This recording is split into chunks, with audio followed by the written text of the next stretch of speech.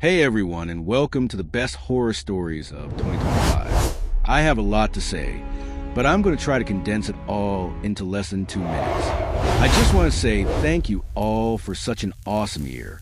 For 5 months ago, something like that, I was looking around for a 9 to 5. After doing YouTube full time for years, because the channel just wasn't doing very good anymore. I still plan on uploading, just as much as I currently am, just because I like what I do. But I thought the days of doing this full time, like as a career, were completely over. And out of nowhere, people just started listening again. And I'm so appreciative. I really love what I do. I want to continue doing it as long as I can.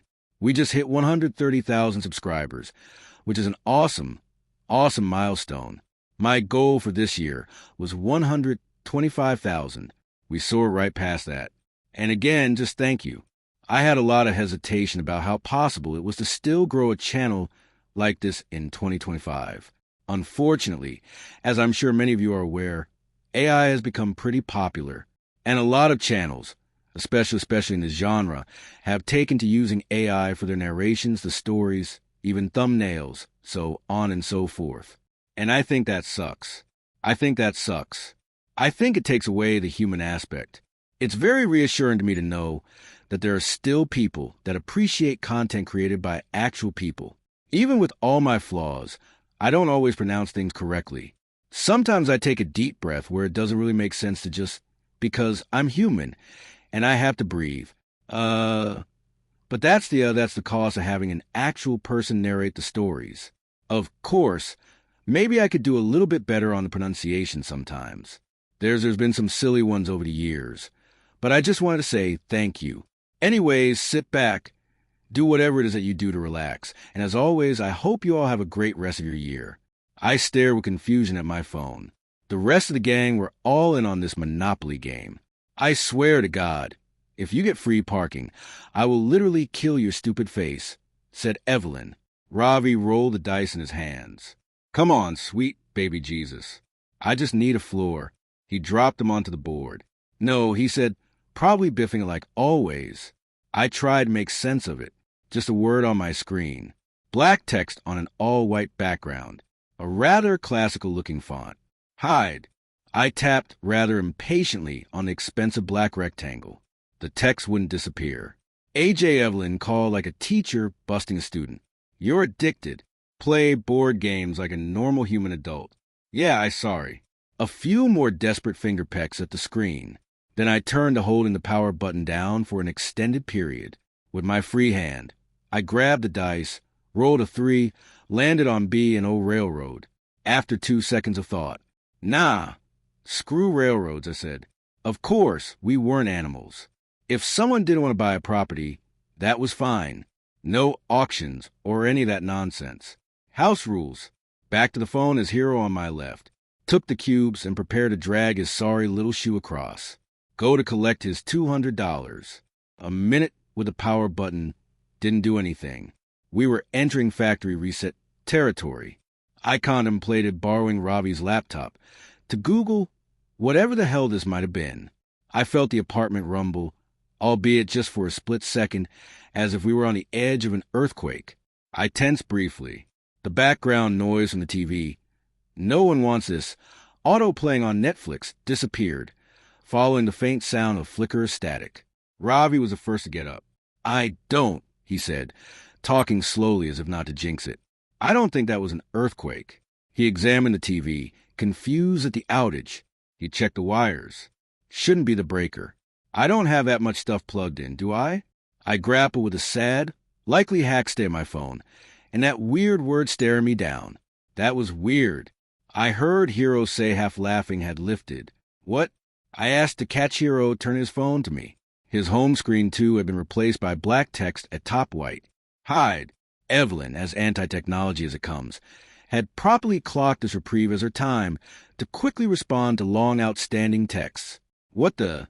She said, what is this? At my confused look, bordering on scowl, resting scowl face. She flipped her phone around to me to show the damage. It was the same on hers. I grew a bit nervous. Ravi, where's your phone? I asked him. I'm sure it's somewhere, he said, still tinkering with the TV. Likely not due to any of his troubleshooting. It flashed back to life. Red power light at the base blinking steadily. A simple message now appeared on the big screen. Hide, Ravi asked, grabbing the remote and pressing buttons to switch back to Netflix, but nothing was registering. Dude, I said. He turned around. I showed him my phone. Hero and Evelyn showed theirs.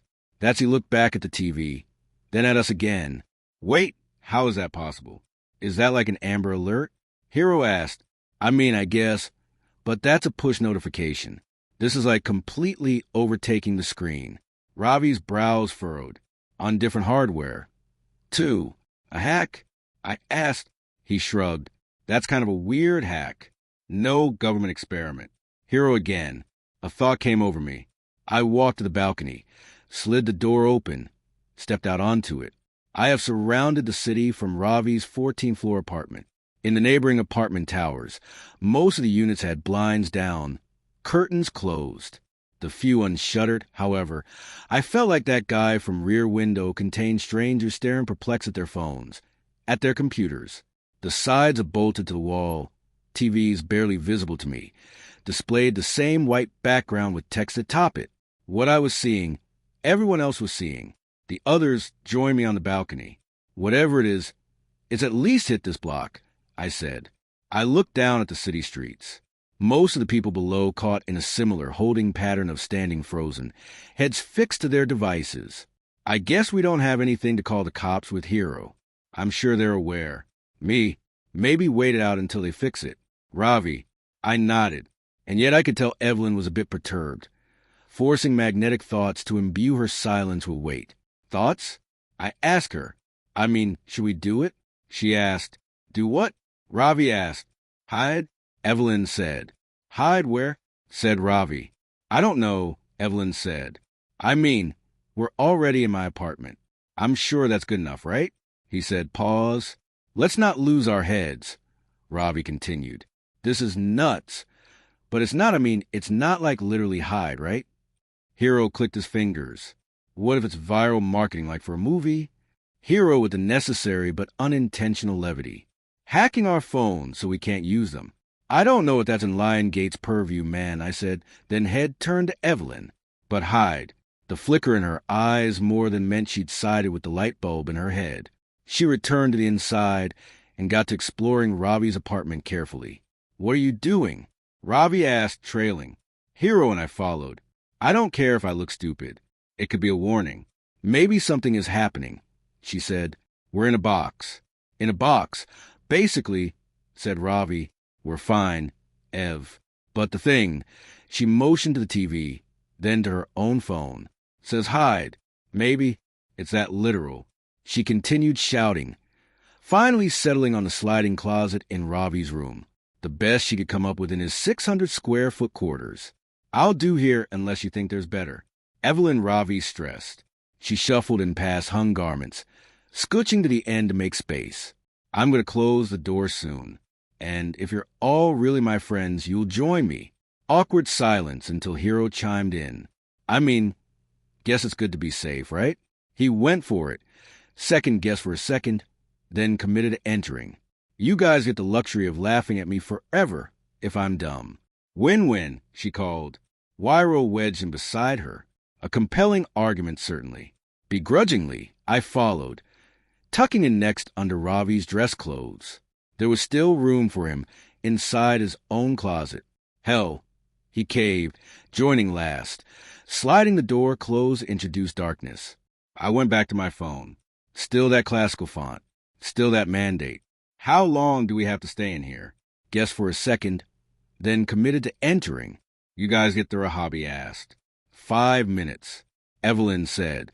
Yes, she tagged. And then we sat in silence for a while.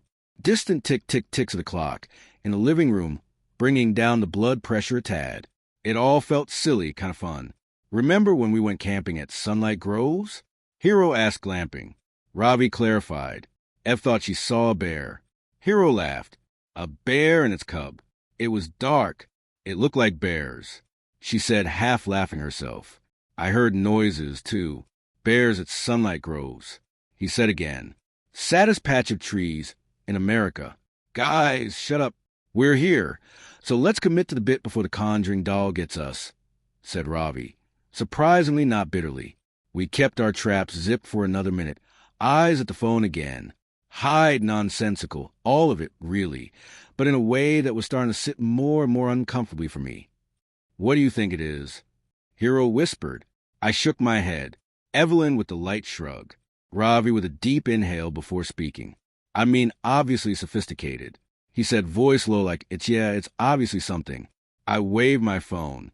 My bank is on this, and it's bricked now. Basically, I'm screwed. They'll figure something out, said Ravi.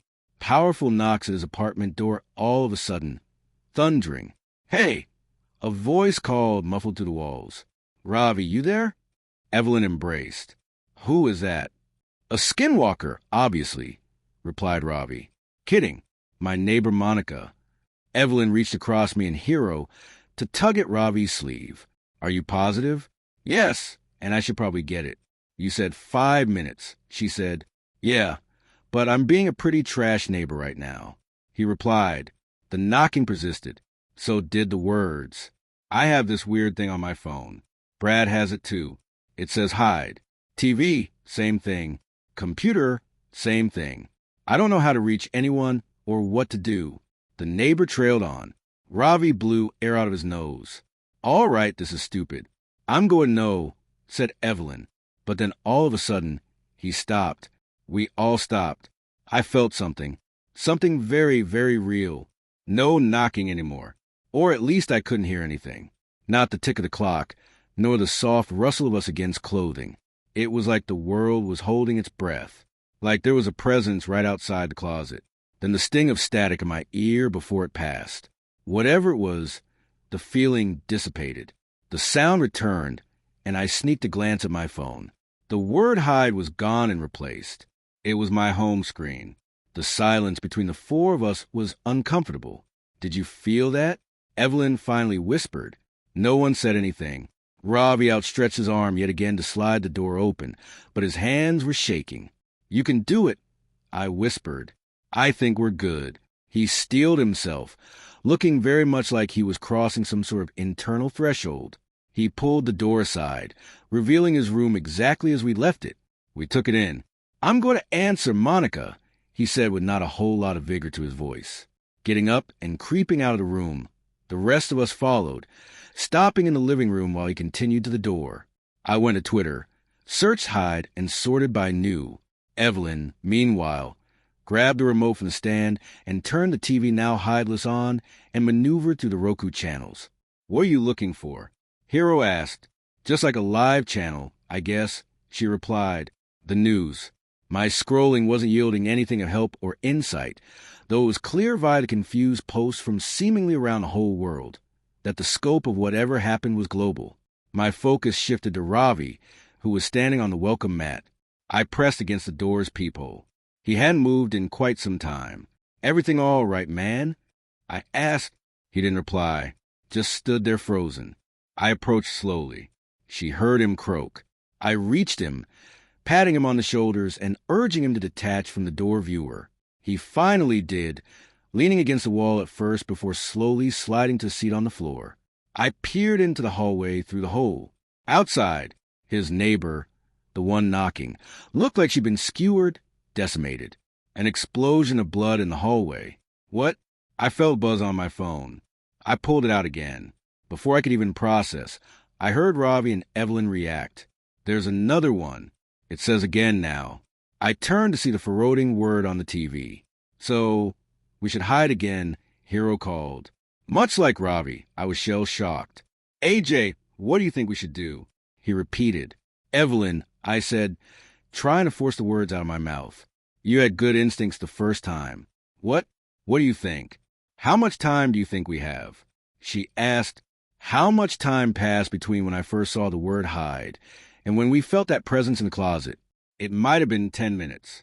I heard Ravi mutter, almost lifeless. I don't. Then Evelyn interrupted herself. Wait, what did you just see outside? She started approaching the door. I stopped her. I don't think it'll be good for you to see it. Are you serious? She responded. Yes, I said, immediately realizing that lying might have been smarter. We can't assume we have the same amount of time. Ravi added. I went with my pitch. Do we try the same spot? Hero started pacing, thinking, tapping his foot. It's if we think about it. It said hide and we hid. Now it's saying again. And obviously that means that whatever happened is going to happen again.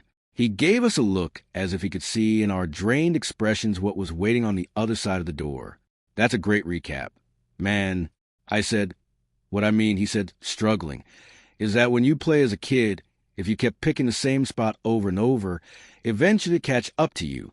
Are we really trying to apply some sort of logic to this? Ravi mumbled. Evelyn fortified herself. I think he's right. It's nuts, and I can't believe I'm saying this, but we need to operate on gut, and gut tells me we picked better spots this time. But spots makes it sound like we should split up? I said, looking around slowly, realizing that the limited real estate we had to work with meant the suggestion made more sense than I would have liked. I turned to Ravi. Where should we all go? He shook his head, palmed his forehead a few times as if to slap himself back to reality. We do, he started thinking. 2 under my bed, he grimaced, letting neurons collide in his mind. 1 of us in the utility closet, the other laundry closet. He got up and pointed. 1 of the closets was right behind me. Life in him again. Now, my eyes fitted to Hero and Evelyn, who ran into the bedroom. Ravi gave me a nod before entering the laundry closet and awkwardly squeezing in with the washer and dryer, closing his door. I entered the utility closet and closed mine. Rather, I tried to. The door wasn't clicking shut. Ravi, the door, it's not. But then I fought the urge to say anything more. If time was up, I'd compromise my spot. Hell, compromise a spot too, if I kept talking. I tried a few more times to get it closed. Then I committed, terrified out of my mind, to gripping the handle and holding the door shut. I tried to keep my shaking hand and quickening breath in check as the silence overtook again. Complete silence. And then that presence, I felt a light tug at the door. I kept my hold firm, but didn't try to overpower. Didn't want to completely give it away. And again it stopped. The feeling disappeared. And I waited 15 seconds before sneaking a look at my phone to see that the again warning was gone. I heard the sound of Ravi's door swing open first. I followed with mine. He was emotional. I forgot that door is screwed up. Man. I got scared, man. And I was, you're all good. It's all right. I know. I even heard you call for me, and I didn't. I panicked, and I thought it had we're alive, man. It's all right. And I immediately remembered it wasn't just us. Evelyn and Hero, right? He said. We rushed to his bedroom. Nothing at first. The 2 hadn't emerged yet. For a moment, the horrifying thought that we'd be pulling their corpses out from under the bed rushed past me. Guys, I said, Costas is clear. Quick. Silence for quite some time before they finally shuffled out in one piece alive. As they shifted from crawl to bend to standing, I wanted to hold everyone for just a second. I felt a newfound appreciation for life and their faces and personalities. Another buzz on my phone. I took a look. Break time. I let out a sigh of relief and showed the message to the others. I guess that's good, Evelyn said, a second to catch our breaths after this craziness. But then what? Ravi asked. Is this just going to continue? We walked into the living room together nervously. We haven't even gotten a single second to wrap our heads around this. Evelyn again. Something in me didn't seem right. I didn't feel good. Hey, Ev, how do you know that we should have stayed in the closet for 5 minutes? Hero asked somewhat pointedly. I clocked minor annoyance in her face at the question. I didn't know anything. It was a guess, but, yeah, you guys were pretty lucky I was here and pushed for it, because you were all being stubborn. Hero wore a strange expression as he looked at her. All right, sounds like you want to say something more, she said. Why would I? What makes you think I'd Ravi interrupted Hero by stepping between the 2 of them? Holy hell, keep your heads on people. But as he said it, and maybe it was just an aberration in my mind, but I couldn't help but feel something significant stir within me. Something really inflamed, as if even though his face was straight, he was concealing some sort of inner smile at what was happening. Hero, I think you're focusing your skepticism in the wrong direction. I said. Ravi's expression turned irritated, which all but confirmed it to me. I don't know if you want to be mad at the person that saved us the first time, I said, trying to make a point by motioning to Evelyn. But as I looked at her, something felt wrong there, too. I contained it, or rather, the person who wanted to open the closet door. And then something even more obvious hit me. Wait, Ravi, you tried to kill me. And all of a sudden, I was glaring at him, my temper rising by metric tons every second, as if it was all starting to make sense. Evelyn and Hero joined me. Ravi looked incredulous. I already admitted that I screwed up with the door. I confess to you. Why are you trying to make things worse? I was trying to calm them down. Then, noticing us approach him, he backed toward the kitchen cabinets. He pointed at me. You were on your phone when this thing first happened. He said as if he were having his own revelation. You were waiting for it to start. That's an insane misdirect. I said, positive that I couldn't trust him. But as my eyes turned to Evelyn and Hero, I realized I couldn't trust them either. Couldn't trust anyone. Still, Ravi absolutely needed to be the first to go, the first to be disposed of. He grabbed a knife from the cupboard and held it out at us. And only the smallest thought in the back of my mind was telling me that we were being toyed with, that it was so incredibly obvious that whatever this was, it had a handle on us. But unfortunately, that understanding was academic for me at best, as I kept finding string after string of thoughts and emotions, connecting everything, adding up the logic sound. My emotions inflamed. Break time. Evelyn said it's breaking us. Of course, she would know that though if she weren't on it. We all looked at her. I watched for sudden movements from any of these traitors. Even a millimeter shift wouldn't get past me. It's overriding us. It's flooding us with anger that isn't ours. And real as it feels. She faced her phone at us, beckoning us to read it clearly. Break time. We can't fall for it. And that small, grounded part of me took over. Even though I was sure with everything in my soul that she, Ravi, and Hero were the source of everything that was happening. Ravi's grip on the knife tightened as he and the rest of us remained in bizarre equilibrium of our four-way standoff. It's all of you, I thought to myself before I felt a lightness overtake me, like an insatiable hunger fading or extreme fear dissipating when you realize that noise in the other room wasn't a person, but rather something knocking over. My feelings of unrest and paranoia were gone. My phone screen once again returned to its default background. It was hard to describe how I felt now. Lucidity, shame. I looked at Ravi sadly. His head hung low as he put the knife back in its place. Hero turned to Evelyn first. I'm sorry, he said then to Ravi. Sorry. Sorry, guys, said Ravi. And then I said, I'm sorry. You're welcome, assholes, Evelyn said. We deserve that. That was insane, Ravi said. Like a messed up roller coaster ride, said Evelyn. I didn't that wasn't totally me. Hero said like something was in me, and it was it's okay, man. I was getting tired of saying it, and certainly I out of everyone didn't deserve to impart forgiveness anyway after what my own head was at only 30 seconds ago. We need to write something down like we are susceptible. Don't forget, started Ravi. We just need to remember to keep your heads on. I interrupted. Remember? But I think the fear that again would pop up on our phones drove him to start rummaging for some paper, start scribbling some words on it, while the rest of us tried to soak in a reprieve of nothing happening. Every half second a luxury. I wanted to say sorry another 20 times, or so. Something I was sure wasn't a feeling unique to me. I feel like I'm losing myself, I said. It felt like I was in a dream at this point. Yeah, said Ravi. Yeah. Where Hero said looking at us carefully. Probably all go to die. Should we say our words, I guess? Don't talk like that, said Evelyn. How many people do you think are dead? Hero asked. I went to the TV temporarily free yet again from 1 or 2 word mandates. Turn on. Toggle to the home page until I found a live stream of a soccer game. 1 fixed camera angle. Everyone in the stadium torn apart. Players on the field within frame eviscerated. I returned to the homepage, navigating in an attempt to find a different live program. I clicked on what appeared to be a news channel I hadn't heard of before. The sight of an empty desk appeared, wires leading under the desk, made me think that perhaps the anchor was hiding under it. "We are trying to report," he said, "knowing that the signal is going to cut out. I've survived so far. Survived whatever exactly this might be. But the carnage from footage I've seen is extensive. I strongly recommend."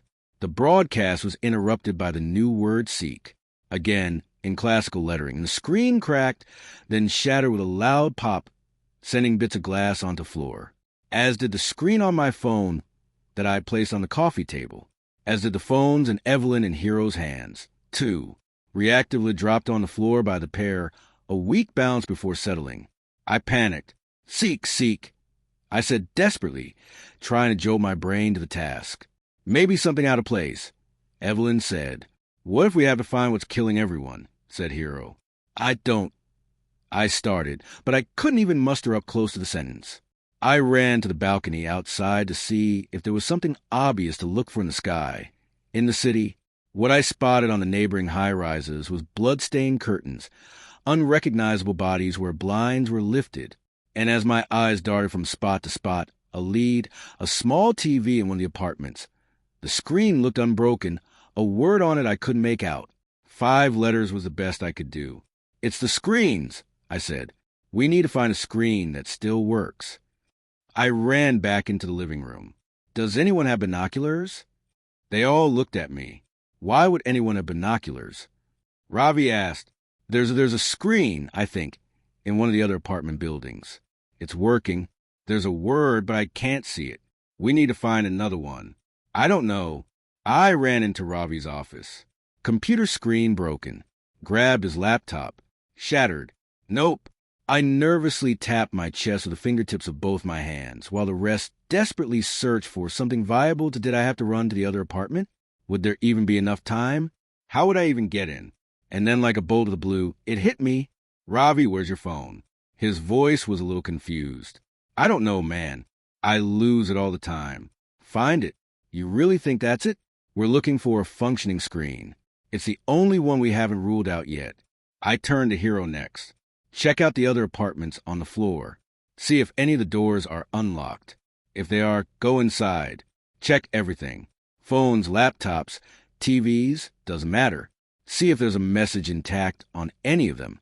"On it," he said, rushing to the door, opening it, freaking out at the body in front of it, nearly tripping, then composing himself and rushing into the hallway as the door closed behind him. We tore apart Ravi's apartment next. "Couch cushions. Where do you usually lose it?" I asked.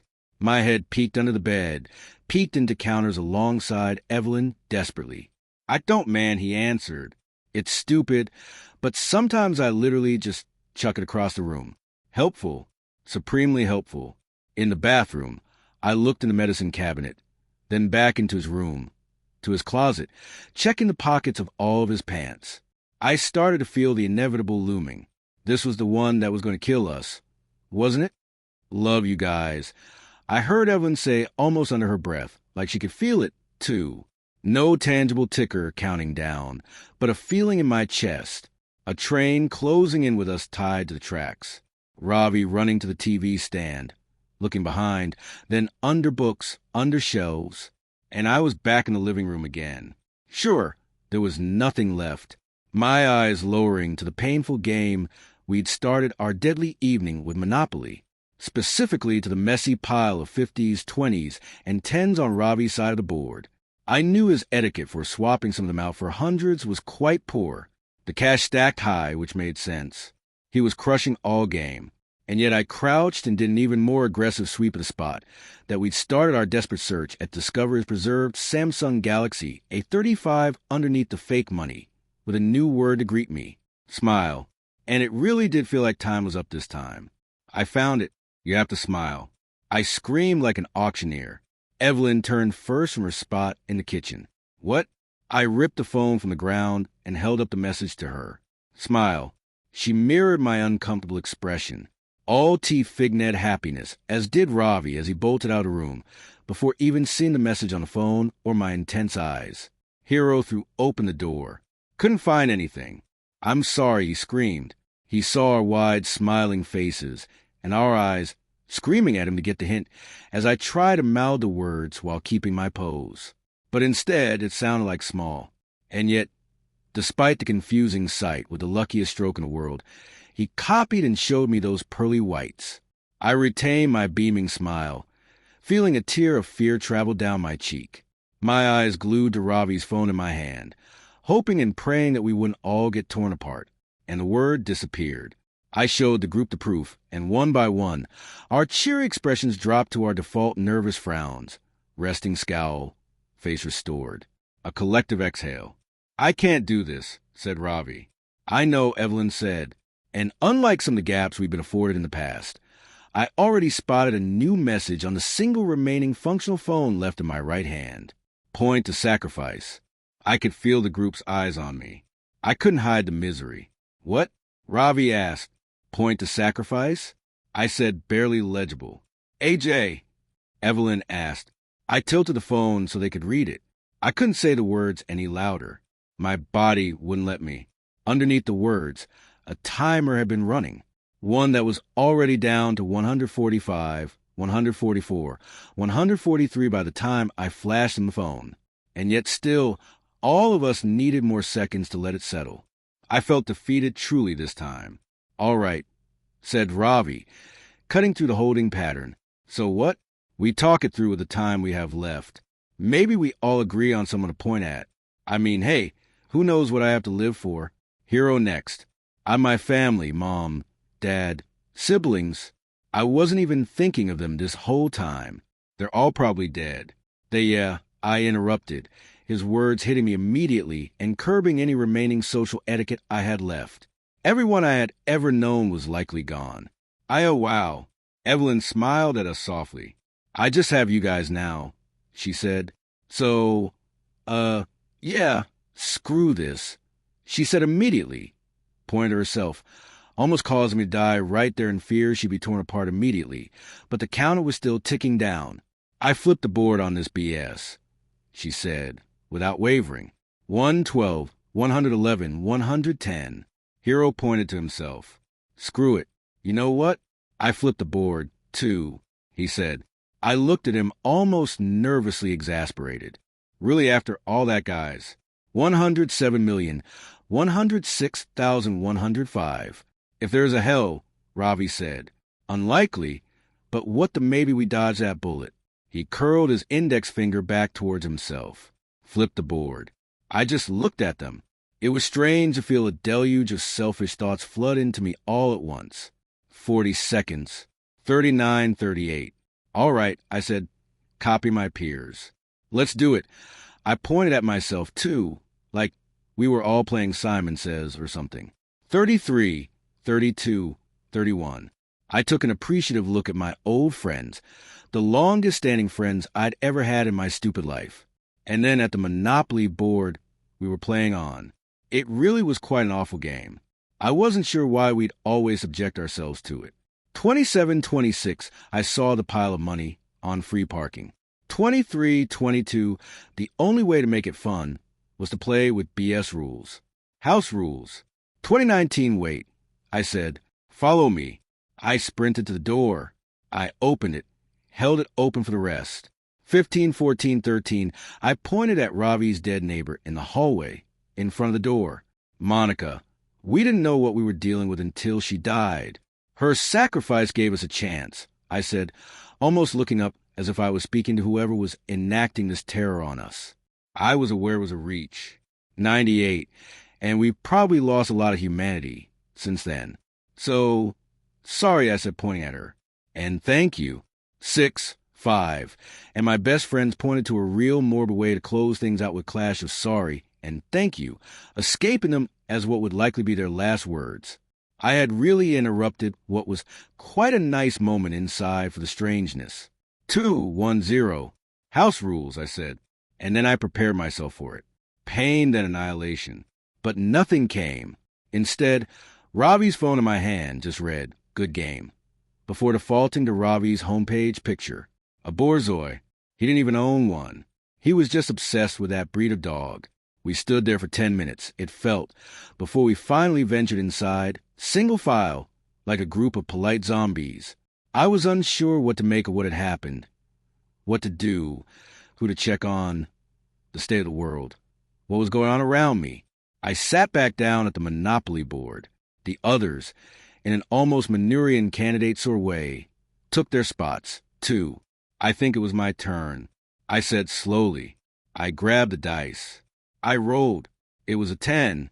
I tapped my top hat icon on each square until I landed on Short Line Railroad. Do you want to buy it? Evelyn asked me. I thought about it for too long. Finally, sure. I was 4 when I first saw it. I lived in a fairly safe and comfortable neighborhood. We never wanted for anything, and I was an only child. I had 2 loving parents.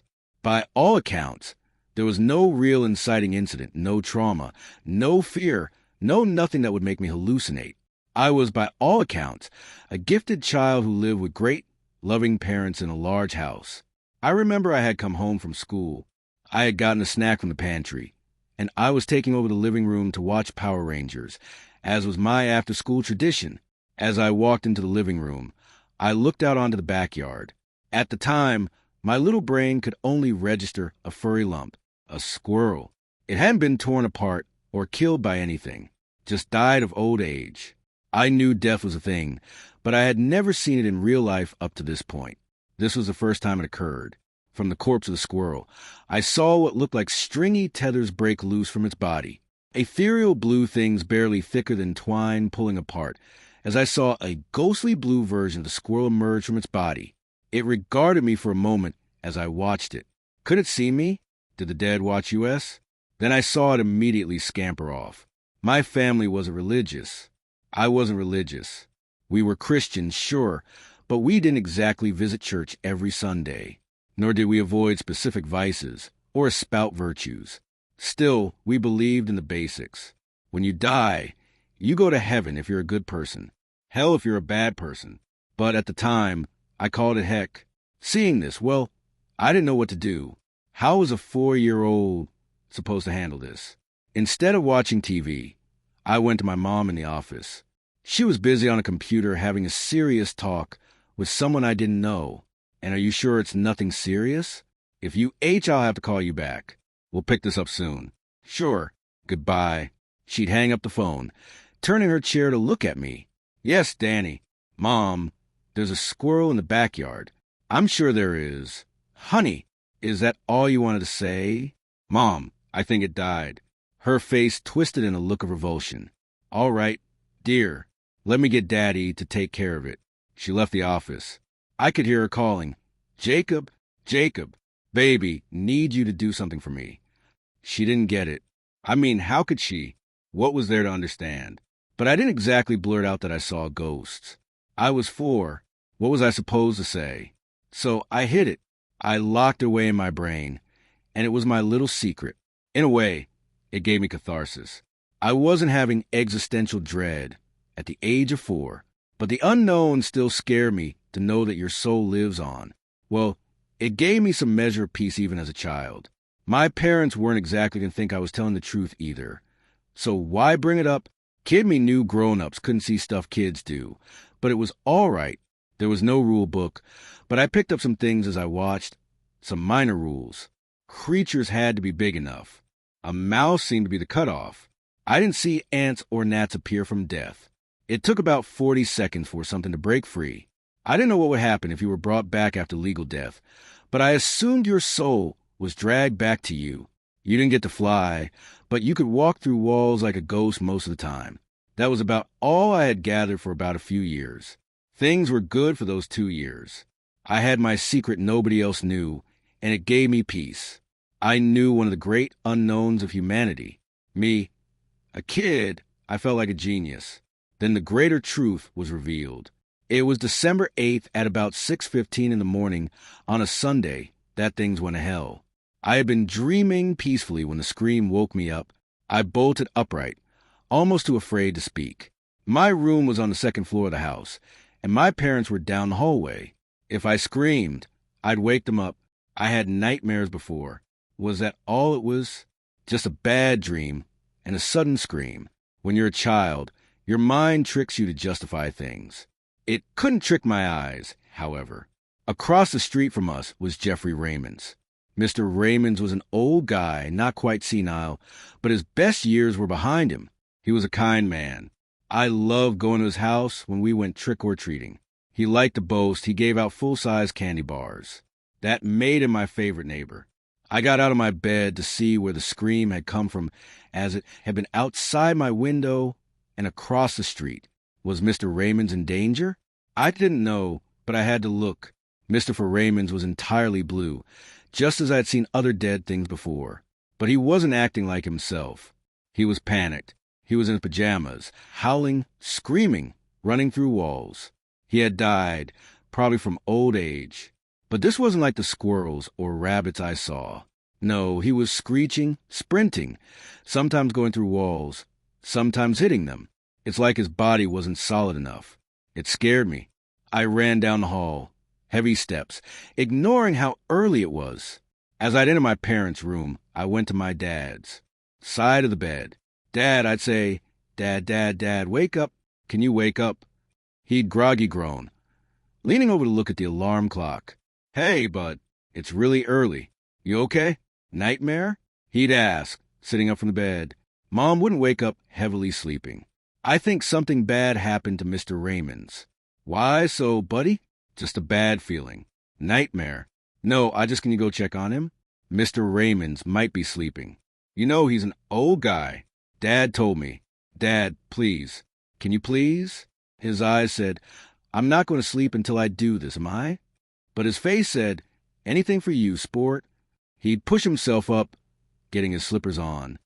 All right, I'll go check on him. As Dad went down the stairs, I returned to my room.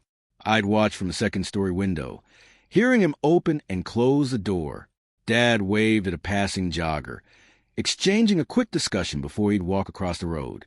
All the while, Mr. Raymond's spirit continued to howl, flail, scream. I don't think it knew where it was or what was going on. Dad knocked on the door. Silence. Dad looked concerned for a moment. He knocked again. Silence. Now I think he knew something was wrong. He'd do a quick jog back across to our house, where I heard him in the kitchen grabbing the phone and talking to someone. I hoped to see Mr. Raymond's spirit calm down, but he'd just keep screaming, keep running through his rooms and through his walls. There's a danger in nature. When an animal gets wounded, it calls for help. Sometimes a kind human finds it and pulls it out of a trap. Other times, a fellow member of the species finds it and saves it. But most often, those cries attract a predator. And in this case, Mr. Raymond's spirit was a siren. I stayed glued to the window, watching the scene, my eyes switching between the actions in the physical world as an ambulance pulled up and spiritual world, Mr. Raymond's ghost tirelessly howling and scrambling around. I wasn't sure how to help him, so I was going to decide to go to bed. That's when I saw it. All this time, I had only seen blue spirits, human, animal, or otherwise. They'd fluctuate in tone and opacity, sure, but always blue. This was the first time I ever saw a red spirit. It scrambled on all fours, long and lanky. Its arms were too long, its legs not ending in feet, but in two sharp talons, one in the front, one in the back. I covered my mouth, watching what I think was its head bob. It had no eyes, a sort of heavy shell covering the top half of its head. It was bellowing to the screaming Mr. Raymond. Paramedics were having a polite conversation as it barged through them, phasing like a ghost. One paramedic turned around as if someone had tapped his shoulder, but he looked back to his friend. I saw a primal terror in Mr. Raymond's eyes. He knew this was a predator. He screamed, howling less like a man and more like an animal before he'd charge into the house. The thing followed soon after. I couldn't see it, but I could hear it. Panic screams, gutter-all cries, and then silence, eerily quiet. Maybe Mr. Raymond's had got away. Maybe he went somewhere further into the afterlife. A child struggled to comprehend non-existence, and the universe was now asking a child to comprehend what came even further after. Nausea was going to overtake me before my dad went in my room, making me turn away from the window. Hey, kiddo. Hey. Mr. Raymond's listened. He seemed unsure of how to broach the subject. Doubtly so. I considered I somehow knew Mr. Raymond had died. It's okay, Dad, I whispered. I thought it was a nightmare, but bad dreams, I know. Hey, listen, do you want some breakfast? Whatever you want. No, I'm not really hungry right now, but thanks, Dad. I love you lots. Love you too, buddy. Dad closed the door. Probably wanted to give me some space while I processed this. There were things to process to be sure, but I didn't want to speak on it. I turned back to the window, watching to see if the red thing had gone. It hadn't. The red thing now stood in the middle of the street, hands twitching, hands that ended in knives, not fingers, and was staring at me without eyes. I covered my mouth in horror. Kid logic said that safety from monsters was always under blanket. That made sense to me, scrambling under as I got away from the window. Maybe it hadn't noticed. Maybe it was just a coincidence. Did it want to get me next? Did it want to kill me? The blankets covered me, head to my knees as I hid. I didn't need to see it. I could hear it. The clicking and clacking of its knife fingers on the walls. The red glow as it moved inside my room. I was trapped under my blanket quivering. And as it came into my room, it just sat there, knees to its chest, right across from me. Time seemed to slow. Did I sit under the blanket for a minute? 22 hours? I don't know, but it wouldn't leave sitting there watching me. I felt bile well in my throat. I wanted to throw up from panic and dread experimentally. And against the child's code of what kept you safe, I removed the blanket. The thing was easily 7 feet tall, maybe more, but its arm length had to be about 8 or more. The shell on its head was more of a carapace, fused to the top of its head like a helmet. Leathery red skin, taut and tight like leather stretched over muscle. The worst was the mouth. It had no lips, no jaws, no normal teeth. What instead I saw was a slowly rotating blender of a hole, sharp and jagged. It was uncanny to feel a stare with no eyes upon you. We locked gazes, or at least I think we did, as I trembled in bed. I think I had peed myself, quivering, watching it observe me. It looked back, seemingly unaware of the horror I was in. We were in a stalemate until one long, bony knife finger uncurled. I watched that knife etch into the wall of my room, not damaging the physical space, but doubtlessly marking my room in the spirit world. It read, "Can you see me?" I looked at the wall, then to it, then to the wall. I nodded. Its razor M rotated, sharp and jagged, teeth spinning. "Can you hear me?" it asked. Its voice got a roll, like it came from a drain pipe clogged with muck. I nodded. Of all the words that come out of its mouth, I didn't expect what it said next. "Sorry, I didn't want to scare you. Sorry." A monster made of knives and jagged pieces was apologizing for scaring me. "Can you hear me?" I asked back. "Yes." We stared at each other for an uncomfortable amount of time. "How did you know I could see you?" "Your eyes, they're like a lighthouse. When you looked at me, I thought I was in a spotlight." "Did you hurt him?" I asked bluntly. "Did you hurt Mr. Raymond's? Was that his name?" It asked. "Yes, I did. I'm sorry. Things are different when you cross over. But that doesn't make it right. I'd argue." It looked at me seemingly to finally parse that I was a child before it had tilted its head. "You will understand in time. What's your name? I shouldn't talk to strangers. I don't want to be a stranger. You're the only voice I've heard since crossing over." It pauses if trying to figure out how to communicate with a child. "Then what's your name?" "Strangers don't give out their names." "I don't have a name," it responded. I looked at him. It occurred to me in some childish capacity that not having a name was bad. I looked him over, quivering, ignoring the panic. He might look scary, but he was being too nice, too polite. Just because someone looked horrible didn't mean they couldn't be good. "Rocky?" "I'd say your name is Rocky." "Why?" it asked, tilting its head. "Rocky's the Red Ranger." "You're red, so you're Rocky. What's the Red Ranger?" I stared at him, realizing he probably didn't know much of anything. As an adult, looking back, I realize how idiotic it all is. The juvenile desire to help, ignoring my own safety because I felt I was special. "Nothing bad ever happened to special people," spoke the childlike mind.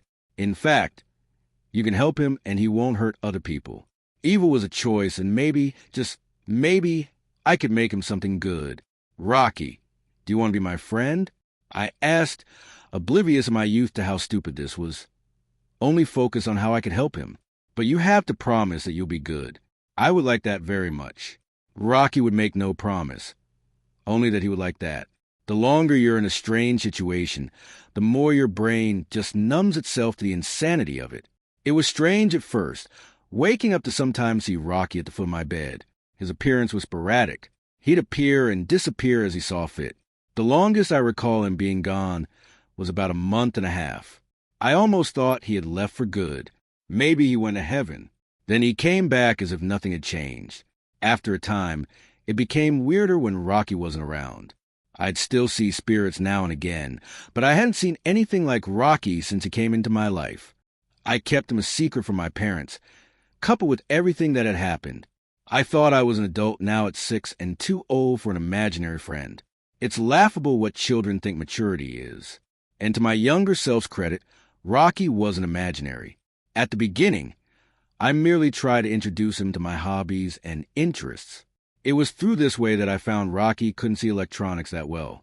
He could make out movies, video games, and TV shows, but he told me they were often muted and filled with static. When I tried to introduce him to video games, he just didn't comprehend it. A show that you play doesn't make sense. Board games he seemed to respond better to, though I'd have to read the rules and explain them. It was a Friday night that I finally asked about him, alone in my room when I should have been sleeping. Mom and Dad didn't know. Plus, my door was locked. Where did you come from? It was a simple enough question. Open-ended. I was like you. You were a person. I flipped a car for Rocky. Pass go. I'd move his piece for him and place the money in front of him, though he didn't seem particularly interested. Rocky just seemed to enjoy being treated like a person as opposed to whatever he was. Yes. Do you remember your life? I was a person. I don't remember much of the before time. I remember that I was a soldier. Yes, I did things. I killed people. My brow furrowed as I flipped my own card. Go directly to jail. Gross. I moved my piece. Is that why or how you are? Rocky craned his head to better look at my eyes. He liked to make eye contact, even though he had none. It is a rule I found out about the after. When you kill, when you take a life personally, you become more like me. I stared at him. It was a heavy topic for a child, much more so with the frankness he presented it with. How do you know? I found others like me. I can smell when it's close. When someone is close to dying, the smell. What's your favorite food? I moved his piece, but I did so half-heartedly. My attention was elsewhere. I like pizza with onions. Imagine that, but you haven't eaten in years.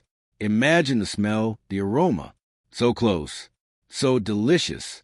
It was the first time I ever saw 2 slits open on Rocky's face. Just above that mouth, a wheezing inhalation sound. You couldn't understand it. How hungry you get. How you'll do anything for it. My mind had finally linked what had happened with Mr. Raymond's. But you only chase after bad people, right? Was Mr. Raymond's a bad person? Actually, another wheezing. This one, however, was more of a laugh. No, I'd need it. I frowned. This wasn't a good answer. It was cruel and callous, even to a child. But you should only chase after bad people. Life and the afterlife don't care about such things.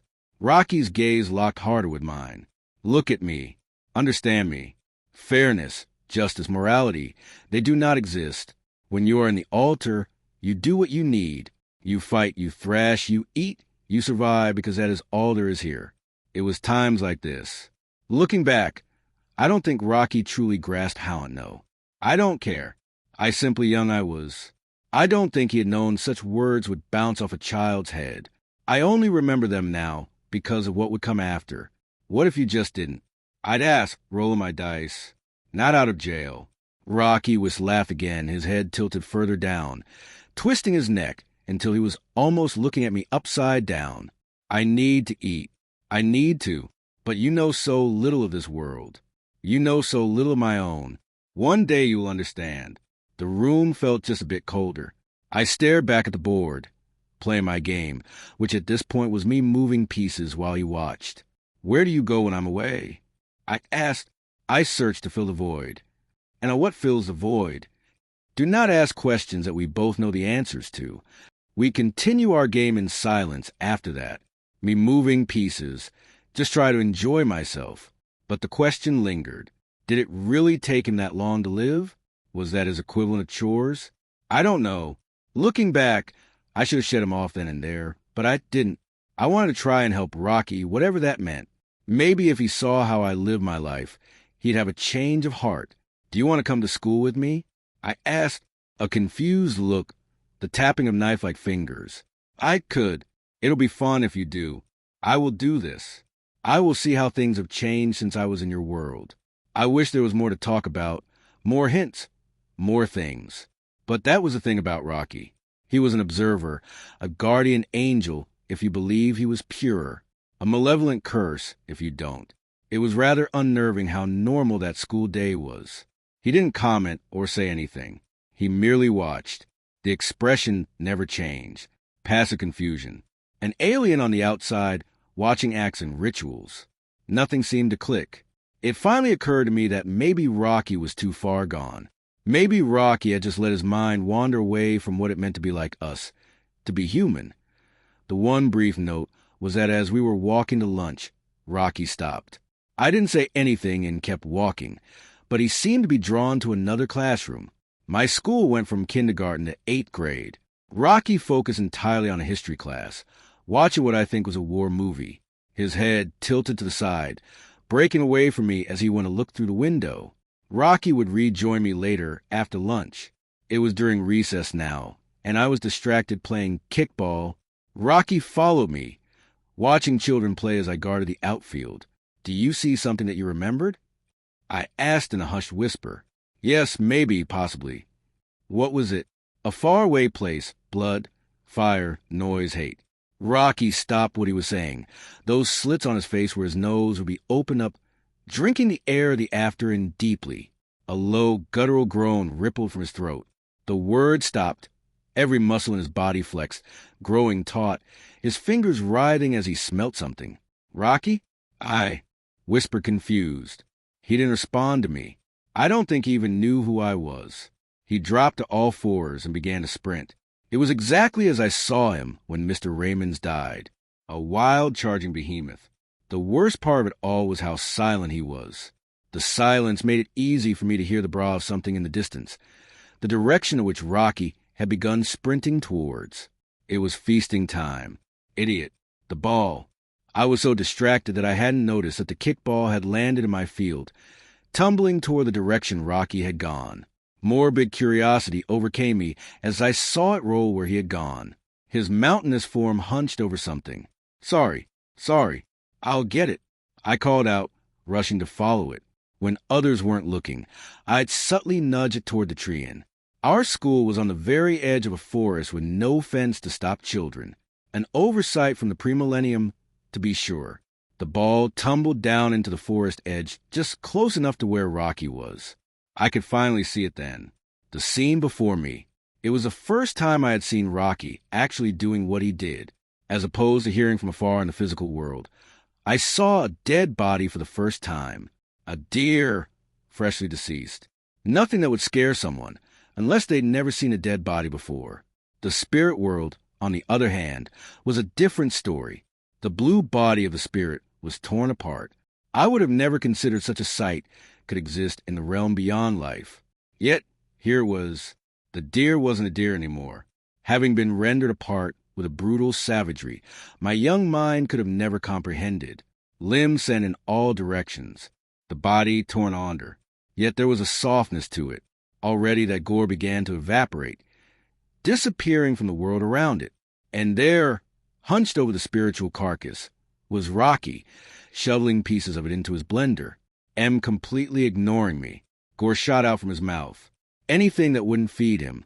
Staining the ground. Claws torn apart what remained, getting pieces that could fit. He gorged himself on whatever he could, ignoring me watching. Did he not care? Did he want me to watch? Or was that hunger so all-consuming that he couldn't be bothered to think about anything other than eating? Dude, what's taking so long? One of my classmates called out, running up to me. Whoa, is that a dead deer? Gross. It was right then that I collapsed. I got to go home early after that. The guidance counselor recommended some time with me. See how I felt and if things could help. I'd have to visit them a bit considering I had such a strong aversion to what they thought was me seeing a dead animal. Maybe I was frail mentally in their eyes to the idea of mortality. I kept my mouth shut. Nobody would believe me if I told them what I saw.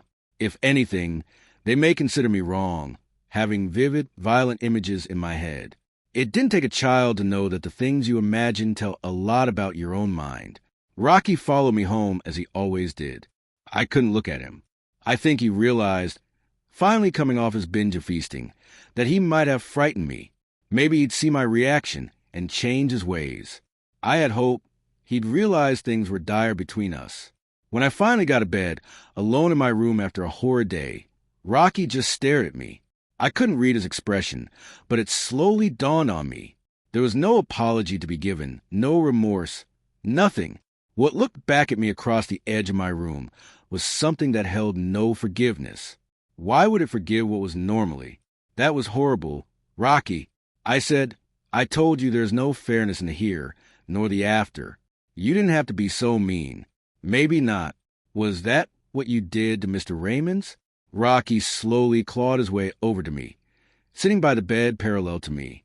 I cannot stop that hunger, that pain. I feel it all the time. I need it to stop. I need it to end. Even now, I am in agony. Talking helps me forget, but it never goes away. Be it napalm or be it a campfire, it's still fire. It's always there burning me. I'm sorry it's like that for you. I'd say if I could stop, I would, but I don't act through hate or vengeance or spite. I do this because I need to. The pity I had felt, the empathy vanished. It dawned on me that Rocky was not something or someone that could change. Rocky was less of a person and more of a sentient animal driven by food, driven by whatever he needed. I had led the wolf into my home, and now it was there. But something else clawed at my mind. Rocky? I asked, yes, that if I died, would we still be friends? Silence. Complete, dreadful silence. It was almost as if the first time Rocky wanted to be picky with how he worded things. After that dead air, he finally spoke. Do you truly want the answer? Now it was my turn to be silent. I didn't want to know, but I knew nothing lasts forever. Nothing lasts eternally. One day things died. In a way, my silence was my answer. My knowledge about the after had once given me peace. Now it made me reconsider everything. I couldn't be near Rocky when I died.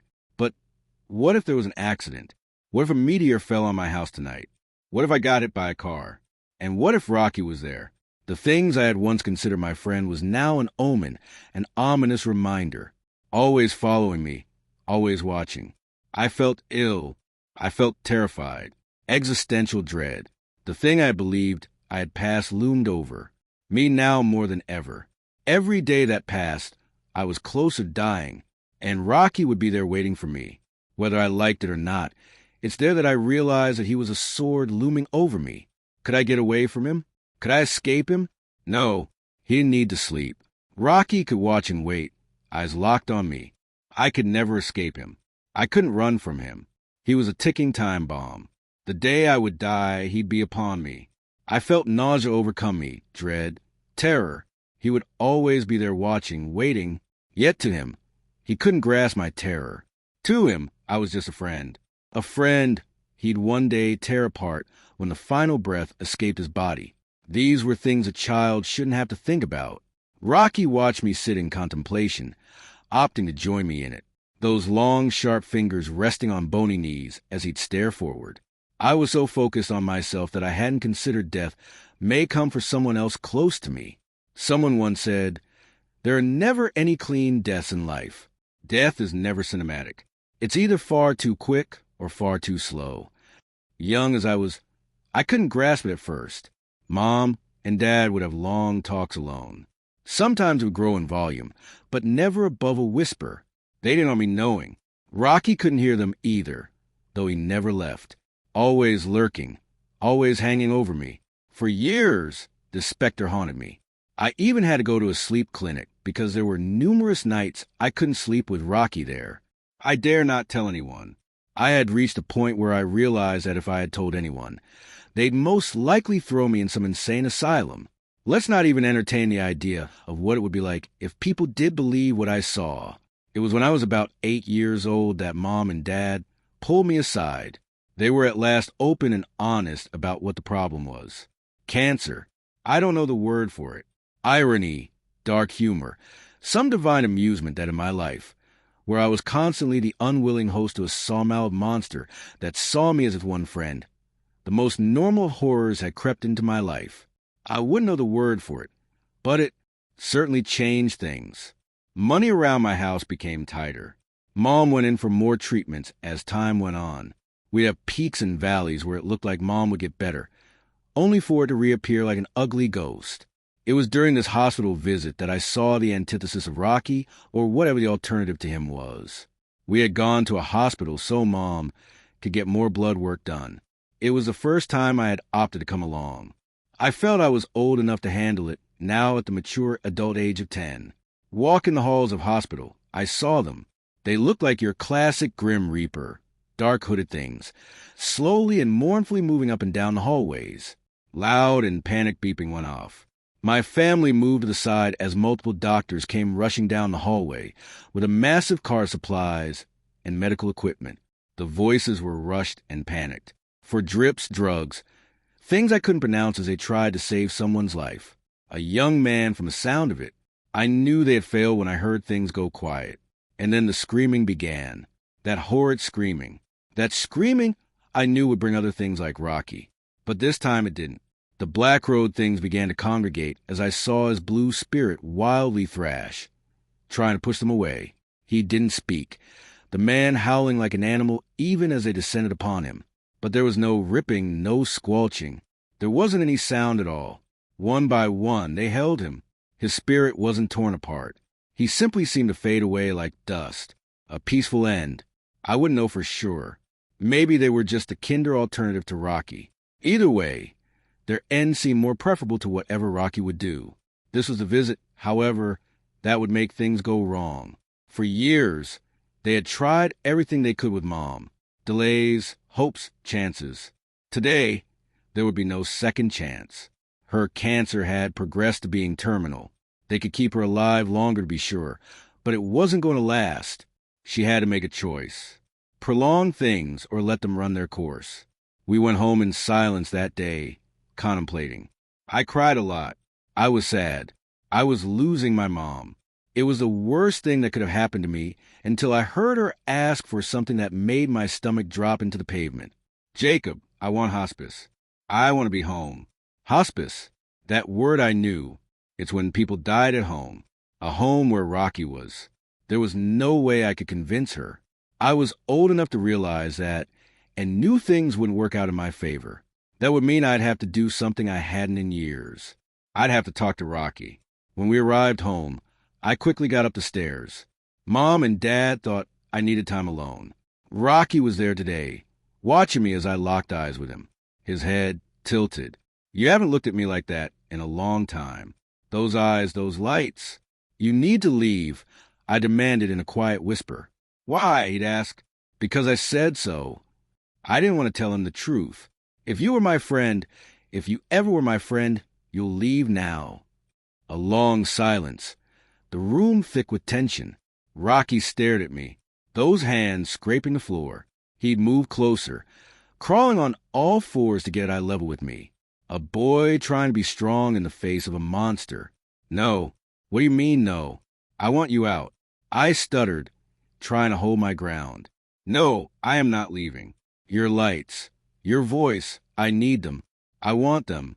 But that's not why I'm not leaving. No. I'm not leaving because I can smell it. Those slits on Rocky's face opened, breathing in deeply, fingers dragging along the ground. The smell. I moved away from him. Rocky's anatomy had only gotten worse as I got older, but the smelling never sat right with me. Deep inhales resounded in the room. Oh, I can smell it. Something's close. Something's decaying. Soon, Rocky muttered. Someone's crossing. Maybe they'll cross over soon. I need it. I want it. I have to feast. I must feast. You're a freak. A monster. No, I am an animal like any other. We're all animals. We all have needs, and I need this. Rocky clawed his way from me, but those deep inhales never left. He kept sniffing, drinking in the stench of death, drinking in my mom dying. I had never been more angry, never more scared, and never more helpless. The next 2 years went by both like a flash and agonizingly slow at the same time. More family came to visit. Dad spiraled into depression. Mom tried to keep things happy, even as she degraded, and all the while, out of the corner of my eye, I could see Rocky. He grew bolder day by day, wandering around our house like a beast claiming territory. Warned anyone else around that this was his to have.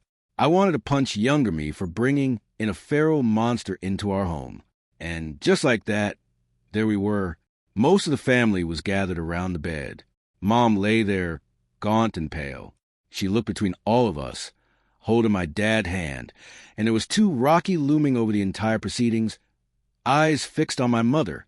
There were tears abound by everyone, but I was holding it together as best I could. Mom looked at me. Honey, yeah. I stared at her. Her eyes were sunken by sickness. Mine were sunken in horror and sorrow. I love you and always will. You know that, right? I nodded. I knew that was true. And you know I'm always going to be watching over you, right? I nodded. I knew that was a lie. If your ever mom started saying something, she continued to say something, but I couldn't hear her words. My eyes growing wide. Tears ran down my face. The people around me must have thought I had broken down at last, at everything happening. In truth, I could recognize a sound like rainfall hitting wood. Drip, drip, drip. I knew what it was. My eyes wandering. I wish I hadn't looked. Rocky was drooling from that open knife and right onto the floor. Mom smiled at me. You're going to be okay. I wasn't. I love you so much, and I'll always be here. She wouldn't. Do you all mind if I close my eyes for just a moment? Go ahead, Mom. Inside, I was screaming at her not to shut her eyes, not to let go. Her eyes shut. Her breathing slowed and slowed and slowed. I couldn't bear it. I ran. I left the room, and I ran into mine. I shut the door. I locked the door. I stuffed my head under a pillow. I turned on the TV. I started playing music. Even so, I could hear my family in the other room.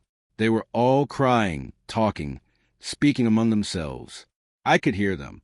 I could hear everything. The screaming started. My mom's voice. It didn't last long at all. Before, I had only heard Rocky's work from afar. A room away, I could hear every horrid thing. My mind could piece together similar sounds alone. The wet slashing sound like a butcher's knife cleaving through meat. The bludgeoning noises of heavy hands on something soft and wet. The sound of someone overturning a bucket, spraying its contents on the floor and around the room. The screaming devolved into soft cries, gurgling, choked grasps. And then the other sound, the gorging, the wet noises of jawless and cramming in anything that could feed tearing chunks apart. It lasted for about 10 minutes, but it felt like 1,000 years. Anger welled in me alongside my terror. Let me tell you, reader, that fear and hate intermingle. They're lovers, close spirits, and they make a home together. For the first time, I felt something other than fear about Rocky spread through me. Raw, unbridled hatred. After all, he just killed my mom. Rocky didn't return to my room until an hour later. I don't know if it was some manner of clarity after eating or genuine guilt, but return he did. Fingers and teeth stained in blue as he looked at me before moving to a corner to sit. Get out, I whispered. It had to be this way. Rocky responded. I'm going to kill you. At this, Rocky snapped his head toward me. Shock. Not that he felt betrayed or hurt, like I had said something that wounded him. No, this was a look of surprise. Not once since this thing had crossed over had it been threatened. There was almost a look of amusement in its eyes, and then it smiled. That bloody hole of AM twisted into the closest thing of a grin it could. Good luck. Rocky crawled out of the window, then leaving behind a trail of gore. A trail I could never wash out. When I'd sleep, when I'd come home, I'd always see it. The dark blue stain of what my mom had been. There is not much more to it. We buried her remains. Dad was depressed, but he moved on. I didn't. I never did. After what happened, Rocky never came back. I know Rocky is out there in this in-between, and it is why I am writing this. Consider this my confession. This will be the last you hear of me, because I figured it out. I have figured out what makes you into something like Rocky when you die. I am an adult now with the funds and capabilities to finish this plan. I am going to do many things, terrible things. I am going to drink deep of the well of monsters and give myself every single fighting chance I have against that horrible thing. And when I feel I have drank as much as I could until bile fills my soul, I am going to return to my home from when I was a boy and cross over. I am going to find Rocky, and I will make him pay. I don't know if I can stop a monster, and the thought of seeing him again fills me with dread and horror, but it also fills me with hate, and hate will drive me forward. I know what happens when you die, and God willing, I am going to make Rocky find out what happens after. Would you cut off your pinky to get $1 million? Would you kill your cheating spouse to marry the man of your dreams? Would you eat a dog turd to win a year's supply of ice cream? These are the sorts of preposterous questions that make up the Would You game, which is like a deranged cousin of the Would You Rather board game. But unlike the popular board game, the Would You game has real-world stakes. Stakes as high as life or death, or even higher. I found this out the hard way with my sister C. Her actual name is September, but everyone calls her C just like everyone calls me Toby. My actual name is October. And yes, we do hate our parents for this. Said he was always competitive, even when she was very little. But I didn't understand how competitive until she invented the Would You game. We played during boring summers at home. In the beginning, it was just C, me, our older sister Jules, July, but everyone calls her Jules and her best friend Darren. Darren is the one who added cards to the game's structure. He was kind of a nerd and liked board games, though he only reluctantly played them with me and Sadie, whom he found too young and competitive. The game as it exists today is largely Darren's construction. There are 7 cards always dealt in order. Would you risk verb risk noun to reward verb reward noun, for example? Would you kill your roommate to cure cancer? Most of the time the randomness of the cards led to absurd sentences less like truth or dare and more like Mad Libs points were earned through guesses with fellow players trying to guess whether you would, or would not often the fun of the game revolve around players justifying their choices. As in, sure, eating a dog turd would be gross, but 2 minutes of gross is worth a full year of delish. It was silly, harmless fun. The fact the game turned into something horrifying is my fault. I knew even at the time I shouldn't have done what I did, but I was furious with C. She'd pulled, "Would you lick a cockroach to get a day home from school?" And she said yes. Said he says yes to everything. I pointed out it's ridiculous. She's lying. She wouldn't do any of these things. I would, said he, about 7 years old at the time. Bald led her fists. She was trying very hard to be cool enough to play with her older siblings and keep up with us. You wouldn't. I snapped, sick of her lying. We went back and forth, and finally, I declared I was adding a new rule, the challenge rule. Any player could challenge another player, and then the challenge player would have to do the thing they'd said yes to.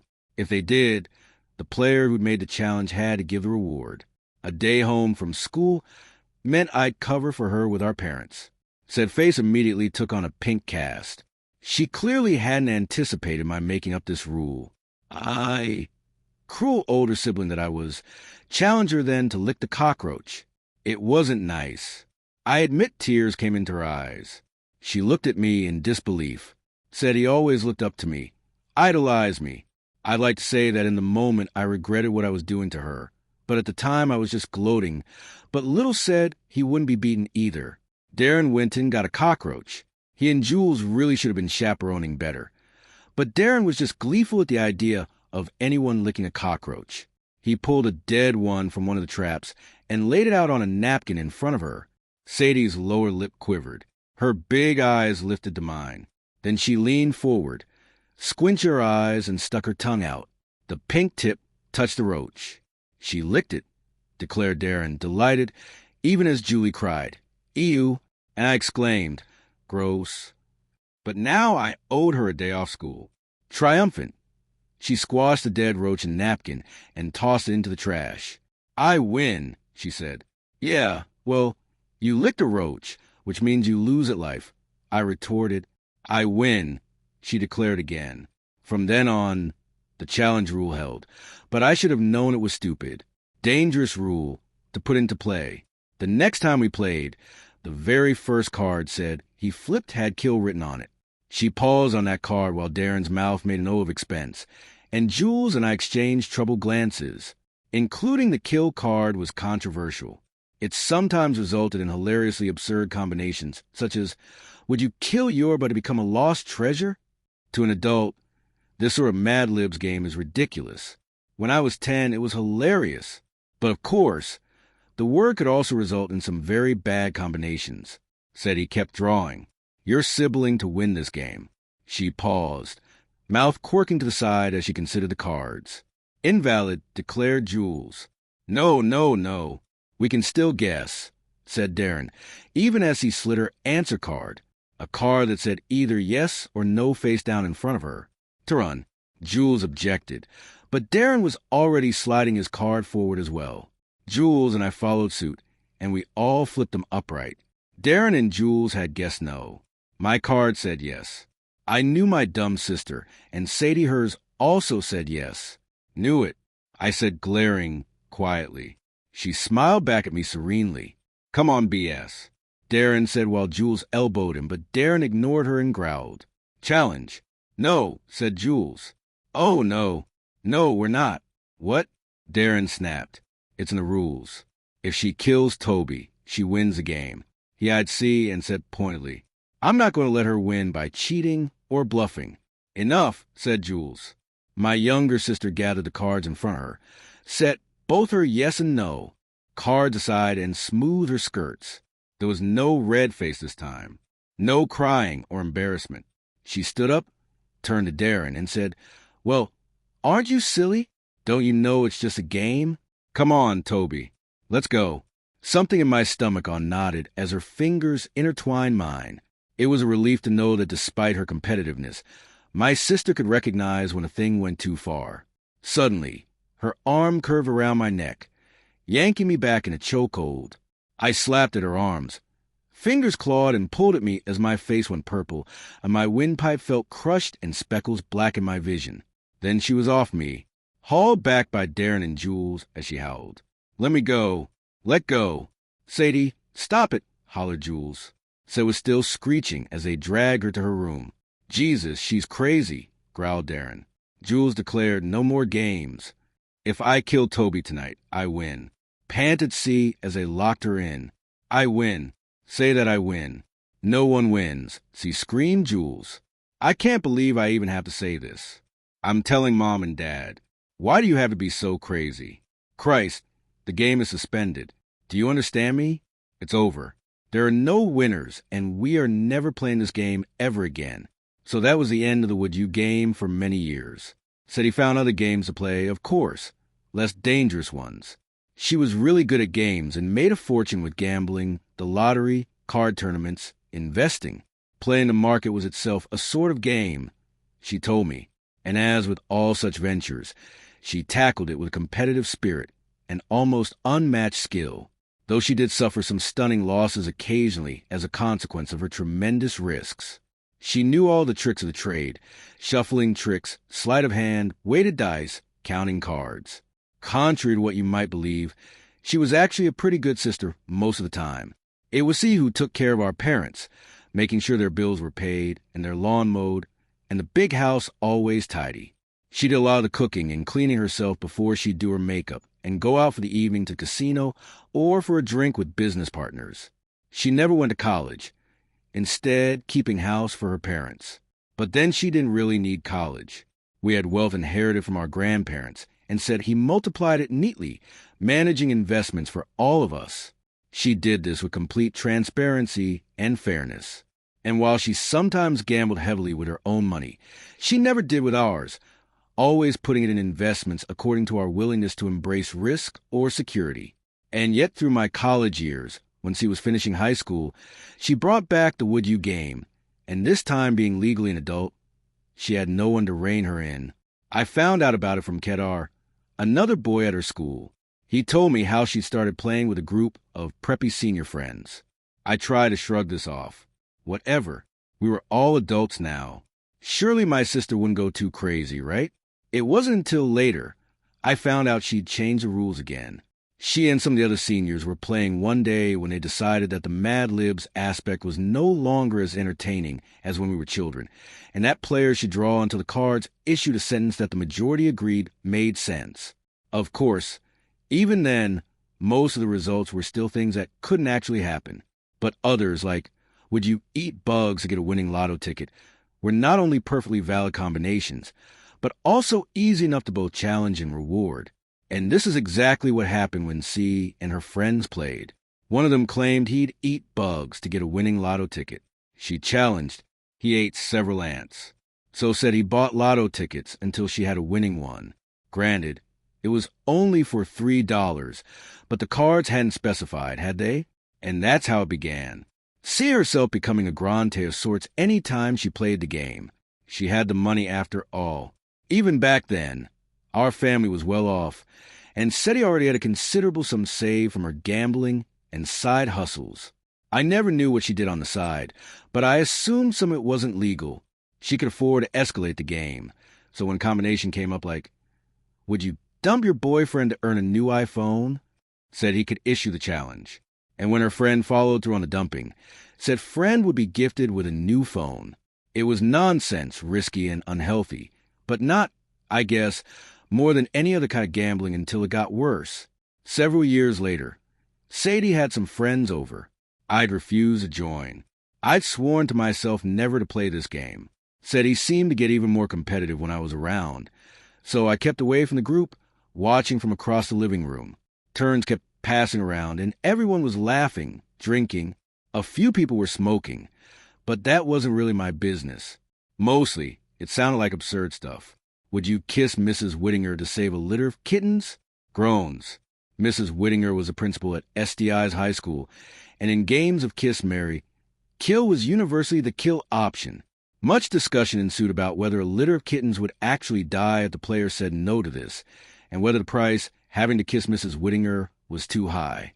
Said he considered the question, but intertwined her fingers and explained that since the kittens were in the reward deck, and not the risk deck, the game would not put kittens in harm's way.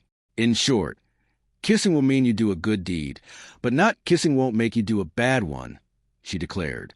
Thus, if Scott, the player who drawn this combination, were to return to their old high school to kiss the loathsome Mrs. Whittinger, a litter of kittens would be rescued. But nothing would happen otherwise. Well, yeah, but if I don't kiss her, some kitten somewhere might not get rescued. So, guess I gotta kiss her.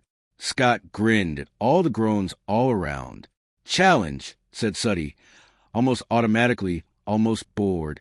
Scott did indeed end up visiting the high school on a made-up errand and kissing the principal on the cheek.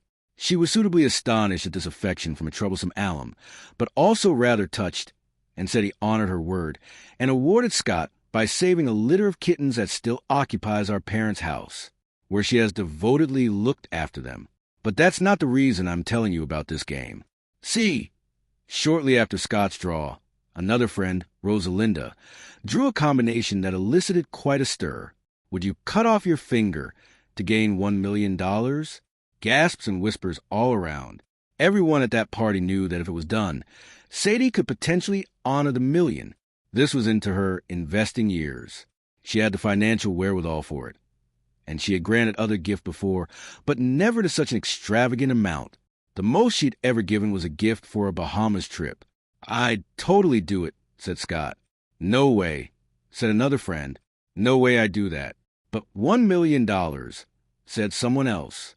This one's a hypothetical, right?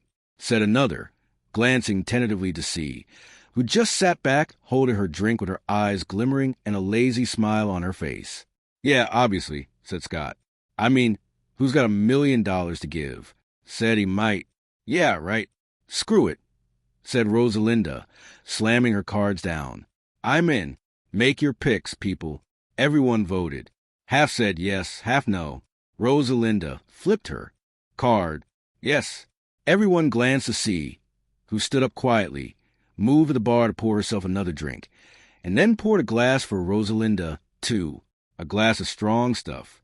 She then moved into the kitchen, where she opened a drawer. I felt my heart rate increase, moved to follow C, in whose fingers glinted silver.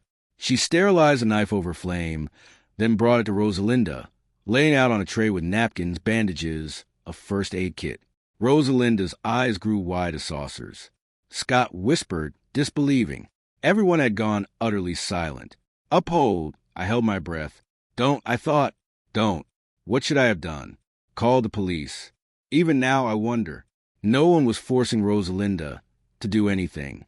And yet, she sat back in her cushioned chair, idly swirling the bourbon in her glass before downing it. Her eyes glimmered over a smile as she raised her gaze to Rosalinda and whispered, "Challenge." Everyone was dead still, and then Rosalinda picked up the knife. I'll spare you the description of the aftermath of that. The would you cards had said, "Cut your finger off," but they had said nothing about not sewing it back on. Scott put Rosalinda's finger on ice immediately after she cut it off, to the screams of the other players. There were some accusations that said he was sick, that this all went too far. Then Rosalinda's friends rushed her and her severed finger to the hospital where it was reattached. And of course, Rosalinda and her friends were somewhat mollified that shortly afterwards $1 million was transferred to her bank account. In fact, when word spread, others began seeking out my sister to play. That was when I put my foot down about playing in this house. I said our parent house couldn't be turned into a gambling den, that I didn't want murders or maiming under their roof, and them to have to deal with cleaning up blood or whatever sick things happened. Said he agreed to take her games elsewhere. I tried to keep out of her business, but occasionally word leaked from our parents or Jules or mutual acquaintances, and it seemed like both the risks and rewards were getting bigger. But when things really got out of hand, when I finally put my foot down that it had to stop, was the first time someone died. Before the games had involved physical risk, even maiming, but had never included death. I wasn't present for the lethal draw, and only found out later that the combination pulled was when you become haunted by a terrifying ghost to save your child. This particular game took place over Zoom during the height of the pandemic, among a handful of players who won the chance to play via lottery. Said games were in high demand. As it turned out, one of the players had an eldest daughter on a ventilator. Now, you'd think that any combination involving a ghost would be inherently invalid. After all, it's not like SDI can conjure up the supernatural. But apparently the players agreed to accept it as a valid draw, and the devoted father played yes. "Anything for my kids," he said. I viewed the recording of the Zoom later, and after the father played his yes card, C's eyes fluttered for several seconds in this strange way, as if she were in a trance or listening to something no one else could hear. Then her eyes opened and she declared, "Challenge." A few days later, the daughter recovered, but it wasn't until said daughter messaged me, begging me to intervene, that I understood how deranged the game had become. The man who answered the door in his bathrobe had eyes red-red from weeping, a week's worth of beards doubling his gaunt face. Without a word, he let me into his house, and as he shuffled away from me, I noticed burn marks on the walls, not in any obvious pattern, but here and there, marring the wallpaper. He pointed to a pile of framed photographs stacked on the sofa. They'd formerly been hung on the walls, I realized, but he'd taken them down because in every single photo, he had been burned out, leaving the rest of his family intact. That was how the wallpaper had been charred. There was also, I noticed, a burn mark in the shape of a handprint on his arm. While the father wearily offered me tea, I picked up one of the photos, the backing and part of the glass damaged from the heat. Is it just the burn marks, or is other stuff going on? The lights. He whispered as he stirred the tea. The shrieks and banging at night. The handprints. The dreams and this. He pulled open a drawer full of children's drawings scrolled by his daughter and her siblings, kept from when they were very little.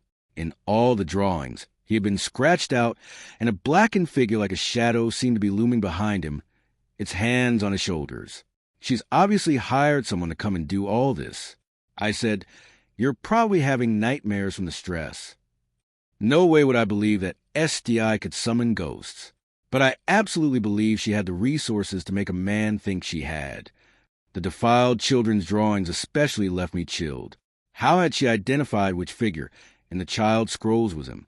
I offered to stay the night to confront whoever said he had hired and chase him off, and I promised I would contact my sister in the morning and put an end to this so-called haunting. The man seemed relieved by my assurances that all the spooky effects were staged. Yet, he also requested me not to interfere. He was clearly anxious that if he didn't let things continue, his daughter would fall sick again. I tried to assure him that Sadie didn't have that kind of power and couldn't make her relapse, but he insisted I keep out of it. Privately, I decided to speak to Siwui. she was overseas. However, the man killed himself before she got back, hung himself from the staircase, leaving his beloved daughter and her siblings to mourn. I waited in our parents' house for my sister the night she returned.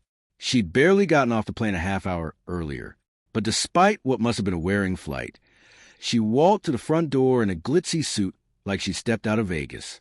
Seeing me, she spread her arms wide in greeting. "How could you?" I snarled. She dropped her arms, though her smile didn't falter. "Toby, dear, I didn't. Whatever it is you're upset about, it was the cards." "A ghost," said it. "A terrifying ghost?" She corrected. "Of course it wasn't a ghost." "See," I bellowed, shaking with fury. "The funeral had been 2 days ago. The only terrifying thing here is you for hounding a man to death. You drove him to this. It's you who fulfills the challenges, who delivers the rewards. Admit it, you paid for his daughter to get special treatment. I looked into it. You couldn't guarantee it, but you did everything you could to make sure she recovered, didn't you? And when she did, you made him suffer. He had to complete the challenge." She pursed her lips, silent for a moment, then finally said, "What if I did? What if you did?" I couldn't believe her. "Seti, you drove a man to his death. You said that already." She looked bored. "So I made a man terrified. He chose to kill himself." "BS. You killed him as much as if you handed him the rope." "Oh." "He chose hanging," said he. I paused and added low and serious, "You have to stop this." That stilled her. She was silent a moment, eyes shadowed by the brim of her hat, crimson lips pursed. Finally, a curl to her mouth. "Make me—" "What? Make me stop?" She repeated and languidly took a chair at the coffee table, indicating for me to do the same. I stared in horror as she pulled out a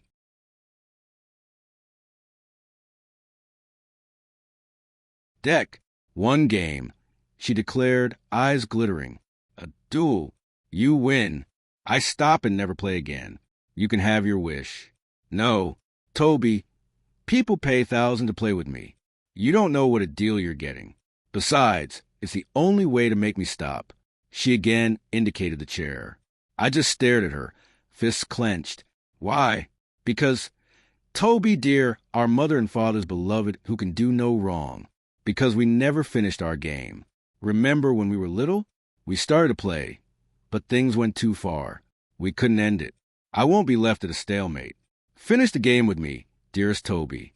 Golden child, the one mom and dad always loved best. They love you, too. They love me like the alcoholic loves a bottle. A terrible influence they secretly wish they could obliterate. And it's true. I am terrible but perfect good Toby. Win against me, and I will stop." Her eyebrows shot up, reluctantly dread building in my gut. I sat down opposite her. I threw out one more feeble argument. "We don't have enough players. I won't let anyone else get involved. We don't need other players." She corrected. "A duel game is a 2-player version. It has a few extra rules like the double dare. It's where you take your opponent's challenge and double it. So, for instance, if it's where you kill a kitten and I accept, you'd have to kill 2. Great example. How are your cats, by the way?" "All very well, as it happens. They haven't been drawn into any games." She flashed a wicked smile at me as one of said cats, oblivious of the danger it would be put in should draw any cards that involved pets, came over and rubbed against her leg, purring. She explained the rules of the duel game as she shuffled. It was basically the same as a regular game, but answers were scored differently. 1 point for yes. 1 point for correct guesses. 0 points for no. 0 points for wrong guesses. 10 points for a completed challenge. If a challenge went unfulfilled, it was an automatic loss. If more than one challenge was fulfilled for the same reward, only the most recent challenge would gain the reward. The game would continue until each player had drawn 10 valid combinations. Getting points for saying yes automatically skews the game in your favor. I observed. It skews the game in favor of playing more boldly. "Yes," said he agreed, "but it's still possible for you to win." I glowered. Said he allowed me to draw first. Would you dance with rotting human entrails to earn a dream vacation? Tamed by the current standards of the game. I started to put down my no card, but then remembered I'd get 0 points for it. Of course, I put down yes. Said he would manage to make those rotting end trails appear, and I didn't even want to think about whether they'd really be human or not. I sighed and pushed forward. Yes. Sadie also slid a card forward. Both of us flipped. Both of us said yes. 1 point for me, 1 for C for guessing correctly. I waited for the inevitable challenge, but she only smiled. You're not going to challenge? I asked. No, because you'll actually do it, and you'll get 10 points, she replied. And obviously you'll get a dream vacation, too. But I'd rather save my money for more interesting rewards. Said his turn. She flipped the card slowly. Would you fly to Stinky Toenails to gain your name on Mars? Invalid, obviously. She drew again. Would you sing loudly to the president to save world peace? Another invalid combination. Said he drew 3 more nonsense sentences before finally coming up with a valid combination. Would you kiss a bowl of diarrhea to get a year's supply of ice cream? I said, this is such a dumb game. Said he smiled and pushed a card forward. I rolled my eyes and did the same. We both flipped. Yes, of course you would, I said, disgusted. You could challenge, she offered, and give you 10 points. Screw that. We went back and forth a couple more rounds. My hands were shaking. Soon we got to challenges I wouldn't do. I started playing no. Said he always played yes. She was gaining points and didn't challenge me on the rare times I drew something I felt I could do. And then as we were approaching the 10th round that would end the game, said he drew a combination that made my breath catch. Would you skin yourself to win the game? Said he was already ahead. If I didn't challenge her, she'd win. If I challenged her and she refused, she'd lose. The smart play here would be to pick no. She wouldn't risk anything. She was way ahead of me anyway. The game would end on the next turn. All she had to do was miss 1 point by playing her no card. Playing yes was something only a complete idiot would do. But SETI had never played no. Not in any of the turns we had so far. Would she now? She looked me in the eyes as she put down her card, smiled almost apologetically with a little shrug. Oh! How that smile infuriated me. The lightness of it.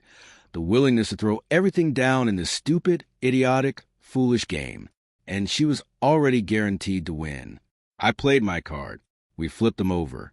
Yes, fury coursed through me. It was like when we were kids all over again, and said he would brazenly claim she'd do something outrageous, when all of us knew she really wouldn't. When she'd bluff and I'd call her on it. And the words spat from my lips before I could think to stop it. Because how dare she mock me like this? Play like her life hardly mattered. Challenge. It was strange expressions that flickered across SETI's face. Regret, fear, angst, rage. For just a moment, she reminded me of that little girl again. The little girl who idolized me, who just wanted to be brave enough to impress me until I called her out for going too far. And every single time she forced herself to rise to my challenge. Remembering that, I suddenly regretted my actions. Said eyelids closed, fluttering as if she were coming to terms with what had just happened. Then, without a word, she rose to her feet. My parents did a lot of barbecuing in the summers, even the occasional pig roast or carving up venison. I wonder with horror if among the many implements in this grandly furnished house they might have a skinning knife Eddyweight. I cried, seizing her arm. As she turned away, I forfeit, you hear me. I forfeit, you win. I would draw my challenge. What she stammered, you can't forfeit. That's not how it works. Too bad I'm done. Toby, she shrieked as I grabbed my jacket and rushed for the door. You agreed to finish the game. Yeah, bite me. I ducked out and slammed the door. From inside, a howl of anguish. Hi, keening, practically inhuman. God said he could be so scary. I hurried away, try and force the horrible, stupid game from my consciousness, try and forget how irrational SDI could be. My phone buzzed. Said he sent 5 different messages, one containing 3 devil emojis. Another, we're not finished. We have 1 turn left, Toby. 1 turn. Ending off a lot of them with exclamation marks. She carried on like that all night. I silenced my phone. In the morning, I had so many messages. I blocked her. I fully expected calls from our parents, Jules, or our mutual acquaintances. Email, messenger, voicemails at work, maybe a single telegram. Said he had a huge network, and I knew my sister had 1,000 ways to contact me. There would be no escaping her wrath until the game was over. And yet silence, not so much as a peep. It was this complete absence of communication that unsettled me more than anything. I called our parents, Jules, friends, but they hadn't heard from C, not wanting them to worry. I lied to everyone and said I was just checking in because it had been a while. With every hour, the knot of dread in my gut tightened. Finally, 3 days after a fateful game, there came a knock at my door. I'd been in a state of suspension so long that my first feeling was relief. At last, we get this over with. I went to the door calling out, "Who's there?" to no response. I peeked through the peephole, but it was covered. Sigh, just like C to play games. Maybe it really was a singing telegram. I opened the door. Hello. The word died on my lips, shifting from hello to hell and what. Looking back seems chillingly appropriate. On the threshold stood a costume figure. She was reminiscent of the Easter Bunny. Huge black eyes, plush fur around chipmunkish cheeks, buck teeth, and mole fur with a fluffy white belly. This wasn't sophisticated like a cosplay persona. No, this was more the Mallrate Easter variety. Vaguely creepy and unsettling, like a costume theme park character or a Chuck E. Cheese animatronic. I'd always had a dread of such characters, even as a child. Something about the fakery of the costumeering was so off-putting. Now that same unease prickled through me as the bunny spread its arms in a tad data pose. I said. I stepped back and held open the door, tried to ignore the small voice that wondered what I might see if I lifted the mask off that bunny suit. The bunny strolled in with an exaggerated, happy stride, reminding me again of a costume character. Who could ever tell what was underneath such a suit? The bunny pulled out 2 chairs from my dining table and patted one for me. "Seti," I said. The bunny pulled a card from a pocket, somewhere in its fur, and held it up for me to read. One more turn. "How do I know it's you? Take off that dumb thing." A head shake. The bunny pointed again to the card, exaggeratedly tapping it and nodding to me. Its suit smelled faintly of copper and maybe something else. Sweat, body odor. No, it was more unpleasant than that, like the smell of a dead mouse I'd found once in a trap, rotting for days. And I wondered what was under that suit. She wouldn't have done it. Would she? She couldn't have. And survived. This had to be an act to make me fret. Think that she'd done something crazy. I looked into those bunny eyes. Black mesh. I thought I could just glimpse the whites of her eyes. A faint gleam as she looked out at me again. That coppery smell. And as we both sat at the coffee table, there was, I could see very clearly now, blood dripping from the suit of the bunny. A faint dribble of it. How badly was she bleeding in there? Or was it all an act? Would she even be bleeding still? Would blood really drip through the costume? God said he fine. I'll play the last turn, and if I win, you'll take off that suit, and you'll be just fine underneath. All right, deal. You'll be whole and fine. The bunny made a sound in the affirmative. It was Sadie's voice, but sounded wrong, like the vocal cords were somehow deteriorated. It reached into a pocket somewhere in the suit, handed me the would you cards. My turn. Hands shaking, I shuffled. I could see now a couple of places where the mauve fur was darker, wet with stains. But it can't be real, I thought. No way it can be real. I swallowed the bile in my throat and dealt the cards. Would you? My hands trembled as I turned each one. Disappear yourself to win this game. Disappear? Did that mean die in my life, or like witness protection disappeared? The meaning was unclear, but I couldn't pick no or said he would win. And somehow I knew what would happen if she won. That she would lift off her mask, and underneath there would be I pushed forward my card, and the bunny pushed forward hers, and we flipped. Yes, the bunny spoke one word. I tried not to imagine its skinless tongue slurring. Challenge. My heart quickened. Fine, I said. You, Mom, Dad, Jules, everyone we know, you'll never see me again. The rest of my life, no matter how hard you look or how you spend your resources to come after me, I will not be found. I'll be gone, and when I am, I'll have won the game. As I spoke, I felt the air shiver between us. It was as if something had written my words in my soul, and I knew as deeply and suddenly and surely as I knew my own name that I would disappear so thoroughly, I would effectively cease to exist. Somehow, I was incredibly calm about all this. Goodbye, C. I turned and grabbed my bag and walked out.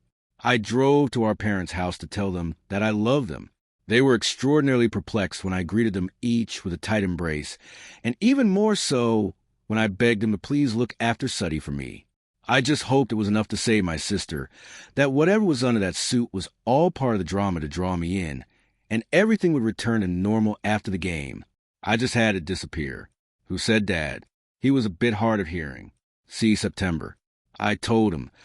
What's happening in September? Asked Mom. No, Mom. I'm talking about C. I stopped staring at the mantel. A few days ago, I'd been here playing with C, and the photos on the mantel had been the same vacation trips as always. Goofy images of C, me, and Jules playing as children. But now I was looking at the exact same photos, and it was only me and Jules. Mom, meanwhile, nudged Dad and murmured, Sweetie, remember how Toby used to pretend to have a little sister? Oh, gosh, that's right. Dad brightened and turned to me. And whenever you did something bad, you'd blame it on September. But I was already out the door, rushing back to the game. I declared I would disappear. From the present moment on, I'd be gone. But steady. I checked my phone, my email messages. But there were no photographs, no texts, no social media evidence my sister had ever existed, present or past. I called Jules, but she said the same thing as our parents. That C was the imaginary little sister I made up to blame for the worst outcomes of a childhood game.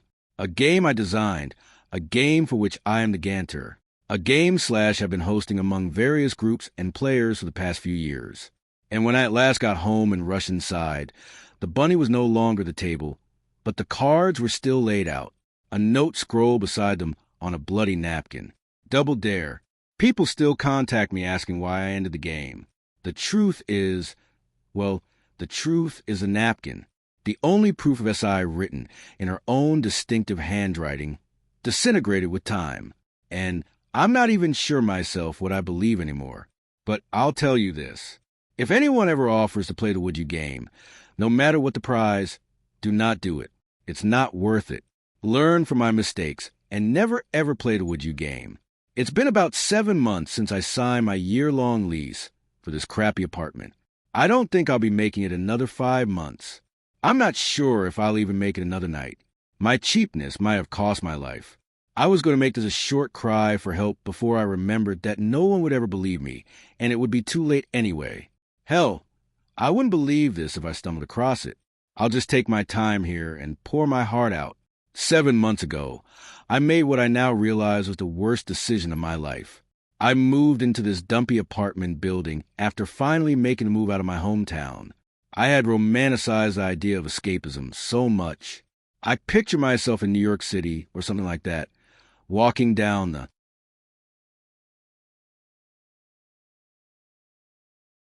sidewalk with some overpriced coffee in my hands and my tasteful messenger bag slung over my shoulder.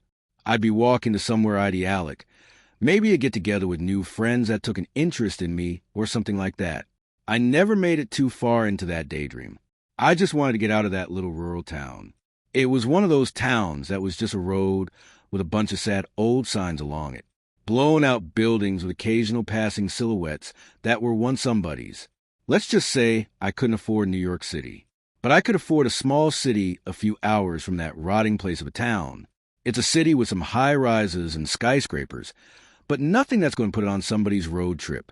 It's a pretty lonely place, honestly. It's old and tired like my hometown, but in a more industrial way. Walkability isn't much a reality here, unless you want to take your chances with the harsh weather or the rampant mugging. So, there went my sidewalk daydream. Still, I wanted to make the most of the experience. I got an apartment right downtown for a reasonable price, and figured life would improve from there on. However, I failed to truly grasp how much of a piece of crap the apartment was until I moved in. I was a little too naive at the time to understand the spectrum of stress caused by a landlord special. The doorknobs would come right off. The fridge never fully shut. The toilet wouldn't flush without some sacred jiggling sequence. And a whole mess of other inconveniences or hazards. This apartment also had a lot of strange features. The floor plan doesn't make much sense, and anyone with a shred of interior design knowledge or even just self-respect would have immediately crossed this place off their list. I was so desperate, though, that I didn't mind when I entered the apartment and just saw a hallway full of closed doors. I shrugged off how strange it was that each room was contained behind one of those doors with none of the rooms connecting to one another. The kitchen is its own closed-off room, the living room, too. The only way to get anywhere in the apartment was to take the central hallway. It honestly looks like one of those hallway chase shots in Scooby-Doo or something. For how awful the place is, it's not small. There are a good amount of rooms, and I actually haven't been able to fill one particular room until recently. When you walk into the place, there's a long hallway, and then 9 doors in total. There's 4 on the left side, 4 on the right, and 1 at the very end of the hallway. On the right side, the doors in order of the living room, a closet, then my bedroom, and then the bathroom. On the left side, it starts with a kitchen, then another closet, the dining room, and a second bedroom. The 9th door in the middle is that extra room. I barely had enough stuff just to fill the other rooms, and I lacked any sort of motivation to do anything with the extra room for a while. I have a corner unit, so all the rooms on the right side of the apartment have windows as well as the extra room. The extra room has these neat casement windows that I like to look out of, but offer little privacy. I had thought to make the extra room a sort of reading area or a home theater type deal, but I was flat broke. The extra room is strange. It's really big and open. It feels like an apartment of its own. One night, I was in there just looking out the other surrounding high-rises when I noticed a light switch that had been painted over right next to the window. I didn't think much of it. It was clearly just another amenity of my crap-hole apartment. I left it alone. As time went on, I found myself in that extra room most nights just looking out the window. I didn't have the money for any fancy streaming services, nor friends to leech off of, so I just looked out that window most nights. It was peaceful, and at night, the city looked bigger and more lively. I loved seeing all the different lights, the blurry shapes of people in their own world watching their TV or making dinner. It didn't take long for me to start picking at that point on that hidden light switch as I watched the world wind down every night. I chip away at the paint little by little with my finger while I was lost in my thoughts. It took a few days to make any sort of progress, but eventually I had peeled off enough paint to see the light switch. It was a different color than the new plain white paint that covered everything else. It was bronze, and the switch itself was almost antique looking. It got me wondering how old this building was. A few nights later, the old switch was finally uncovered. It caught the light in an intoxicating way, and I flipped the switch on and off a few times to see if it still worked and what it controlled. Nothing changed. The next night brought a heavy snowstorm. It was beautiful, and you already know I was set up at that window, staring out at the world as the brilliant snow fell. At some point, I was reminded of the bronze light switch, and I flicked it, not remembering if I had already tried it the night before. Nothing changed. I absent-mindedly flicked it again and noticed something strange out corner of my eye. A light turned on in the building across the street. It was the rightmost room on the top floor of the neighboring high-rise, which was quite a bit taller than my building. At first, I just thought it was something new to look at, my hand still on the switch. I craned my neck up and leaned in to watch the new light. I lost concentration and flicked the switch down, and the room's light turned off. That caught my attention. I looked down at the switch and back up at the now dark pane of glass. I flipped the switch up, and at that exact moment the room's light turned back on. I continued doing this for probably 5 minutes, just flipping the switch on and off and watching as the faraway room's light perfectly matched. The snow began falling even more, and I could still make out the light turning off and on with every flick of the old switch. I was baffled before too long, so baffled that I went right to sleep, convinced I was deprived of logic and reasoning. The next night came, and at first I was definitely reluctant to mess with that switch or to even go in that room. I tried staring out of the windows, but they were cloudy with trapped moisture. I remember thinking I should get a cat or something before I finally caved and walked into the extra room. There was traffic on the street below from some accident that night, and it provided me with enough entertainment to remain distracted from what happened the night before. The The standstill row of gray cars could only stimulate me for so long before I was looking at that switch again. I flipped it. Such a harmless action. And so quick, too. Flipping a light switch, usually done by second nature. What's the harm in it? Why did flipping that switch feel so important? The same room from a night before lit up. It was a yellow, more vintage-looking tone of light. I tried using some beaten-up binoculars from my childhood, but all I got was a somehow fuzzier view of the room. From my vantage, I could only really see the ceiling of that mysterious place. That's got to be an apartment, right? It looks too big to be a storage closet, too small to be anything commercial. I flipped the switch again, and the light turned off in perfect succession. Is somebody messing with me? Flip. The light came back on. How would they even orchestrate that? I sat there for a long time, repeatedly flipping the switch on and off as if the repetition of this would bring more clarity. I stood there flipping that switch on and off like I was a geriatric old man smacking a television, set hoping for a signal. The traffic jam cleared out and the streets became empty. I sat there still as I could be periodically flipping the switch on and off. The light synced every single time. Clearly, this light switch, for some reason, was wired to that room in the building across the street. As to why, I had no earthly idea. What an expensive project. And for what? What purpose does it serve? I flipped the switch up, and the light came back on. That last flip of the switch activated a sorry light bulb moment within me. What if I found a way into that room? So I waited in the bitter cold, rehearsing my moves. I had counted up from the ground and determined the room which connected to my light switch was on the 31st floor. And, again, it was the corner unit on the right side of the building when viewing from my apartment. I waited for someone to go in or out of the building. Finally, I saw a woman with giant coat drag her scrappy little dog towards the door.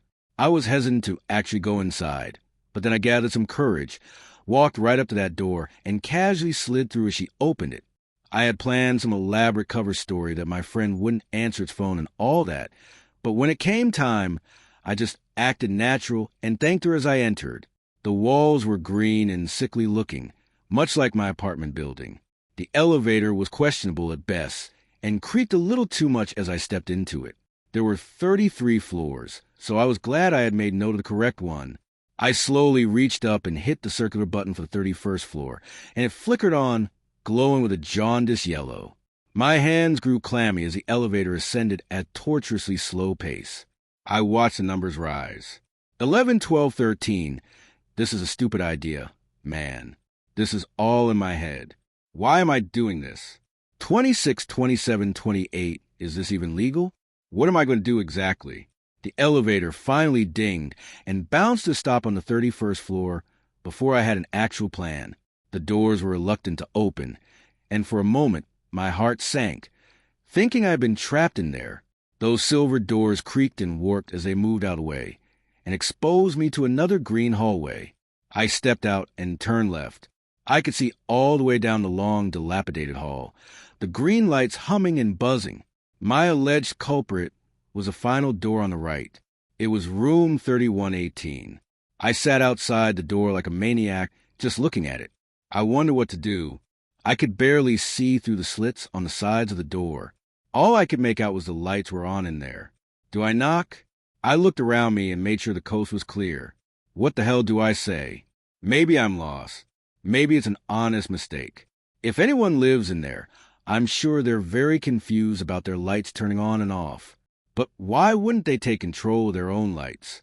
Maybe they can't use them, but that doesn't make any sense. Why would I be able to control their lights? But they can't. I knocked on the door and startled myself. It felt almost automatic. Unsure what to do, I started to shuffle away and make my retreat. Then I decided to stay and wait. I waited for a few seconds. The pause was long and uncomfortable enough in my hand to instinctually rise for another round of knocking. A faint and vague sound dampened enough to even be in my own mind, but it was a sound of dragging or a thud of some kind with something rolling afterward. What was that? The sound might have continued, or my mind might have kept wandering. Maybe the neighbors. The walls were thin in this place. I could begin to hear indiscernible conversation somewhere down the hall. I could hear the hissing chatter of a TV show somewhere else. Underneath all that, though, in room 3118, a rolling sound still, maybe. What is that noise? I left not long after. I was getting freaked out, and I'm sure I would have freaked out anyone living there. When I got back to my place across the street, I felt very paranoid. I felt like I was being watched. I opened the squeaky door to my apartment, and the long, dark hallway of 9 closed doors now made me nauseous with dread. I wanted to leave that apartment behind and run back into my mom's arms or something. Felt like a child. I walked in, though, and I wish I hadn't. I took a scorching hot shower. It made me feel a little better, but I was still so paranoid. I kept hearing or thought I was hearing similar thudding and rolling sounds in one of the other rooms. Old pipes, that's all. It took some more courage to leave the bathroom and enter the cold, dark hall. I don't know what door to go through next. The kitchen door, bedroom door, or the extra door. My stomach was in a knot, but I thought I should probably try and eat something. It was around midnight by that point, and I felt hopeless knowing there were so many more hours of dark left. I looked down at my half-eaten peanut butter sandwich and knew this knot in my stomach wouldn't go away if I didn't have some kind of closure. I wanted to go into the extra room and turn off that switch for the night. I braved the silent hallway again and opened up the 9th door into that grand room that turned the faintest sound into a booming echo. I walked up to the big window I always looked out of and with great caution looked up at room 3118. The light was still on, and there was something up there now.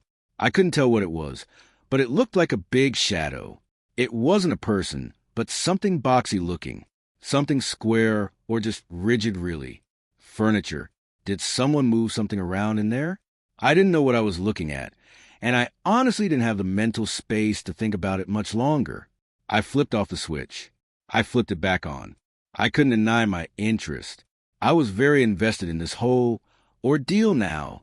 The rigid thing started moving. At least, I thought it looked like it was slowly changing position. It moved very smoothly and very, very slowly. It looked like it was rolling or sliding.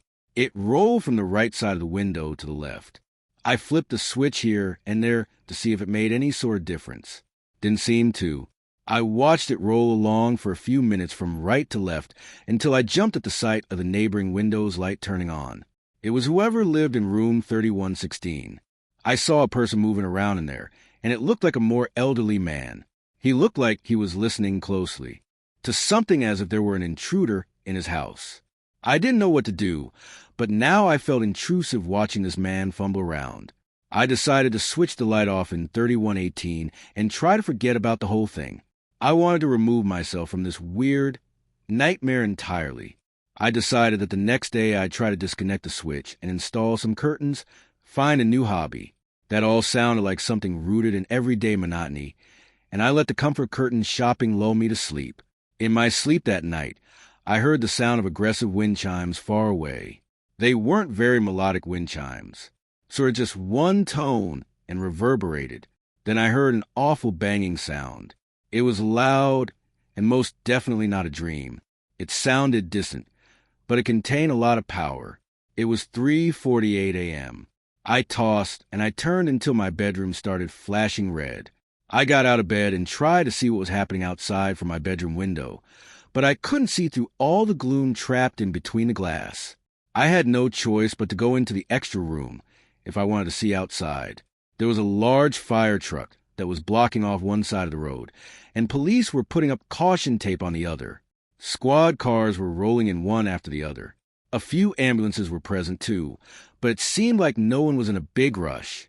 They were all circled around, their hands waving about in a casual, conversational way. At some point, one of them looked up and pointed, and the others followed along. I followed the trajectory of the gestures all the way to the 31st floor.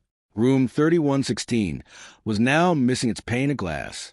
The curtains whipped out into the open world. The lights were still on, and I could make out vague details of the interior. Back on the ground, a few paramedics moved out of the way long enough for me to see what I was already preparing to see. The old man from room 3116 was laying there in a confusing mess of fabric, flesh, and bone surrounded by a growing puddle of blood. I was shocked. What the hell is going on? What did I do? Am I losing my mind? Did I inadvertently kill that man? The next few days were a blur.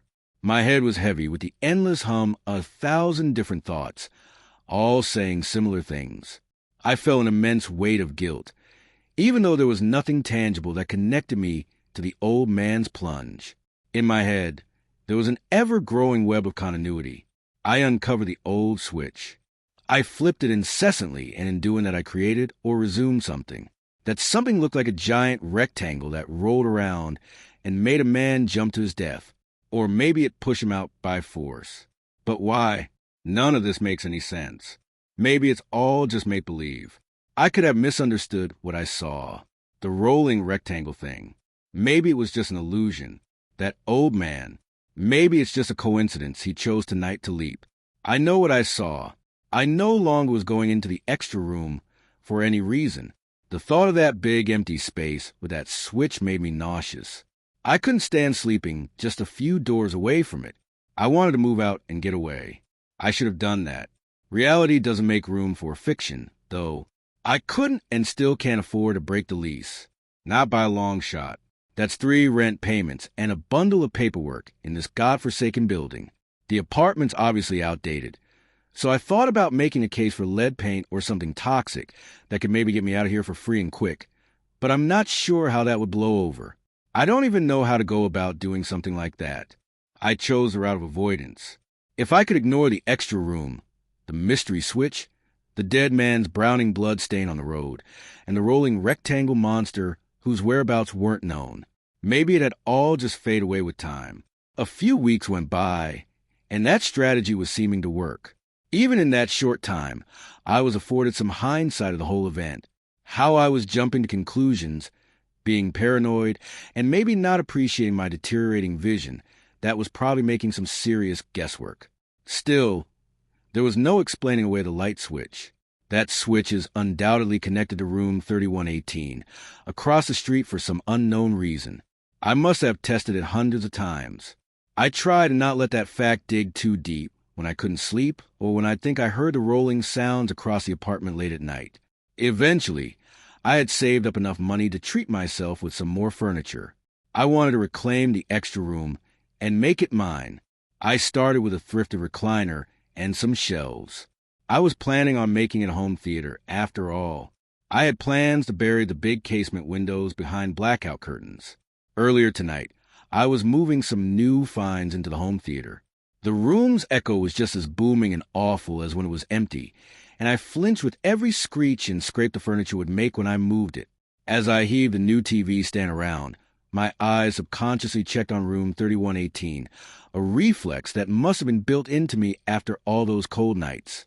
The lights were off as I had left them the last time I flipped the switch. The lights were on in room 3116. Don't freak out. Maybe someone new moved in. I watched longer than I should have. I don't know why I'm so nosy. Always try and get to the bottom of everything.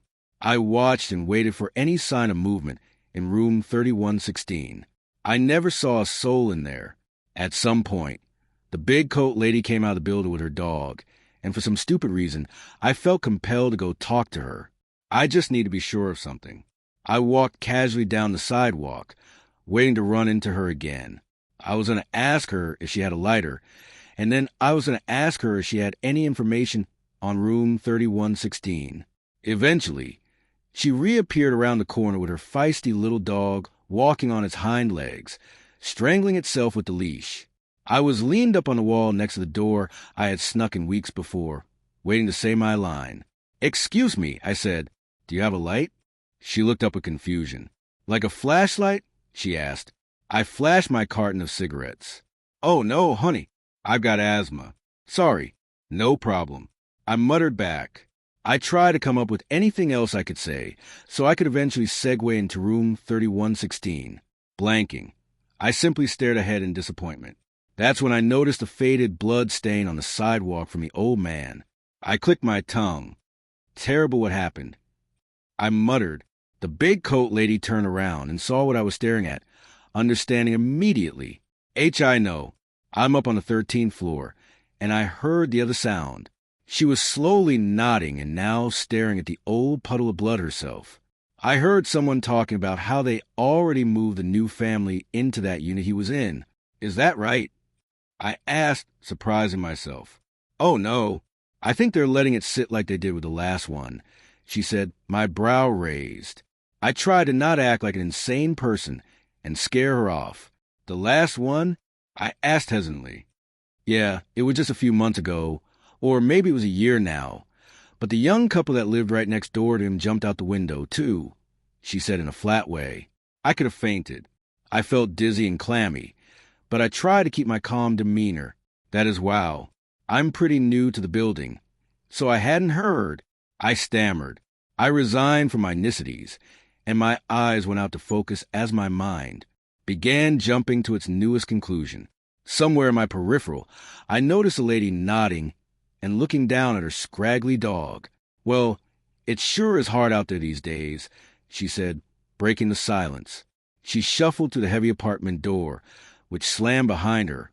Startling me, torn from my trance, I quickly retreated back to my apartment. Crap, what does this mean? That rolling square thing lives in that room. And what kills people in it and around it? Do the people kill themselves? Does the thing maybe inject them with something that makes them, I don't know, suicidal? Or maybe they go crazy and just jump. I was thinking like a lunatic, like one of the cracked-out vagrants wandering through the abandoned motel back in my hometown. I tried to slow myself down, but now I'd been given perfect evidence to suit my paranoid suspicions. At first, I was just trying to solve this complex series of events. Then I remembered I was involved. I remembered the switch plays a role in this whole thing. The light switch in my home theater. How far can it move? How far could it cross the street and climb the stairs and break in? Maybe it's quiet. Or maybe it has some kind of way to silently open my door. So I don't notice. So the neighbors don't notice. I found myself back in a home theater with some cheap whiskey in a plastic bottle. I sipped on it and enjoyed the aromantic sting that made me slowly feel braver with every gulp. I looked up at the 31st floor across the street. The lights were still on in room 3116. They're probably just cleaning it out. You need to calm yourself. None of this is your problem. I felt better and braver still with every new swig of the cruel whiskey. At some point, I hovered my hand over the light switch. The dwindling sobriety in me said, no. The courageous, drunk in me said, I'm just curious. My sight was beginning to sharpen and blur, and I could tell I was swaying as I just stood in front of those windows. I was drunk enough to where I felt like an observer of a faded memory from the past. I was drunk enough to where any action felt insignificant, and all would be fine, because nothing mattered. I flipped the switch, expecting the lights of room 3118 to blink on. The lights in room 3116 turned off instead. I don't know why, but seeing those lights turn off made me duck and hide below the window. I felt like I woke the rolling thing up, and now it could see me. It moved. Logic and reasoning was now at the window. The lights magically switched rooms, and I can only imagine it's because the square rolling thing now occupied or will now materialize inside of room 3116. I continued hiding and thinking horrible thoughts to myself.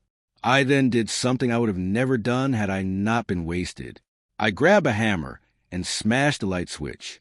I smashed it into a million pieces, and then smashed those pieces into dust. I'm sure my neighbors were fuming, but I had been quiet as a church mouse up until tonight. Both room 3118 and 3116 now had no lights on, and had made the drunken assumption that now they were both safe. This all began when I turned the lights on in 3118. Now the lights would stay off forever, and I made sure of it. Clearly, I didn't have the self-control to stop myself from tinkering with this unknown thing. I doubt anyone else who would live here would have much more discipline, so I smashed the switch into a million pieces. It wasn't long before I blacked out. Something woke me up hours later. It was deep into the night. I was still in the home theater and still drunk, but now also hungover. I tried to pull it together enough to figure out what woke me. I had thought it was a loud sound, but maybe it wasn't. The air felt like something loud had just occurred, but that was just a feeling, maybe one of paranoia. I looked out the window and half expected to see another person or persons lying smashed on the ground after diving off the 31st floor, but I saw no such horror. Both 3118 and 3116 lights were still off. I rubbed my eyes and looked around the pitch-black room. I felt my blood freeze. There was a light on in my apartment. I could see the thin sliver of yellow illuminating underneath the door of the home theater. It's in. I wanted to run at first, but then I wanted to sit still and just listen. So I sat there waiting for something. Maybe it was waiting for me to make a move. Then I heard it, muffled, maybe in the kitchen rolling. Finally, I could hear the sound in finer detail. The wheels sounded heavy, like the sound of a stone tomb opening. The cheap hardwood floor buckled and cracked underneath those giant rolling wheels, which must have moved extremely slow and calculated, as if it was listening for my heartbeat. I was frozen with fear and confused. So confused. What kind of nightmare has my life become? I wanted to try and make a break for it. I thought about running as fast as I could down my awful hallway and ripping that front door open. It was only a few quick strides away. I sat up a little too quickly. Adrenaline was kicking in. A spring in the crappy second-hand recliner I had passed out unpopped, causing an insignificant yet audible click throughout the house. Rolling followed. It was very slow. So slow that one's ear could lose the deep droning tone after long enough to background noise. I slowly sat back, and the recliner crinkled ever so softly. The thing made a noise so intentionally imperceptible I could hardly make it out. A metallic sliding sound. The sound of a door's latch being methodically opened. It was leaving the kitchen, and maybe it was moving on to one of the other doors now. The yellow sliver of light went out, and the apartment was now totally dark. Rolling persisted, and I was barely able to perceive the noise. I spent the next few minutes sliding off my recliner with the precision of prey, which I undoubtedly had become. 30 minutes could have passed before I had crawled close enough to see under the door's crack. I carefully positioned my left eye to where I could see out into the black hallway just enough. Something impossibly dark, darker than the natural blackness of night. It was just sitting in the hall waiting. It was large and boxy, just like that silhouette in 3118. It looked to almost perfectly fit the dimensions of the hall, leaving me sealed in. I'm dead. Maybe not. Maybe I can call the police or something and distract it. It killed him though, right? Then I'd be a murderer. Maybe, or maybe it would roll away. Maybe it isn't bulletproof. I can't have anyone else's blood on my hands. Maybe I can start a fire somehow, and then the fire department will be able to rescue me from the window. Maybe that's the stupidest thought I've ever had. Too much noise. I can't make any noise. I can't make a sound, or it'll come get me. My thoughts were so frantic and visceral. I feared even they would make a sound which could be intercepted by the masterful listener sitting mere feet away. Another 30 minutes of eternity, and I had silently made my way towards the large windows. I was so cautious and so deliberate in my movements as to not touch the tiniest plastic shard on the ground from when I had drunkenly destroyed the light switch. Maybe I made it angry by doing that. Maybe in breaking the switch, the thing reverted back to me. Or maybe I exposed myself to it when I smashed that switch. I tried to use my phone and call for help, text for help, email for help. None of it was going through. That rolling demon must have jammed my signal somehow. I ran out of hope. I froze in place. Eventually, I just started to write all of this. I'm still in the home theater, typing this all out on my phone as quietly as I can, even sipping the last of my whiskey, with the most delicate swigs one could imagine. This whole thing is rather bleak, and I apologize if you stumble across this. I've scheduled this post to go up in 8 hours. Maybe by then the thing will have left, and my final words will get out into the world to be forgotten or laughed at. I'm sure you think I'm insane. Or maybe I'm just a liar. And that's okay. I know what happened here tonight. I don't know how or why any of this happened, but I know the rolling thing outside my door is real. I don't know why it's here, what its motivation is, if it's man-made or some impersonation of something we'd engineered. Or maybe it's the very muse of humanity's chase for right angles and industrial design. I now understand how those people in room 3118 and 3116 met their fate on the cracked pavement below. I think it wants me to kill myself. Either that, or it's totally content with me killing myself. It's had me trapped in this room for hours now. It could have barged in and flattened me at any point, but it hasn't yet. Funny how this all started in this extra room of mine. Funny how these windows are the ideal design and size for me to throw myself from this hellish place. I don't know anymore. At this point, I'm just trying to buy time and sip more whiskey before the inevitable. I had been distracted in writing this for a few hours, and even began to hope that when the sun came up, the thing would roll away. All I'd need is a few minutes to get out. I don't think I'm so lucky, though. The sky is beginning to brighten into a deep blue, and once again, I hear that steady rolling. So slow and meticulous. It must only be moving a centimeter every 15 minutes. The whiskey is doing its job, and it's becoming harder to type, harder to maintain literacy. I think I'll wrap this up here. I'm sorry, everyone. I can only hope this is seen. And if you did see this, I thank you for keeping me company in a way. The sun's almost up. I hear rolling and it's close. The view from the window is very nice. It's looking like a nice day. I hope it is a nice day. My name is Celine. The title of this post is something I have whispered to myself for over a decade, but never dared to type out. People worry about your mental health when you talk about ghosts. They worry even more when you tell them you are living with one. But I'm 36 now. I'm established. I'm stable. And I'm far enough away from the event to look at it clearly. I need to get this down, because I looked at her this morning. Really looked at her, and I realized the truth is undeniable. To understand what I have now, you have to understand what I lost. It started 15 years ago. I was 21, living in a cramped, drafty apartment in Montreal with the love of my life, Mary Ann. We were young, stupidly in love, and perpetually broke. Mary Ann was everything I wasn't. I was quiet, anxious, and prone to overthinking. Mary Ann was a firecracker. She was loud. She laughed with her whole chest, and she had the most piercing, impossible blue eyes I have ever seen on a human being. She was my anchor until the night I let her drive away angry. The argument was stupid. It's the cliché of every tragedy, isn't it? We fought over money. We were short on rent, and she had spent a little extra on concert tickets for my birthday. I should have been grateful. Instead, I yelled. I told her she was irresponsible. I told her she didn't take our future seriously. The last words I said to her were, "Just get out. I can't look at you right now." So she did.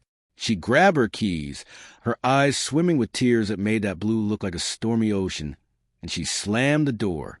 2 hours later, the police were knocking. Black ice on the hallway. She had lost control of our beat-up Honda and went over the guardrail. She died on impact. The weeks following the funeral are a blur of gray. I don't remember eating.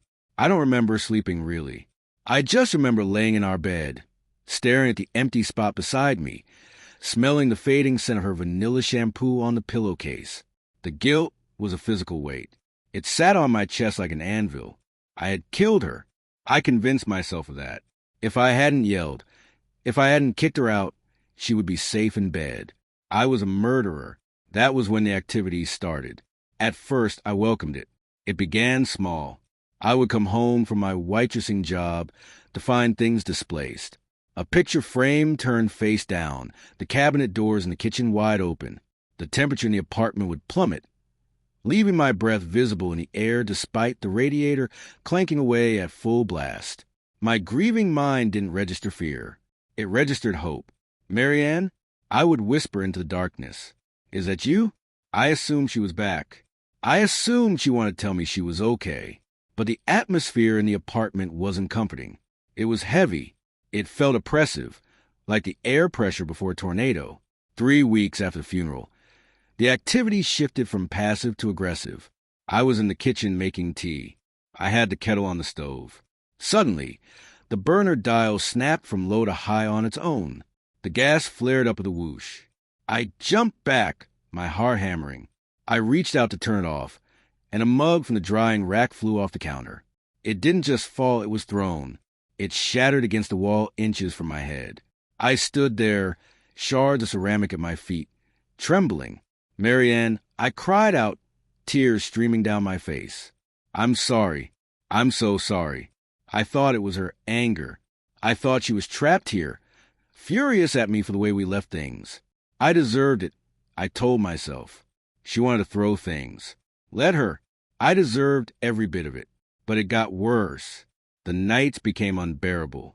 I would wake up at 3 a.m. to the sound of heavy, wet breathing right next to my ear. Not the soft breath of a sleeping partner, but a raspy, guttural sound. When I reached for the lamp, the bulb would pop with a deafening crack, plunging me back into darkness. Shadows began to pull in the corners of the room, taller and darker than they should have been. They seemed to stretch toward the bed. I stopped sleeping. I became a ghost of myself. Dark circles under my eyes, shaking through my shifts at work. The culmination happened on a Tuesday in November. It was a month after the accident. I was lying in bed, fully dressed because I was too terrified to change into pajamas anymore. I was staring at the ceiling, waiting for the sun to rise. The silence in the apartment was deafening. Then the temperature dropped. It wasn't gradual. It was instant. The air went freezing cold, so sharp it hurt my nose to inhale. I squeezed my eyes shut. "I'm sorry, Marianne," I whispered, my mantra of guilt. Something grabbed my ankles. It wasn't a gentle touch. It was a vice grip, strong and painful, like two bands of steel clamping down on my bones. I gasped, my eyes flying open. I tried to kick, but my legs wouldn't move. With a violent jerk, I was ripped down the mattress. I screamed. I clawed at the sheets, desperate for purchase, but the fabric just bunched in my hands. I was dragged off the foot of the bed, my hips slamming hard onto the hardwood floor. The grip didn't let go. I was being pulled across the floor of the bedroom toward the open closet door. The closet was a gaping M of darkness. "Marianne, stop, please." I shrieked. I grabbed the leg of the heavy yoke dresser. As I slid past, the friction burned my palms, but I held on. The force pulling my legs was immense, threatening to dislocate my hips.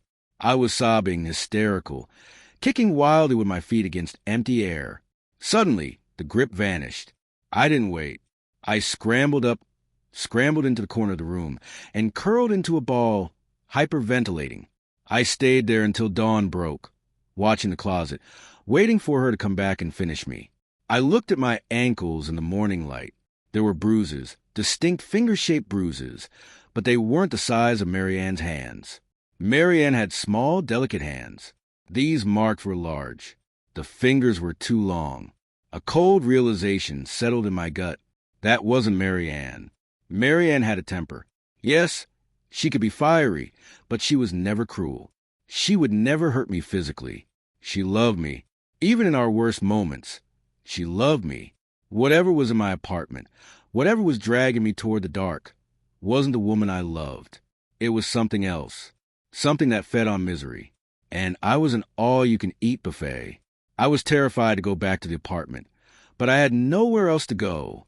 I spent the day walking around the city, freezing in November wind, dreading the sunset. That evening, as I approached the front steps of my building, I saw something sitting near the communal trash cans. It was a cat. It wasn't scourging for food, and it wasn't fleeing from the noise of the streets. It was sitting perfectly still, its tail wrapped neatly around its paws, watching me. It was a calico, mostly white with patches of orange and black. I stopped at the bottom of the stairs. The cat stood up and let out a soft mare sound. It walked right up to me, winding through my legs, rubbing its cheeks against my shins. I reached down automatically to pet it. The fur was soft, surprisingly clean for a stray. Then the cat looked up at me. The breath caught in my throat. The eyes, they were blue, not the greenish yellow or amber typical cats. They were a deep, striking, impossible electric blue. They were her eyes. I fell to my knees on the sidewalk, ignoring the cold concrete.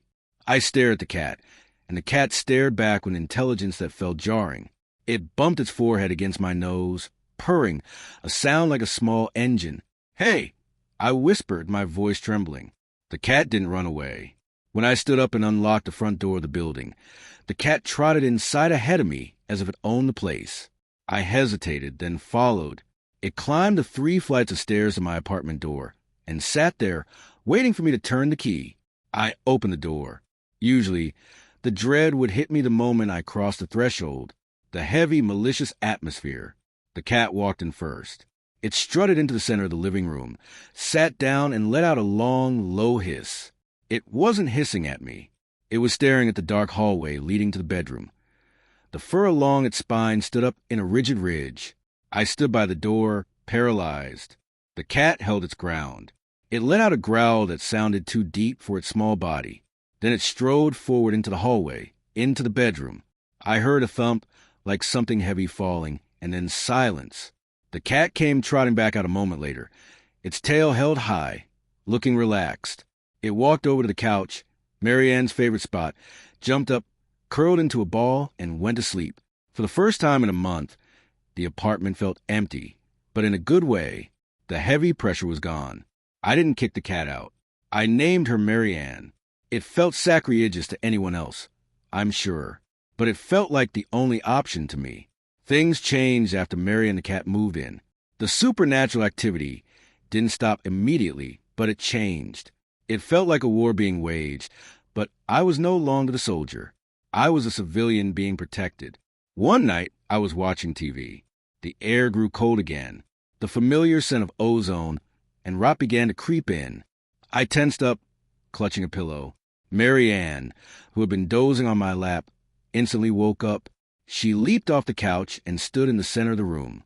She stared at an empty corner near the ceiling, her eyes pinned back flat against her skull. She let out a scream, that specific yowling catwail that cats make when they are about to fight. The lights flickered. The TV turned itself off. Marianne launched herself at the wall. She literally ran halfway up the drywall, claws out, swiping at the empty air. I saw, and I swear this is true, a dark, misty shape recoil from her. She landed on her feet and hissed again, spitting, her blue eyes blazing. The cold air dissipated instantly. The TV flickered back on. Marianne sat down, licked her paw, and looked at me as if to say, "It's handled." This happened a few more times over the next month. Whatever that thing was, whatever dark parasite had latched onto my grief, it was trying to come back. And every time Marianne was there, she was a sentinel. She slept on the pillow next to my head every single night. If I shifted in a nightmare, she would place a paw on my cheek, grounding me. I started to notice things about her behavior, things that made the hair stand on my arms. My human girlfriend, Marianne, had a very specific hate for olives. If a pizza came with olives, she would pick them off with surgical precision and stack them in a pyramid on a napkin. One night, I ordered supreme pizza. I was eating at the coffee table.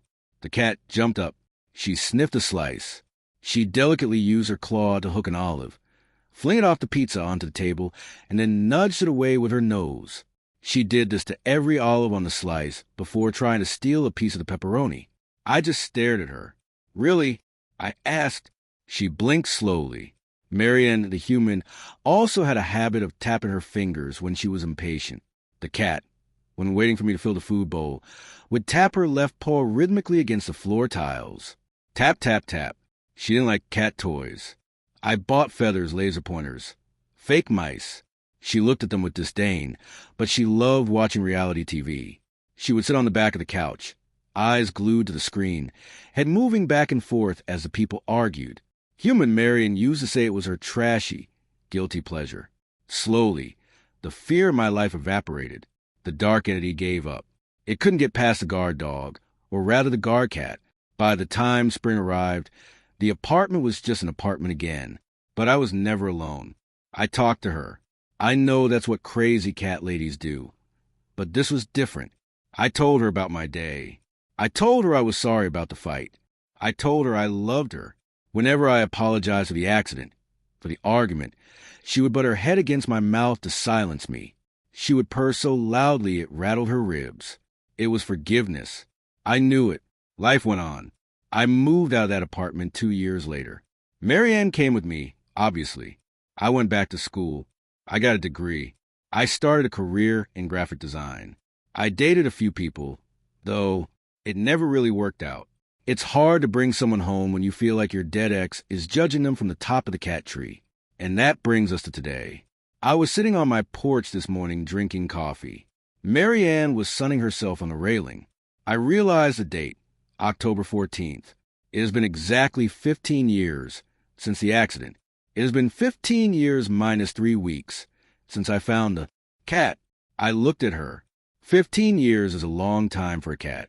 A cat at 15 is usually slowing down. They have gray hairs around their muzzle. Their eyes get cloudy with cataracts. They sleep 20 hours a day. They have trouble jumping onto high surfaces. Marianne looks exactly the same as the day I found her. I mean exactly. Her fur is pristine, silky, and vibrant. There is not a single white hair on her, black and orange patches. Her eyes are that same crystal, piercing electric blue, clear as the summer sky. She jumped from the pour trailing to the roof of the garage this morning, a 6-foot vertical leap to chase a squirrel. She moves with the agility of a kitten. She eats with the appetite of a lion. I took her to the vet last week for a checkup. The vet, a new guy, looked at her chart. Born roughly 15 years ago, he asked, raising an eyebrow. Yes, I said. I found her then. He examined her. He checked her teeth, her heart, her joints. He looked perplexed. He took an x-ray just to check for arthritis. This is bizarre, he told me, showing me the scan. Her bone density, her teeth. If you didn't tell me she was 15, I'd say this cat is maybe 2 years old maximum. There's zero sign of aging. Absolutely none. I nodded. I wasn't surprised. I came home and looked at old photos. I found a picture of human Marianne from her 20th birthday. She's laughing, looking at the camera. The look in her eyes is defiance and joy mixed together. Then I looked at the cat sitting on my desk, watching me write this. I don't think she's a cat. I mean, she is a cat biologically, I suppose. But the spirit inside, the thing looking out through those blue eyes, the entity that attacked me 15 years ago, wanted to hurt me. It was drawn to my guilt. But, Marianne, she fought it off. She came back. She found a vessel that would let her stay. I've read about this kind of thing. Reincarnation, possession, spiritual attachment. Usually spirits move on. They fade. Or they stay in an animal. The animal eventually ages and dies. But she isn't aging. She isn't leaving. I stroked her head a few minutes ago, running my thumb over her ears. I whispered, "You're not going anywhere, are you?" She let out a short, sharp meow. It sounded like no. She bit my thumb gently. Another thing human Marianne used to do when she was being playful, and began to lick my hand with her sandpaper tongue. I'm not scared. I should be probably. It defies every law of nature. I'm living with a creature that is effectively immortal, inhabited by my dead girlfriend who refuses to cross over because she thinks I can't handle myself alone. And the honest truth, she's probably right. She's looking at me right now. She wants me to stop typing. She's tapping her left paw on the desk. Tap, tap, tap. I guess I better go. She hates to be ignored. I ignored the dead woman standing behind Pete. Well, tried to. I'd gotten pretty good at not looking at her. But not listening was another matter. Drip, drip, drip. Was it blood that perpetually rolled down her fingers, or something worse? No way of knowing without looking. My eyes burned with the temptation to take a peek. Just a quick one. Surely it wouldn't do any. I blinked hard and focused on what Pete was saying. No, Shirley. Tonight, kids have come down with the flu. I volunteered for setup duty. I gestured down the corridor. Shall we? I led the way, careful to keep my eyes away from windows, shiny doorknobs, unexpected puddles, anything that might cast a reflection. When we reached our room, I paused, casting Pete a sidelong look. Do you wanna? He knew the drill. No setting foot in the room. Not yet, with exaggerated casualness. He leaned against the wall and fixed his eyes on the ceiling. Well, I opened the door and hurried inside. I fumbled the key into the storage cupboard lock and found what I needed within easy reach. Thank God for Shirley's organizational skills. All but sprinting back to the door, I uncorked the jar and drew a thick line of salt just inside the threshold. I caught the briefest glimpse of bare feet, bloated, the corpse white flesh shot through the blue. Dark, viscous liquid pulled around the rotting toes. Then Pete stepped over the salt and walked briskly to the storage cupboard, closing the door behind him with a firm click. That left me to deal with the blinds. It wasn't Pete's fault. It wouldn't be fair to expect him to do it. No amount of logic prevented the wave of resentment I felt as I wrestled with the ever-tangling cords. jaw clenched, waiting to hear. Tap, tap, tap. My mouth went dry. Just to my right on the other side of the glass was a glob of black ooze. And was that a fingernail? It's no wonder the cleaners hate us. The words erupted from my lips before I could stop them, followed by a giggle that sounded more like a shriek. Acknowledgement. Bad idea. But it broke the heavy silence of the room. Cleared my head long enough for me to win the battle with the blinds. With the outside world at last shut out, I allowed myself a moment, just long enough for my hands to stop trembling. By the time I made it back to the storage cupboard, I'd managed to plaster a smile onto my face. Pete had already retrieved his talisman. He sat cross-legged on the floor, gripping the dog-eared book so tightly his knuckles had turned white. When he heard the door open, he looked up expectantly. All clear, I confirmed. Rough week. I bit my tongue on the question as he scrambled to his feet. It seemed rude not to ask, particularly when the circles under his eyes were so much darker than usual, but now was not the time. Our first and most important rule made that clear. We dragged the chains out in silence and set them in a circle in the middle of a room. Pete retrieved 5 thick white candles, one for each of us, and positioned them next to the chairs, while I retrieved the book of talismans. At the bottom was a jumble of metal tokens, symbols of a dozen different faiths. They were a hangover from the early days when it was just me and Shirley fumbling our way through the darkness. None of our eventual regulars turned out to be particularly religious, not even Stefan, our formal man of the cloth. We all preferred something a little more personal. A teddy bear worn nearly threadbare, a near-full bottle of whiskey, a dog's rubber bone imprinted with the tooth marks of its former owner. I dug out mine, a key ring bearing a photo of a seaside town, and pocketed it.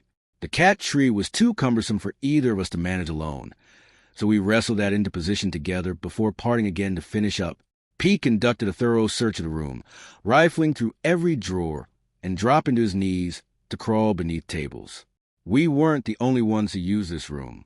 A compact mirror misplaced by the Knitting for Anxiety group could prove disastrous. Well, he did his rounds. I set out the laminated rule cards. By now, I knew them by heart, but I scanned through them nonetheless. As Shirley often told us, taking a couple of minutes to refresh our memories could save us a lifetime of suffering. 1. Discussion must not begin until all protective measures are in place. 2. Any members with followers must not enter the room until the salt line has been drawn. 3. Cover any reflective surfaces. 4. Once the candles are lit, no one can leave until they have burned out. 5. Don't be a dick. Everyone's stories are valid, even if they don't match your own. 6. Listen when someone is talking. You'll have your own turn to speak. 7. Keep an eye on Ed. Daphne breathed in just as we finished, wearing her favorite fluffy pink jumper and carrying an enormous tin of biscuits. She gave Pete an assessing look before thrusting the tin into his arms. You're looking too thin. Eat, she ordered. She gave me a quick hug before scooping the teddy bear out of the talisman box, holding it in her lap as she plopped into one of the seats. Mary came next, scowling and sporting a livid black eye. Daphne made a little squeak of dismay.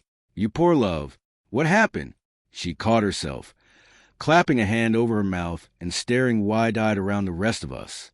Don't worry, Mary reassured her. The fist that did this was human. Who'd be daft enough to take a swing at you? I asked, incredulous. Short she might be, but when Mary wasn't running the pub, she was pitching in at her brother's farm. Between hauling barrels and bales, her arms might as well have been made of steel. Punter who'd had a few too many.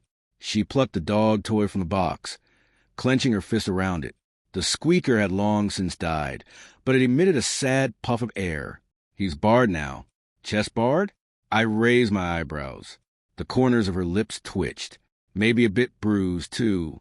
Stefan arrived last, a few minutes after our designated start time. Sorry. He panted as he wrestled the yowling carrier through the door. He did not want to cooperate tonight. He placed the carrier on the floor with a thud, opened the door, and beat a hasty retreat. Ed stalked out, tail twitching irritation. He turned his baleful green eyes on Stefan, who held up his hands in surrender. Don't be a sourpuss. Daphne cooped. Poor old Stevie had to get you here somehow. All around the room, hands reached into pockets. They produced little chunks of cheese, cat biscuits, leftover scraps of chicken.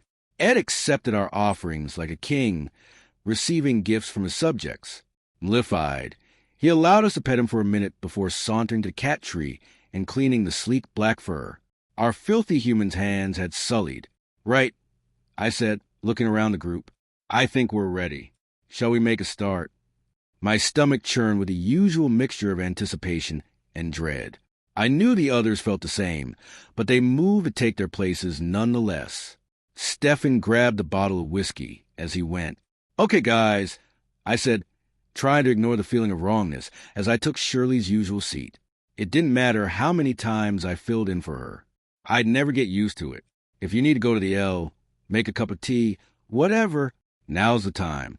Once we light the candles, there's no getting up until they burn out. No one moved. Of course. They knew to come prepared. "Pete, do you mind?" He pulled a lighter from his jacket, lit his candle, and passed it to Mary. It did a full loop of the circle until it reached me. "We're safe in the circle," I said as I lit my candle. "Not just from the things that haunt us, but from each other. Remember, there's no judgment here. Listen, be kind to one another. Now, who would like to start?" I glanced towards Pete, but he gave a tiny shake of his head, pressing his lips together tightly. "Not ready yet." "No matter." I turned instead to Stefan, who cleared his throat. "I'll go, I suppose." He turned the bottle over in his hands. "Danielle emailed me a few days ago." "Danielle, Elfie's mom." Daphne ventured softly. "The very same. She always gets in touch this time of year. Lets me know how he's getting on. History's his favorite subject. He'll be studying it at uni in a couple of years. Thanks to you," said Mary. "You gave him that chance."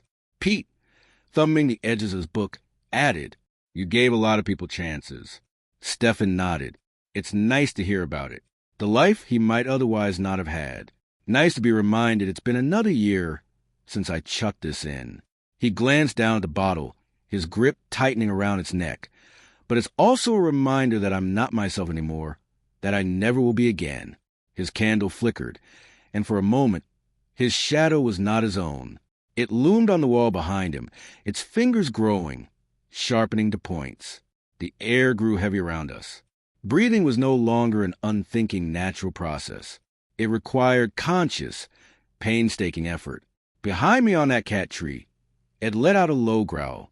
I glanced at the others in turn. Mary stared straight at Stefan, jaw clenched tight. Daphne held her teddy bear close to her chest.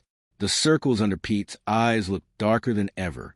Twisting a little in my chair, slowly forcing myself to act as though I hadn't a care in the world. I looked over at Ed. He stared on, blinking at the wall behind Stefan, tail snapping from side to side. Perhaps Stefan's voice emerged a deep rasp. "We should move on to someone else." "Good idea." Through sheer force of will, I managed to keep my voice light. "Sounds like you need a strepsil, mate." Mary snorted. Daphne looked at her like she'd lost her mind, then let out her own small giggle. Even Pete managed to smile. The oppressive feeling vanished as quickly as it had come. Ed resumed, licking his paws. "My turn," said Mary, drumming the rubber bone against her knee. "The little git has been causing hell all week." Before we could find out exactly what the little git had done, the door swung open. A bespectacled young man smiled in at us from the corridor. "Is this the Stop Smoking group?" "They're in here tomorrow," I said. "We're something else." "Ah." He puffed out his cheeks, disappointed. "I meant to be leading it." "Well, come back at 8 o'clock tomorrow. I'm sure you'll do brilliantly. I don't suppose I could sit in on your session. I've never done one of these things before. I could do with some experience." "Bad idea," said Mary abruptly. "We're a private group," I explained. "You won't even know I'm here. I promise." As he stepped into the room, we all rushed to dissuade him, talking over each other in our panic. "You can't. This is private. You don't know." Mary, her face so red it was nearly purple, looked like she was strongly considering battering him with the rubber bone. She couldn't. None of us could leave the circle. All we could do was watch helplessly as he waved off our complaints, grabbed a small chair, and forced into the small gap between Daphne and Stefan. The group stared at him, a gassass, Then as one turned their eyes to me, "Damn it, Shirley. Why did you breed children with such weak immune systems?" "Right." I looked at the stranger expectantly. "Martin," he supplied. "You're here now, Martin. For better or worse, we have strict rules, and we expect you to follow them. Of course, I wouldn't dream of disrespecting your group." I bit my tongue down on the comment that barging in uninvited had done just that, and instead said, "The most important one is you're now here until the end of the session. No getting up to go to the L. No smoke breaks. No fear there." He cut in, beaming at me. I smiled weakly back at him. "Secondly, we respect each other here. You might hear things that sound strange to you. It's not your place to interrupt or invalidate anyone's experience. I understand how important respect is," he said sincerely, then with just the faintest tone of pompousness creeping into his voice. "I'm a trained counselor, you know. Is the ink still wet on your certificate?" Mary snapped. "Mary," I said quietly, less a caution, more a plea. She shot Martin a burning look that suggested she would be having words with him in the car park later, but said nothing further. "Would you like me to start?" Daphne asked. I felt a rush of affection for her. She was fiddling with the bear's ears, clearly uncomfortable, but she was still trying. "That would be lovely, Daphne." She took a deep, steadying breath. "It's been hard since the nights started getting longer. Winter's always the worst. You know, I've got lots of other little berries at home." She picked the bear up by his paws, made him dance a little jig in her lap. "They help, but when I wake up and see it standing there at the bottom of the bed," she shivered. And when she spoke next, her voice was little more than a whisper. "It's those eyes sewn shut, but it still stares at me. Do you all have sleep disorders?" Martin buged in. "No," I said shortly. "And please don't interrupt." "Sorry, Daphne. Please carry on. You hear stories about stuff like this." She resumed haltingly. "People seeing terrors in the night. They always seem to be there one moment, gone the next. You all know it doesn't work that way for me. Once it turns up, it's there until sunrise, following me around the house, always watching. It was a bit more bearable when I still had Graham. He used to sit up and watch films with me, hold my hand on the sofa." Her eyes were sparkling now, in the early days. Anyway, by the end, I saw Mary's hands tighten around the bone. I knew how she felt. Logically, I knew I couldn't blame Graham. It took a special sort of person to stick around and deal with this stuff when they didn't have to. And as we'd all learned, those sorts of people were few and far between. Still, I hated him for leaving his poor, sweet wife to suffer alone. Stefan leaned over to Daphne, offering her his handkerchief. She took it with a grateful smile and dabbed her eyes. "Creative writing?" Martin burst out. "What?" I asked. "You're a creative writing group, right?" "Mate, you've been told already to keep your gob shut. How hard is it?" Mary demanded, jabbing the bone in his direction. "She's right," I said. "Please don't make me ask you again." When I looked at Daphne, she shook her head, holding the handkerchief tight against her cheek. I raised my eyebrows at Mary. "Fine," she huffed. "I'll go. As I was saying before, we were so rudely interrupted." She shot Martin a scorching look. "He's been causing trouble this week. More than usual." "I mean, has he been in the toilets again?" I asked. "Yes, literally in this case. That's how I ended up with this." She tapped her black eye. Drunk punter went into one of the stalls, and the little popped his head up out of the lore. It's not the place you expect to find a little old man in a bowler hat. Freaked him right out. Came running out, ranting and raving, swinging fists. She let out a grunt of dissatisfaction. 2 of the staff gave their notice that night. It's becoming an issue. We don't have a problem hiring. They hear the pub's haunted and think they might get a little laugh, a little scare, but the moment it inconveniences them. "Wait," Martin interrupted. Mary heaved a heavy sigh. "Here we go. Are you claiming that you're experiencing some sort of, genuine paranormal phenomena?" When Mary's only response was a hard stare, he turned to Daphne. "And you too?" She gave him the smallest nod, just enough to confirm his statement. "Martin?" I cut him before he could say anything further. I was very clear about our rules. We don't invalidate anyone's experiences, but you should. No. He caught himself, held up his hands in a gesture of contrition. "You're quite right. Your group, Your rules. Please do continue. Mary's scowl made it clear she had no intention of picking up where she had left off. Pete and Daphne both pointedly ignored my looks. Only Stefan met my eyes. He cleared his throat, then suggested gently, "Perhaps you would like to." I really wouldn't. Not when Martin was now leaning forward, gaze intent and full of sickening concern. But I could hardly expect the others to open up if I refused to do so myself. Right. I shifted in my seat, balling my hand into a fist around the keyring. Yes, well, you all know how it started. Martin was acquainted with the story. I could have swung for Stefan if I wasn't so certain he wasn't intent on torturing me. The rest of us were content to keep our experiences within the confines of our small circle. But he still had a streak of the preacher about him, and it was focused on warning the general public about the dangers we were intimately acquainted with, even if it branded him as crazy for his struggles. If you wouldn't mind, not at all. The sentiment wasn't entirely convincing through gritted teeth, but it was the best I could manage. When I was a kid, we used to go to the seaside on holiday. I forced my fingers to unfurl and held up the keyring. Here, to be precise. Martin squinted at the keyring, his smile coming too quickly. It looks lovely. It was a bit of a hole. The smell of greasy chips drifted back to me across the years. I remember the sky that always seemed to be slate gray, even in summer, and the cold bite of cedar on my thighs. I could feel the musty arcade carpet beneath my cheek.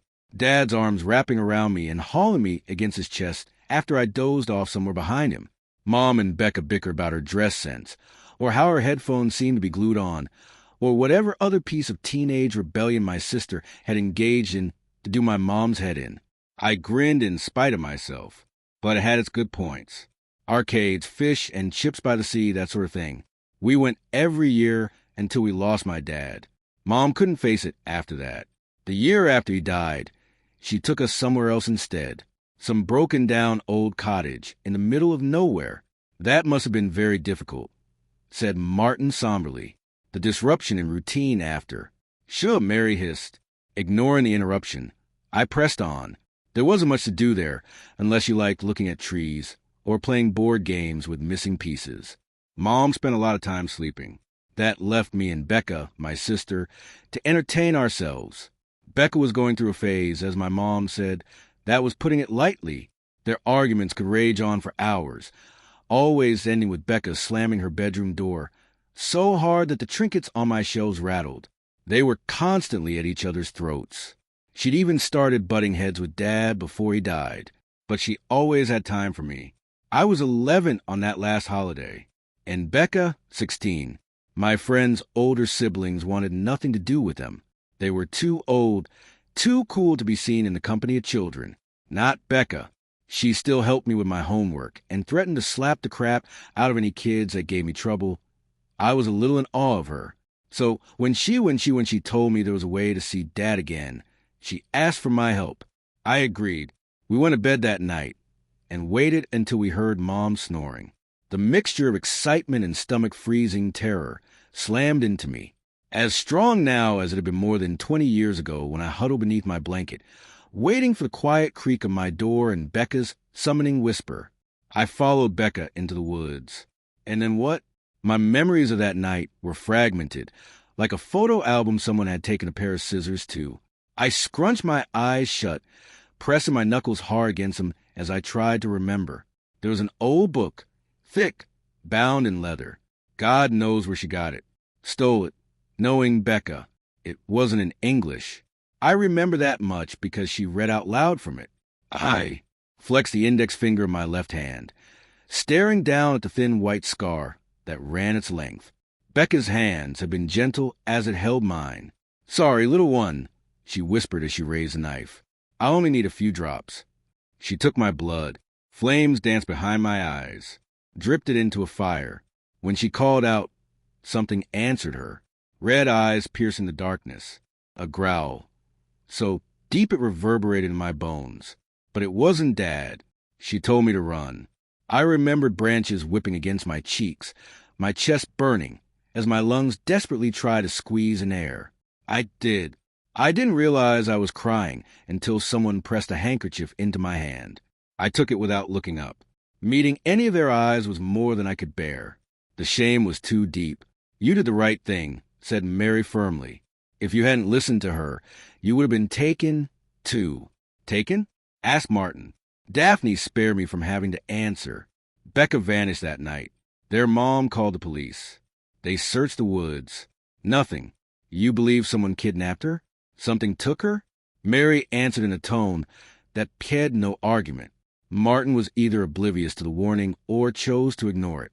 I mean no disrespect to your sister, but it sounds like she was troubled arguing with your mom, grieving for your dad. Couldn't she have run away? You seem to be under a misapprehension, said Stefan. Namely, that this was an isolated incident. It wasn't. We have all caught glimpses of this beast 1,000 times. I sent up a silent prayer of thanks for my friends. The first time it had returned. 1 year to the day after the night. Becca led me into the woods. I was alone. I lay frozen in bed as its red eyes pierced me through the darkness, quaking each time it let out another growl. Staring into its terrible eyes nearly cost me my sanity. But I didn't dare look away, barely dare to blink, certain it would pounce if I gave an opening. I'd weather the next few anniversaries in my mom's bed, clinging to her arm as she slept the deep sleep of the medicated. When I left home, I took to spending those nights in churches. Finally, I found a group of friends willing to sit in vigil with me.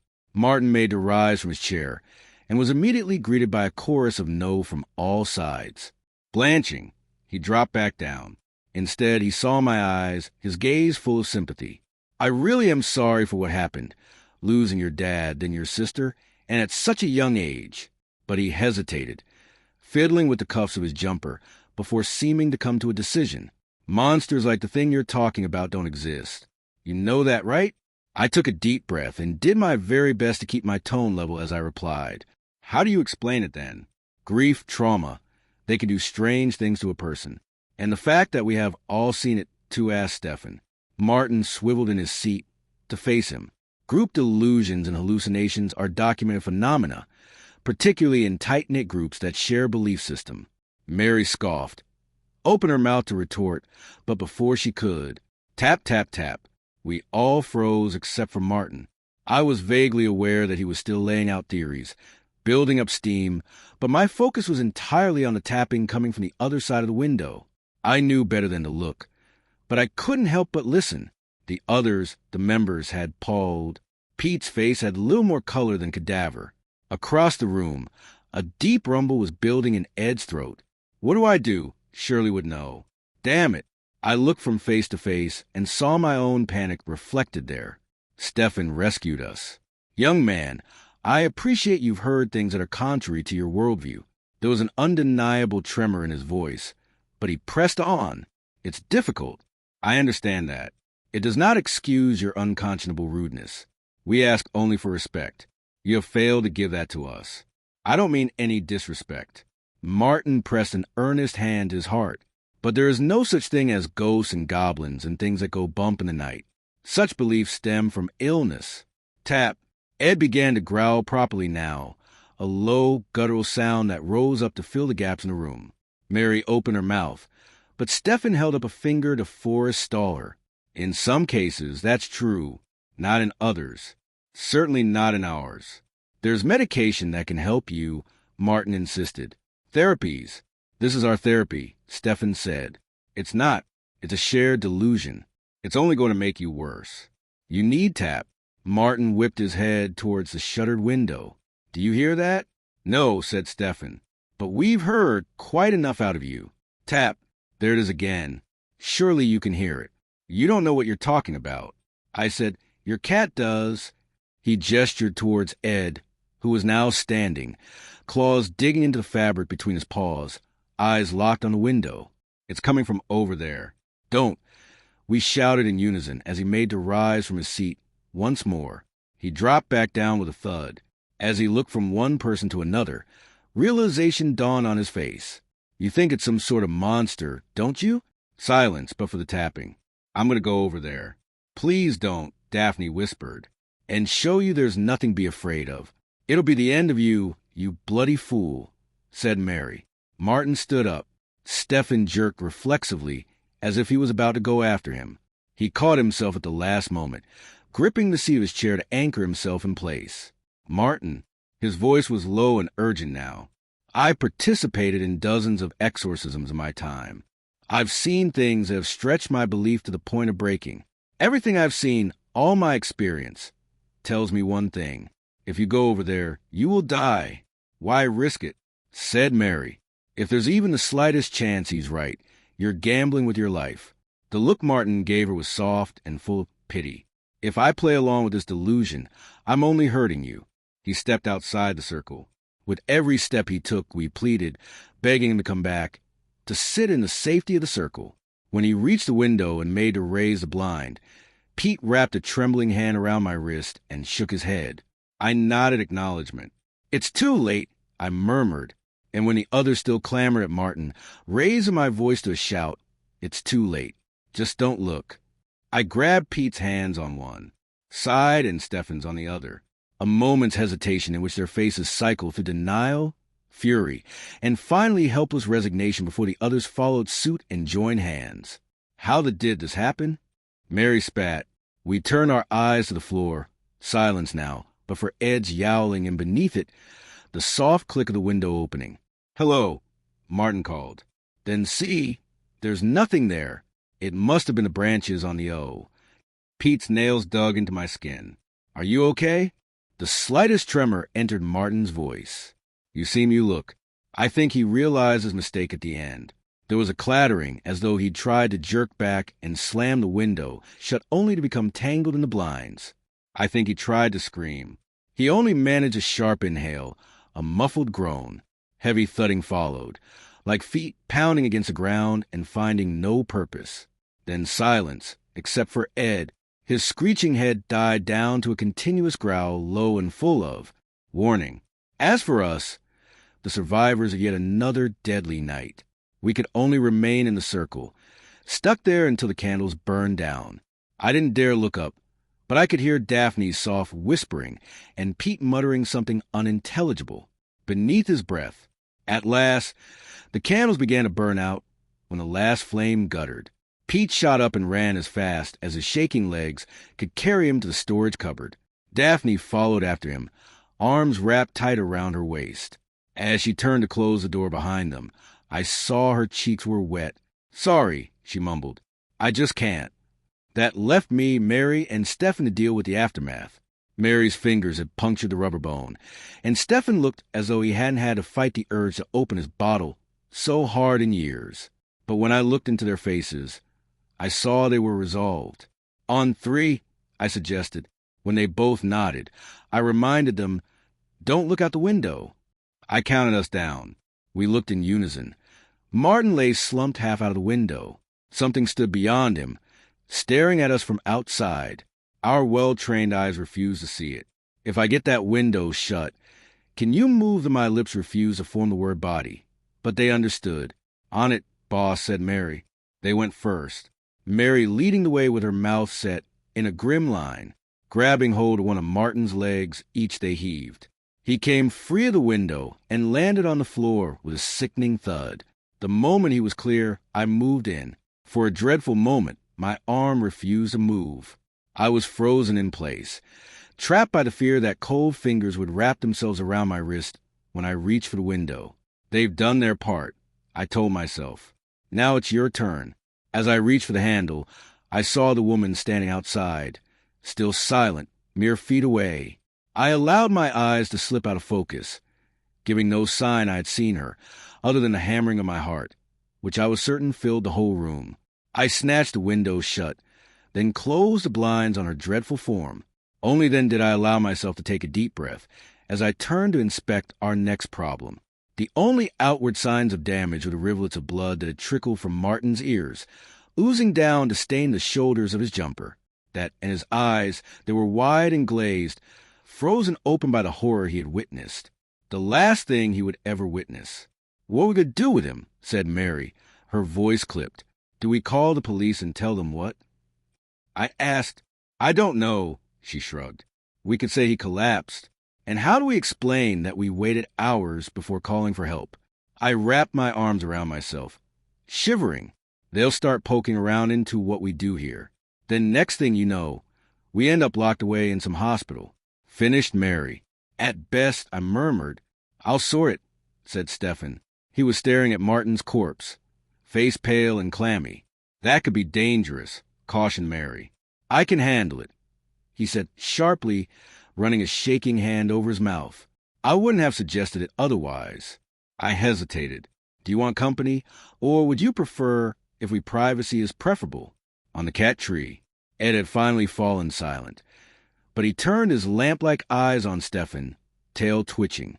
As I ushered Mary to the storage cupboard, Stefan called after us hoarsely, "Draw a salt line just in case." We slipped inside to where Daphne and Pete were waiting for us, her arm wrapped tightly around his shoulder. They glanced at us, read our grim looks, and looked quickly away again. When I turned to close the door, I caught a glimpse of Stefan, his jaw unhinging, dropping down to his chest. As his teeth sharpened into fangs, he advanced on Martin, his clawed hands grasping. I slammed the door and reached for the salt. One thing to know about me, I love Halloween. Always have, always will. Every October, I spend thousands making sure my house is the spookiest on the block. The decorations put even some of the local haunted houses to shame, though I make sure not to go too crazy. Don't want another HOA citation. I also give out the best treats. King's Eyes candy bars. That's right, King's Eyes. It's no wonder so many trick-or-treaters come crowding outside my door each year. But of course, they'll have to earn it first. So many kids nowadays don't take Halloween seriously, throwing on last-minute costumes just to feed their sugar fix and rot their teeth out. You only get so many Halloweens before people start saying you're too old, and these brats are wasting them. Don't they know that some people would kill to be that age again? Young like the girl currently ringing my doorbell. Trick or treat. She lifted between two missing front teeth while lifting up her treat bag. She can't be older than 6, and her costume isn't really much of one at all. Just an ordinary child's romper that cuts off above her terribly scraped-up knees, like she'd fallen on the way here. I feign a smile of my own. Now, aren't you a cutie? Were you so excited to go trick-or-treating that you forgot to put on your costume, dear? The child freezes. You don't recognize me? I look her over again. Maybe she's dressed as a character from some TV show she likes. Still doesn't change the fact that it's an awful costume. Boring. Like those wise kids who think it's a good idea to dress up as someone from the office. A good costume should be eye-catching regardless of whether someone gets the reference or not that I'm sorry. Hun, I really don't.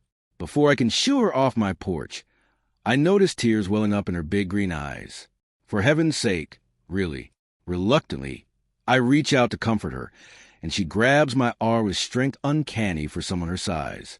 An ugly, guttural sound emanates from her throat as she chokes back, sobs. But you, she sniffles. I'm past I can't make out the rest. Past what? Past the age to be making a scene on someone's porch. Speaking of, where is this girl's parents?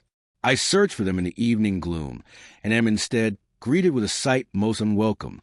Trick or treat. Chorus is a new batch of kids. Great, more of them. Normally more trick-or-treaters would be a good thing.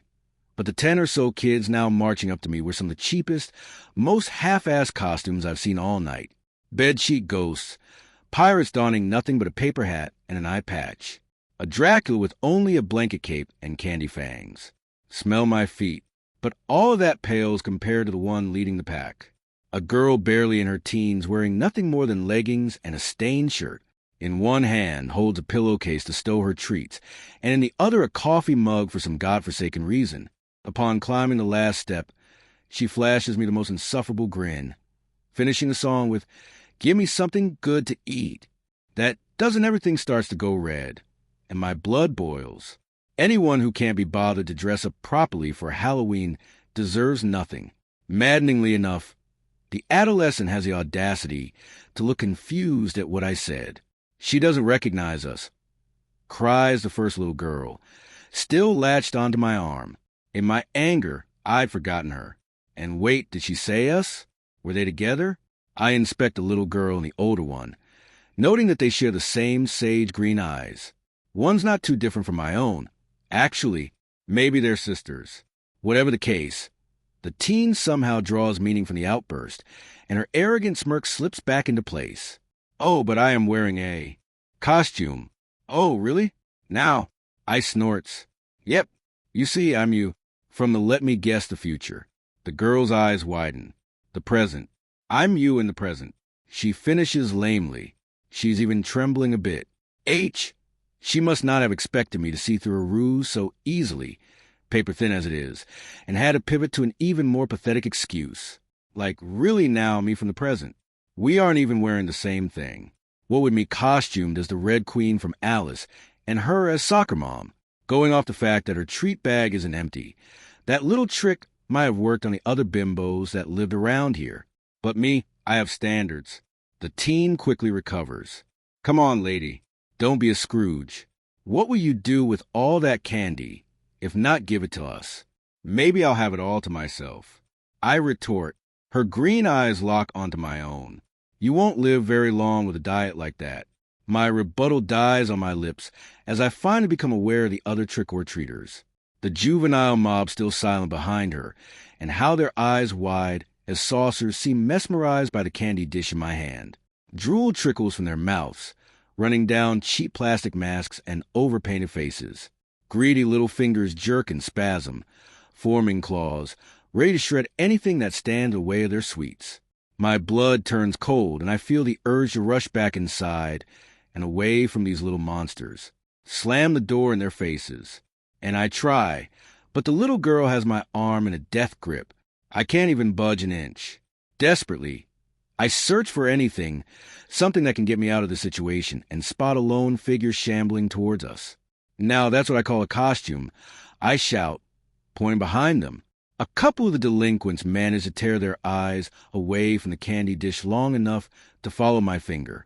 And what follows after they lay eyes on the newcomer screams. At first, it's just one high and blood-curdling, sharp enough to split the nightly air in half. And then, like dominoes, the others turn around, first to the screamer, then to the cause of the screaming, and fall into chorus until all the block seems to be filled with their terror.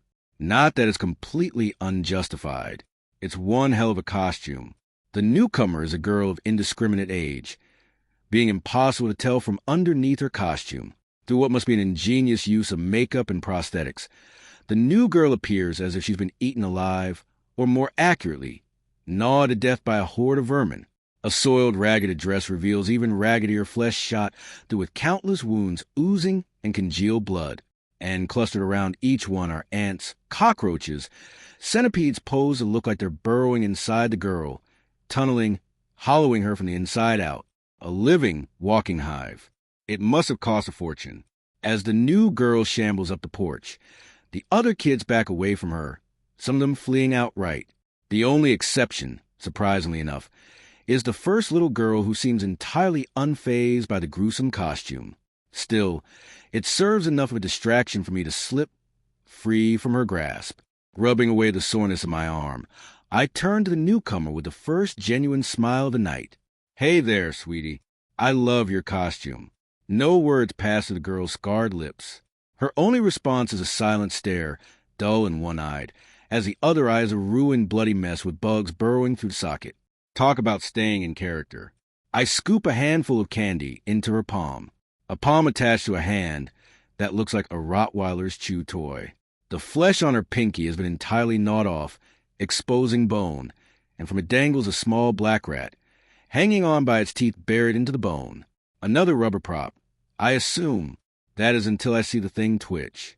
I shriek, jumping back, causing the candy dish to slip out of my hands and into the bushes below. The girl doesn't react in any matter. Still as a grave, and so is the rat, just as lifeless. Neither now does the rat biting into her hand. If it had ever actually moved in the first place, I must be more shaken up from that close call earlier than I'd thought. My cheeks burn bright in embarrassment. I'll go get some more candy. Hun, be right back. I dive back inside, heading for the cellar where I keep the leftover Halloween candy. It's dark inside the cellar. The stale air is paradoxically both dusty and humid. I rarely come down here. I'll have to hire a cleaner. The lone naked light bulb sputters through light to barely make out the far wall.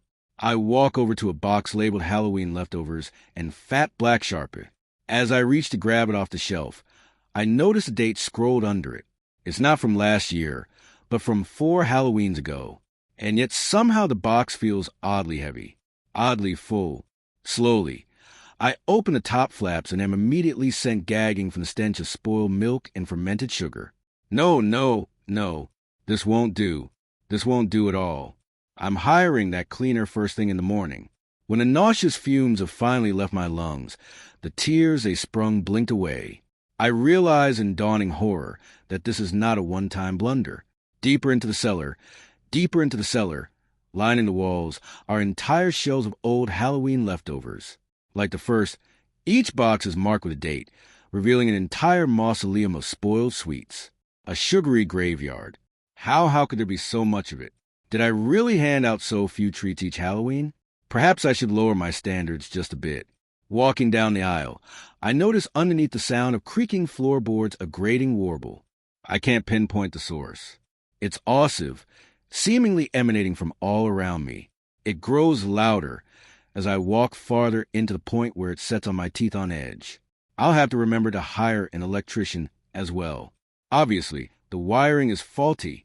At the end of the hole, I finally reach a box marked as last year's goodies. Unlike the other one, this one is taped up, requiring me to scratch off the corners of the tape on the sides to open it. The candy still looks edible, though the wrappers are a little sticky. This should suffice. I'm lifting it up when the largest cockroach I've ever seen darts from behind the shelf. I yelp, stumbling back into an adjacent shelf hard enough that the box of holds tips over, drenching me in a saturn of spoiled chocolate and melted taffy. Yuck, my beautiful costume ruined. And I don't even want to think about getting this out of my hair. Even removing my now soiled dress doesn't help much. The sugary goop seeped right through it, and onto my skin where it adheres like a candy crust. Double yuck. While I'm picking myself off the floor, I notice something in the corner of my vision. Propped up on a lower shelf is a book, a photo album of my childhood, conspicuously already open to a page in the middle. I recognize the photo instantly. It was taken 20 years ago, depicting me fresh out of kindergarten. I remember the day well, of course. I had fallen off the swing set, landing face first, knocked out my 2 front teeth, and got scraped up real bad. A small part of me thinks it a little messed up that my parents would put this in the album. A much larger part of me is consumed with the realization that the ball and girl in the photo is the splitting image of the little girl I'd met earlier. The one missing her front teeth unbidden, her words pop into my head when I ask about her costume. You. I'm past. Past. P-A-S-T. That's what she meant. She's me from the past. Baffling choice. And get up aside. There's absolutely no way she could have seen this photo. Having been down here collecting dust all these years, even I had long forgotten about it. And like some great horrendous machine churning to life, my brain begins to make other connections as well, like about the older girl who claimed to be me from the present and how with my costume taken off. I notice that my underclothes are the exact same. Even the coffee stain from when I spilled my latte during my rush to find batteries for the animatronic skeleton. Okay, so there's one girl dressed up as me from the past, another as me in the present. Did that mean there was one more girl than me from the future? For some reason, the thought brings chills. I mentally replay the night's events in my head and can't come up with anyone that could fit the bill. Maybe they don't exist. Maybe there is no third weird little girl with an eerily accurate costume. Or maybe I just haven't met them yet, having gone inside before they could arrive. If I was to go back outside as originally planned, would I get to meet her? Maybe she's already out on the porch right now. Would I even want to meet this me from the future? The thought is morbidly tantalizing, like standing on the edge of a cliff, inexorable as gravity. I shake the thoughts out of my head. This is stupid, with this Halloween being a bust. The only thing I'm going to do is turn my lights off early and get this candy off me by way of a long hot shower. Picking myself up, I dust myself off, or try to anyway. The gummy sweets adhere too strongly to my skin and clothes to brush off. Definitely going to need that shower. I make my way to exit. But when I try the door, it refuses to budge because of course it wouldn't. Guess I'll have to hire a locksmith. 2. I never should have come down here. I shoot a text to my maid, who has a spare key in my house. 2 minutes later, and still no response. Just because you're on your day off doesn't mean you can't pick up your calls. Martha. Good grief. For a second, I debate calling 911, but ultimately decide against it. It's not really an emergency. Besides, I don't want to give any of those terminally bored housewives I'm unfortunate to call neighbors anything more to gawk at. Decision made. I plop down on the floor, determined to wait until maid sees my text, or at the very worst, when she undoubtedly finds me at 6 a.m. tomorrow when she reports in for work. But as the minutes well away in this dusty cellar, the night's events and revelations begin to gnaw at me. I realize that I'm breathing way too fast. Try to do some breath exercises. Doesn't work. I heard once that journaling can be calming, hence this little story I wrote on my phone, recounting the strange series of events from start to finish. It helps a little. I think I'm still debating whether I should actually post it or not. On one hand, I'm not much for strangers prying into my business. On the other hand, commiserating with strangers on the crappiness today's generation of kids could very much be what I need to get through this even crappier situation. In the midst of my typing, the buzzing sounds reach a peak, taking on a new form that sounds almost like chittering, a cacophonous noise coming from all around me. I lift my eyes and am met with hundreds more, belonging to a horde of vermin. In every direction lies ants and roaches and rats, all grotesquely fat from years of gorging on spoiled sweets. And I can tell from the way they look at my sugar-saturated form, their appetite isn't quite sad yet. Their ravenous gaze brings to mind the kids still waiting on my porch.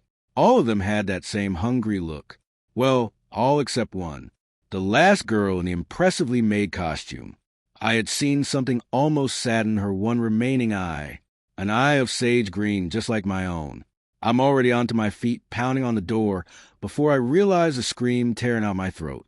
Notice only through the burning of vocal cords, shredding themselves against each other. The sound itself doesn't reach my own ears, drowned out as by the scuttling of thousands of clawed feet and the chittering of gnashing teeth. I don't dare look back, vision narrowing solely to the door in front of me and how it can't be locked because the knob turns and yet it won't move. I fumble around with my phone, madly shaking my legs to get bugs, and worse from crawling up them, and turn on the flashlight glued stuck with the door hinges and some gummy substance. Old taffy. Desperate. I try clawing it off, but recoil when I feel a sharp pain in my hand. I lift my hand up to the phone's light. Tangling off my pinky is a small mottled black rat. It had bitten me right down to the bone. Sometimes I think we may have been too eager to own a home. If we had taken our time and been more discerning, we probably would not have ended up as involuntary hosts to the dozens of yearly visitors that wander onto our property from the small business next door. We live next to a funeral home. And by next to, I mean if our two buildings were any closer together, they could be condensed into a townhouse. A small strip of yellowish-green grass, barely wide enough to fit two people side by side, is all that separates our properties. And evidently that strip belongs to my wife and me, because if we don't mow it, it doesn't get cut. Really, I should say that we live behind a funeral home, because while it is our closest neighboring property on our left side, that side of our house is actually facing its rear.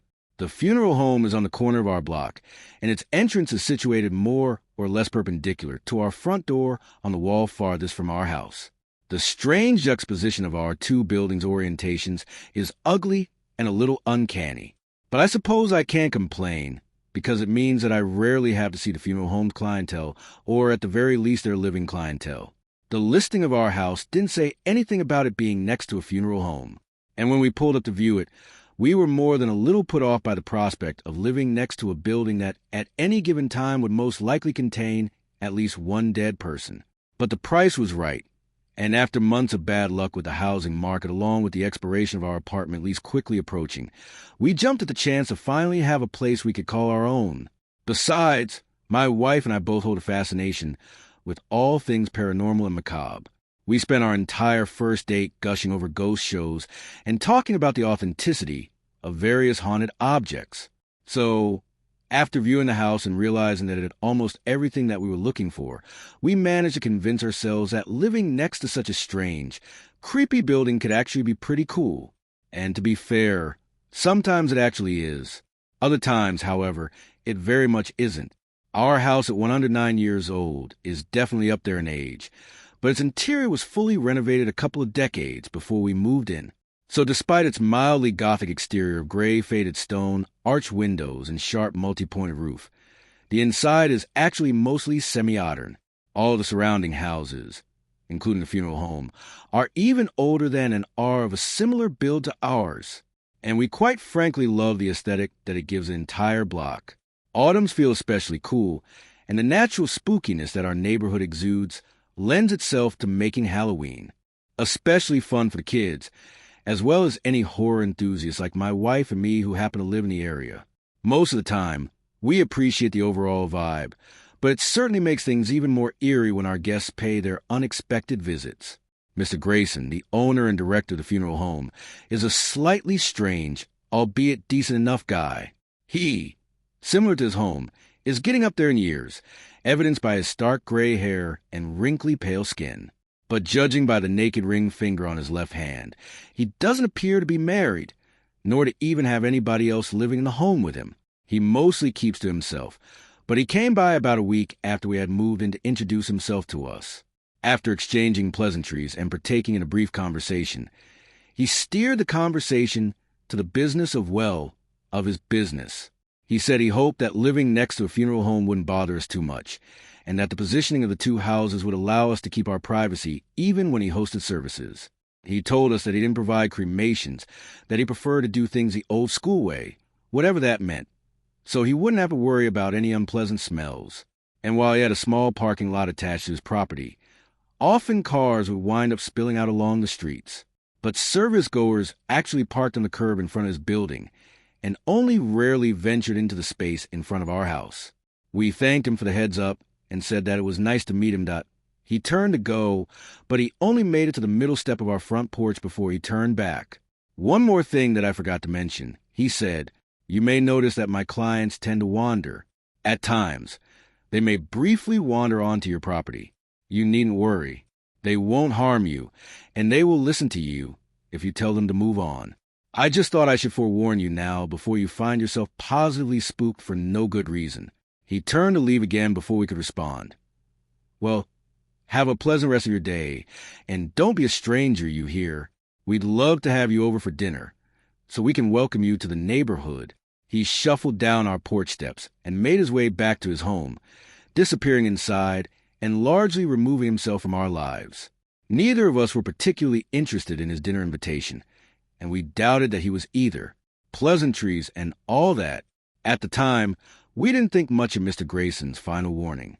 We assumed that when he said clients, he was talking about disoriented mourners who sometimes wound up where they didn't belong. We doubted that it would be a big deal, and so promptly forgot about it after a brief discussion about the strangeness of the whole encounter. The first incident didn't come until close to a month later. By then, we had largely forgotten about Mr. Grayson and his cryptic words of caution. We rarely even saw the funeral director outside of the occasional glimpses of him on his grandiose front porch, welcoming mourners on service days. And the stress of the move had our minds very far away from our first interaction with the peculiar man. It happened on a night in late spring, one of those hot, sweltering days that feel more like early summer, despite what the calendar would have you believe.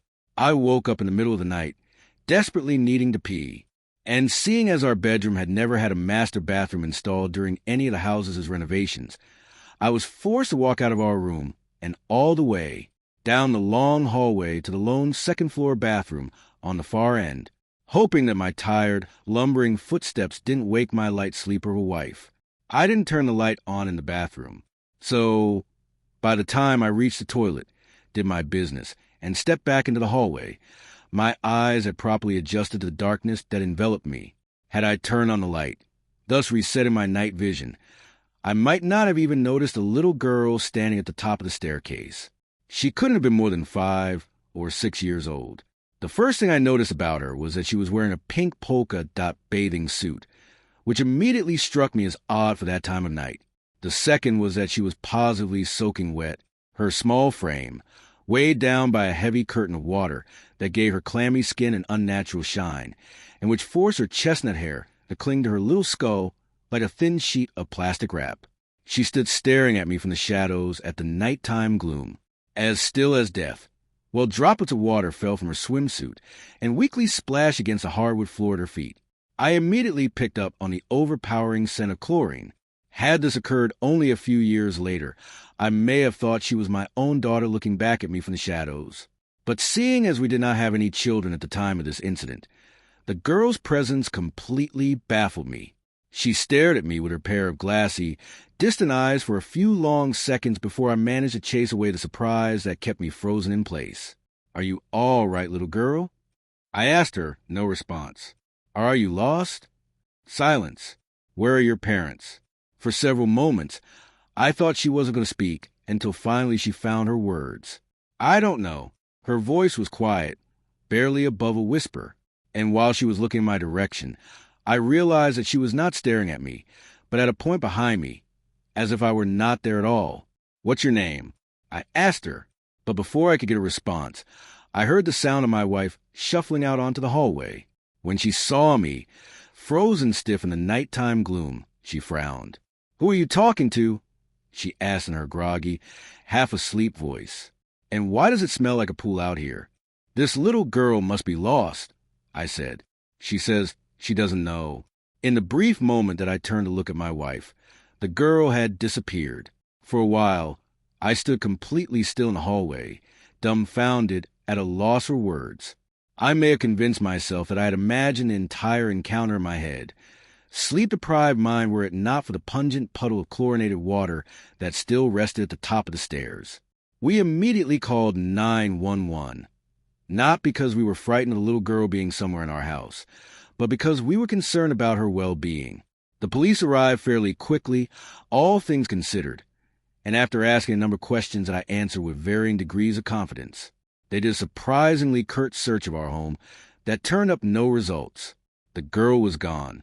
Were it not for the puddle that she had left behind, I couldn't have said for sure if she had even existed at all. I was stunned when one of the officers told me that, well, they would file a police report. There was nothing more they could do. "Nothing more you can do," I said, "but there's a lost little girl around here somewhere. You aren't even going to ask around the neighborhood about her or something?" The officer, looking like he had a lot to say, seemed to weigh his words before he finally sighed and spoke. "Look, you just moved into this place recently, right? Which means you probably don't know this yet. But this isn't the first call of this type that we've had at this residence. Not by a long shot. What you mean like that girl has been here before?" "Not exactly," the officer said. "People tend to see strange things in this house, things that aren't necessarily there. But she left a puddle at the top of my stairs." I said, flabbergasted. "It's still sitting up there right now. You're telling me I imagined that?" "No," he said. "In fact, I'm sure you saw something, but I don't know that it's exactly what you might be thinking." He paused, seeming to choose his next words carefully again. "Look, you're the lieutenant's nephew, right? I think it's probably more his place to explain this to you. Give him a call tomorrow morning, and he'll give you the skinny on this house. But in the meantime, rest easy tonight knowing that there is no lost little girl in a polka-dot bathing suit wandering around this neighborhood. Of that I can assure you." His words were not at all reassuring. The police left, and after cleaning up the puddle of water that was soaking into the hardwood of the upstairs landing, my wife and I went back to bed. My mind was too preoccupied by the thought of the lost little girl to fall back to sleep. So when morning came, I groggy crawled out of bed and followed that officer's advice. My uncle is, at the time of writing this, a nearly 3-decade veteran of my town's police department. He's seen it all throughout the course of his career, including apparently personally going on several calls at my house back in the day. And so when I called him asking about the previous night's incident, he immediately knew what I was talking about. "Geez," he said from the other end of the line. "I didn't realize that you had moved into that house. If I had, I probably would have told you to steer clear of it before you signed anything that was legally binding." I frowned at this despite knowing that he couldn't see it. "Why? What exactly is wrong with our new house?" My uncle waited a long time before answering. So long that I actually thought he had hung up on me, or we had otherwise lost connection, before he finally spoke again. "There is some weird stuff that happens at that house. Kid, I've already gathered as much. I said, trying my best to check my annoyance while speaking to my uncle. What I don't understand yet is what exactly that means. Again, there was an uncomfortably long pause. Let me start by telling you this. The reason that officer last night knew that the little girl in the polka-dot bathing suit wasn't wandering around your neighborhood is because he knew that she had died earlier this week. I can still remember the chill that ran up my spine when my uncle told me this.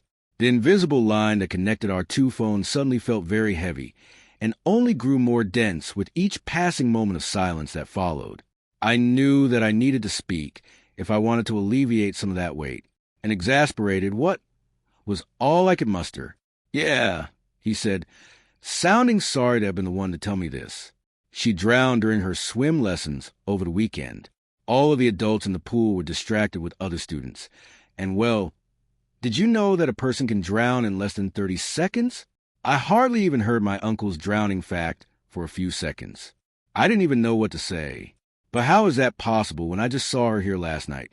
Without looking into it, I'm willing to bet she wound up at the funeral home next to your house. What makes you say that? Because the clients of that funeral home, they don't like to stay in the funeral home. I can't tell you how many calls we've gotten over the years of new homeowners seeing mysterious figures and uninvited guests in that house of yours.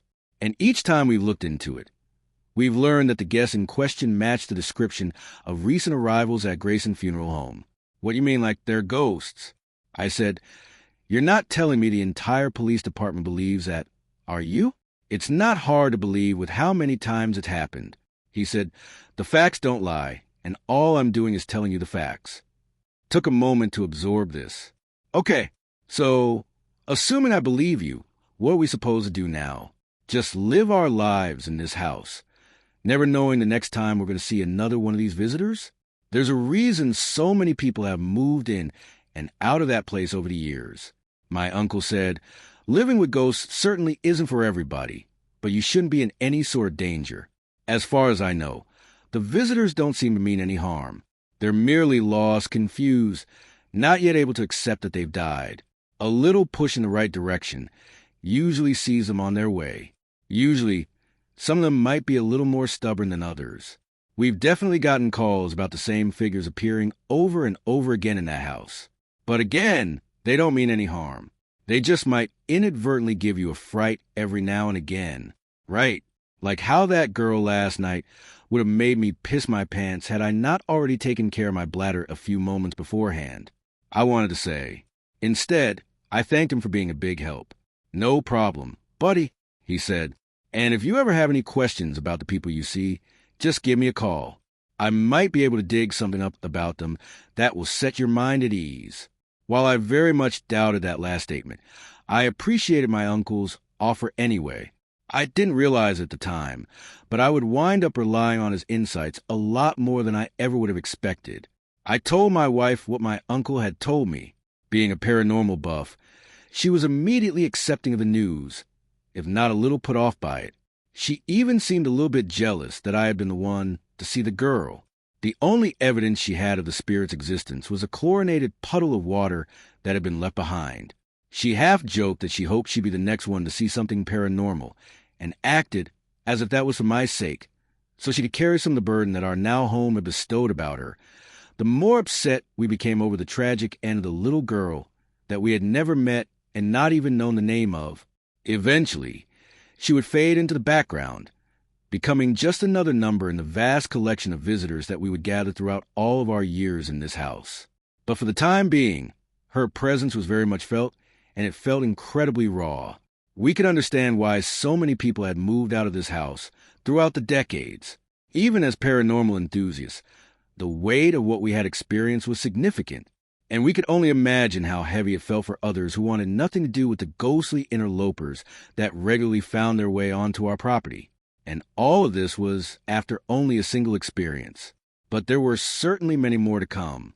At the expiration of those 2 weeks, I heard my wife scream.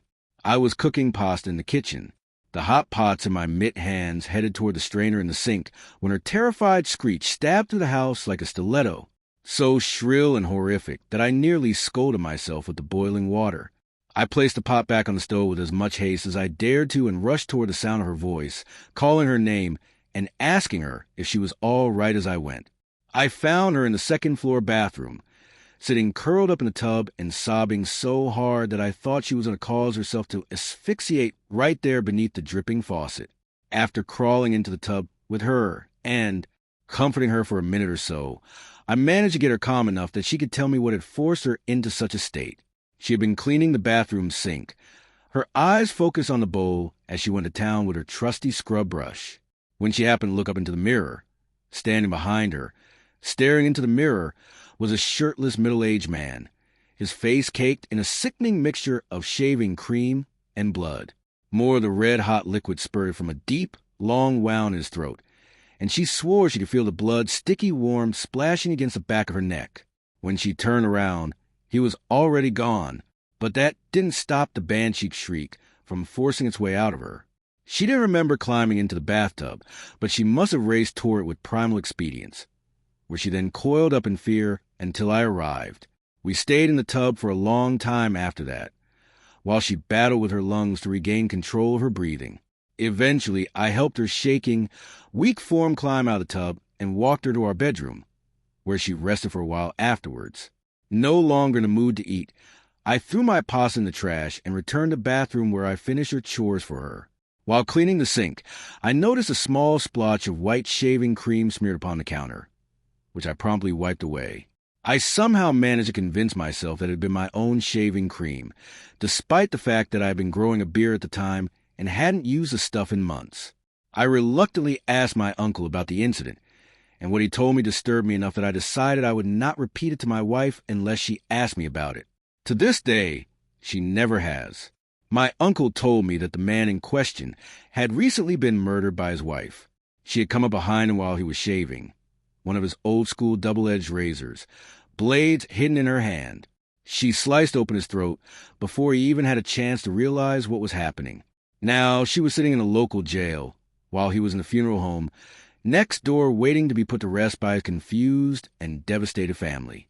At the time, his wife had not provided a motive for the murder, and I never followed up with my uncle about it. I didn't see much good in knowing. Naturally, we discussed moving out after this.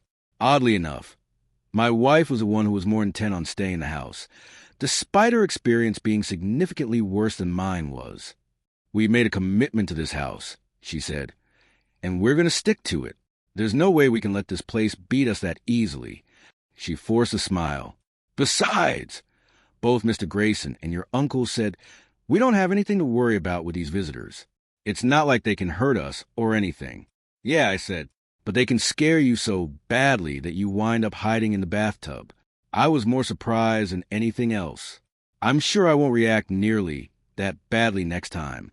My wife placed a reassuring hand on my forearm. "You don't need to worry about me. I'll be all right." "Are you sure?" I asked, unconvinced. She nodded. "Yeah, I can handle a few scares here and there if you can." I finally gave a smile back to her. It was mostly genuine. "Of course I can. It's going to take more than a few unexpected guests to scare me out of this place." And so we were in agreement, and the matter was settled. Years passed in that house. We raised a family together, a pair of beautiful daughters that became our entire world. All the while, we continued to be inconvenienced by our regular visitors. Sometimes weeks would go by where nothing paranormal happened, but other times we'd both have experiences for multiple days in a row. As it turned out, my wife had been right.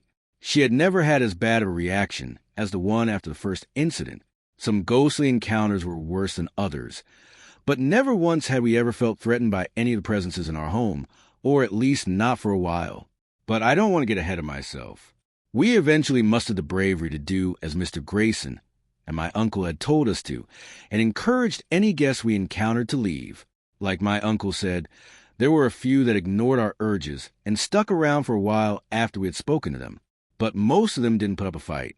The good ones did, as we instructed, usually disappearing with such little fuss that it often took us a little while to even realize that they had left. As our two daughters grew up, we taught them how to deal with the apparitions they encountered, and soon they would even begin telling us stories about the ghosts they vanquished throughout the house. My youngest once encountered an elderly woman in our garden when she was gathering peppers for her mother, And on the same day, our oldest came across a young boy around her age while she was pulling her bike out of the shed. Both of them encouraged the interlopers to move on, and both guests had listened without any complaint. I was oddly proud of my girls. It felt as if they had taken up the mantle of some old family tradition and were following in the well-trodden footsteps of their ancestors before them. Their experiences at home made them tough and difficult to frighten, and they eventually became minor celebrities at their school. Kids started coming over wanting to have paranormal experiences, and a few of them even did, or so they said. I suppose I'll never really know if they were being honest about their encounters or if they were simply making up stories to tell their friends on the playground, but I guess it doesn't really matter. Not every visitor was the result of a recent death. As I said before, the funeral home is quite old, and some of its patrons over the decades and even centuries have chosen to stick around for much longer than they ever should have. Once I was working under the hood of my car in the garage when I suddenly smelled cigarette smoke. I looked up and saw a man standing in front of my workbench, a lit cigarette drooping lazily in his mouth. He wore a white t-shirt tucked into a pair of dark blue jeans, which were themselves cuffed over top his pair of worn work boots. His black hair was sturdily slicked back and held in place with what looked to be a strong pomade, and was so dark and shiny that it was difficult to make out the thick layer of blood that caked the crown of his head. He was studying the bench, his arms planted against its surface, his profile facing me. Looking for something? I asked. He didn't turn to look at me when he responded. You seen the monkey wrench, boss? No, I said, and I think you ought to leave. Oh, he said. All right. Then I turned my attention to my car, and when I looked in his direction again, he was gone. The smell of his burning cigarette lingered in the garage for the rest of the afternoon. There was a time one summer when my wife and I had some of our college friends over for a cookout. We had warned them that they might encounter one of our regular guests during their visit, but they all laughed it off and didn't think much of it. At night, we spent a few hours around a campfire in our backyard swapping stories, playing games, and just generally enjoying each other's company. The group initially consisted of 5 of us, my wife, and me along with our 3 friends. But at a point that I could not, and I still cannot discern, our number increased to 6. My wife was the first to notice him sitting in an empty space between 2 of our friends, and she subtly drew everybody's attention to him in the uneven light of the guttering fire. We could see his messy brown beard and matching hair beneath his brimmed Hardy hat, as well as the Prussian blue jacket that adorned his upper body, and in the light of the flame, I could just barely make out that the jacket had been torn to shreds there. Our friends, too frightened to move, could only watch as the man in blue sitting between them, leaned forward, pulled a metal flask from his hip, and began to drink. The scent of whiskey cut through the burn of the campfire and drifted on the nighttime summer air as he drank. And in a few moments the liquor that found its way to his stomach came pouring out of the tattered hole in his coat. The blue man slowly turned his head toward our friend, seeming to notice her for the first time. He raised a flask in his hand, presenting it to her. Care for some? Our friend, despite our earlier warning, was too petrified to respond, and so my wife spoke in her place. No, thank you, and I think it's best that you move on. The blue man capped his flask, then followed up with a lethargic tip of his hat directed at nobody in particular. All right. He went silent and turned his attention to the fire. The living members of our group did our best to carry on with the conversation, as if he wasn't there, and eventually one of us noticed that our number had once again been reduced to 5, but the smell of whiskey remained for some time, and an inspection of the ground near where the blue man sat revealed that the dirt was wet with the jettisoned contents of his ruined stomach. Our friends stopped making fun of our ghost stories after that. None of them had visited our home since then. Considering the age of the funeral home, I don't think we'd ever had a guest that was older than the blue man. So you can imagine my surprise and confusion when only a few months later I encountered a Roman centurion with a bruised, swollen forehead in our basement. More baffling still was the fact that he spoke to me in English and understood me when I told him it was time for him to leave. Everything made a lot more sense when my uncle informed me that an especially intoxicated man had recently fallen to his death from a 4th-floor balcony during a Halloween party. He had apparently hit his head pretty hard when he landed. It is more important to reiterate that of all the visitors mentioned up to this point never made any of us feel unsafe outside of the occasional initial reaction of surprise or fright. And even then, the occurrences became so frequent that we weren't even startled by our guests half the time anymore. Any fear instilled in us faded not long after the visitors left. And the only returning guests we've had are the ones we failed to make leave during our first few encounters with them. But even these have all eventually passed on just the same as their predecessors had. This is all to say that not once have we ever experienced a presence in our home that we have not been able to handle. At least not until that night. It happened in winter after our oldest daughter's first birthday. My wife had to stay late at work, which wasn't unheard of, especially back in those days. On nights like those, I'd handle getting our 1-year-old settled into bed before drifting off to sleep myself shortly after, but I'd always leave a few lights on for when my wife got home. One of them being the wall lamp in the upstairs hallway. I had just gotten our daughter to fall asleep and was in our bedroom, reading a book in bed while preparing to hit the hay when I happened to look toward the open bedroom door and saw the apparition standing there. She was a little girl, similar in age to that first spirit I had seen standing at the top of the stairs all those years ago. Immediately upon seeing her, I knew that something was wrong. Her presence brought with it a disturbing chill that was uncharacteristic of any other spirits we'd encountered up to that point. Plenty of them had come with strange feelings or auras that sometimes manipulated the temperatures in the room, but none of them had ever had this level of intensity to them. It made all the hairs on my body stand up as if they had suddenly been frozen into an army of needling icicles. As we stared at each other, her in the doorway and me in the bed, I felt an overwhelming sense of terror latch onto me that I had never experienced before and hopefully will never experience again. The hallway behind her was black with an almighty darkness, which I knew should not have been possible since I left the light on for my wife, and I had seen its soft glow streaming into the room out the corner of my eye while I was reading my book. As I noticed this powerful umbra, I realized that the overwhelming energy I felt was not coming from the girl, but rather from the presence that existed in the space beyond which light could reach.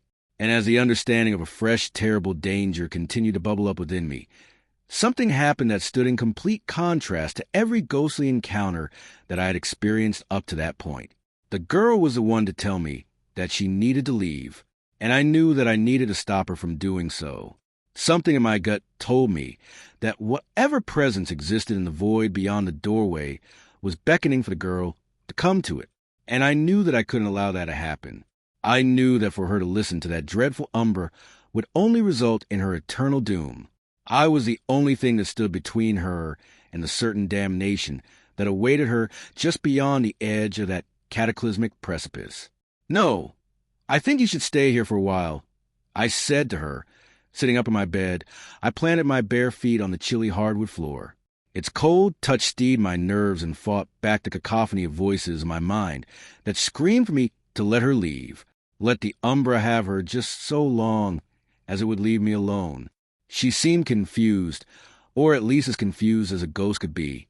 "Are you sure? I really think I should leave now." Her voice sounded small, distant, and vulnerable, which only made me all the more protective of her. "I'm sure," I said. "Stay in this house for a bit." "Okay, you can even go play in our daughter's room for a little while. You'll like it in there. It's cozy with lots of toys and big soft pillows." "I don't know," she said, turning to look through the doorway toward the darkness. "My friend says he's going to take me to my parents. He says they're looking for me." "Don't listen to him," I said. "He's a stranger. You shouldn't talk to strangers." She paused as if hearing somebody speak. "He says that you're a stranger." "I know your parents," I said. It felt wrong to lie to her like that, but I knew I had to do anything I could to stop her from going with the presence in the hallway. "They'll come to get you soon, but you have to stay here, okay?" The girl remained silent for a long time, while I barely so much as breathed from my spot on the bed. The room grew heavier, darker. I found that my lungs soon struggled to take in air, as if they were freshly recovering from running a marathon. My forehead grew slick with sweat despite the chill that infested the room. My body began to burn and ache. Paradoxically, rather than escape the heat, I felt the almost uncontrollable need to crawl beneath the warm, safe covers and hide from the powerful umbra that seemed to be slowly sweeping into the room in the form of long black shadowy tendrils. I suddenly felt an overwhelming sense of defeat. I feared that the girl was going to follow the presence and that she would quickly be lost to the unending darkness that so sweetly coaxed her from such an agonizingly short distance away. But soon I noticed that the dark presence was beginning to recede until finally the light in the hallway was able to once again pierce through the weakening gloom. The terrible chill fled from the room, and the dense miasma that had been suffocating me and draining the very will to live from my bones faded back into light, breathable air. "Okay," she said. "I'll stay." "Good," I said. "And let me know if he tries to talk to you again." Okay," she said again. The girl stood staring at me for a spell, while my nerves continued to strum all along my anxious body, like a mass of broken guitar strings. Reaching a shaking hand toward my nightstand, I picked up my book and forced myself to return to my reading in an attempt to calm myself down. When my body was once again my own, I looked back at the doorway. The girl was gone, and gentle lamplight bled in from the hall. Strangely enough, I was no longer worried for her. I somehow understood that whatever presence had haunted her had been thwarted that night, and that she was safe for the time being. The truth was confirmed to me when I saw her again a few weeks later, and with the umbratic presence absent, I finally told her that it was time for her to move on. When she vanished for the last time, I felt an inexplicable peace overwhelm me, and I started to cry. To this day, I don't know the extent of what the Umbra wanted with the girl, but I know now, as I did back then, that its intentions were nothing short of sinister. I still wonder what had caused that presence to specifically latch on to her, instead of the countless other souls that drifted through our home. But I could never muster the courage to research the entity or ask my uncle for more details about the girl's death. I debated not even telling my wife about this encounter, but ultimately decided that she needed to know. I stayed up until she got home that night, much to her confusion, and immediately told her what had happened. She remained quiet for a long while after that. Neither of us slept that night. It has been the better part of 2 decades since that incident. My youngest daughter just started high school, and my uncle retired from the police service going on 5 years ago now. Mr. Grayson still holds his funeral services next door. I saw him outside welcoming mourners just last week, and I try not to think about the fact the old man looks like he hasn't aged a day since I met him. Countless guests have come in and gone in the years since that terrible night, but that dark presence has not returned. I don't know if it ever will, and I pray to God that I never have to feel what I felt that night again. More than that, though, I pray that my wife and daughters never have to experience what I went through on that night. If that shadow decides to show itself again, I just ask that it does so to me and to me alone, because I'll be here waiting for it should it ever choose to make itself known. I already know that I'm going to spend the rest of my life in this house, ghosts and all. If they couldn't scare me away in those first few months, then they're stuck with me until the time comes that I join their ranks on the other side of that thin, translucent veil that we call death. And who knows, maybe I'll wind up in the funeral home next door when my time finally comes, and I'll have a chance to pay this old house one last visit before I say goodbye. Children ask a lot of questions, but they're never the right ones. For example, when I was a kid, I never asked my parents why we had to live in the middle of the woods. I never asked why our neighbors lived so far away, or why none of them had children. And I never asked why we had to turn off all the lights before sundown. I never suspected something was off because my parents were smart about it. They treated the lights rule like it was normal, so I did, too. They even made a game out of it. Every sundown, the 3 of us would race around the house, scrambling to see who could turn off the most light switches. What could have been a traumatic memory was transformed into whimsical fun. But you can only cheat the inevitable so many times. One night, Dad was working late. Mom lost track of time for some reason, and I was distracted by my bionicles. The setting sun didn't cross my mind until Dad burst through the front door in a panic. I looked up, startled by the sudden entrance, and saw the sky behind him was pitch dark. "Honey, turn off the lights." Dad barked as he dashed to the nearest light switch. My parents scrambled the house in a panic, but I stayed calm. Thinking about it now, their urgency should have frightened me, but I was naive and invested in my game. So I continued playing until the house went completely dark. Reluctantly accepting that it was time for bed, I gathered up my Lego warriors and put them where they wouldn't get stepped on. Once all of them were safely accounted for, I looked out a nearby window and noticed twin lights staring out of the trees. At first, I was scared, but as my eyes adjusted to the dark, I realized it was just some critter out for an evening stroll. I knew that animals roamed the woods at night, but I'd never seen one get that close to the house before. Overcome by childish excitement, I waved hello to it. It waved back. "Carson," Dad hissed, doing his best to stay quiet. "Where you at, bud?" "Shoo," I whispered back. "You'll scare it off." "What?" Dad bolted into the room, his footsteps, a clumsy contrast to the stillness of the night. I looked away from the window to shush him. When I turned back, the thing was gone. "Never mind, Dad," I said with a shrug. He ran away. Dad sighed in relief and picked me up. I felt his heartbeat thunder in his chest as he checked to make sure the window was shut. "Don't worry about it," he whispered in a strained voice. "Come on, let's get to bed." Mom and Dad had me sleep with them for some reason, but otherwise the rest of the night was completely normal. There was no cataclysm, no punishment for breaking the rules, no ominous sense of dread lingering over the house. Life continued on normally, unaffected by the night's mistake. My parents were nervous at first, but laughed it off after a week or two. They never suspected something was off because Mr. Pallawag was smart about it. I still remember the day Mr. Pywag introduced himself.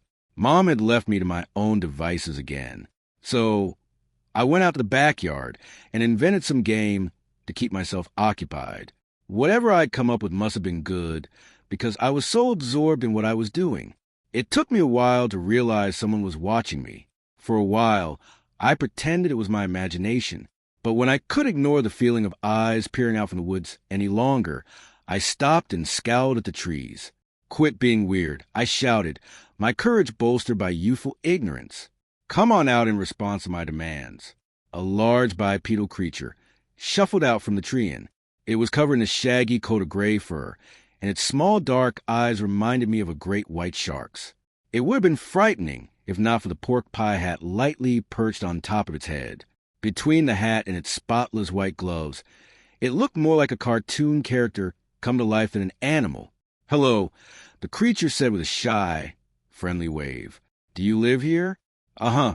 "Oh, good. I'm your neighbor, Mr. Pywag. Sorry it took so long for me to introduce myself. What's your name?" "Carson." "It's a pleasure to meet you, Carson. Are your parents home?" "Mom is, so you should stay back. She doesn't like it when animals get too close to the house." Mr. Pallawee frowned, which made him look even more cartoonish. I couldn't help laughing at his expression. "I don't see what's so funny." Mr. Pywag huffed. "I'm not an animal. I'm a respectable citizen. I'm sorry. You made a funny face. That's all." "Oh, that's not a funny face." This is Mr. Pallawag stuck out his tongue and bulged his eyes. He looked so goofy, I nearly passed out from laughter. I laughed so loudly. Mom popped her head out the window and asked me, "What's so funny, Carson?" Mr. Pallawag made a funny face. "Mr. Pallawag?" "Yeah. Don't you see him?" Mom scanned the trees, a frown firmly etched on her face. I looked behind me to find that Mr. Pallawag had disappeared. "That's weird." I said he was right here. "Honey, who's Mr. Pywag?" "He's a big furry monster wearing a hat. You can't miss him." "Oh." Mom sighed, relieved. "He's imaginary then." Part of me wanted to argue, but I stayed quiet. If Mom didn't want me to believe Mr. Pallawag was real, that was her choice. Nothing worth arguing over. Besides, adults always hated being wrong. An argument could only end with me getting dragged inside. "Well, I'll leave you boys to it. Have fun." Okay. Mom went back to whatever she was doing. Once he was sure she wouldn't come back, Mr. Pywag popped out from behind a tree and grinned at me. "Sorry I called you a monster," I said quickly, "but you got mad when I said animals, so that's all right, Carson. I understand, but I won't forgive you unless you do something for me." "What's that?" "Play a game with me," Mr. Pywag cried, dramatically flourishing his hats. "Okay." And just like that, I made a friend. Mr. Pallawee came to visit me as much as he could. Sometimes he'd go missing for days or even weeks, but I didn't mind. He always made up for it with a fantastic new story about his travels. I always liked stories, but my parents rarely told me any. Most nights it was too dark to read anything, and they were too busy during the day. Luckily, telling stories was Mr. Palawag's favorite pastime, and I was happy to listen. Some nights when I had trouble falling asleep, I would even crack the window open so Mr. Palawag could continue telling me about his adventures. He was always happy to do it, but he never came into my own. I asked him why once, but he just shook his head and said my parents wouldn't like it. That makes sense to me now, but at the time I thought it was silly. Mom didn't mind Mr. Palawag at all. Dad did it first, but then one night he and Mom had a fight about it. It got really intense until Mom said it was perfectly normal for a kid with no friends to make one up. That made Dad go quiet. He didn't say anything about Mr. Palawag again. I can't blame my parents for thinking Mr. Palawag was imaginary. He was very good at hiding. In fact, he was so good that at first I tried to make a game out of catching him. "Look, Mommy," I'd squeal with delight. "He's behind the swing SET that no. Now he's behind the sandbox." But eventually, I let him hide without calling attention to it. He was quiet as the wind and quick as a fox. And nobody could find him if he didn't want to be found. I also got the feeling something bad would happen if my parents caught him. I didn't want that. He was my best friend. Most of the time, Mr. Palawag was content to play in my backyard, but he asked me to come into the woods with him twice. The first time happened because Mom yelled at me. Before I tell this part, I want to make it clear that Mom was not abusive. That said, she wasn't exactly Mother of the Year either. There were mitigating circumstances granted. She didn't have a lot of friends, and we didn't leave the house much because of our isolation. Most days she was either alone or only had me for company. If that doesn't sound so bad, imagine being trapped in a remote cabin, and the only person you can have a conversation with refuses to talk about anything that isn't related to cartoons, or how hungry they are. Frankly, it's a miracle she didn't kill me. I was usually content to entertain myself, but one day, for whatever reason, all I wanted to do was spend time with her. "Mom, come play with me." I wed. "Not right now, honey," she said, doing her best to keep her voice calm. "Why don't you watch a movie?" "I don't want to." "Well, how about you play your PlayStation?" "No, I want to play a real-life game." "Okay, well, why don't you ask Mr. Palawag to play with you?" "I don't want to play with Mr. Palawag. I want to play with you." "Karen, I want to play." My tantrum raged on like that for a while. Mom tried to soothe me, but I refused to be sated. Finally, she snapped and shouted, "Enough!" The force of the shout shut me up immediately. "I can't play with you right now, Carson. I need some time to myself." "Okay, just shut up and go outside." With that, Mom stormed her bedroom and slammed the door shut. Tears welled up in my eyes as I scurried outside. It was my first rejection. I remember it better than my first kiss. For what felt like hours, I sat on my swing set and bowled. If Mom noticed, she didn't come out to comfort me.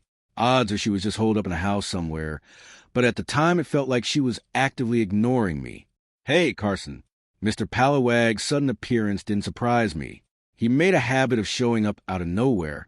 Normally, I pretended to be surprised, but I was so depressed I couldn't summon the energy for it. "Carson?" Mr. Palawag asked. "You okay?" Mom yelled at me. I choked out between sniffles. "Oh, no. Come here, bud. It's okay."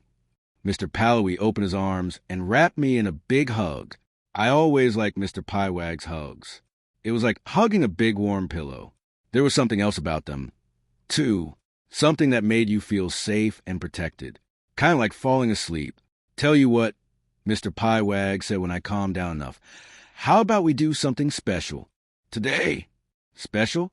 "Yeah, I'm going to show you the best spot in the entire forest." "I don't know. Mom and Dad said I can't go into the woods because it's dangerous." "That's not true," Mr. Palawag replied as he patted my head. "They said you can't go in the woods alone. You're not alone if I'm with you, right? Besides, they won't even know you were gone if we're quick enough." For a moment, I hesitated. I was a good kid. I always followed the rules. But Mr. Palawi had a point. If I was with him, I wouldn't be alone. And I wanted to get back at Mom somehow. I could bend the rules a little. Just once. "Okay," I said, "but we have to be quick." "Deal." Mr. Piewag took my hand, and we walked into the woods together. It was a beautiful day.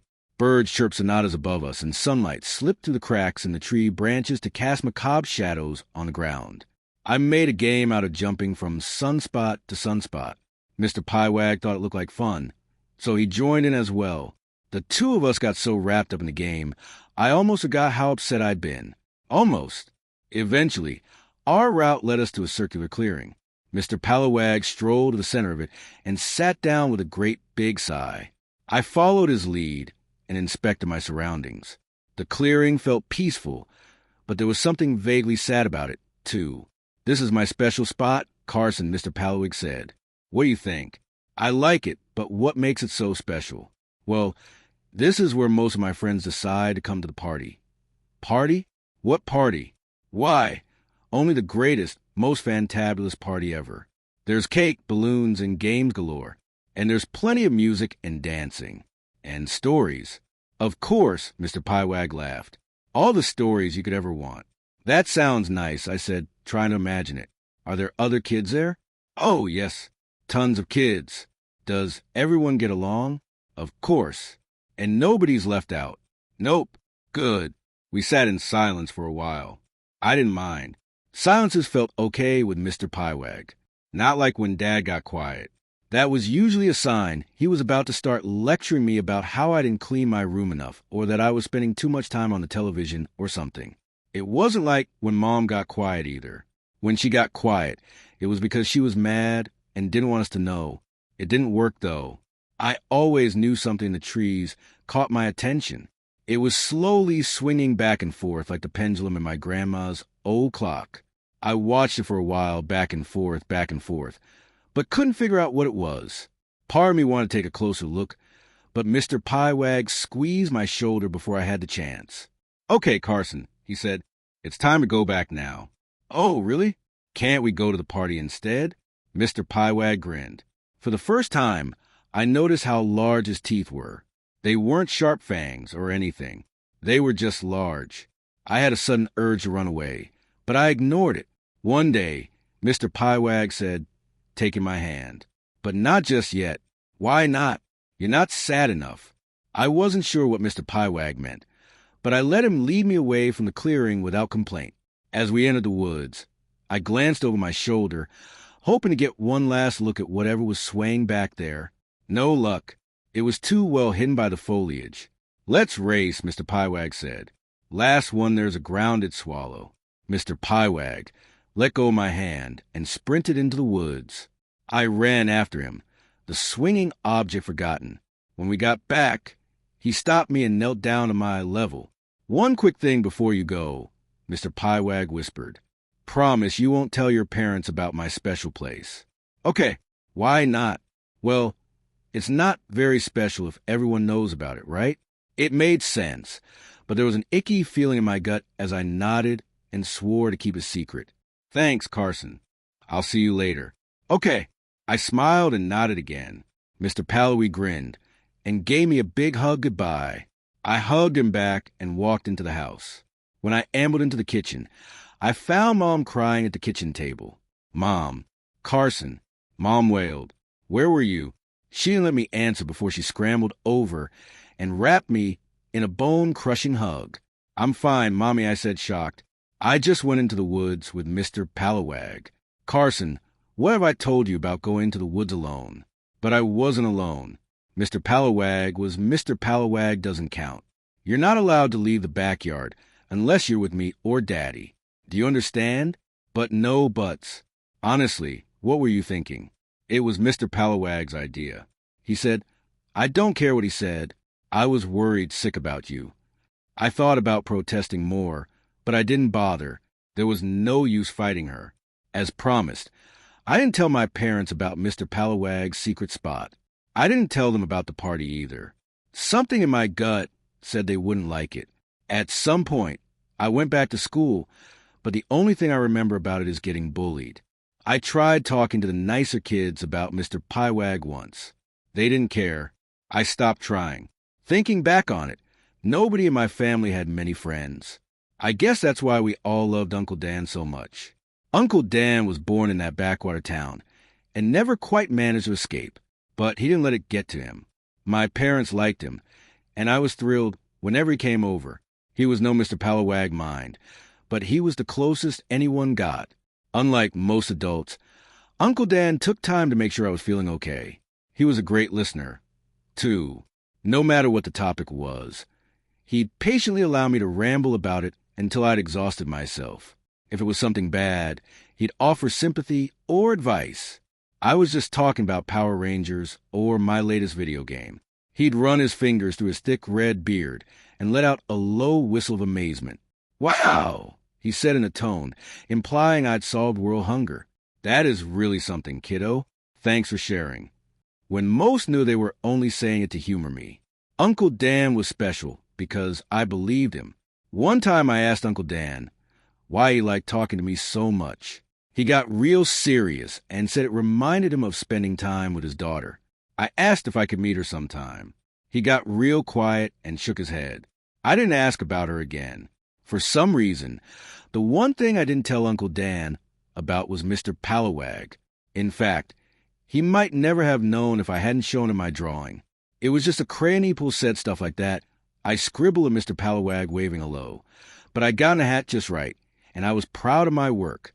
Obviously, the next time Uncle Dan came over, I made it a priority to show him my masterpiece. Uncle Dan, look at what I drew." I chirped as I shoved the drawing at him. "Carson," Dad scolded, smiling despite himself. "Give him a second to breathe." "That's all right, Keith." Uncle Dan chuckled.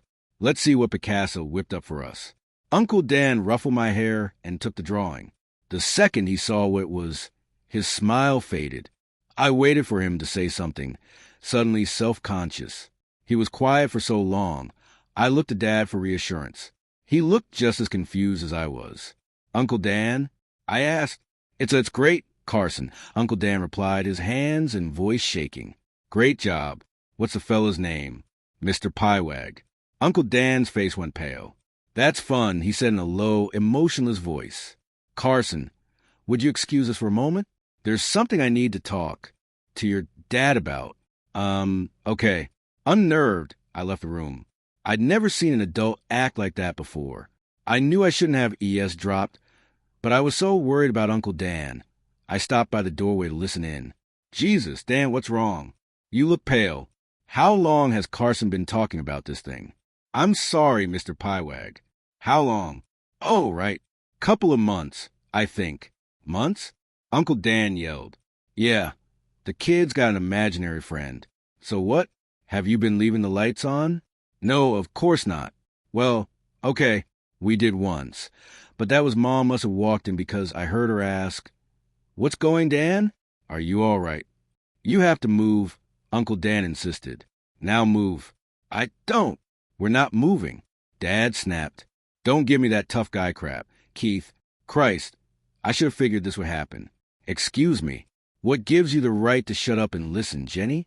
Jenny drew that thing, too, right before the house went deathly quiet. I could just barely hear Uncle Dan quietly sobbing. It made me uncomfortable, so I slunk off to my room. I didn't come out until Mom called me for dinner. As I sat down at the table, I looked over to Uncle Dan.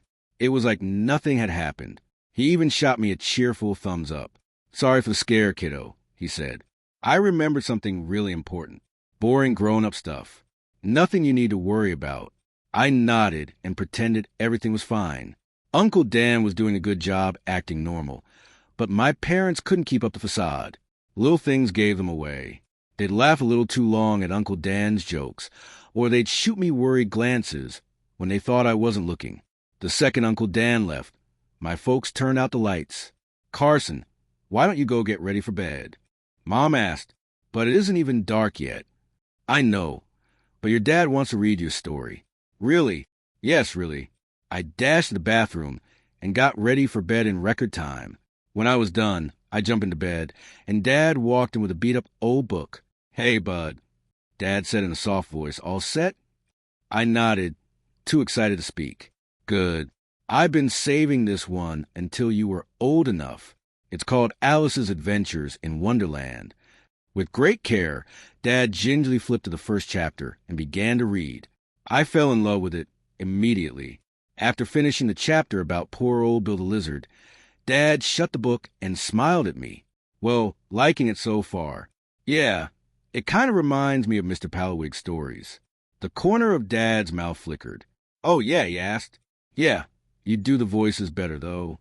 Well, glad I've got that going for me. Suddenly, Dad sniffed and wrapped me in a gigantic hug. That startled me. Dad wasn't opposed to hugging, but he rarely initiated. Carson, you know Mom and I love you very much, right? And that we only want what's best for you, right? Uh-huh. Okay, good. I hugged him back, and we sat there for a while in uncomfortable silence. It might have been my imagination, but I swear I felt a tear drop onto the back of my neck. After what felt like forever, Dad sighed, let me go and gently punch my shoulder. Good night, kiddo, Dad said softly. Love you. Love you too, Dad. Dad smiled, turned out the light, and shut the door. I sat in bed and watched the sunset. I had a feeling something significant had happened, but I was too young to understand what it was. My parents were different after that night. Dad used to be content to spend weekends at home, but suddenly he wanted to spend every free moment away from the house. The nearest thing to do was an hour's drive away, but he didn't care. The longer the trip, the better. Mom changed, too. She went from always wanting space to constantly occupying mine. If I was playing video games, she'd read her book on the couch nearby. If I was making something with my Lego sets, she would develop a keen interest in the construction effort. If I vaguely stated I was interested in something, she'd help me become the world's best expert in it. Because of my parents' sudden interest in my affairs, I didn't see Mr. Pallowag for weeks. They never officially told me to stop talking about him, but I could tell they didn't like him anymore. Whenever I mentioned wanting to play in the backyard, they always found some excuse to keep me inside the house. Then one night, my parents sat me down to talk.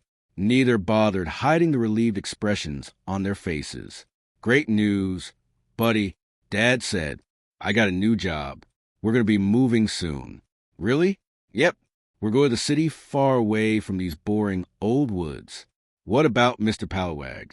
Well, Mr. Pallowag is staying here, Mom replied, shooting my dad an unreadable glance. What? Why can't he come with us? He just can't, Dad said forcefully. I mean, the forest is his home, right? It wouldn't be fair to make him move out, too. If he can't come, I don't want to leave. Carson, no. Despite my parents' best efforts, I bowled for hours, no matter what they tried. I refused to be comforted. I loved my parents and Uncle Dan, sure, but they were family. Mr. Pallowig was my only friend. I was inconsolable until I remembered Mr. Pallowag's party. Somehow, my childish logic determined that the party was a solution to all my problems. If I could just figure out how to get there, everything would be all right. I wouldn't have to move. I wouldn't have to leave Mr. Pallowag behind. I wouldn't have to feel alone. My feelings about the move didn't deter my parents' plans. Within a week, they had all of our stuff packed and ready to go. I tried my hardest to see Mr. Pallowag, but Mom and Dad refused to leave my side. It was looking like I'd never get to go to that party. Then when I'd finally given up hope, I stumbled into my opening. The day before the move, Dad was trying yet again to sell me on our new home. You're going to love it, Bud, he said. There are a lot of other kids in the neighborhood. I didn't reply. The phone rang. Dad ignored it.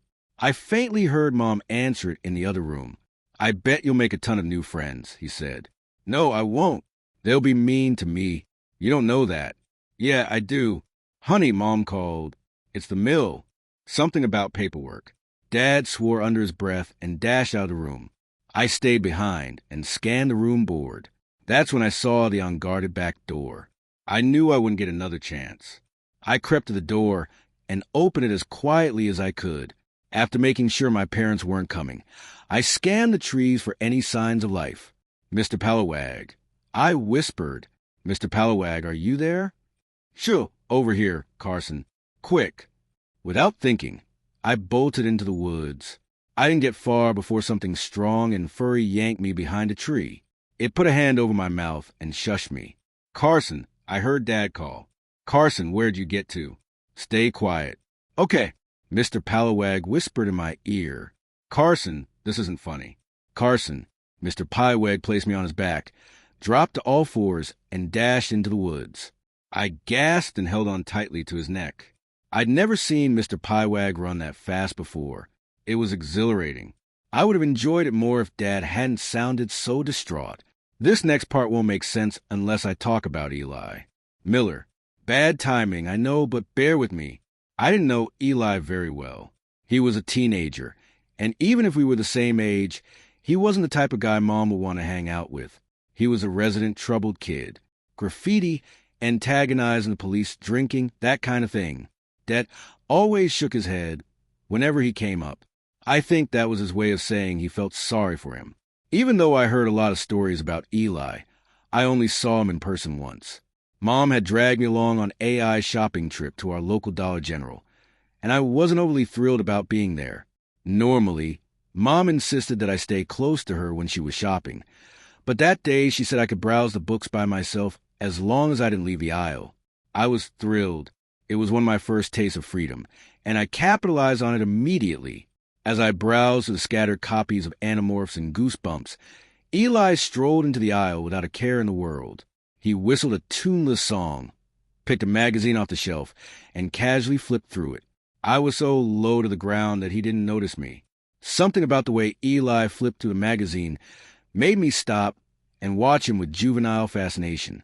After a minute or two, Eli scanned the store. When he thought nobody was watching, he casually slipped the magazine into the inner pocket of his jacket. A perfect crime. That was when he caught me staring at him. He froze, his hand still clutching the stolen loot. I knew I should have called someone over or told him off for stealing or something. Instead, I put a finger to my lips. Eli smirked, nodded at me, and walked away. He didn't get to the end of the aisle before he stopped and looked back at me. I kept my finger on my lips in silent assurance. A weird expression spread across his face. He rocked on the balls of his feet and kept glancing from me to the door. He was home free, and he knew it. And yet Eli shut his eyes inside. He removed a magazine from his pocket and put it back on the shelf. I cocked my head, confused. "Don't steal, kid," Eli whispered. I smiled at him and nodded. He shot me a wink and left the store. I never told anybody else about it. But that little encounter left a big impact on me. Weird as it sounds, Eli transformed into a sort of Robin Hood figure in my head. Someone who understood right and wrong in a way stuffy adults don't. He was a living legend, a hero maybe. That's why I was devastated when he killed himself. I never got the full story. From what I heard, the poor kid hung himself in the woods without leaving a note. It took a week for anyone to notice he'd gone missing. Took another 2 for somebody to find him. What hurt me most was the injustice of it. In all the stories I'd heard, dying alone in the woods was a fate reserved for villains. Eli deserved better. It wasn't fair. After Eli's death, I had a recurring nightmare. In it, I'd be walking alone in the woods. I could feel something watching me, but I couldn't see it because it was hidden by the trees. Eventually, I'd start running, but thick vines would lash around my throat and yank me off the forest floor. The vines would lift me off the ground by the neck, higher, higher, and the higher I got, the harder it was to breathe, and I would choke and choke and choke until I finally woke up, panicking and screaming. I still have that nightmare sometimes. Mr. Piewag didn't stop running until we reached his secret spot. I gave him a moment to catch his breath, then climbed off and wrapped him in a massive hug. "I missed you," I whispered. "I missed you, too. I'm moving away tomorrow." "I know. I don't want to leave," I sniffled. "Can I go to the party instead?" There was a brief pause. "Oh, I don't know," Mr. Piewag said with calculated indifference. "I'm sure you'd have much more fun living in your fancy new house in the city." "No, Mr. Piewag. I don't want to move. I want to stay here with you." More than anything, I nodded. More than anything in the whole wide world. I nodded again and looked up to see Mr. Pallowag's expression. He was grinning, and there was a triumphant expression in his dark eyes. "Well, if you're absolutely sure," he said, "I guess I can arrange it. But there's a few things we have to do first." "Like what?" Mr. Piewag pulled off his hat and rummaged around inside it. "Let me see." It's around here somewhere.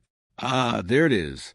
With solemn dignity, Mr. Piewag pulled a long, thick rope out his hat. The rope kept going, and going to the point where I laughed at how absurdly long it was. Mr. Piewag laughed too, and ended the bit by dumping the rest onto the ground. Then, suddenly serious, he picked up one end of the rope and held it where I could see. "Watch carefully, Carson," he said. "You have to get this just right, or it won't work." I paid close attention as Mr. Piewag slowly tied a knot with the rope. It wasn't very complicated. A couple simple moves, and he'd made a knot which left a big loop at the end. When he was done, Mr. Piewag undid the knot and handed me the rope. "Easy, right? Now you try." Slowly, I copied Mr. Hio's technique. My knot looked just like his when I was done. He took the rope and gave it a couple firm yanks. The knot held. "Great job, Carson. You're so smart. Now watch this." Mr. Piewag held up the rope and snapped his fingers.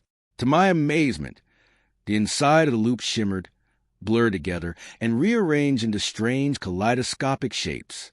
"Wow," I exclaimed. "Is that magic?" "Of course it is, Carson. Not only that, it's a portal that goes directly to the party. Here, have a look." Mr. Piewag held out the rope, and I leaned in closer to see. There was a large room on the other side of the portal. The room was brightly decorated and filled wall to wall with people. Most of them were kids. No sound came to the portal, but I could see people having animated conversations and laughing. What a party it was. It was everything I'd hoped it would be. There was cake and pizza, and a ton of TVs with all my favorite movies and games on them. Everyone was having so much fun. I didn't see anyone who looked excluded or bullied or unwanted. It was like something out of a dream. A red-haired girl on the other side of the portal noticed me and enthusiastically waved hello. I waved back. The girl pointed me out to some of the other partygoers, and they all began beckoning me over. I couldn't hear them, but I could see their mouths moving as they shouted encouragement. For some reason, I couldn't stop staring at the girl. She looked vaguely familiar, but Mr. Piewag yanked the rope away before I could figure out why. "Now," Mr. Piewag began, "there are a few things we have to do before we can go to the party. Are you ready?" "Uh-huh. Great. First, you'll need your invitation." Mr. Piewag cleared his throat, grinned a wide, toothy smile, and took a deep bow. "Carson, on the most momentous of days, I hereby offer you an exclusive invitation to the greatest party there ever is. Will be good for whenever, wherever, whatever, and forever. Do you accept?" I giggled and said, "Yes." A soft wind blew through the trees. Something changed. Something subtle. A muffled static in the air. A slight shift to the left. A delay so tiny no one would ever notice. The only word I can think of to describe it is magic settling in. Old and powerful magic mankind chose to leave behind. I didn't like it. "Wonderful," Mr. Piewag said, clapping his hands. "Just 2 more steps, and you can go to the party. The first one's easy. All you have to do is pick a tree." I nodded and began inspecting the nearby trees in turn. Midway through my search, something in the forest stole my attention. I squinted and leaned towards it to get a better look. It was a yellow strip of police tape. The strip blew gently in the breeze, tracing lazy shapes in the air. It marked the spot where I'd seen the swinging thing last time. I frowned and turned back to Mr. Piewag. He was still smiling, but there was something horrid in his eyes. "Something wrong, Carson?" "No." "Good. Which tree did you pick?" Despite a sudden sense of unease, I pointed at my tree. Mr. Piewag walked me over to it and positioned me under one of the branches. The branch looked thick and sturdy. "Good choice, Carson. Very good choice." Mr. Piewag nodded in approval and showed me the portal again. The red-haired girl was there waiting for me. She shot me a huge, sincere smile and held up a slice of cake. It was my favorite, a corner piece of red velvet with tons of icing. The icing had even been layered into a big letter C just for me. "Hey, Mr. Hio," I said, unable to contain my curiosity. "Who's that girl?" "Oh, that's Jenny. She's a very good friend of mine." "Do you two know each other?" The name was familiar, but I couldn't place it. I shook my head. "Well, you'll get to know each other soon enough. Just one last step, and you'll be at the party." "What is it?" "It's very easy. Just put your head through the loop and close your eyes real tight. An intense, shaky feeling shot through my body. I took an involuntary step back. What's wrong? Mr. Palawag asked. Everyone's waiting. See? His smile didn't waver as he pointed at the portal. All of the partygoers were gathered in a big crowd. They were clapping and chanting something. I couldn't hear them, but I knew it was my name. I instinctively scanned their faces. It didn't take me long to find the one I was looking for. When he caught me looking at him, he held a finger to his lips and winked. I felt the blood drain from my face as I backed away from the rope. Mr. Palawag chuckled. It's okay, Carson, he said, his voice as friendly as ever. I won't lie, it's scary at first, but don't worry. When it's done, you get to stay at the party forever. Just you, me, and all of our friends. Doesn't that sound fun? Mr. Palawag's grin widened. I'd never realized how big he was before. About the size of a grizzly bear, maybe even bigger. I wanted to run, but I'd seen how fast he was. There was no way I'd be able to get away from him. I thought about the night Dad read me Alice, about the long hug he gave me and the tear rolling down my cheek. With as much courage as I could muster, I shook my head. I don't want to go to the party anymore. Don't be silly, Carson. Everyone wants to go to the party. I don't, Carson. I shook my head again. Mr. Palawi stopped smiling. Did you know I could see the future, Carson? He asked in a low growl. I saw yours the moment I met you. Want to know what I saw? No. It's so awful it makes me want to cry, he said, his mouth contorting into a massive frown. You're always a little bit different, a little bit off. People don't notice it at first, but they always find out. And when they do, they abandon you. Shut up. You're lying. No, I'm not. Mr. Palawag droned, an annoyed teacher lecturing his student. You're going to end up all alone, Carson. No lovers, no friends. Eventually, you won't even have a family. No mommy or daddy or Uncle Dan. Nothing but a slow, depressing slide into endless misery. Shut up. Shut up. Shut up. Don't fight it, Carson. You already know I'm right. Something rustled in the woods. Dad's panicked voice echoed out soon after. Carson, where are you? The corner of Mr. Palawag's mouth flickered. I started to yell, but Mr. Palawag was on me in a flash. I closed my eyes and waited for the rope to close around my neck. To my surprise, Mr. Palawag just clasped his hand over his mouth. When I opened my eyes, he was grinning at me again. You already accepted the invitation, he said. Just follow the steps when you change your mind. I nodded, too afraid to do anything else. Mr. Palawag chuckled, uncovered my mouth, and walked away. Goodbye, Carson. See you soon. In the blink of an eye, Mr. Palawag was gone. Dad burst out of the trees moments later. When he saw me, he nearly bowled me over and wrapped me in a hug, so tight I thought my spine would snap. Thank God. Dad kept whispering. Thank you, God. Thank you. I didn't say anything. Dad took me home. Mom held me close. And none of us ever discussed the incident again. We were too relieved to jinx the miracle. The move went as planned. I never went back to those woods again. I did my best to move on, tried to make friends, even attempted dating a few times. But so far, Mr. Palawag's been right. Nobody stays. My parents are still alive, but we don't talk much anymore. Uncle Dan's dead. I talk to my coworkers a little, but I'm basically alone. Sometimes on really bad nights, I pull out some rope and tie that special knot. I let the loop shimmer, peek through the portal, and watch the party. More people join every year. Jenny and Eli are still there. They haven't aged a day. They look happy. Mr. Palawag is there too, of course. He always knows when I'm watching. He stops what he's doing, looks me in the eye, and waves at me. I wave back. When he knows, he has my full attention. He claps his hands and leads his guests in a mad dance. He whirls among them, hat in hand, dancing and singing and laughing. The party guests follow along, delirious with glee. I've tried to find a flaw with the party, an ulterior motive or sign that it's part of some sinister master plan. The problem is it's perfect. Nobody disappears. Nobody's in pain. There's nothing there but fun and games and acceptance and love. Even though it's hard, I don't want to give up. I tell myself stories where I'm the hero.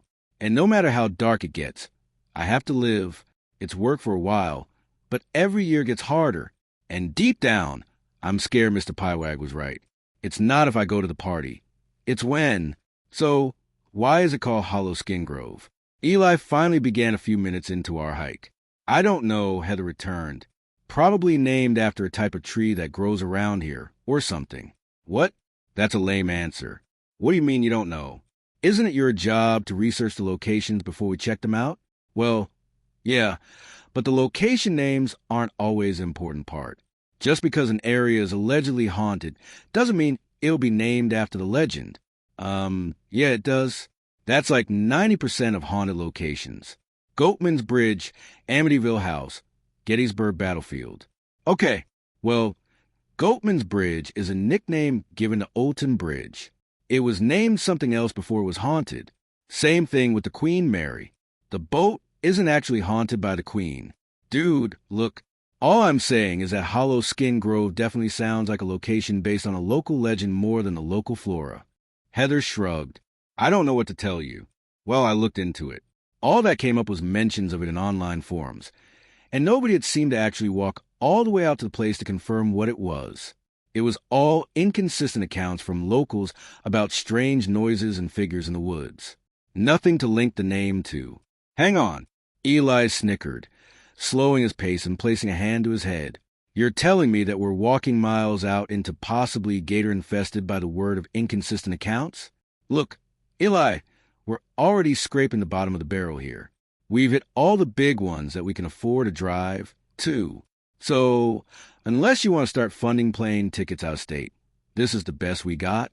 My friend put his arms up into feet, then crossed them with a smirk. All right, fine. I'm just saying we already drove 3 hours to get here, so it had better be worth it. What's one of these so-called accounts? Convince me. I saw a slight smirk appear on Heather's lips, eager to finally flex her knowledge. Well, like I said, there was a lot of the usual stuff. People hearing noises late at night. Screams, moans, ghoulish wails, standard ghost fare. She mocked, wiggling her fingers. But the thing that got me was the disappearances. One of these spots. Jackson finally cued in with a chuckle. How many this time? Allegedly quite a few. I didn't look into records and stuff for authenticity, but there are a few people who claimed and gave names, so there has to be merit. A lot of decent-sized towns surrounding this area, so it's not unbelievable that the population could get lost out here. Jackson kept his hands stuffed in the pockets behind his overalls, but adjusted his shoulders nervously. I mean, isn't it possible that they just sort of got stuck in the swamp somewhere, fell into water, and a gator ate them? That caused Eli to stop in his tracks. Oh, come on, Heather. Really? Is that what we're walking into? I am not wading into the bog. If okay, would you two chill out with the gators? Heather rolled her eyes. This area is clear. There haven't been wildlife reports on crocs in a long time. I made sure of all that. You think I'd want to be out here if that were the case? Hey, don't lump me in with Eli. Jackson chuckled. I was simply pointing out the possibility that maybe those whales and vanishings were not so paranormal. Always healthy to have a stick in the mud along for the ride on our paranormal hunting crew. I quipped at it with a smug look. Keeps us grounded. He flipped me off. Well, if y'all would let me finish my debrief, I could probably diffuse any skepticism you may be having. Heather teasingly huffed. Right, carry on. I urge her. I had already heard the tale that I knew she was about to tell when she texted me about the spot, but I was eager to hear it again. Thank you, Shell. She gleamed showily before setting her face back into its ominous glare. So, there's all these disappearances, right? And that's creepy enough, but get this. There's this guy on one forum, and this area is super low-key. Mind you, not the kind of place that people would actively just make stuff up over like other urban spots. This guy comes in with a story about how he's out in the woods fishing, right? It's secluded, it's peaceful, and there seems to be a decent amount of fish. So, he hangs around for a while and gets carried away till the sun sets to about where it is now. I can feel the hot, humid air around us chill a bit as Jackson, Eli, and I look at the sky that Heather gestures to. The sun's nearly set below the fingers of the surrounding trees, casting the world in that silvery blue haze that comes with twilight, that scarce hour between the hushing of birds and the waking of crickets. A limbo where the comfort of day meets the unknown of night. My excitement grew as Heather continued. Now, according to him, he's a rugged redneck type, the kind that doesn't scare easy and certainly doesn't fear the dark. But he says that as the lights start to dim, he starts getting this eerie feeling. The air starts to smell rancid, and not like the usual swamp stench.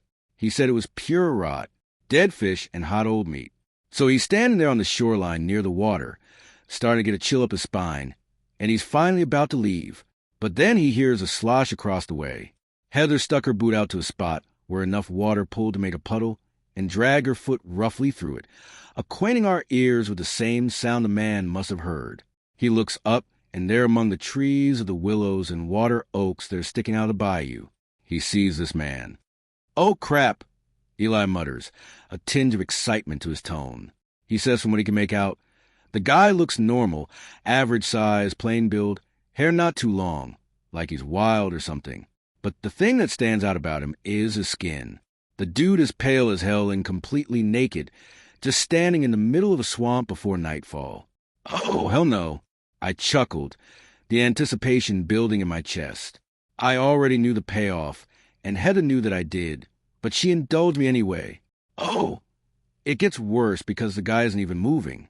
He's just standing there still as a statue, staring, sping wet with his eyes open wide and mouth hanging in a silent scream. "What the?" Jackson gasps.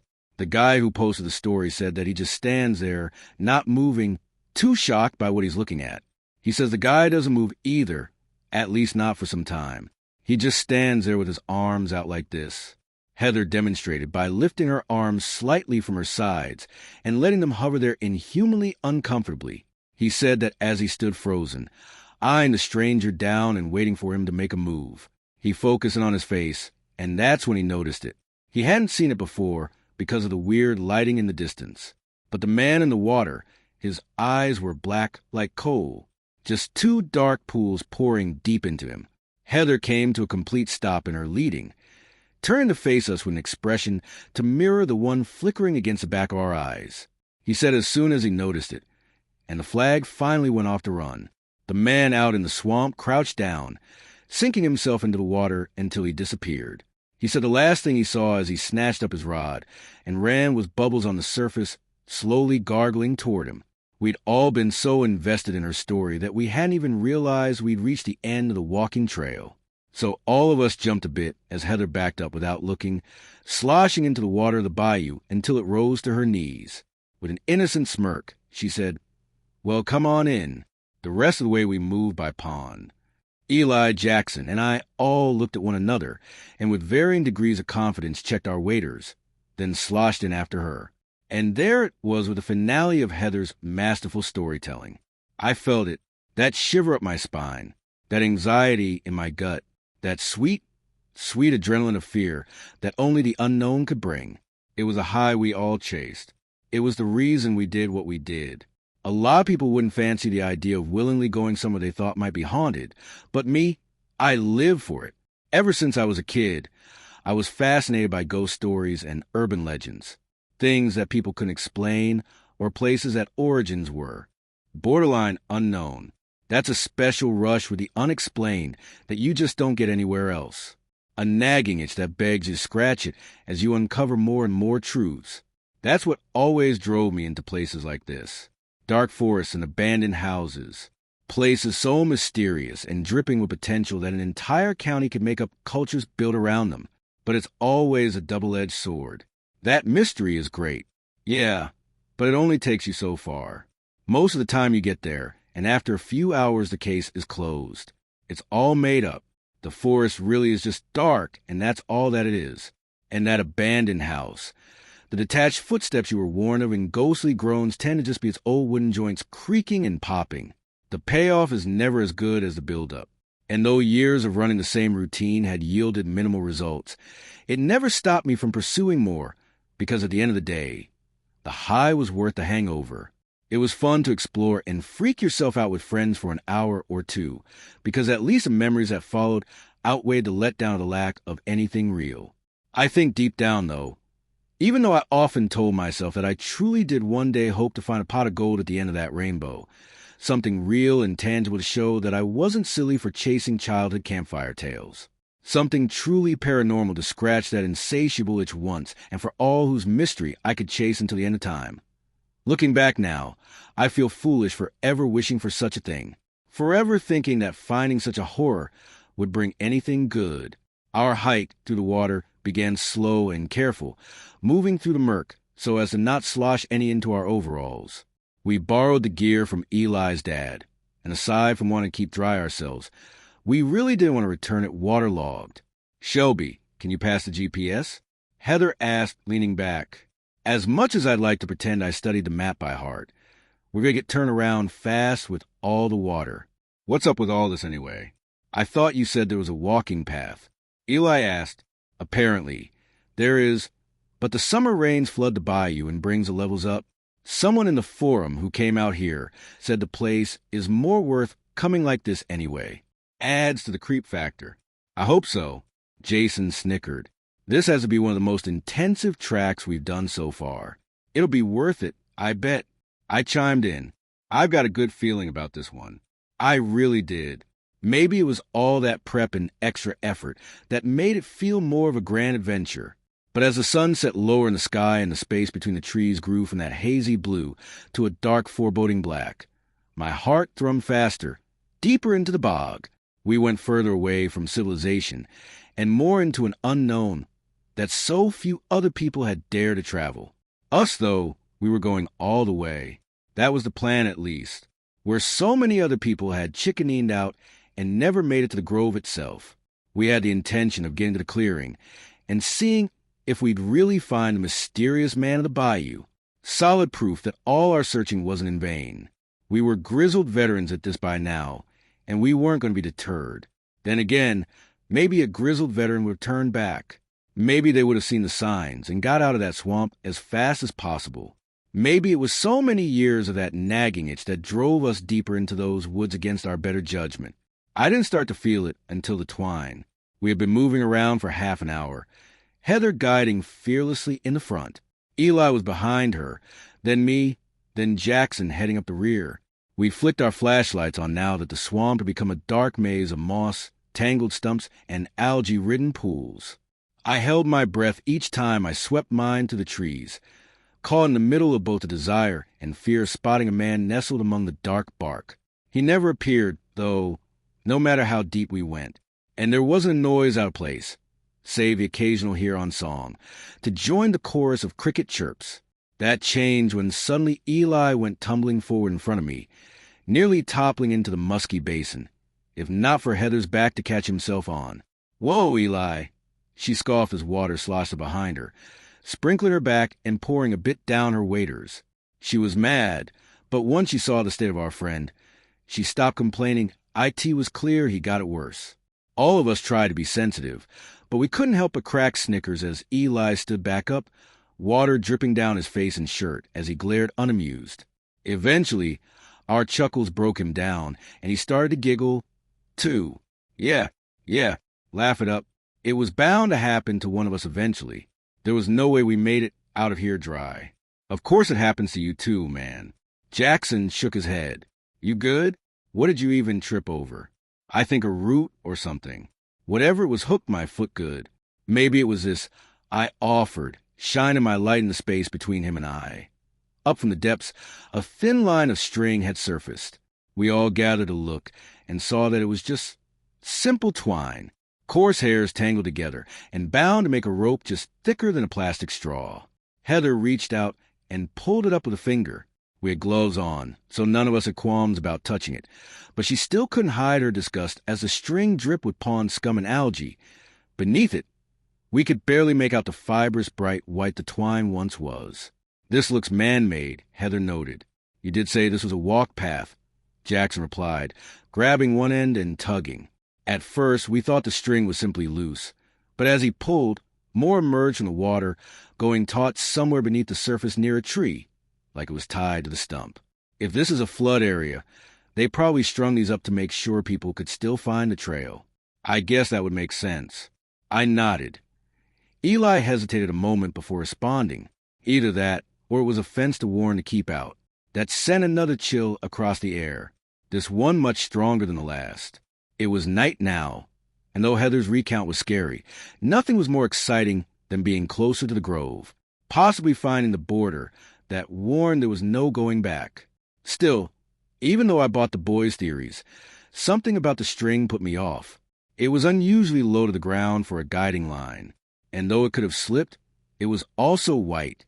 Wouldn't something for safety be a more fluorescent color like yellow or orange?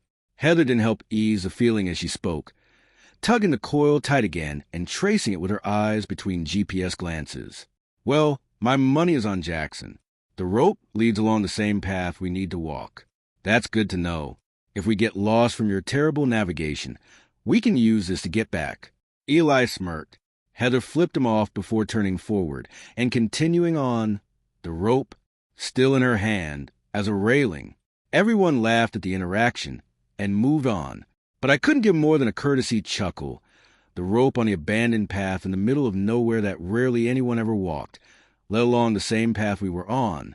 And while maybe Eli was right about getting back, to me, it felt more like it was beckoning us forward. From that point on, the twine became our new GPS. Before, Heather had to stop now and then to orient us, but with the rope, it was winding onward in the exact still in her hand as a railing. Everyone laughed at the interaction and moved on, but I couldn't give more than a courtesy chuckle. The rope on the abandoned path in the middle of nowhere that rarely anyone ever walked, let alone the same path we were on. And while maybe Eli was right about getting back, to me, it felt more like it was beckoning us forward. From that point on, the twine became our new GPS. Before, Heather had to stop now and then to orient us, but with the rope, it was winding onward in the exact omen to turn back, came another 10 minutes later. We heard our first abnormal noise. Eli and Heather were small talking about the surrounding trees, pointing out a few barkless types that could be considered hollow-skinned. How is that hollow-skin? Eli snorted. It would have to be a tree with all bark and no trunk, not the other way around. Whatever. People name things weirdly all the time. Why do we call it a driveway when it's where we park? Eli ignored that excuse and looked around. These trees are pretty weird, though. They look like regular oaks. So why do so many have their bark missing? Maybe termites or something about this area makes it rot off. Heather fake gasped, then turned back and slapped his shoulder to a halt. Maybe the skin falls to the ground and becomes, get this, hollow. Boo! Eli scoffed. Jackson and I sat listening to their bickering with amused grins, the only other noise being the ambiences of our sloshing and the nocturnal fauna. Then it wailed out. It was distant yet too close for comfort. Somewhere just off in the trees beyond our flashlight beams, a shrill, raspy whine. It was low and crackly at first, but slowly whined out to a steady tune after a moment, like somebody slowly scraped at an untuned violin string. It was impossible that we imagined it, because the forest heard it, too. The symphony of the night when hushed around us, and our sloshing stopped. All flashlights shot in its direction, and the four of us held perfectly still, not even ripping the water press against our pants. We stood that way for what could have been an hour, and the whole time, I don't think I heard a single person take a breath. But then, water slushed from behind a tree. At that, I let out a yelp, and Eli swore under his breath. All of us pivoted in the water and took a few steps back. But with the murk pushing back against us, we didn't make it far. Whatever was coming at us was much faster, and we didn't stand a chance. In the chaos, Heather finally managed to shine her beam in its direction to get a clear view of our attacker, and an offended river otter squinted its eyes as we rudely blinded it before ducking away from us and submerging the water. All of us stopped our frantic thrashing and panted before turning inward to make eye contact. In our wild sprint, we'd all joined Eli among the wet and waterlogged. Slowly, we broke into laughter. All right, that may be the most terrified I've ever been on one of these expeditions. Jackson chuckled. That scared the piss out of me. Literally, Eli said, looking down, you all may want to clear away. Shut up. Heather splashed him, wiping her own face and sighing. God, when people said they heard things out here, I thought for sure it was just going to be owls or something. What the hell was that? There's no way it was the otter. I chuckled nervously. I was amused by the whole situation myself, but admittedly, I was still pretty freaked. It came from way past it. It could have been a bird call, Jackson pondered, looking back to the shadows we'd heard the sound from. There are some animals that sound creepy like that. Hell, even mountain lions at night sound like women screaming. Maybe Eli agreed, but whatever it is, I don't think I care to find out. Was that a good enough fill for this trip? We all got a good kick of adrenaline, and we're soaking wet. So I think that's a win in my book. Finally having an out, I jumped in. Yeah, honestly, even if that was an animal, I don't know if it's one we want to see. Not if it sounded like that. I think I could chalk that up to ghost proof and be happy. What? Seriously? Heather scoffed. Guys, we've already hiked for an hour.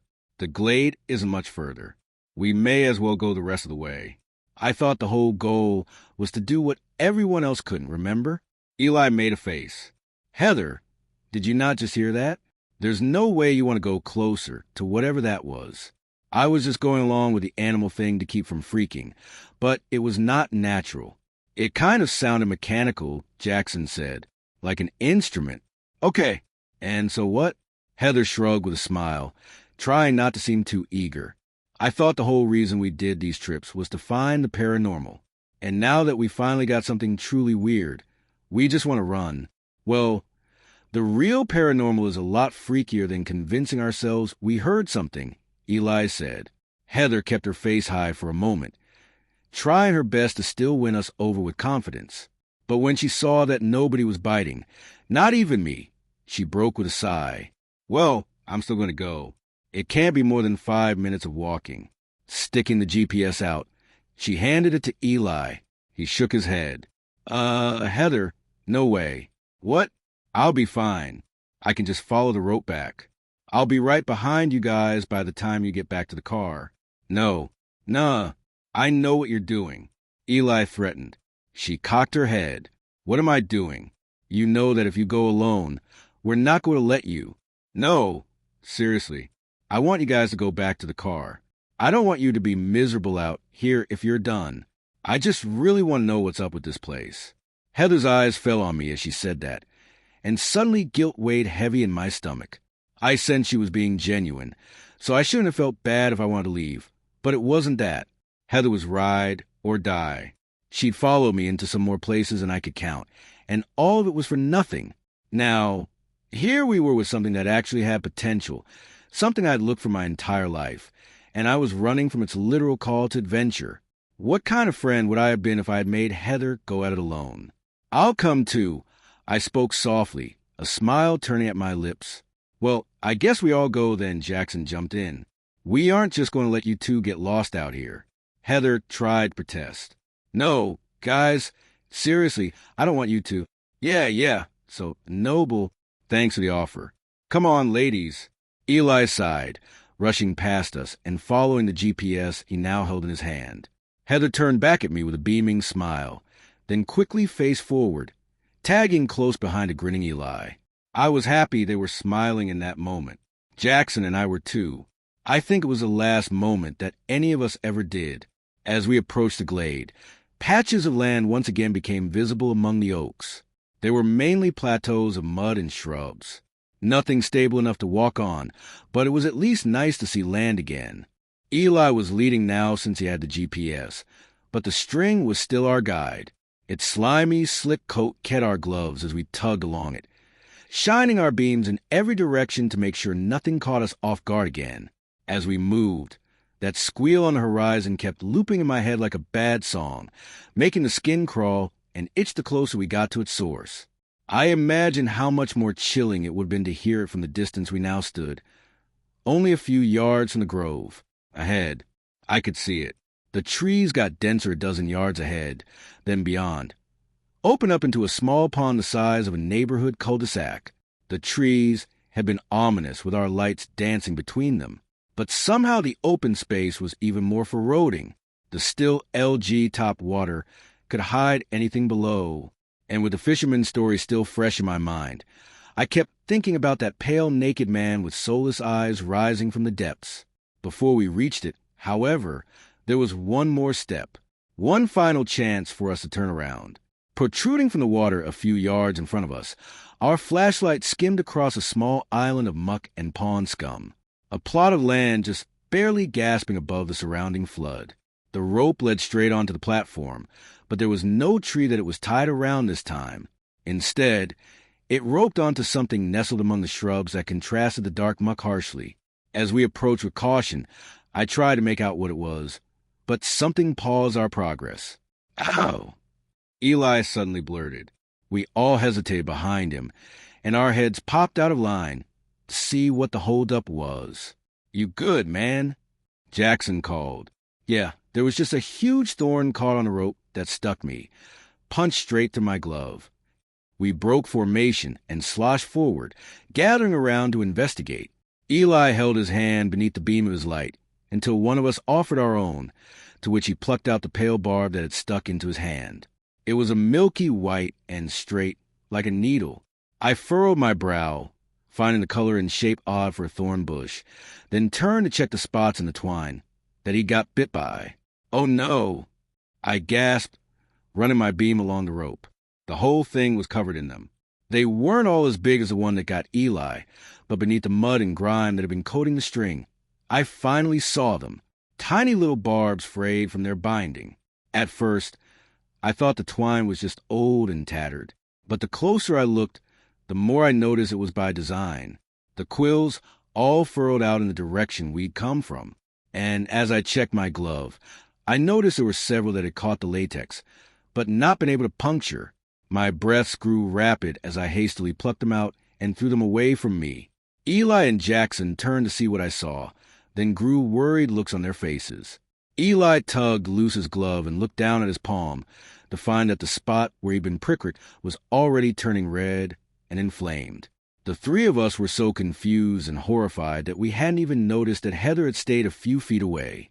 Before any of us could commentate on the matter, she called out with utter distress in her voice. "Oh my God!" The three of us turned to her, then looked past where she was looking. On the island, the pale objects in the bushes were finally visible. Bones, more specifically a rib cage. They were far too large to be a human's, but bones were bones nonetheless. Almost in a trance, we all sloshed closer, our collective hearts banging the same dread-filled drum. It was a cow, large and half stuck in the mud. Its legs had sunk beneath the murk as it collapsed onto its side, leaving only its top half exposed. Its neck ran in a jumbled mess of parts to where its skull lay half peering out at us. But all of that was only the parts that we could confidently make out, because while it was clearly a cow skeleton, something was horribly, horribly wrong with it. Scraps of flesh and fur still clung to bits and pieces of it, as well as a strange, spongy red meat, porous with holes and glistening in our lights. Its bones in places along the rib cage had seemingly grown outward, fusing together at spots to make solid bridges, almost like a barrel of bone and marrow. All of that maybe could have been explained away by strange decomposition conditions or a birth defect. But what we couldn't deny was what covered the rest of it. Along its femurs and spinal cords were strange bubbles in the bone, bumps like the burrows on a tree. Half its skull was unrecognizable this way. A cloud of strange lumps like its face had boiled into a froth, then hardened. Bubbles was a very intentional word choice, because that's exactly what they were. Certain parts of the bone had cracked and fallen away, showing that the lumps were hollow. It was as if the beast liquefied, then hardened in a matter of moments. None of us had any words, and none of us could move, only stare down at the abhorrent thing glued to the swamp floor beneath our feet. I remember as we all tried to process what we were seeing, I could only muster one single horrifying thought. A body this decayed would have certainly been sunken underneath the water during the flood. That meant it was fresh and somehow still missing its skin. How did a cow get out here? Heather muttered. Why does it look like that? Jackson tried to bring us back down with logic, his comforting form of denial. Still, the frantic shudder in his breath betrayed his words. It must have been a pasture cow that wandered off from a nearby field. The swamp gases. Maybe it messed with its decomposition. Swamp gases. Heather laughed with no humor to her tone. Jackson, you need nuclear waste to do that to a body. What is this? I don't know. I cut in, but we've seen enough. We need to leave now. Heather looked down at the body with wide eyes and shallow breath, nodding in agreement. Seeing her go from so adamant to continue to downright petrified only compounded my fear. I had never seen the girl so afraid in my entire life. If even she felt something was wrong, then something was undoubtedly wrong.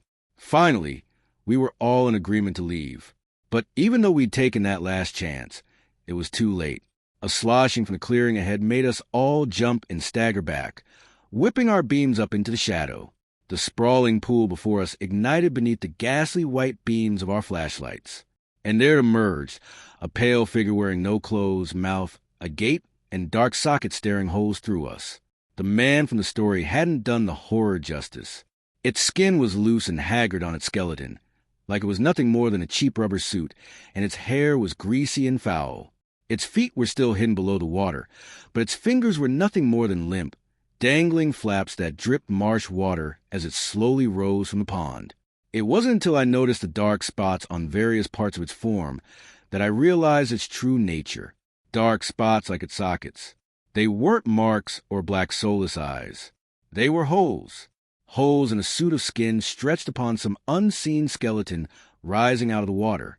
Its open mouth and sunken brow suddenly looked less like a haunting wail and more like a horrified scream frozen in time, a cry for help that never came.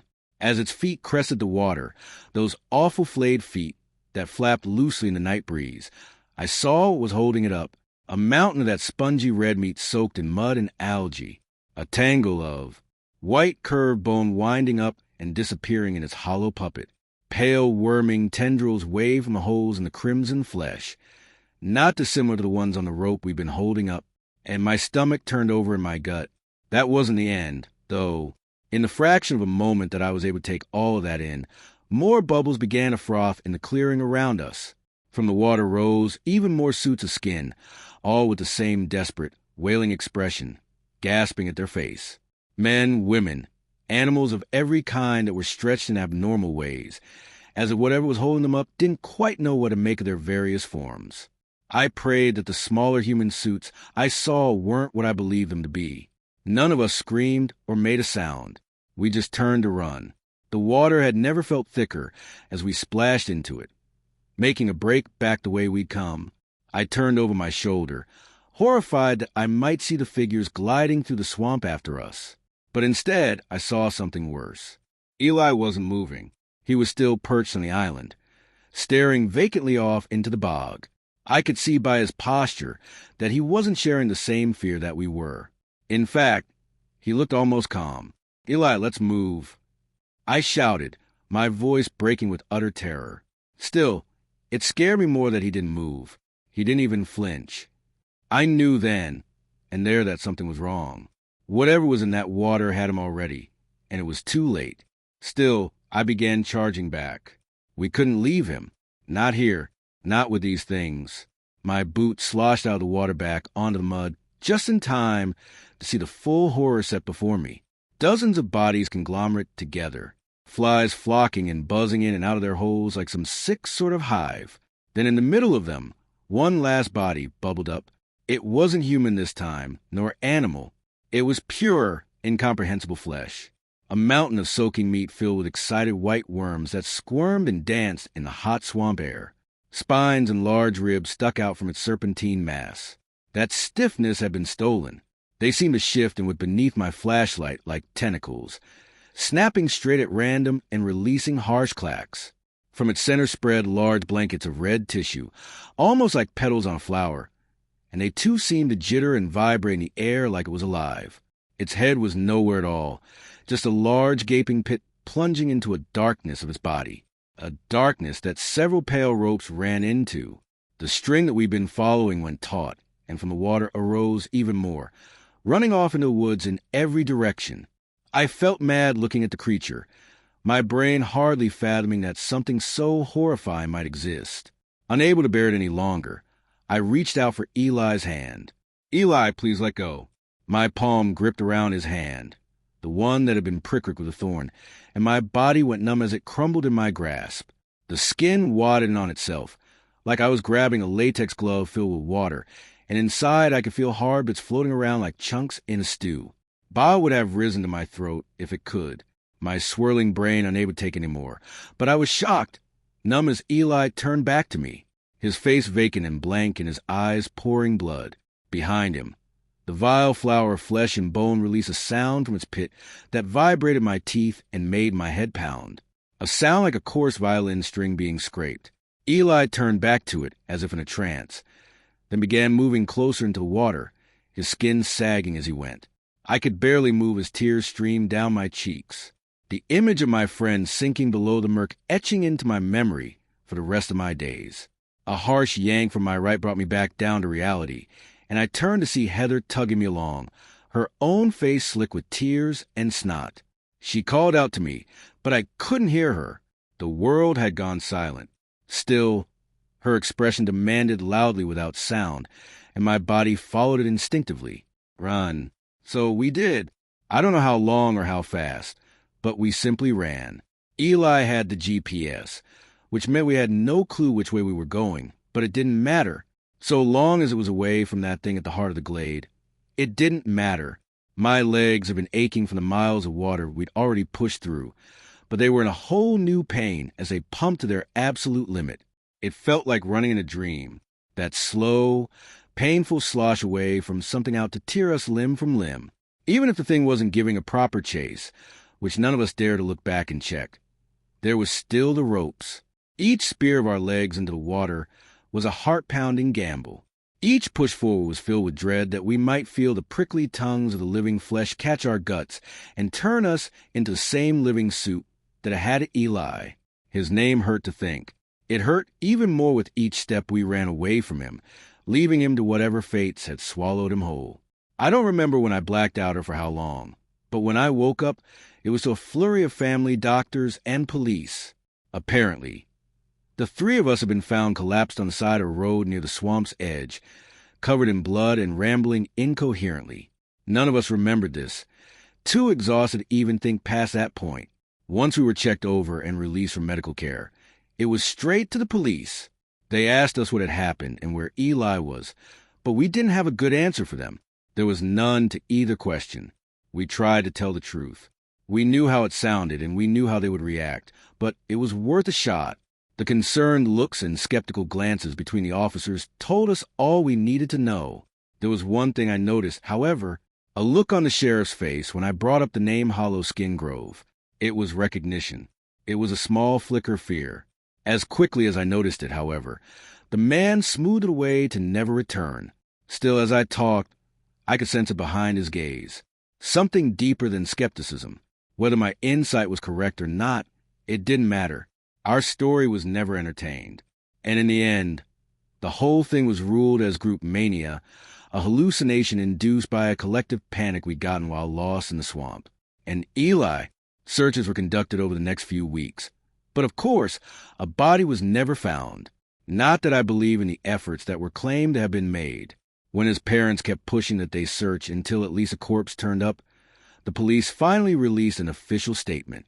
An alligator, a rogue gator, had migrated north and found its way into the country, settling in the swamp and yanking unsuspecting hikers into the murk. They were convincing about it, too. Even hold the corpse of a gator. They must have shot down south up and paraded out of the forest to back their story. I like to think that Eli would have found it all funny if he were still here. He ended up being right about the Crocs all along. He's not here, though, and of course, none of us are laughing. Jackson hasn't been able to get out of bed for the last few months. I'm pretty much the same. Heather blames herself for what happened. Of course, how could she not? Still, I don't fault her too much. Even if it was her who urged us to keep going, we had no idea what was sleeping in those waters. What horror was lying beneath the pond. We do now, though. We know far too much. I suppose that's why I'm writing this. Because unlike the others, we did what we had set out to do. We went to the end of Hollow Skin Grove and found out what was there. So, despite what you see about it, hushed whispers on forums and in the quiet corners of the internet, I'm begging you, if you're a thrill seeker like we once were, don't go to Hollow Skin Grove. I assure you, whatever it is you'll find, there is more horror than you ever want to witness. Every year in the weeks leading up to Halloween, my mom used to take my sister an eye to the pumpkin patch at Walbach Farm. It was a popular seasonal attraction, a family-owned vegetable farm about a half-hour's drive from the suburbs where I grew up in Missouri. Many locals remember it fondly, but I recently learned that I am the reason it was shut down for good. One of the biggest attractions at Batch Farm was the haystack maze. They had a haunted hay ride and pumpkin carving in corn mazes, too. Every upstanding pumpkin patch does, but only Walbach touted a pair of monumental, sprawling haystack mazes as the main event. Most haystack mazes are nothing to write home about. The walls are usually only a few feet high, so short that most kids are able to peer over the top of them. But the haystack mazes at Walbach were different. These were massive, fully enclosed structures. Skeletons made of wooden pallets and chicken wire with bales of hay stacked all around to form a series of branching tunnels on the inside. Giant straw pyramids, a bona fide feat of farmhand engineering. There were two mazes, a smaller one for younger kids and a bigger, more complicated one for teenagers. Of course, I wanted to go in the bigger one, but anyone younger than 13 had to be accompanied by somebody older. My big sister clearly thought she was too grown up for the whole pumpkin patch thing, opting to sit on one of the swing sets and pick away at her Game Boy while my mom joined me on an exhibition of the kids' maze. She held my hand as we ducked through the main entrance of the maze. The opening led straight into a central area with the first tunnel attached to it. It was much bigger than any other space inside the pyramid with enough headroom that even an adult could stand straight up. Since the haystack maze had a roof made of wooden pallets and hay, it was pitch black inside. I was 10 at the time and a bit of scaredy cat, for years younger than my sister and deeply afraid of the dark. As scared as I was at the darkness of the haystack maze, I was excited for the opportunity to try out my new flashlight. It was just a small plastic piece of crap that they gave to all of the kids at my dad's company barbecue, but I was absolutely blown away by it. The flashlight was hand-powered. A small crank protruded from the back, and that you had to turn to charge up the battery. This was well before smartphones came around, so it was a perfect breed of gimmicky device to boggle my early 2000s kid mind. Watch this. I flicked my flashlight on, extremely proud of how bright it was. I had spent the whole car ride there, winding it up, getting as much juice in it as possible. My mom acted super impressed. I stuck to her like glue for the first few minutes. The tunnels were much smaller than the first room, meant to be navigated by crouching or crawling. Some tunnels had wooden ramps leading up to a second level. Eventually, I got more comfortable and started running ahead, scoping out possible dead ends while my mom crawled behind me. Even with my mom there, it felt a little eerie. Being surrounded on all sides by thick bales of hay had a sort of noise-canceling effect. All the footsteps around us sounded muffled, and I can clearly hear my own breathing despite being surrounded by other kids. The air was hot and stuffy and claustrophobic. The kids' maze was well occupied, but there were still some empty pockets here and there, routes that were clearly dead ends after just a few steps. I made a point to check every nook and cranny. As I peered around the corner of one of these dead ends, the beam of my flashlight met a sign that made my heart drop. A small boy sat huddled in the corner, facing away from me. His shoulders shook, and he whipped his head around as soon as I appeared. My flashlight hit his face, and I saw tears on his cheeks. He looked only a year or two younger than myself, clearly overstimulated by the whole affair. He brought his knees closer up to his chin and silently wiped his eyes with his sleeve. "Hi, honey." My mom had caught up with me. "Are you lost?" She had the sweetest voice. The boy nodded. "Is your mom with you?" He shook his head, fresh tears welling up in his eyes. I could tell he was embarrassed, and I felt bad for him. "We're lost, too," I said, holding my hand out. The boy smiled, took my hand, and picked himself up off the ground. "What's your name?" my mom asked. "Henry." "Nice to meet you." "Henry, do you have a flashlight?" It died. He held out a small Buzz Lightyear-themed flashlight and flipped the switch to demonstrate how its batteries had failed him. "That's okay. Simon can share his, right, Simon?" I nodded, jumping at any excuse to show off my favorite gadget. "You know," my mom said leadingly, "there is a secret trick we can use to find our way out of here." Henry and I leaned in. My mom stuck her right hand out to the side, touching the wall of hay next to her. "This maze isn't very big, There's only so many ways we can go. We only get lost if we lose track of what we've checked already.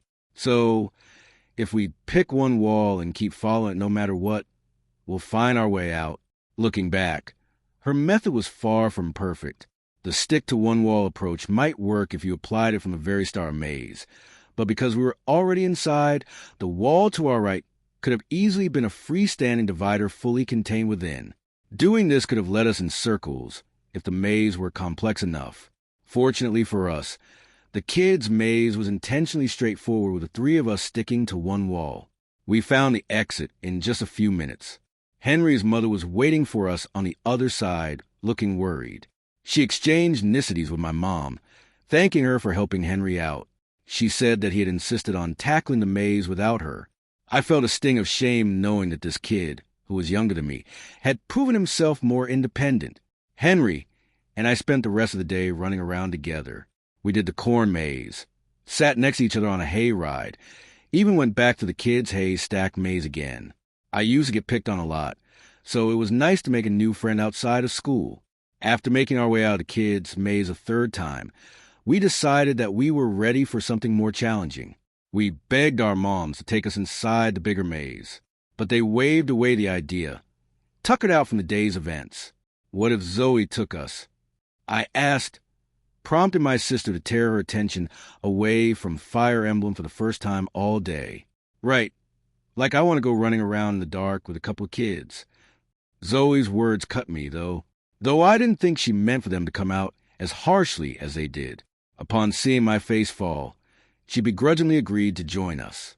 A freckle-faced farm boy wearing a Grim Reaper cloak over his blue jeans stood watch at the entrance of the PG-13 half-stack maze.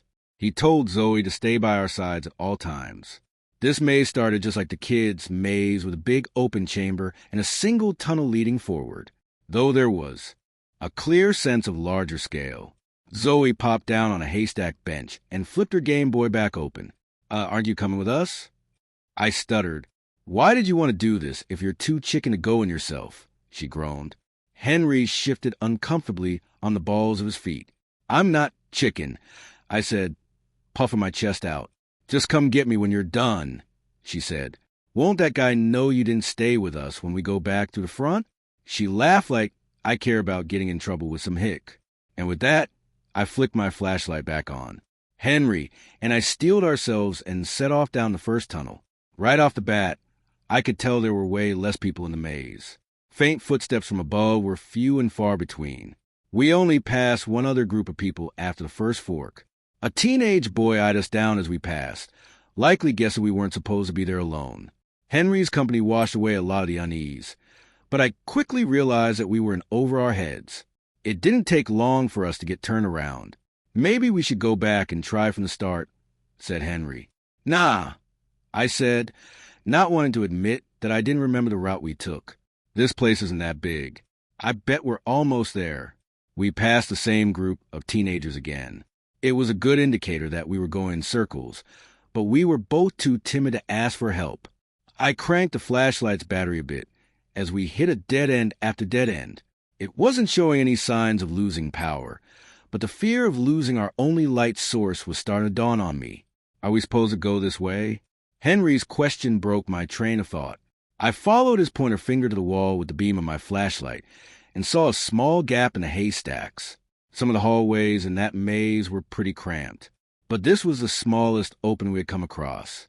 So small, in fact, that I had walked right past it.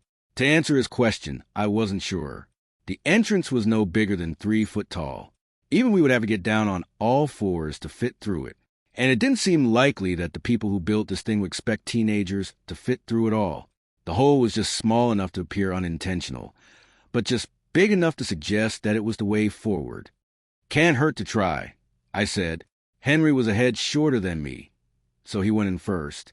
I squeezed through behind him, holding the flashlight out in front of me. The opening was deceptively deep, stretching far enough to be considered a tunnel on its own. Henry stopped in his tracks halfway through, wary of its unexpected length. You're sure this is part of it? Henry called over his shoulder. Look, there's an opening right there. I pushed him forward. The small tunnel let out in the middle of a standard-sized one. As Henry came out the other side, I heard a muffled laugh and some scampering footsteps above us. Henry stumbled as he tried to get on his feet, falling back into me. I was still crawling out of the shortcut, and he fell right onto my outstretched arm holding the flashlight. Snap! My heart sank as the flashlight was sandwiched between Henry and the dirt. It didn't go out, but when he rolled off of it, I saw that the hand crank used to charge it had completely broken off. I frantically started rooting around in the hay for the handle. "Is everything okay?" Henry asked, his voice shaky. My hand found the little plastic knob. Yeah, everything's okay." I went to pop the crank back into place, only to find that it had snapped off in a way that was truly irreparable. The handle left behind a good chunk of plastic in the hole that it had been dislodged from. I tried forcing it back in, but it just plopped right back out when I went to turn it. I heard Henry's breath quicken. "It's okay," I assured him. Before now, our age difference had seemed negligible, but all of a sudden, I felt that it was my responsibility to calm his nerves. "Look, I can still turn it like this." I plugged the hole with my finger and started twisting it. There was only about a millimeter of open space left for my finger to latch onto, but it provided just enough leverage for me to rotate the disc like a rotary phone dial. As the mechanism roared, jagged remnants of plastic crank dug into my skin. I winced and withdrew my finger, but Henry seemed convinced. I helped Henry back up to his feet. "Come on, we'll be out of here in no time." I couldn't have been more wrong. After going through that opening in the hay, we walked for what felt like an hour. Occasionally, we would hit a fork in the road and pick a way forward at random. We tried doubling back to the small tunnel that had led us here, but we never came across that opening again. Eventually, the flashlight started to dim. It was a slow fade. By the time I realized what was happening, our visibility had been cut in half. I tried to charge as much as I could bear to, rotating fingers until all of them were bright red and stinging. There wasn't much use to it. The mechanism ran off kinetic energy, and I could only get in a few turns at a time before the tips of my fingers would rub raw. We started calling out at any footsteps on the floor above us, but those had become even more infrequent. The slow depreciation of our flashlight went completely unspoken for what seemed like forever. Neither one of us wanted to bring it up. I only know that he saw it too, because the more it dimmed, the more our pace quickened. We were full-on sprinting through the maze. At that point, we could barely see more than a foot ahead of us. I made a turn and Henry missed it, running head first into a wall of hay. He fell backwards onto his butt. Tears started streaming down his cheeks for the second time that day. "Simon, we're lost," he cried. "I know." I could barely choke the words out. Our light was rapidly depleting like the dying embers of a campfire. Henry screamed for his mom. I did the same. I felt sick to my stomach, but too hungry to vomit. My body was aching and out of breath, but the maze was far from done with us. I started cranking the flashlight with my finger as fast as I could. The bulb shot back to life, but I could only push past the pain for a few seconds. As soon as I took my finger out, it immediately started to dim again. The battery was too far gone, and the skin on the tip of my finger was in a nasty state.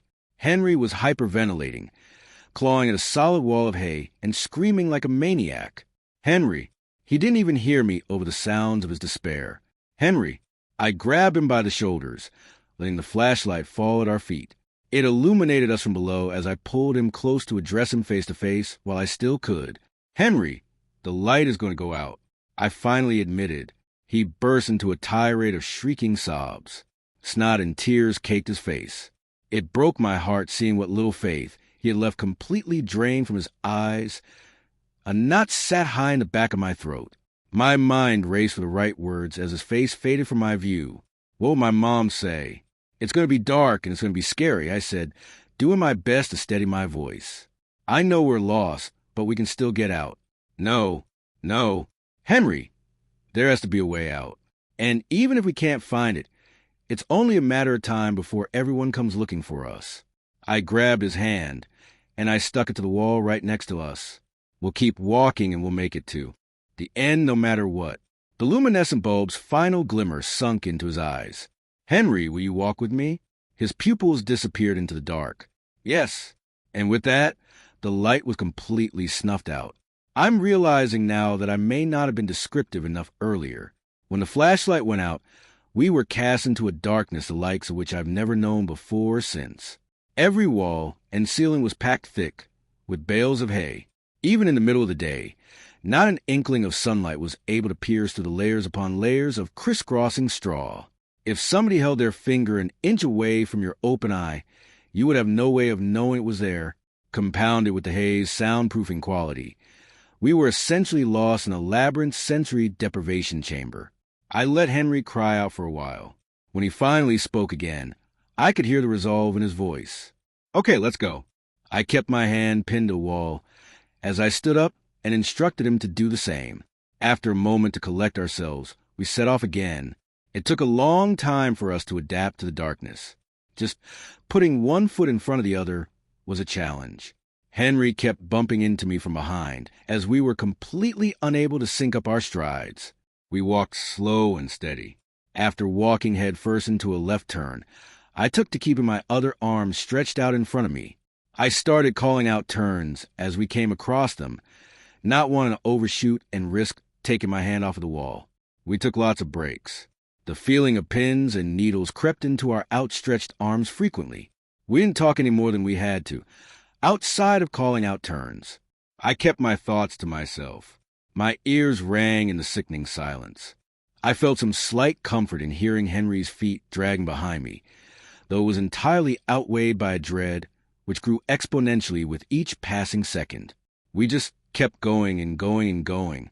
Winding paths forked into more winding paths. We circled dead end after dead end.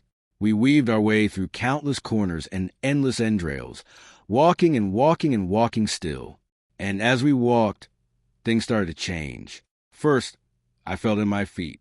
The ground beneath us became firm. I thought we had made our way into some wooden boards. But when I knelt down, I still felt dirt. I still felt dirt, but the dirt felt different. It felt as if the dry soil was giving way to a more solid material, slowly rising from the earth as we advanced. The walls started to feel different, too.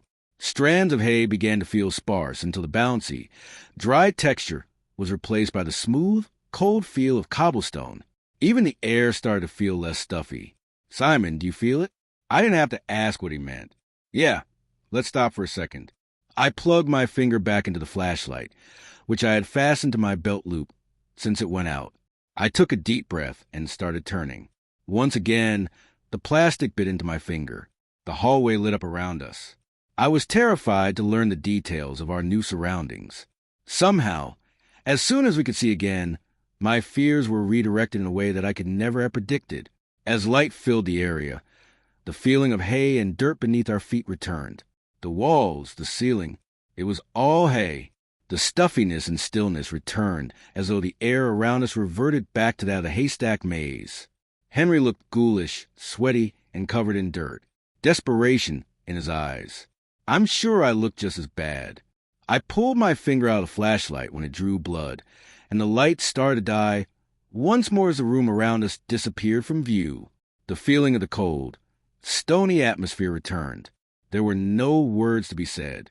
I couldn't bring myself to believe the reality of where we were, and I couldn't fathom the possibility of where we might end up. Henry whimpered as we were cast back into unequivocal darkness. "I don't like this," Henry said. "Let's go back. Back the way we came." "Yeah." I racked my brain for a better idea. "Okay." We turned on our heels, swapping hands on the wall. I had no faith left in the wall method, but clinging to it was the only way for us to retain some sense of direction. I think we were doing it for comfort more than anything. Henry was now in the lead, taking us back the way we came.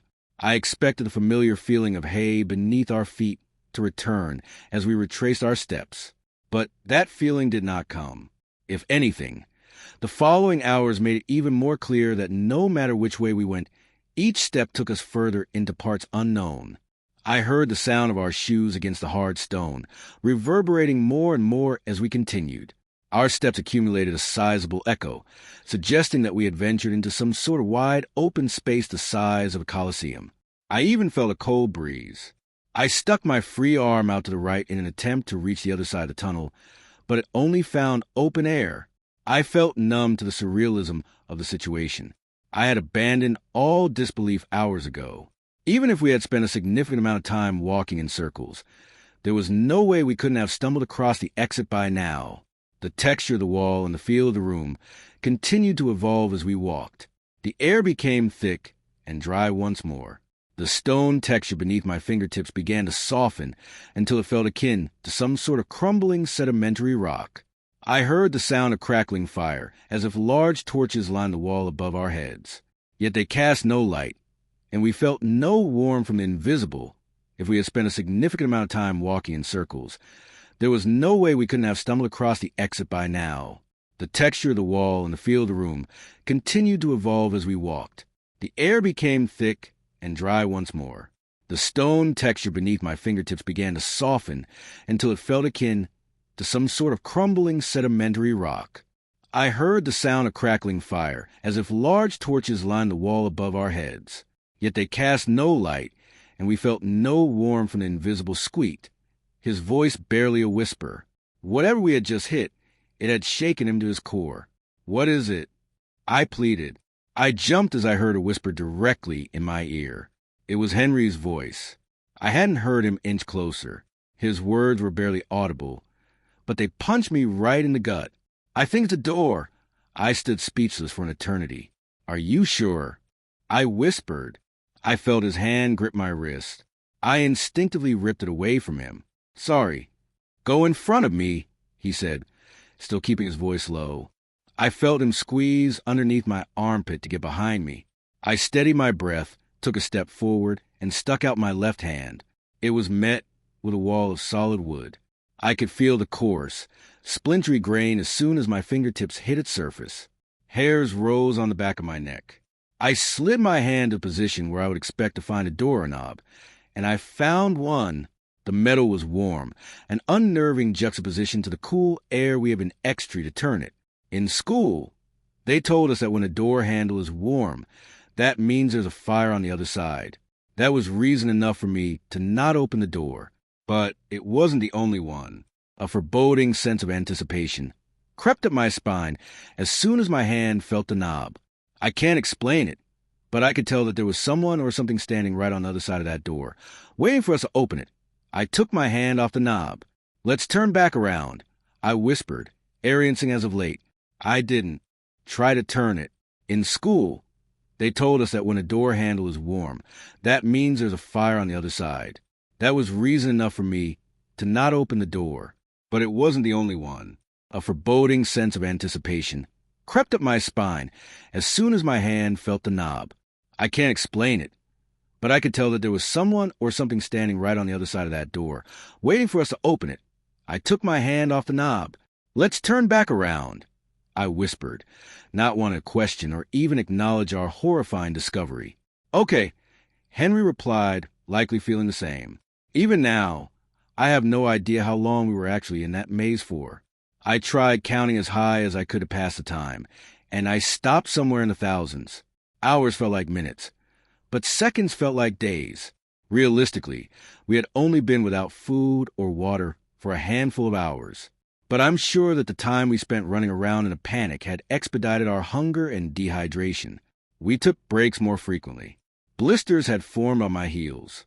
My knees felt like they might buckle beneath me at any moment.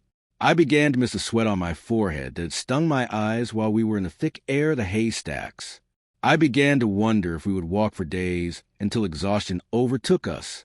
"I need to go to the bathroom," said Henry. His voice took me by surprise.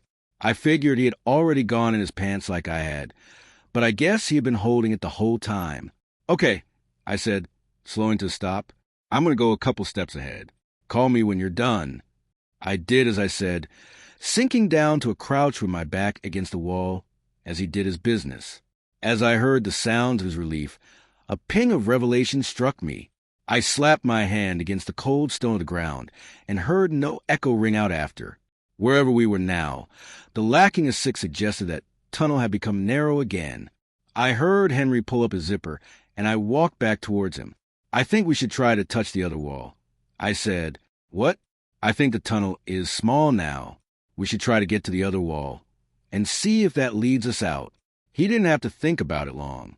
The path we were already on hadn't helped. Keep your hand on this one, I said, finding his shoulder again, and stretch out as far as you can. I felt him spread his arms wide, and I followed his left arm out into the middle of the hallway that I hoped we were standing in. We locked hands, and I stretched as far away from the wall as I could, begging for the tip of my middle finger to brush against another wall. But that other wall wasn't there, and in my strain to find it, I accidentally pulled Henry too far. Suddenly, we were falling to the right, the opposite direction from which we had been leaning. I toppled on top of Henry in the space where the wall had been a split second ago. My palm stuck to cold, hard ground, catching me just before my face would have hit it. Henry wasn't so lucky. I heard him groan as the back of his head smacked against the floor hard as granite. "Are you okay?" I screamed out. He moaned. "Did you let go of the wall?" I asked, already knowing the answer. "Just for a second," he mumbled. I shot to my feet and frantically started shuffling around in the dark, waving my arms out in front of me like a zombie. I didn't feel anything. The wall was gone. Our only tie to the maze had vanished into thin air the second we let it out of our touch. Tears flowed. I screamed as loud as I could. I screamed for my mom. I screamed for God. Nobody answered. I felt Henry curl up on the ground by my feet. As my voice broke, I collapsed on top of him, molding us into a human heap of misery. We sat there in silence for quite a while. Henry, tired and completely consumed by the darkness. I have no words to describe the complete and utter hopelessness I felt. Henry laid his head on my lap. I felt his tears soak into the fabric of my jeans. I brushed a comforting hand through Henry's hair, and I felt a warm, sticky substance oozing out of the back of his head. My stomach sank through the floor. "Henry?" "Yeah," he replied, his voice broken and faint. "Are you sure you're okay?" His grip on me loosened a bit. "Yeah." I let that sit for a moment. "Do you want to keep walking?" I asked. I felt him lightly shake his head. "No," against my lap. "You want to stay here?" He nodded. "Okay, we'll wait for them to come find us." Henry's breathing became labored. I sat and stroked his hair and closed my eyes. This is where we would die. I was sure of it. After everything that we had been through, it didn't seem that bad. We had slipped into a crack between worlds, lost in a boundless, incomprehensible void, betrayed by our reality, forgotten by our God. There was nothing left to do but sit and cry and wait. And then, out of the dark, we heard him. At first, he was just a pair of creeping footsteps in the distance. They appeared so subtly that I didn't even process them until they were almost upon us. I thought they were a trick of my imagination, but sure enough, a deep, booming voice soon rang out to accompany them. "You boys lost?" The sound of another voice was so unnatural to me. Maybe it was the hunger or the exhaustion or the pure emotional turmoil. But I swear the voice sounded exactly like my father's. "Dad," Henry called out from my lap. A low chuckle split the air. "No, I'm not your father," the shadow man cooed. "I'm just a friend." As he inched closer, I heard that our visitor was not alone. His footsteps were joined by those of a four-legged animal. Claw tips clacking against the hard floor suggested it was some sort of large dog. Suddenly, his animalistic companion bounded towards us. I braced myself and pulled Henry close to my chest as I felt the cold, wet prodding of a large snout against our bodies. Sniffing and snorting like that of a basset hound filled the air. I could hear a large metal chain dangling from its neck. The other end, no doubt, held by the mysterious man. "You boys seem mighty lost," he said. On the surface, he sounded concerned, but the more he talked and the closer he got to us, I sensed a jovial undercurrent in his words, like someone trying their best to suppress a smile. "Can you get us out of here?" Henry pleaded. "Of course I can," said the man. He was now standing right in front of us. "I came here to collect you." I heard the bossat hound go off towards the spot where Henry had relieved himself earlier. It sniffed around a bit before returning to us. I heard the chain settle as it sat at its master's heel. "How can you see us?" I asked, my voice raspy. "Do you have a flashlight?" "Don't need one," the man said, a slight twinge of annoyance in his voice. "I've done my fair share of rooting around in the dark. Guess my eyes have adjusted to it. I tried to visualize what he might look like. I did my best to keep the nondescript shape of a man's face in my mind as he spoke, but the dancing fuzz of my vision kept contorting his features into something unnatural. I heard a shuffling, and the proximity of the man's voice when he next spoke suggested that he had knelt down to address us. "You're in a rough shape," the shadow man sighed. "Please get us out of here." Henry moaned, barely audible. "Well," said the man, "I sure would like to, but I can only take one of you at a time." I couldn't believe my ears. "What do you mean?" I pressed. "Why can't you take both of us with you? The boy is far. Too hurt. Try to manage both of you at once would just slow us down," the man said, his voice rife with false emotional strain. "Wish there was another way, but that's just how it is." "What are you talking about?" I growled. "I'll walk right behind you." I said no. He boomed. His baritone shook my body so hard that my teeth clattered. "One child at a time, that's a rule," he growled. He sounded exasperated at the notion, as if the rule were not to his own design. My gut told me not to follow this man anywhere, but the thought of being separated from Henry petrified me. The man let out another deep sigh. "Don't you worry. As long as you stay right where you are, I'll be able to get you just fine." "What'd he say, son?" I was scared and confused and filled with a million questions, but far too weak to protest further.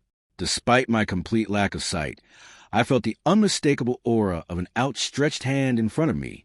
I went to meet it, and upon feeling the leathery flesh of his palm, an icy jolt of terror shot through my veins.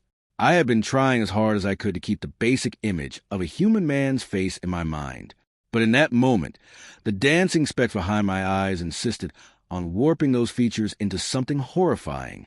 I tried hard not to imagine him as a towering, slender figure with spindly arms that stretched multiple yards long, so long that he had to fold them over thrice like the crooked legs of an exotic bird, just to offer his hand to me this close in proximity. I tried not to imagine a robust pot belly jutting out his otherwise slender frame, covered in thick black fur, and hanging low over his legs, which were just as long as his arms and folded up like an accordion. I tried not to imagine his face as a grunt eyeless visage with dark, rugged skin stretched tight around an impossibly wide grin. I tried not to imagine a pair of ivory horns at top his head that spiraled several feet up toward the heavens. I tried and tried and tried to keep that ghastly depiction out of my head, but for as long as he held my hand in his, it persisted in my mind's eye as if it were an unquestionable truth. I withdrew my hand from his grasp, all struck with a terror that I cannot possibly describe.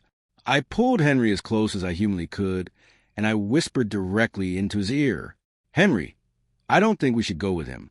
I think we should stay here." The man definitely heard me, but he didn't react. He remained crouched in front of us. Skeletal fingers held out an offer. "I want my mom," Henry whispered. He felt limp like a rag doll in my arms. "Please, son. I reckon he ain't got much time left," taunted the shadow man. I had no tears left to cry. Henry was dying in my arms. Whatever might happen to him, should I let him go? He wouldn't last much longer here. I loosened my grip as I felt Henry's arm leave my lap. I whimpered and felt him being tugged away. "Don't worry," the man sneered. "I'll carry you." I heard the hound pull out its chain and set off into the dark. The footsteps of the man followed behind it. "You stay put." I heard him call over his shoulder, "I'll come back for you later." I curled up in a ball as the footsteps became increasingly faint. My mind raced with the possible outcomes of my decision. What awaited Henry in the arms of the shadow man? Did he really intend to help? Or had Henry just met a terrible fate? My thoughts were bombarded with untold horrors that might be in store. I imagined Henry's blood-curdling screams at the hands of the conniving specter. I could sense his suffering. I could hear his torment. I could feel his blood on my hands. I don't know what possessed me to finally get back on my feet. Maybe it was pure adrenaline or my fear of the shadow man. But the newfound isolation was a big enough push for my survival instincts to fully kick in. I was struck with a sudden intense realization that I had to get myself out of that maze, whatever the cost. I shot up so fast I nearly keeled over. I fumbled around for the carabiner, latched onto my belt loop, and freed my flashlight from its clasp. I took a deep breath and shoved the mangled tip of my pointer finger back into the hole. It was time for a Hail Mary. I gritted my teeth and began to spin the dial like my life depended on it. Needles of pain shot my arm as I fed the mechanism of my suffering. Every second the plastic shards dug into my skin felt like a hot lick of hellfire. But I viciously worked it round and round until the room began to illuminate. Once again, the sight of the hay walls and a dirt floor began to creep into view. But that wasn't all this time. As the light brought me out of the dark, endless void, I began to hear muffled voices and footsteps all around me for the first time in days. They were looking for me. They were looking for us. A wave of relief crashed over me, but it stole my mind from the task at hand. My cranking had slowed, and the light began to dim again. As it faded, so did the sounds of my salvation. I was slipping away back into the dark. I took off running, the promise of rescue, reinvigorating my work in the flashlight. I winced as it shredded my skin, alternating fingers until each one was coated by the steady drip of flesh blood. I cried out as much as I could, my voice raspy from overuse and dehydration.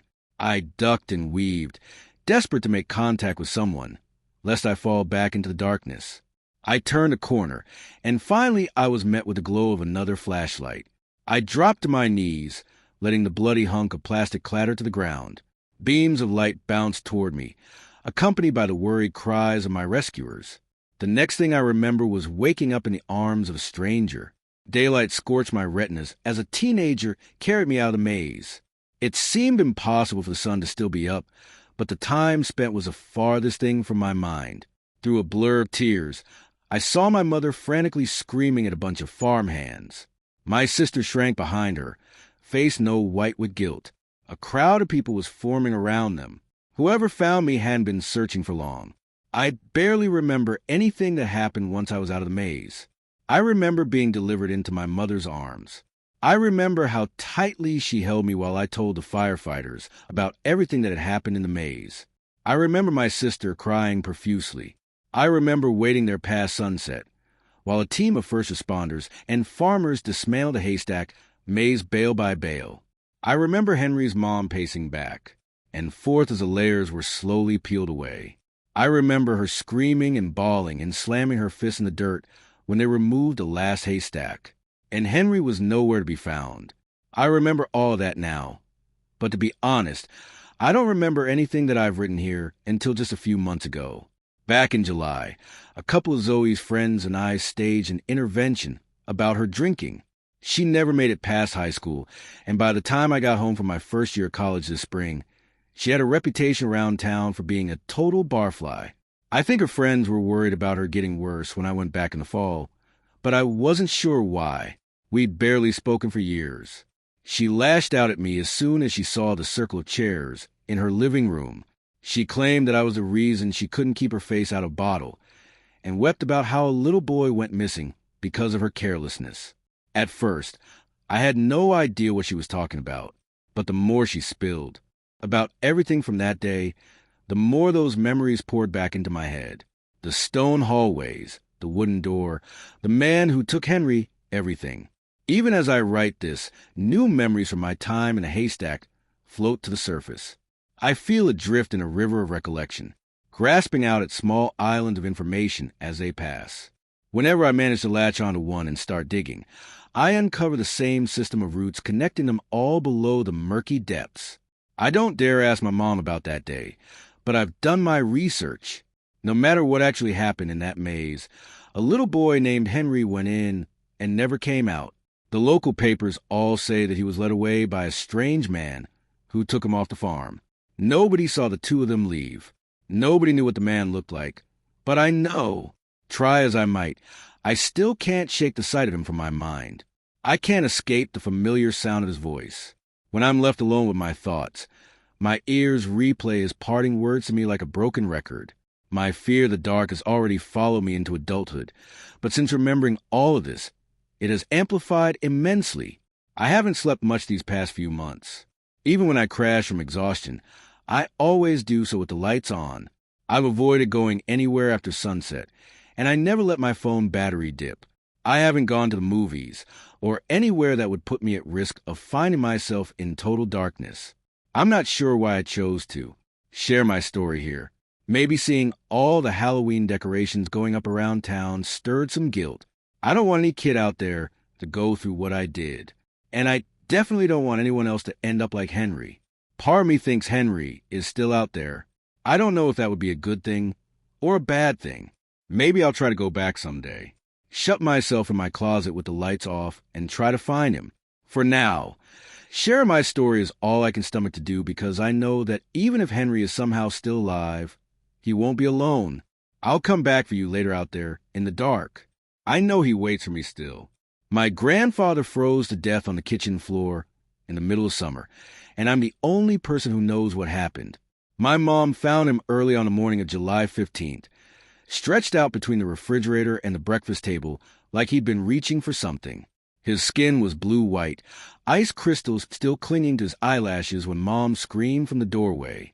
The thermometer on the kitchen wall read 82 degrees. I'm Theo, 17, part-time sandwich artist at Subway. Full-time disappointment to my parents. College fund expectations. Normal kid from normal Midwestern stock. The kind who knows the difference between a blizzard watch and a blizzard warning. Who can drive in snow before I can parallel park. I played JV basketball badly and worked the closing shift 3 nights a week, biking home past empty storefronts and gas stations that close at 10 o'clock. Nothing about my life prepared me for finding my grandfather's body that morning or for understanding what had happened. My grandpa Isaac had lived with us for 4 years.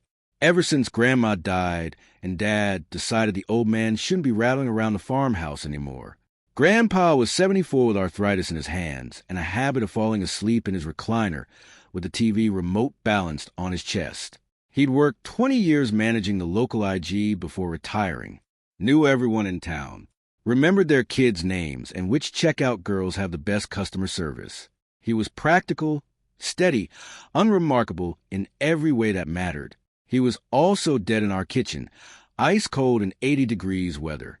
The coroner, Dr. Willets, spent 45 minutes examining the body. He took photographs, checked the thermostat, questioned Mom and Dad about Grandpa's health, his medications, whether he'd seemed confused or disoriented lately. He measured the room temperature 3 times with different thermometers, frowning at readings that made no sense. Hypothermia. He announced finally signing papers with the kind of confidence that comes from 3 decades of determining cause of death. Severe hypothermia due to unknown environmental factors. Possibly a neurological episode affecting temperature regulation. Dad asked the obvious question.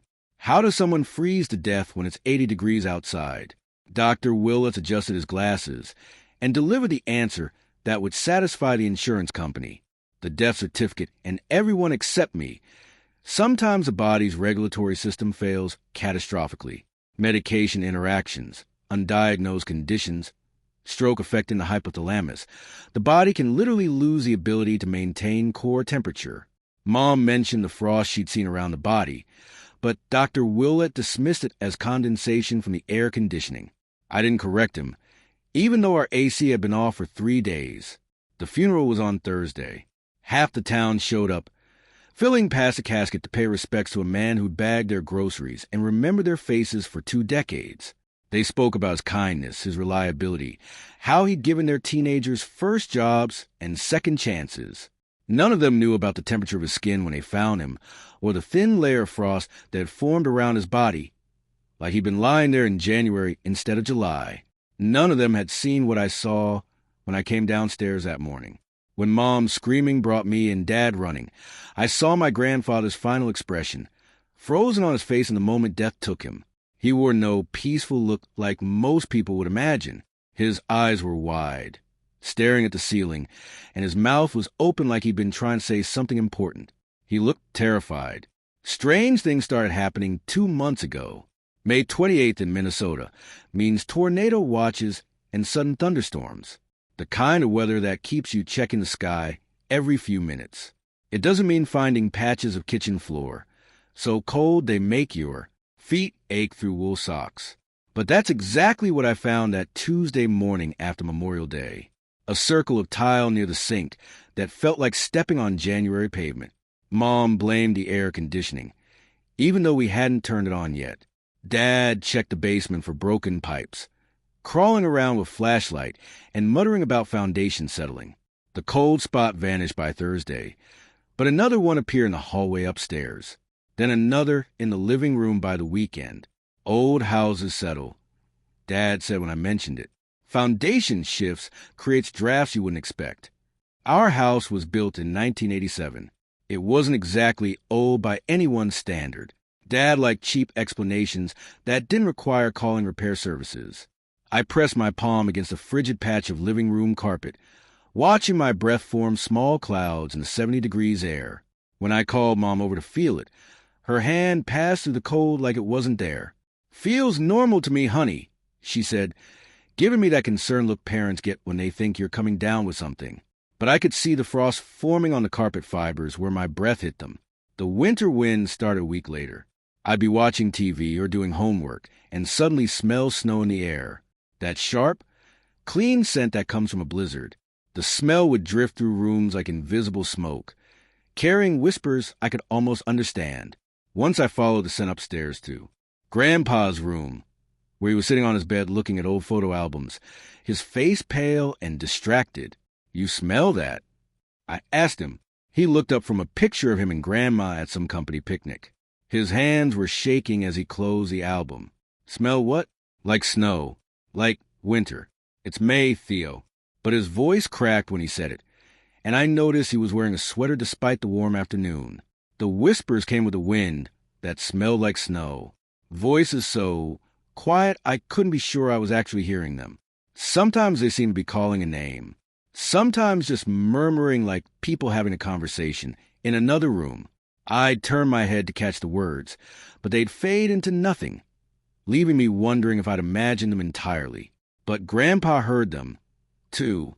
I'd find him sitting in his chair at midnight, eyes wide open, responding to things the rest of the family couldn't detect.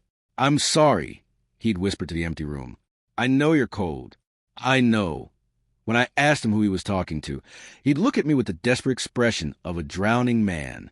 "You can hear them, too, can't you, Theo?" His voice barely above a whisper. "The voices in the wind?" I nodded, and something between relief and terror crossed his face. "Then you know she's coming." The shivering started in June. I'd wake up at 3 o'clock in the morning, teeth chattering, pulling my covers tight to around me. The room would feel normal to everyone else, maybe even warm, but my body acted like I'd been sleeping outside. When I mentioned it to Mom, she immediately started checking for fever and asking about my appetite. "Growing boys need more calories," she said, adding extra bacon to my breakfast. "Your metabolism's probably just running high." She couldn't see the frost forming on my bedroom windows while the thermostat read 75 degrees. Grandpa started acting strange around the same time, but this was different from the whispers. This was paranoia. He began looking over his shoulder when we watched TV together, checking the locks on doors that nobody ever used. During dinner, he'd pause mid-sentence and listen to sounds the rest of the U.S. couldn't hear, his fork halfway to his mouth, eyes darting toward the kitchen doorway. "Nothing there," he'd mutter when I followed his gaze. "Just tired." But tired people don't spend 20 minutes staring at the same photograph, and they don't whisper apologies to themselves while they think no one's listening. I started finding him with those photo albums more often, usually the ones from his working years at the IG. He'd flip through pages slowly, his fingers tracing faces I didn't recognize, his lips moving in silent conversation. One afternoon in late June, I found him in the kitchen at 2 o'clock in the morning, still in his pajamas, staring at the spot where his body would be found 3 weeks later. The linoleum around his bare feet was covered in frost that sparkled under the overhead light. "Grandpa." He turned toward me, but his eyes took a moment to focus, like he was seeing me from across a great distance. When he exhaled, his breath formed a small cloud between us. "She's coming," he said quietly. "She's been walking through the snow for 27 years, and now she's almost here." "Who's coming?" I should have stopped. I should have helped her. His voice was barely audible, but she was so cruel, Theo, so very, very cruel. I asked him what he meant, who he was talking about, but he just shook his head and shuffled back to his room, leaving wet footprints on the kitchen floor that steamed in the warm air. Everything came together the night I saw her. It was July 4th, just past midnight. Fireworks have been going off all evening. Late celebrations from people who bought too many bottle rockets and didn't want to waste them. I was lying in bed listening to the occasional pop and crackle from somewhere across town when the temperature in my room dropped 20 degrees in the span of a heartbeat. I sat up pulling my sheet around me and saw her floating 3 feet above the hallway carpet. She was translucent, like looking through ice, but I could make out her basic shape, a woman in what might have been a winter coat, her hair hanging in frozen strands around her face. Snow clung to her shoulders and sleeves, never melting, never falling. She moved without talking, drifting down the hall towards Grandpa's room with the deliberate purpose of someone who knew exactly where she was going. I couldn't move, couldn't breathe, couldn't do anything but watch as she passed my doorway, leaving a trail of frost on the walls where she'd been. The air around her shimmered with cold, and I could hear the sound winter makes, that particular silence that comes with heavy snow, broken only by the soft whisper of ice crystals forming. She turned her head toward me as she passed, and for just a moment I saw her face clearly. Her eyes were the color of winter sky, pale and empty and cold enough to freeze blood. Her mouth was open in an expression that might have been speaking, but no sound came out, just that patient, terrible silence. When she reached Grandpa's door, she didn't open it. She simply passed through the wood like it was made of mist. I stayed in bed until morning, wrapped in every blanket I owned, listening to the one-sided conversation that drifted through the walls. Grandpa's voice apologizing over and over to someone who answered only with the sound of wind through bare trees. By the time the sun came up, the temperature had returned to normal, but I found a single perfect snowflake on my windowsill, refusing to melt despite the July heat. I knew then that my grandfather was going to die, and that I was the only one who could understand why. My grandfather told me the worst thing he'd ever done. It was July 13th, 2 days before we found him dead on the kitchen floor. He'd spent the morning pacing between his bedroom and the kitchen, muttering under his breath and checking door locks that were already secure.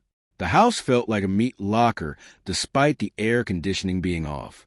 But only Grandpa and I seemed to notice. By afternoon, he looked like a man who hadn't slept in weeks.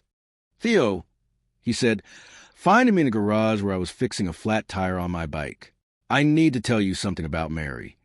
I'd never heard him mention anyone named Mary before, but something in his voice made me set down my wrench and pay attention.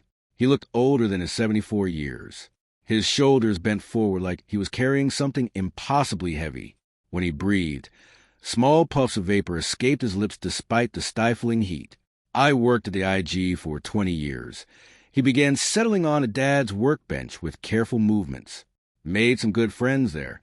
Jimmy in produce, Alice in customer service, Bill who ran the meat counter. He paused, his hands working against each other in his lap. Then there was Mary. The temperature in the garage dropped 10 degrees when he said her name. She worked in the office bookkeeping, scheduling, handling complaints. Been there longer than anyone, maybe 15 years when I started. Everyone called her Mean Mary behind her back, though never where she could hear it. His voice got quieter, more distant, like he was seeing something I couldn't. Mary had a talent for finding people's weaknesses and pressing on them until they broke. New employees, part-timers who couldn't afford to quit, anyone she thought was beneath her. But what she did to Tommy was the day I knew she was something beyond cruel, beyond human, maybe. The Tuesday she destroyed Tommy was like watching a predator hunt. Tommy worked maintenance, had some kind of mental problem that made him talk slowly and repeat himself sometimes. Sweet kid, maybe 25, lived with his mother and needed that job more than anything.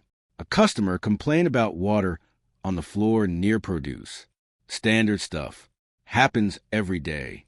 Grandpa's breath came his, stumbling over words the way he did when he got nervous. "Tommy, sorry, Tommy, try harder."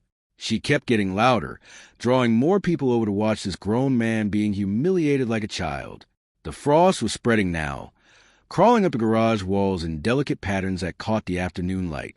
Sammy just stood there holding his mop, tears streaming down his face. He didn't understand why everyone was laughing. Mary wasn't done. She told the customer loud enough for everyone to hear that Tommy was mentally deficient and that the store kept him on out of charity. She said maybe they should find someone more capable to clean up after normal people. Grandpa's voice broke completely. The customer looked horrified, tried to say it wasn't that big a deal, just a wet floor. But Mary kept going, called Tommy a burden to decent society, and said his mother should be ashamed for inflicting him on normal people. Tommy collapsed right there, sobbing so hard he couldn't breathe. He never came back. Found out later his mother had to take him to the emergency room that night because he wouldn't stop shaking. The doctor said it was a panic attack, but I knew better. Mary had broken something inside him that never got fixed. That was the kind of person Mary was, Grandpa whispered. Someone who could destroy an innocent man for entertainment and sleep soundly that night. I asked him why he was telling me this, what Mary had to do with the cold spots and whispers that followed us throughout the house. His hand stopped moving. When he looked at me, his eyes were wet and desperate, because I'm the reason she's dead. The story came out slowly, like he was pulling each word from somewhere deep and painful. February 14th, 1998, 7 years before I was born, a blizzard had moved in faster than predicted, dropping 19 inches of snow in 6 hours and creating whiteout conditions across 3 counties. Storm management made the call to close early, 2 in the afternoon instead of 9. At night, everyone was anxious to get home before the roads became completely impassable. Mary had left first, as she always did. She lived alone in a rented house on the other side of town and drove an old Buick that wasn't reliable in the best conditions, let alone in a blizzard. Grandpa stayed another hour, helping to secure the store and making sure all the coolers and freezers were properly sealed in case they lost power. By the time he left, the snow was falling so hard he could barely see his truck in the parking lot. I took County Road 47, he said. It was faster, and your grandmother was waiting with dinner. I'd driven that road 1,000 times. His voice got quieter, forcing me to lean closer to him. I saw her headlights first, flashing on and off, like someone signaling for help. The Buick was nose first in a snowbank, maybe 15 yards off the road. As he got closer, he could see Mary standing beside her car, waving her arms frantically, even to the snow and wind. He could tell she was in trouble. I pulled over, he said, sat there with my engine running, looking at her through my windshield. She was walking toward me, stumbling through knee-deep snow. The garage was freezing now, cold enough that I could see my own breath mixing with his in the space between us. I thought about Tommy crying while everyone laughed, about the way she called him deficient, a burden. I thought about the kind of person who could destroy someone like Tommy and sleep soundly that night. His hands were shaking now from the cold or emotions. I couldn't tell. She reached my truck, started pounding on the passenger window with her fists, screaming something I couldn't hear over the wind. Her face was pressed against the glass, and I could see the terror in her eyes. She knew she was going to die out there if no one helped her. He paused, his breath coming in short, sharp puffs that crystallized in the air. I put the truck in drive and kept going. The words hung between us like icicles. She ran after me for maybe 20 yards, waving and screaming. I watched in my rearview mirror until the snow swallowed her up. Then I drove home and told your grandmother I'd taken the main route because it was safe there. They didn't find Mary's body until March, when the snow finally melted enough for a farmer to spot something that didn't belong in his field. She'd made it almost a mile from her car before the cold took her, found frozen in a drainage ditch with her arms wrapped around herself, still wearing the same winter coat I'd seen floating through our hallway. I killed her, Grandpa whispered, and I've been living with that for 27 years. The frost had covered every surface in the garage now, turning our breath into clouds and making the metal tools ring like bells when the expanding ice shifted them. She's been walking through that blizzard ever since, he said, walking through the snow and the cold, getting closer every year. And now she's found me. I asked him why he was telling me this now, after keeping it secret for so long. He looked toward the house where shadows were beginning to gather in the windows as evening approached. Because she's here. Theo, she's been in my room every night for a week, standing at the foot of my bed, dripping snow melt on the carpet. She doesn't say anything, just watches me with those frozen eyes. His voice dropped to almost nothing. And I think you're the only one who can see her, too. The air conditioner stayed off for the last 2 days of my grandfather's life. After his confession in the garage, he became obsessed with heat. Every time someone turned on the AC to combat the mid-80s weather, he'd shut it off within minutes, his hands shaking as he adjusted the thermostat. "Can't stand the cold air," he'd muttered, pulling on another sweater despite the sweltering house. When Dad complained about the temperature, Grandpa begged. "Just keep it off," he pleaded. "Please." The whispers were constant now, where before I'd barely been able to make out voices on the wind. Now I could hear words clearly. Left me so cold. They drifted through the house like smoke, always in Mary's voice, though I'd never heard her speak when she was alive. Mom and Dad noticed Grandpa's behavior, but attributed it to grief or maybe early dementia. They scheduled a doctor's appointment for the following week and talked in hushed voices about assisted living facilities and medication adjustments. They couldn't see the frost forming on windows despite the 80 degrees indoor temperature. They couldn't see the way their breath became visible whenever they stood too close to Grandpa's usual spots. When I pressed Mom's hand against a wall covered in ice, her fingers passed through it like it wasn't there. "Don't you feel that?" I asked desperately. "Feel what, honey?" She looked at me with growing concern. "Are you feeling all right?" But I could see the frost spreading under her touch, could feel the supernatural cold seeping through my clothes and into my bones. On July 14th, the day before he died, Grandpa stopped sleeping entirely. I found him in the living room at 2 o'clock in the morning, fully dressed, staring at the front door. The house was stifling without air conditioning, but his breath formed steady clouds when he spoke. "She's getting closer," he said without looking at me. "Where is she?" "Right there." He pointed toward the empty hallway. "Can you see her?" "She's standing by the stairs, just watching." I looked where he was pointing and saw nothing but shadows, but the temperature in that spot had to be below freezing, because frost was forming on the wall in the shape of a woman. "What is she doing?" "Nothing. Just looking at me. But I can feel the cold coming off her, like standing next to an open freezer. And her eyes," he shuddered. "Her eyes are like looking into a January sky." We sat together until dawn. I held his frail, cold hand, listening to him whispering apologies to the empty air, while I watched frost patterns spread across surfaces that should have been warm. When the sun came up, he seemed to relax slightly, but I knew the relief was temporary. That evening, our house felt like an oven. The air conditioner sat silent while the July heat pushed the indoor temperature well into the 90s. Every fan in the house ran at full speed, but they couldn't compete with the supernatural winter that followed my grandfather from room to room. The whispers started earlier than usual, just after sunset. This time they weren't random phrases, but something more focused, more demanding. I couldn't make out all the words, but Grandpa could. He sat in his chair, no longer pretending he couldn't hear her. "I know," he said to the empty room, his voice steady for the first time in days. "I remember leaving you there."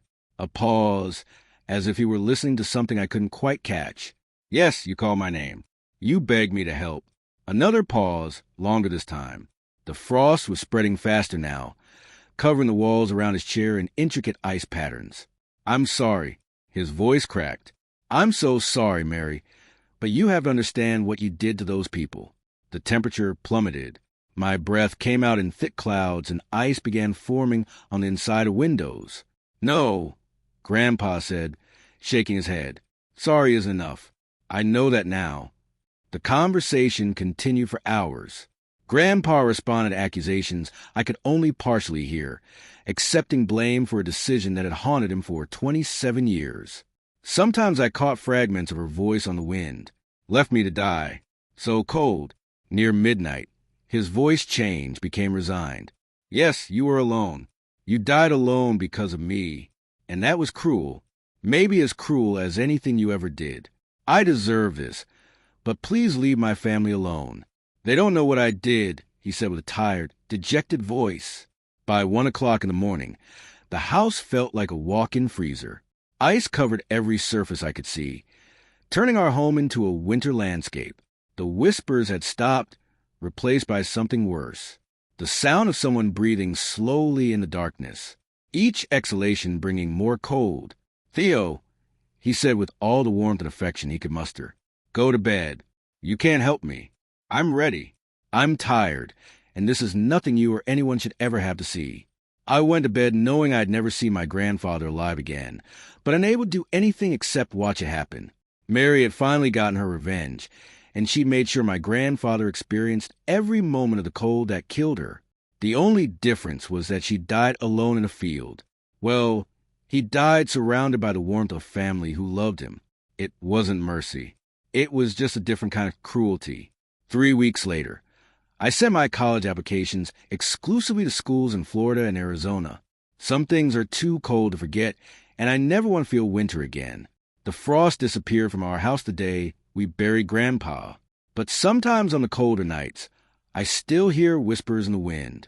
They're fainter now, more distant, like someone calling from very far away. I think Mary is walking again, looking for the next person who left someone to die in the cold. A few weeks ago, my wife and I went on a road trip for a family reunion in El Paso, Texas. I am now sitting in the hospital waiting room, desperately wishing we hadn't. "How much longer?" Melanie asked, leaning her seat back and putting her hand into the small of her back in a feeble attempt to find a more comfortable position. "Google says we got a few more hours to go," I said, glancing quickly at my phone, sitting the cup holder, then putting my eyes back on the road. "Do we need to stop again?" Melanie shifted in her seat a bit, removed her hand from behind her, then sat it back up to its original vertical position. At 7 months pregnant, her options for comfort were quickly dwindling, and none of them involved the front seat of a car. "No, let's just go. If we stop again, I'm not going to want to get back into the car." Signal lost. My phone's robotic female voice announced. I sighed. The phone had been doing that for the past couple of hours, at increasing intervals. There had apparently been an accident or something on the main highway, which would have backed us up by at least an hour, according to the all-knowing Google. In order to avoid that, we'd taken a detour that snaked around the accident through the desert on a two-lane highway. That had been 3 hours ago, maybe more. It was hard to keep track of when it had happened because even before the phone had alerted us of the accident, the whole trip had been little more than a pile of browns and grays broken up only by the regular bathroom break. As I saw it, the New Mexico desert was a skid mark on the underpant of America, and if I never had the pleasure of driving through it again, it would be too soon. The sun had set about an hour ago, not long before the signals started getting more spotty, and the highway hypnosis had really started to get to me. There was nothing but desert on either side of us, and even with the high beams on, the darkness covered us like a thick blanket. "Got any more Red Bull?" I asked.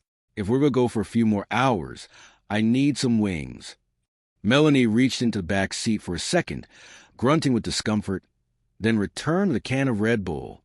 "Last one," she said. "This was sitting on the seat, so the sun warmed it up for you." "Great," I said, taking the can, cracking the seal, and swallowing 3 large gulps.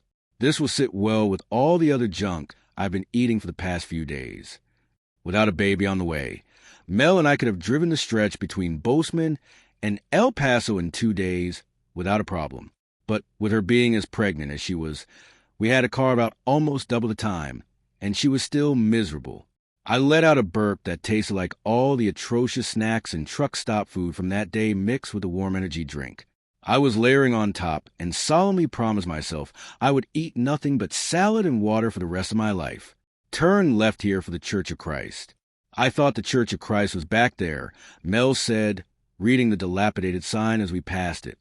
"No, that was the Church of Jesus Christ," I said. Big difference, apparently. All through the drive, we'd seen a wide variety of local churches, mostly generic, but after passing one called the Church of Liberty, over a backdrop of a poorly drawn Confederate flag, we had turned it into a sort of game to see who could find the most outlandish one. We sat in silence for a while, listening to the hum of the engine and the intermittent signal loss notification from my phone. I had looked at the phone earlier when the signal was stronger and saw that we just needed to go to the end of this road, turn right, and we'd find ourselves getting back onto the freeway. So, although the intermittent announcement from the cup holder was annoying, I wasn't particularly concerned. That was until we saw a sign that said freeway entrance left 1 mile. I thought you said it was a right at the end of the road, Melanie said, sitting up and grabbing the phone. That's what it said. I insisted. I checked it last time we had service like half an hour ago. We had about 60 or so miles ago, and then it was all right. How sure are you? She asked, putting the phone back into the cup holder. 'Cause your phone is still saying it has no service. So it's not going to be any help. Pretty, I said. Just then, we passed another sign. Freeway entrance left 5 mile. At least I think so. I think we should follow the signs. Mel said, I don't want to get lost out here. And the phone hasn't had consistent service in a while. It could have reset and changed routes or something to have us avoid the highway. Remember last time? I did remember last time. A Vegas trip that ended up being 4 hours longer than it should have been because my phone reset and had us taking frontage roads and city streets. It would have been longer had Mel not thought to check the route on her phone. I was sure that I had seen it was taking us back to the highway and that the next turn was a right in about 30 minutes or so, given our current speed. But with the evidence of the contrary quickly approaching me in the darkness, illuminated by my headlights, I made the single most critical mistake that I would regret for the rest of my life. I followed the street sign and turned left. Mel leaned back in her seat, embarking again on her quest for a comfortable position, and I continued to stare at the lines in the road as we passed. Time begins to lose meaning when you've been on the road in the dark for as long as we were that night. It could have been hours that we spent speeding straight down the desert road, or it could have been days. With no focal point, it was really up to the clock alone to tell us how long we'd been there. And the clock on the dashboard had inexplicably reset at some point. Something it did on occasion for most of the time I'd owned the car, another bullet from Melanie, to fire at me whenever we got into our marital spats. I didn't care, and she didn't really either, but it was another straw to load up on the camel's back nonetheless. My faith in the phone had begun to waver even further, as I was becoming sure even that clock was running slow somehow. We'd go for 5 or 6 miles according to the odometer, and the clock would only read a minute or two had passed. I drained the last bit of Red Bull down my throat, again promising myself nothing but clean eating after this trip was over. Moments later, I felt a dull pressure in my bowels. The last drop of liquid must have been the last straw for my bladder. Mel slept quietly next to me, having finally crashed a while back, and I made the second decision I would come to regret. Although we hadn't seen another car for miles, I flipped my hazard lights on and pulled over to the side of the road. I turned off the car and stepped out of the car and relieved myself, relishing one of the finer points of being a man and having the ability to take a leak in the middle of the road without much fanfare and return to the car. Mel stirred then and asked if we were there yet. Not yet, just a bit further. I had to take a leak. She rolled her eyes and closed them again. I turned the key to start the car back up and heard a sound that sunk my heart into my stomach. Click, click, click, click. H! I sat under my breath. Please don't do this. I turned the key again and once more heard the series of clicks telling me that my car didn't have enough power to start back up. I sighed, resting my head against the steering wheel in defeat. What's wrong? Mel asked, opening one eye. Battery's dead. What? There was a hint of panic in her voice, and she sat back up, totally awake now. But the car was just running. Yeah, it was running off the alternator. The battery needs just enough power to start. Then the car can run off the power generated by the alternator. All we need is a jump, and we should be able to get the rest of the way as long as we don't turn the car off. But who's going to jump us? Mel asked, when was the last time you saw a car? It's been a while, I admitted. Definitely not since we made that turn back there. Mel spat. Stay here, I said, unbuckling my seatbelt. Where are you going? She asked, the panic in her voice rising. Just up there, I said, pointing down the road. I think I see a sign, maybe 100 yards out there. It might give us an idea of which direction we need to go, or if we need to just wait until the sun comes up. I could tell she didn't like it, but she didn't say anything.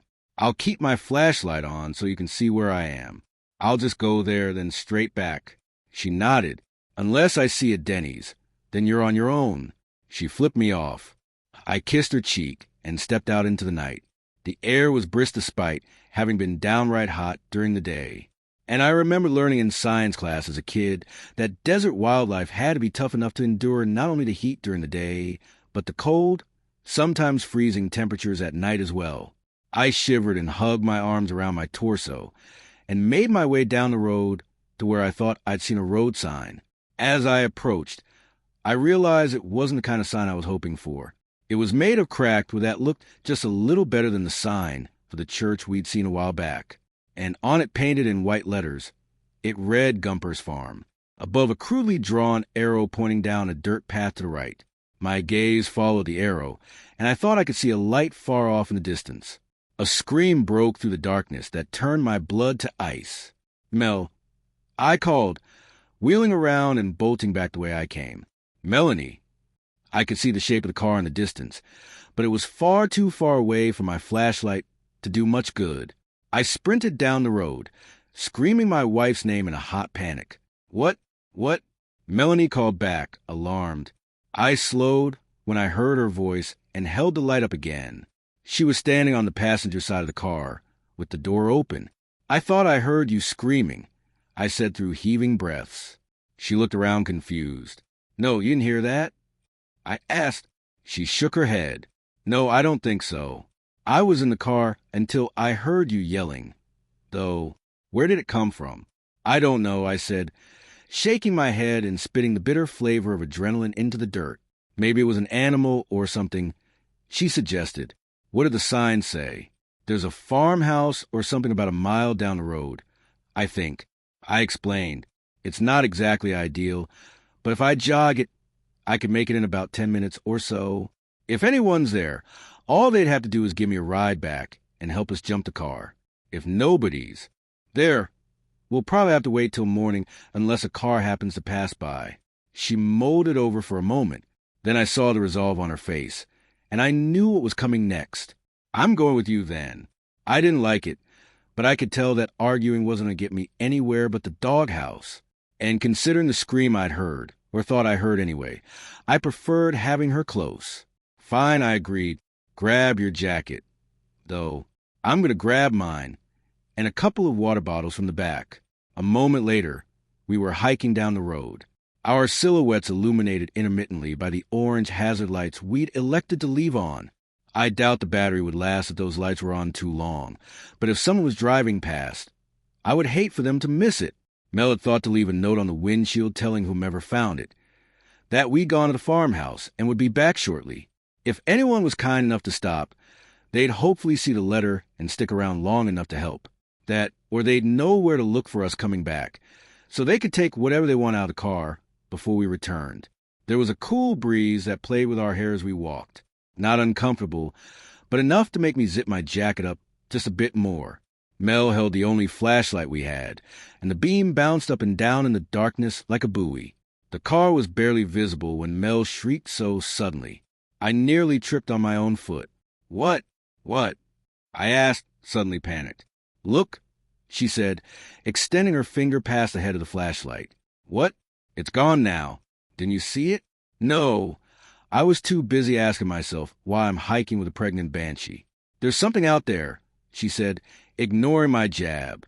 "Just past that rock, I saw a pair of golden eyes." "Probably a coyote," I said, started to walk again. "They're cowards. If we keep walking and talking, nothing should bug us, especially if we stick to the road here." Mel nodded, then caught up to me. "How much longer do you think it'll be till we get to farm?" "Don't know." I shrugged. 10 or 15 minutes, maybe. Just then, I saw the eyes she was talking about. Out in the distance, next to a large boulder on the side of the road, sat a pair of curious golden eyes. "Definitely a coyote," I said, pointing at it. "You can see its shape a bit. All fours low to the ground. It looks like it might be a little bit longer than the ones I've seen, but there's not much else out here that looks like that." That's probably what I heard earlier, too. One of these guys catching a rabbit or something. I wasn't sure I believed it, but it felt good to get some sort of explanation on the record. We kept talking as we walked down the path closer to the eyes, and when they disappeared, I was a bit disappointed, but not surprised. Part of me wanted to see the coyote up close. But if we got close enough to see it, that probably meant we were close to a den, which is the last place we want to find ourselves. We talked about what we'd do when we finally got home, and how soon we'd find ourselves laughing about the whole ordeal when Mel stopped suddenly in the middle of the road. "Crap, what is it now?" I asked, looking around another pair of eyes. "I have to pee. No chance you can hold it?" I asked, holding back a chuckle at the poor timing.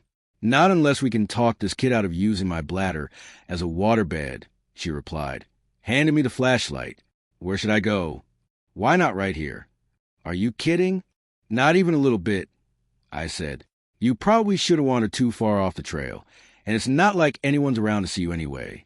Hell, if someone showed up and the universe decided now was the time to embarrass you, I'd still take that over the rest of the walk." "Fine," she sighed, pulling her maternity pants down and squatting as she did her business. I took the opportunity to scan the surroundings with the flashlight. I found a few more pairs of golden eyes on either side of the road, which quickened my pulse just a little. I didn't like being outnumbered, and I liked being surrounded even less. Melanie finished her business, and with some assistance from me to get back up to a vertical position, we were off again, our feet crunching against the dirt as we walked. I thought I heard something then, and this time it was my turn to stop. "What?" Mel asked. "Sure," I said. I started again, then stopped. "What is it?" Mel whispered. "Another scream?" "Nothing." I lied. Picking the pace back up, I thought I heard a car. We walked again in silence, Mel forgetting to keep the conversation going to keep the coyotes back, and me listening too intently to think about topics to discuss. I knew I'd heard something behind us. I hadn't noticed at first, or maybe it hadn't been there first, but after we stopped, I could make out the faint sound of footsteps on dirt that stopped almost as soon as we did and picked up, or so I thought, as soon as we had. I'd also heard a strange lapping sound just after we started walking again, like something licking the urine off the dirt road.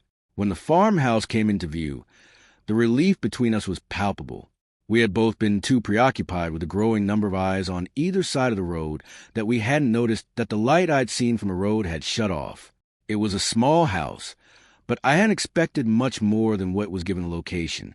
If it had 4 walls and a roof, I would have been happy. But from the outside, I would have guessed that it had at least a few bedrooms.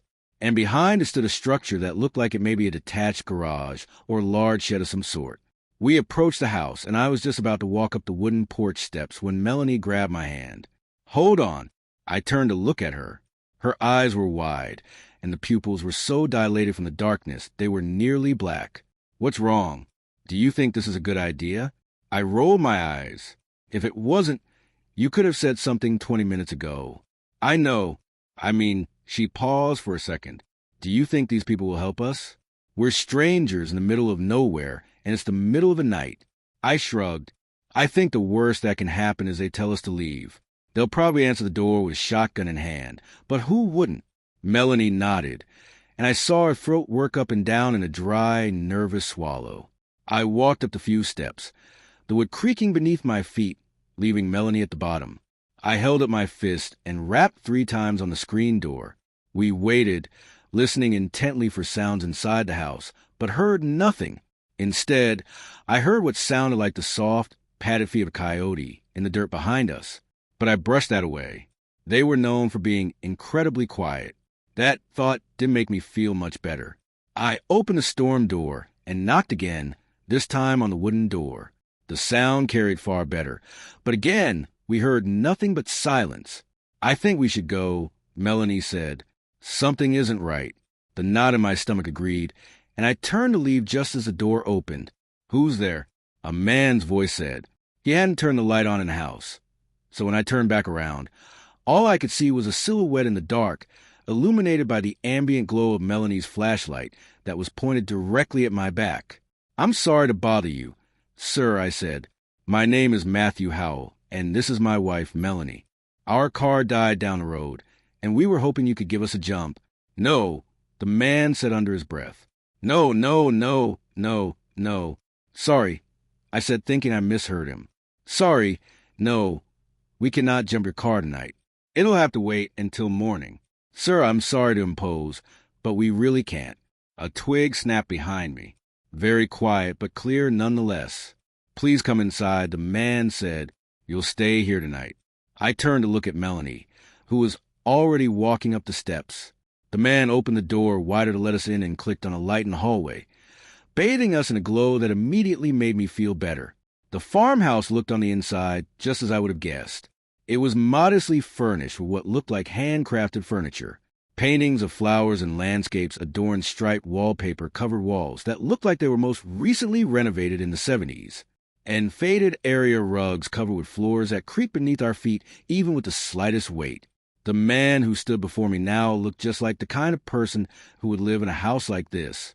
He had thin white hair and a large beard with yellow tobacco stains around his mouth, and he wore a set of beige long johns under a pair of pants that were held up with suspenders. The outfit of a man who had been disturbed in his bed. I guess he was somewhere in his 60s, still reasonably muscular from working on the farm, but well past his prime and settling into the atrophy of old age. He had been holding a shotgun in one hand, and just then put it down and leaned it up against the door frame. The man turned and called to someone inside the house. "Ma, put a kettle on, would you? We've got 2 here for the night." "Really?" I said. "I don't think we can." "I insist." The man said, turning back to me. "The roads aren't safe at night. It's too easy to get turned around." "Yeah, I can see that," I admitted.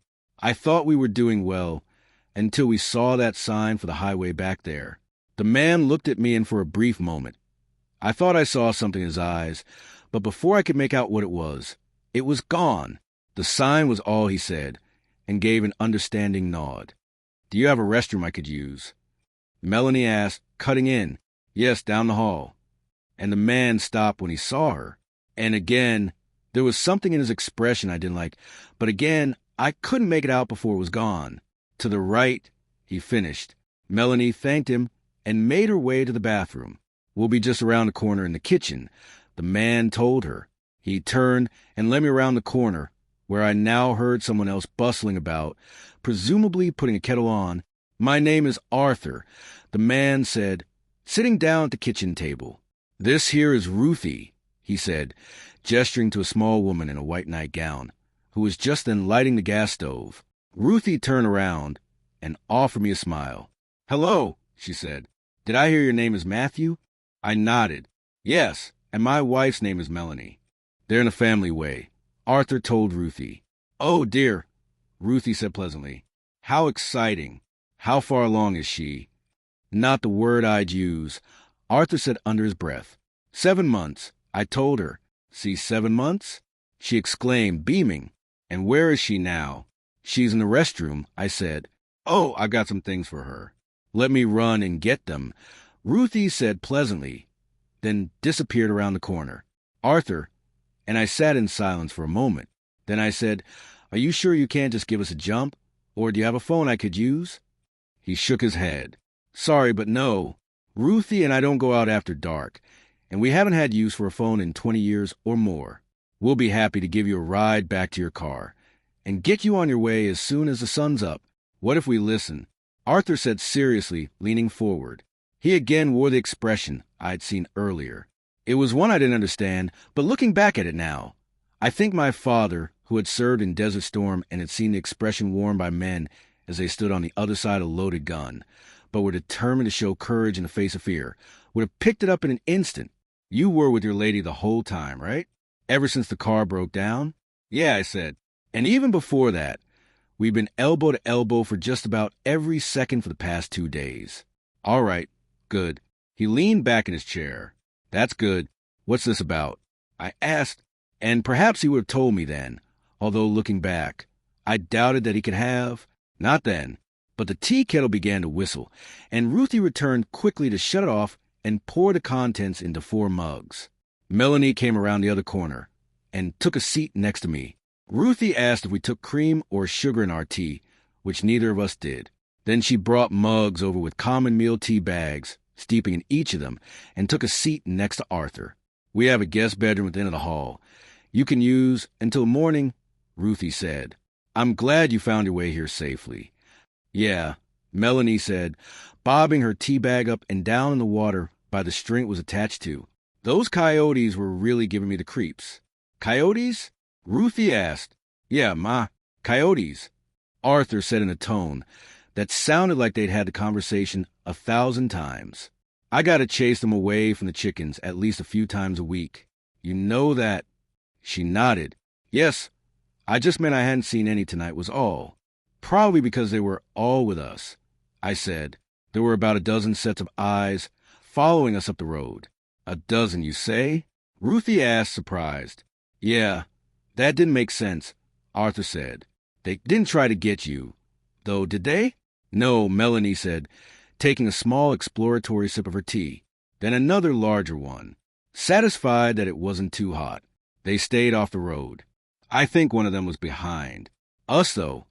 So I don't think they all stayed off the road. I said. Melanie looked at me reproachfully. And when did you plan on telling me? As soon as we didn't have one behind us anymore, I told her, shrugging. They didn't get too close, though, Arthur said.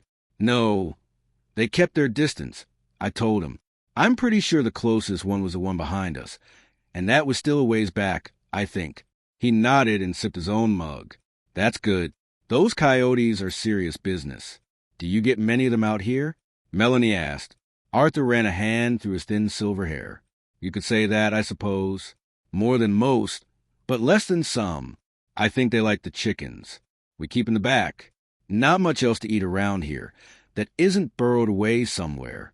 So, it's an easy meal if they can get at them before I hear the commotion and fire off a round or two. Melanie shivered. I'm glad I don't have to worry about that sort of thing.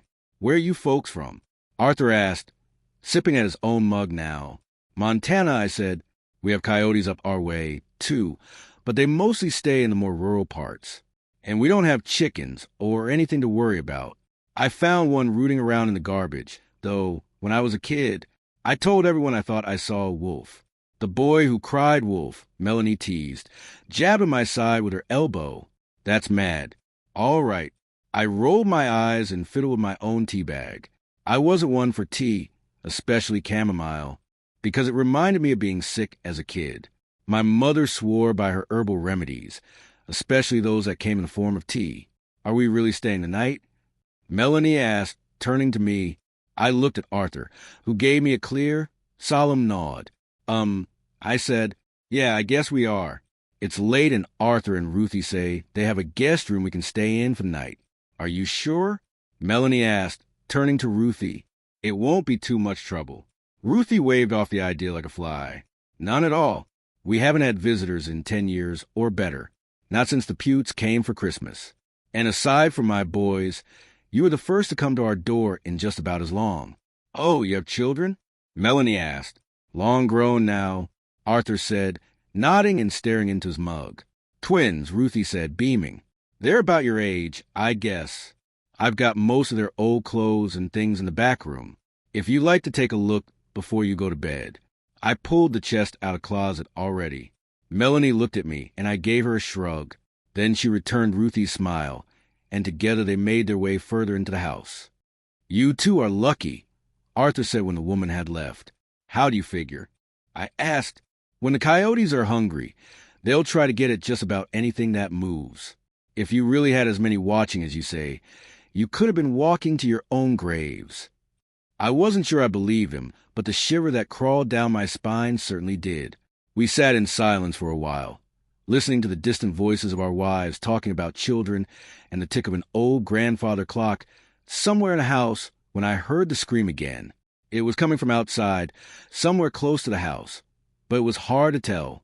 I sat up in my chair, but Arthur didn't move. Birds, he said flatly. Sorry, I asked. We got birds out here that sound like that sometimes, he said. Sound like a lady shrieking, or sometimes a child crying. But it's just the birds calling out to each other. Birds, he nodded. What kind of birds sound like that? He shrugged. I don't know. I heard them called lyrebirds once. Not sure if it was a name or just a fitting description of things. Yeah, I said, feeling the name scratch away something on the surface of my brain. A fact buried under the dust and cobwebs of my mind. I've heard of those. I think they can copy other noises like parrots can, right? I thought they lived in Australia or something. Arthur shrugged again. Couldn't say. I don't even know if that's what they are for certain, but I know that the sound we just heard was one of them birds. I settled back in my seat, feeling better about the scream I'd heard earlier. It would have made sense if it came from the air. That could explain why I wasn't sure where it come from. That reminds me of something that happened to me as a kid. Nothing like crying wolf, but it was an important lesson, I think. Arthur said, his words careful somehow. I took a sip of the tea between my palms. Not because I wanted it, but because it felt impolite to leave the whole mug full. You ever heard of an Arthur's search for the word a brood parasite? I think that's what they call it. I shook my head. It's a kind of bird that leaves its eggs in another bird's nest. Sometimes it'll push the other eggs out, but usually it just leaves their eggs for the other bird to care for. I heard about these when I was a little boy, maybe 8 or so, and I found a robin's nest with a bunch of little blue eggs and one single black and white speckled one. I thought I'd found something really special. So, every day that spring, I would climb that tree to see if it hatched. A couple weeks went by, and eventually the egg hatched. It was the first one, and I was so excited to see the little black chicken side. Not long after the others hatched, and each of them was a little robin that looked nothing like this blackbird, which was now twice the size of these other ones. The days went by, and one day as I was about to climb the tree, I found one of the baby robins laying in the grass. I picked it up and climbed back up the tree to find out the 4 robins had started in the tree. There was only one left. And of course, my big black bird was now far larger than the others. It had started to knock the other birds out of the nest. I put the chick that I had saved in the grass back into the nest. And do you know what the blackbird did? I shook my head. It killed it right before my eyes. Tore it apart like it was nothing. I ran to tell my father, and that's when I learned about birds that impose their eggs and other nests so that the other birds will raise them. I thought that a voice outside interrupted us. It was a cry that almost sounded like it had words this time, but the words were indistinguishable despite the fact that it sounded like it was coming from right outside the window. Arthur sat bolt upright and turned his head quickly to the window. He stood from his seat and crossed the room with 3 large steps. I was just telling a story. Leave us be. I couldn't be certain, but I thought I heard something scurry away in the dirt. What was that? I asked, try not to sound as nervous as how I felt. Them coyotes, Arthur said. I thought you said the cries were the birds.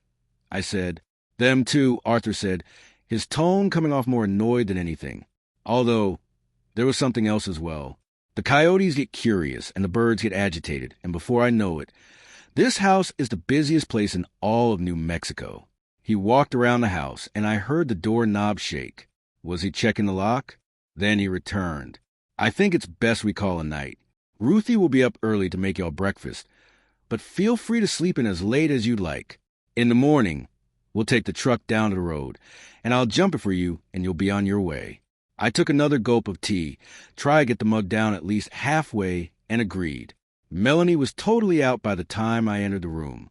She couldn't have been there for long, but I saw that Ruthie had set her up nicely with a nest of pillows in all the right places, and it looked like this might be the first night in weeks as she got a decent night's sleep. I undressed down my boxers and slid into bed next to my wife. I was exhausted, but sleep was nowhere to be found, and so I lay there staring up at the ceiling, wondering about the decisions that had led us to here. There had been a knot growing in the pit of my stomach ever since we'd parked the car, and it had only tightened since we'd arrived at the farmhouse. Arthur and Ruthie were nice enough, but there was something they weren't telling us. If I were watching the night play out like a movie, I imagined that the twist would be that they were secretly plotting over demise, or that the screaming sounds I'd been hearing were those of their victims chained up in the large garage behind the house. But I didn't think so. It wasn't that I didn't think they were capable. I'd only just met them and had no idea what they were actually capable of. It was more that it just didn't seem to fit. It was a look on Arthur's face when he asked me if I'd been with Melanie the whole time we'd been stopped there. It was the undertone of his voice when he told whatever was outside that he was just telling me a story. It was the story itself. What was that exactly? Just an elderly man retelling a memory from his childhood. Or was it something else? A cry echoed outside the window, this one sounding like Ma. It sounded more believable now that it was a bird, because it certainly didn't sound human now that I had the chance to hear it without other sound pollution. Not exactly human anyway. Melanie snorted beside me, the preamble to of his voice when he told whatever was outside that he was just telling me a story. It was the story itself. What was that exactly? Just an elderly man retelling a memory from his childhood. Or was it something else? A cry echoed outside the window, this one sounding like Ma. It sounded more believable now that it was a bird, because it certainly didn't sound human now that it had the chance to hear it without other sound pollution. Not exactly human anyway. Melanie snorted beside me, the preamble to a house, and my eyes flew open. Was that the coyotes again? Did coyotes do that? I wasn't sure. I sat up and listened for more, knowing full well that in the morning I would feel silly for being as scared as I was, but also knowing that the night has a way of making monsters come out, even if they're just the ones in your head. A scream broke through the silence, this one incredibly loud and right outside my window. I looked over at Melanie, expecting her to be as awake as I was, but she only stared. I got out of bed and crossed the room, throwing the curtains open, hoping to scare away whatever was sitting outside.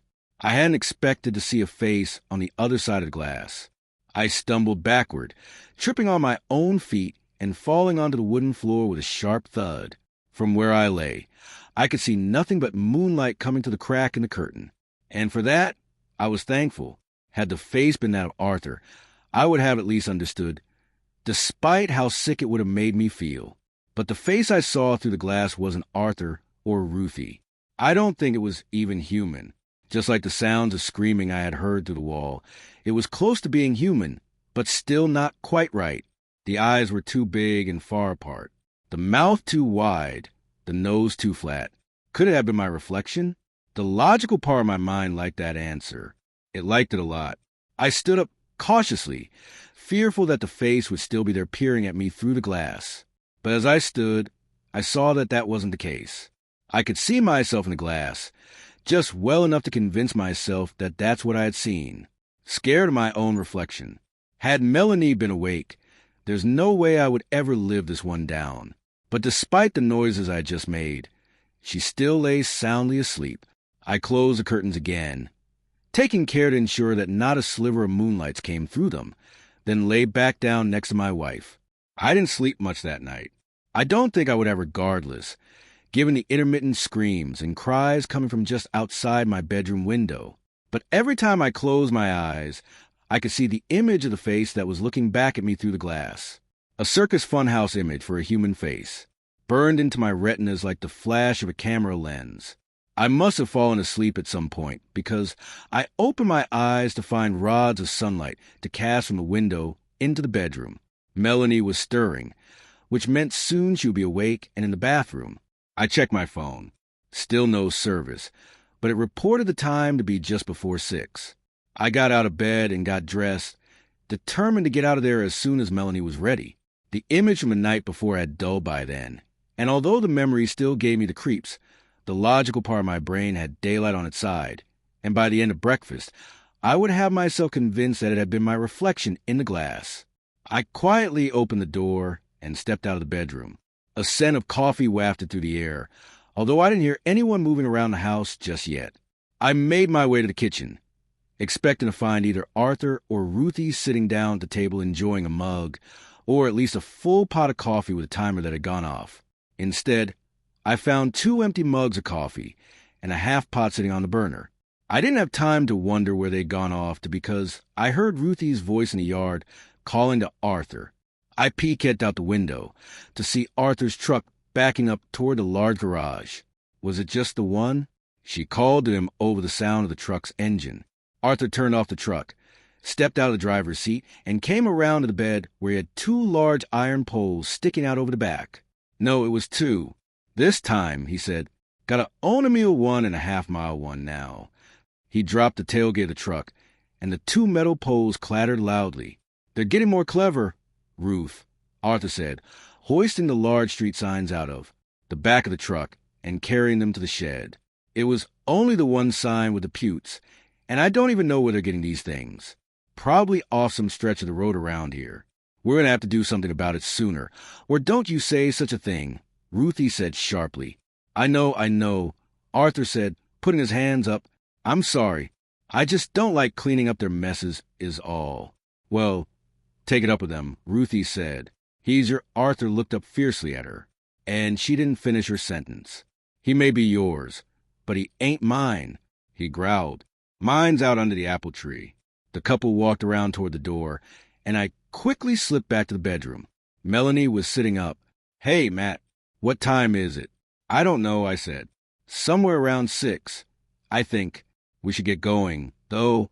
Melanie stretched. Yeah, she said through a wide yawn. That's probably a good idea. How'd you sleep? I slept great. I lied, knowing that the truth would surely cause questions that I'd rather not answer just then. Me, too, she said, scratching the back of her head. Best night's sleep I'd had since I got pregnant. Let me pee, then I'll get dressed and we can go. I agreed, trying not to sound too eager with a rising sense of unease filling my gut. She got out of bed, donned a robe that I assumed Ruthie had given her the night before, and padded her way to the guest bathroom across the hall. Arthur had gotten up earlier this morning to collect the street signs we had seen the night before. That much was obvious. What wasn't obvious was why. Who had put them there? The elderly couple returned from outside just as Mel was coming back from the bathroom. Oh, Ruthie exclaimed. I didn't think you two would be up for at least another hour or so. Let me get breakfast on. That's all right, I said. We really should get back on the road anyway. I have coffee on already, so at least take a cup to go with a couple of blueberry muffins I made the night before last. I opened my mouth to politely decline, but Mel beat me to it. I don't think I can look at a blueberry right now, she said, followed by a dry heave. The woman nodded knowingly. Just fine then. How about you? I shook my head. I'm not much of a breakfast person. I told her. All right, Ruthie said, drawing out the word like she was talking to children. But if you leave this house hungry, it's your own fault. She went into the kitchen, presumably to get her own breakfast started, and Melanie went back to the bedroom to collect her things. But Arthur lingered with me in the hallway. Your wife get morning sickness a lot? He asked after a silence that felt like an eternity, broken only by the sound of Ruthie's movements in the kitchen. She did at first. I told him, this is the first time in a while, though the road trip is probably taking a toll, I think. Arthur nodded slowly. Yeah, probably. Then after another long pause, you said you were with her the whole time, right? Ever since your car broke down. Yeah, I said slowly. Why? He shook his head as if that told me all that I needed to know. All right. Matt, Mel said, opening the door behind me. I'm ready when you are. I'll get my keys, Arthur said. The ride back to the car was quiet and uneventful. Mel waited in the passenger seat, resuming her quest for a comfortable position while I popped the hood and went to work connecting the two batteries to each other to start the car. To my relief, the car started on the second try. Thank you for everything, I told Arthur as I slammed the hood of the car down. Last night would have been much worse if it wasn't for you and your wife. I offered my hand out for him to shake, which he took with the leathery grip of a man who had spent his whole life working with his hands. There was another look in his eyes then, as we stood on the shoulder of the road, shaking hands, that told me there was more that he wanted to say. But something even then was holding him back. We loosened our grip, and just before I could turn away, Arthur stopped me. Hold on a minute, he said. I've got something for you from Ruthie. He went to the cab of his truck and returned with a dilapidated cardboard box. Some clothes for your little one. It ain't much, but we won't get any use out of them. I took the box and thanked him, doubting that we'd ever use them, but feeling that if I refused, he would insist and I would still leave with the box. Thanks, Arthur, I said. One more thing, he said before I could turn around. His voice got quiet when he spoke, just above a whisper, and far too quiet for anyone other than the two of us to hear. I looked up at him and frowned, searching his face for the joke that wasn't there. Nodded uneasily, then said goodbye. Arthur stood in the middle of the dirt road, waving broadly at us from the rearview mirror as his silhouette disappeared into the dust. Kicked up by our tires, I never thought I'd return to Gumper's farm, let alone so quickly. But circumstances change, and with them expectations. It took me nearly a whole day to find the road signs that let us down, and by then it was dusk, and I returned back to my hotel, so as not to be out after dark. Melanie stayed home this time. Her condition had gotten significantly worse since our road trip, and she had been prescribed bed rest, among other things, until she was ready to deliver. Her mother hadn't been happy with me flying out to New Mexico, even with the lie we told her about it being a work trip. But her mother's chagrin was a small price to pay for what I was hoping to get out of a reunion with Arthur and Ruthie. I drove up the dirt road, following the only street sign now for Gumper's farm, hoping to find an answer to something that had happened to us not long after returning home. I parked my car next to Arthur's pickup truck and stepped out. I waited for a moment, wondering if I would hear the sound of the birds carrying human-like screams along the air. To my relief, I heard nothing at all. I walked around the front of the house, prepared to knock, as I had mere weeks before, but found that I didn't need to. The door to the farmhouse was open. Dirt coated the entrance floor, suggesting that it had been open for a while. Cautiously, remembering the face I had seen in the window, but feeling the bravery given to me by the daylight, I called out into the house. "Hello," I called. "Arthur? Ruthie?" No reply. I stepped into the house, noting first that the shotgun Arthur had answered the door, but was no longer propped against the wall in the corner by the door.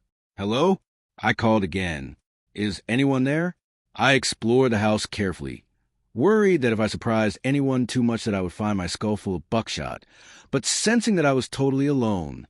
The kitchen was clean with only a couple of plates in the sink with dried-on food that could have been from the night before or perhaps longer. The bedroom where Mel and I had stayed looked exactly like we had left in. I called out again as I headed up the stairs toward the part of the house I hadn't been. There were 3 doors down the hallway from the top of the stairs. I chose the first and opened it. It was a young boy's room, a time capsule from decades ago. The boy who had once dwelt here must have been 6 or so, judging by the toys, books, and decorations that filled the space. Above the bed in large block letters was the name Jonathan. The next room was a bathroom adorned with yellow daisies over most of the surfaces. I opened the door to the final room and was struck by 2 things simultaneously. First was the body of Ruthie Gumper laying in the bed. She wore a nightgown and looked as if she had gone peacefully in her sleep. Second was a putrid odor that had somehow not completely filled the house, possibly because the door had been left open. It was clear that she had been dead for at least a few days, perhaps not long after Mel and I had left, but there was still no sign of Arthur. I went downstairs and out the front door, glad to be rid of the smell that followed me after I opened the door.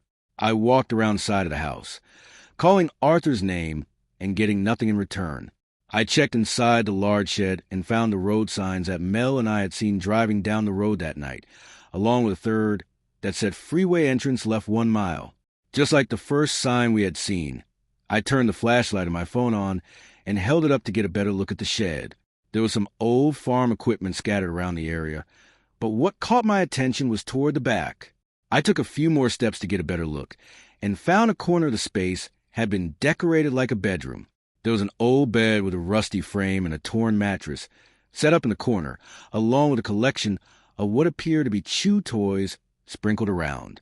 Above the bed in block letters, similar to the boy's bedroom I had seen in the house, was the name Christopher. I took a few more curious steps forward to get a better look at the makeshift living space, then felt something at my feet. I stooped to pick up the item buried in the dirt and found part of a chain. As I picked it up, the chain emerged from its resting place in the ground, and as I pulled it up, I found that it was connected to a large metal pole posted near the bed. I followed the chain to the other side and found at the end part of a broken shackle. I dropped the chain, letting it tinkle to the ground, and left as quickly as I could. If Arthur was here, I knew that this was the last place he would want me to be. I examined the rest of the farmyard, wondering where, if at all, I would find Arthur, and my eyes landed on a shape beneath a tree in the distance. I could hear Arthur's voice from the weeks before, mine's under the apple tree, and wondered if this was the tree he had spoken of. As I drew closer, the shape beneath the tree became clearer, and I recognized it as the man I sought. "Arthur," I called, beginning to jog. "Now, Arthur, I really need to." I stopped. It was Arthur, but he wouldn't be answering any of my questions. The top of his skull was missing, and his body was slumped against the trunk of the tree, punched over the barrel of the shotgun that still rested in his mouth.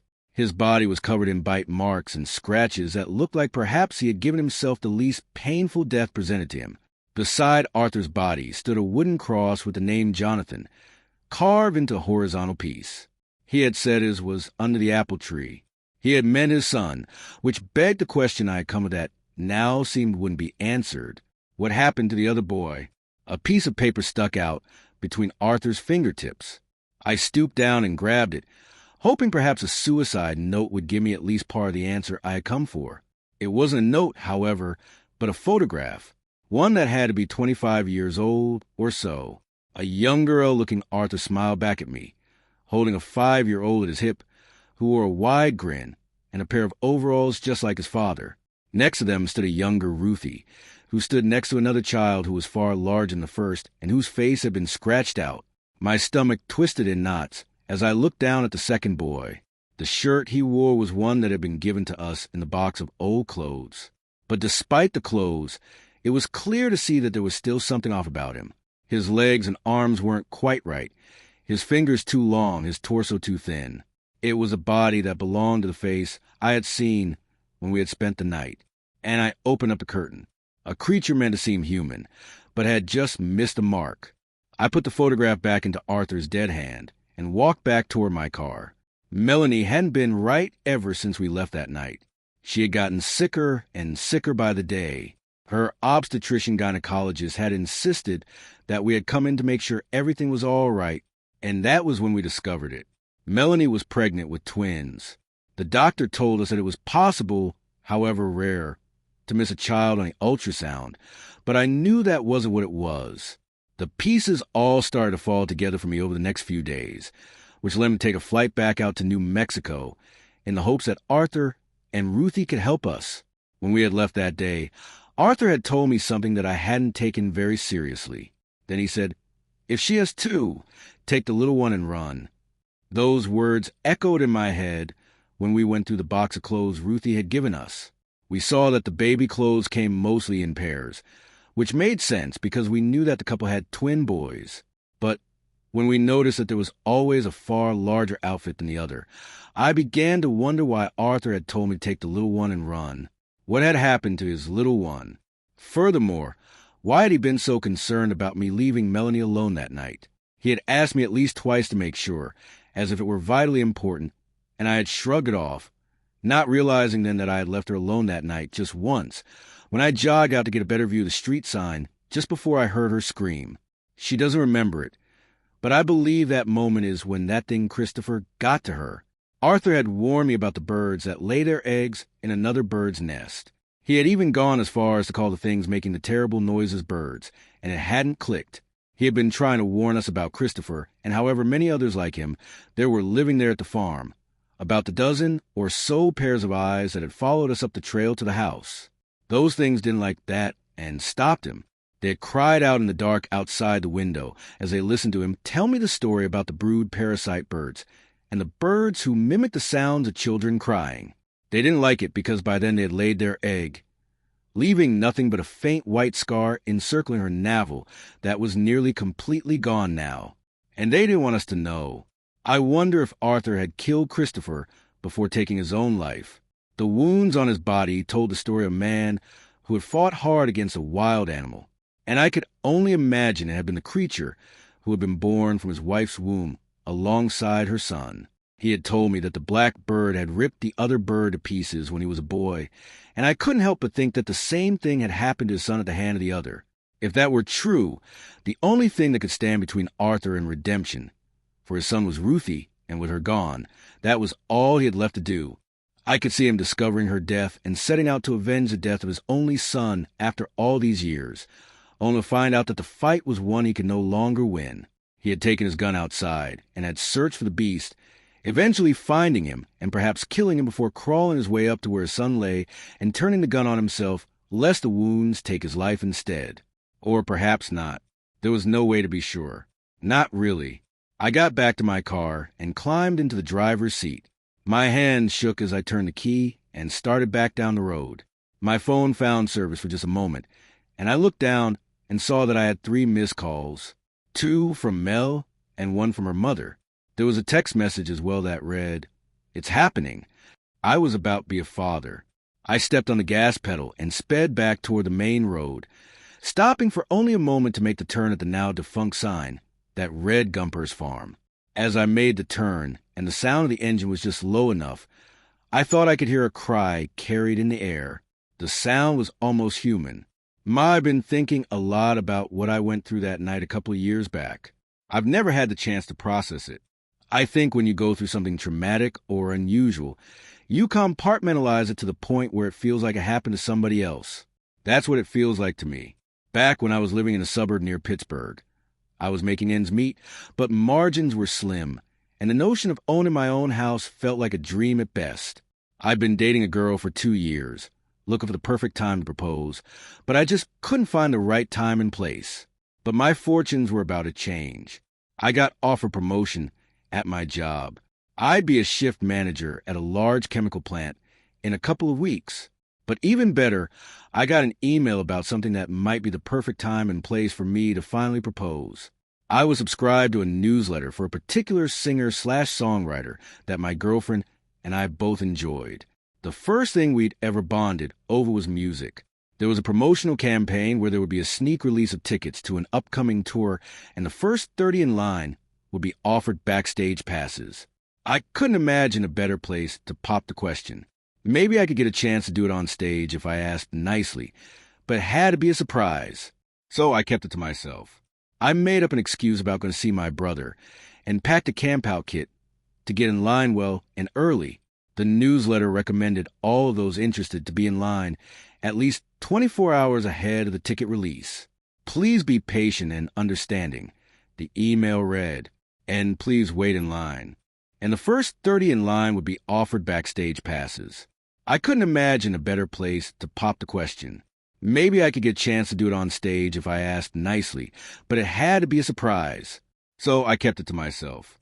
I made up an excuse about going to see my brother and packed a camp-out kit to get in line well and early. The newsletter recommended all of those interested to be in line at least 24 hours ahead of the ticket release. Please be patient and understanding, the email read, and please wait in line. I drove out there early Saturday morning. They had arranged it as a sort of pop-up store. It was going to have all kinds of merch, and by opening day, there'd be plenty of people dropping by to get ordinary tickets, but I'd be one of those 30 who got the good ones, come hell or high water. It was awkward getting there, though. They'd shut down 3 of the roads for maintenance, making the zigzag between cones and waiting for traffic in opposing lanes to take a turn.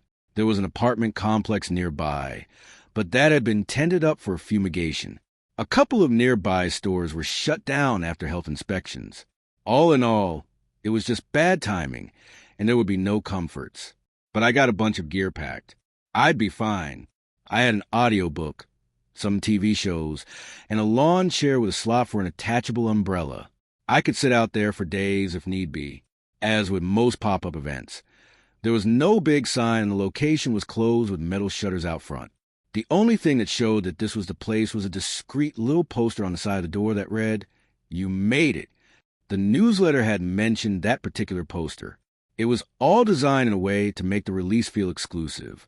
I got there about 23 hours early, and my heart sank. There were already people in line. Luckily, I only counted 27, but for a short moment, I was ready to throw in the towel. I got to the back of the line, did a second and third count, and breathed a sigh of relief. As long as no one cut in line, I was in the green. So I set up my chair, attached an umbrella to my chair, and got started on the first season of Monk. After a couple of hours, the line had grown to about 50 people before slowing down. Maybe those in the back were hoping people up front would either drop out, or maybe they hoped there'd be extra tickets. The email had mentioned that there might be a couple of extras, but it couldn't be guaranteed. But I was still in the green, so I didn't have to worry all that much. It wasn't an unpleasant place to stay. The building was facing away from the sun, and there wasn't any traffic nearby, because all the maintenance. I think the crews had stopped working for the weekend, because there was little to no machine noise. I didn't hear a single jackhammer or concrete mixer, just the ambiences of the city and the murmur of the people in line. There was a bit of tussle up front. This one woman was getting up and talking to people. She was hard to miss. She had this neon green band shirt and blue-colored hair. You could see her from a mile away.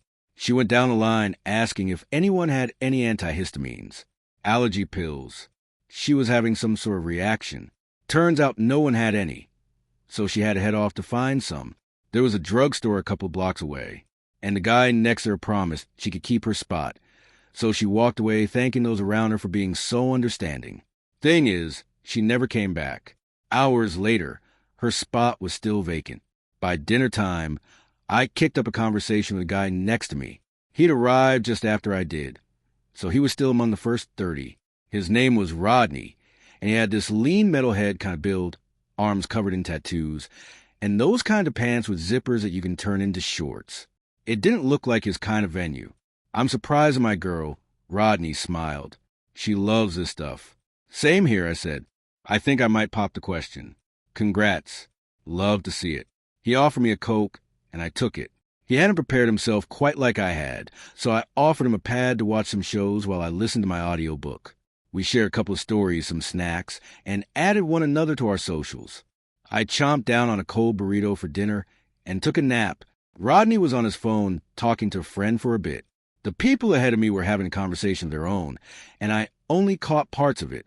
They were discussing if there were 30 available tickets in total, or if there were more tickets given out to the first 30 people. Was there only one ticket per person? Because if all in line wanted 2 or more, that'd be over 60 in total. The email hadn't specified it, so they were a bit worried. I had no idea, but there was no point in arguing about it. We'd see in about a day. There was this one guy who was a couple of spots ahead of me that had to step out of line. He had a friend coming by to drop off some stuff, so he asked if they could hold his spot for a bit, and it'd just be a couple of minutes. I saw him disappear around the corner, doing that I'm in a bit of a hurry kind of jog that polite people do. A couple of minutes passed, then a half an hour. After a full hour, he still wasn't back. Isn't that strange? I said to Rodney. 2 people have gone to get something, and none came back. Sure, yeah, strange, he nodded. But some people just say those things to get an excuse to leave. It's embarrassing to say you're bored. You know, I guess it's just strange. I work at the hospital, he said, as an anesthesiologist. I know what people who crack under pressure looks like. They always shuffle away with a convenient excuse. You sure that's it? I asked. Nah. But I got no other explanation. Fair enough. As the sun dipped below the horizon, the sound of the city lowered to a mumble. Cars gave way to people walking their dogs. And in this particular neighborhood, there was a lot of those. There were a couple more people who got out of line and walked away, not to return. We were still well over 40, though, but I think some got cold feet as the city got dark. A couple of light posts from a nearby street cast long shadows across the pavement. I was having a nap when Rodney poked me.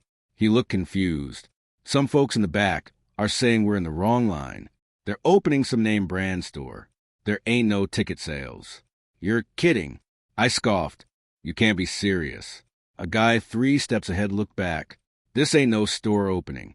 He called back. It's an autograph signing. That kicked up a murmur. All of a sudden, the entire line was talking. There was some confusion about what we were actually doing out there. A lot of people were there for tickets, but for different artists. Some were there for a shop opening, an autograph signing, or a giveaway. A couple of phones were passed around and shown so we could compare emails. All emails were from different accounts, seemingly official enough to get past the spam filters. They all advertised different things, but they ended with the same line. Please be patient and understanding, and please wait in line. It became readily apparent that no one had the faintest idea what this opening actually was. A couple of folks just got up and left. Finally, the guy at the very front stepped out of line. I'm not sticking around for some scam, he spat. I'm going home. You should, too. A couple more people packed up, but hadn't decided what to do. I was a bit on the fence about it, but as I watched that first man round the corner, I figured there'd be some kind of misunderstanding. Maybe they were doing several promotions at once. I heard his voice.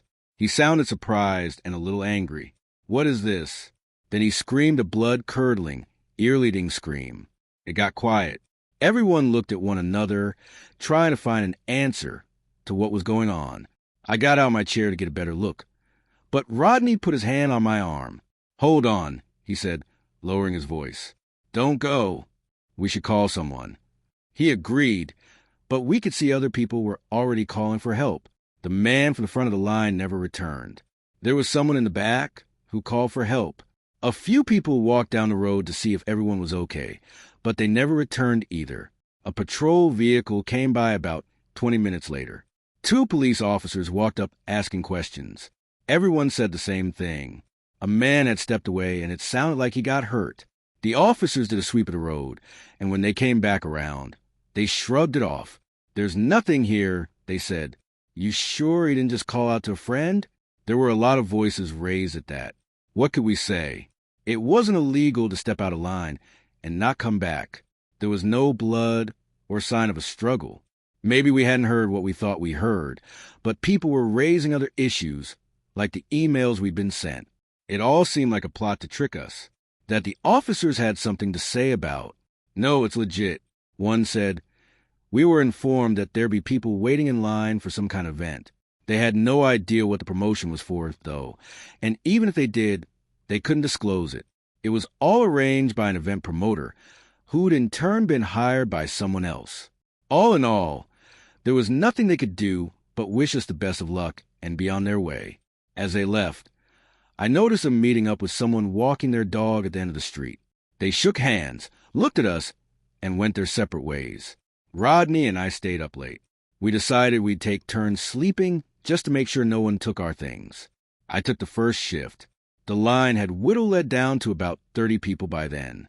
There had been a lot of people trickling out after the uncertainty of what this was supposed to be. Of course, none of them came back. I didn't hear anything else, but there was this rising unease that there was something inherently dangerous about stepping away. I could hear a couple of people talking about it. That is until a woman further back had enough. She'd been sitting quietly for a while, listening to people talk over her.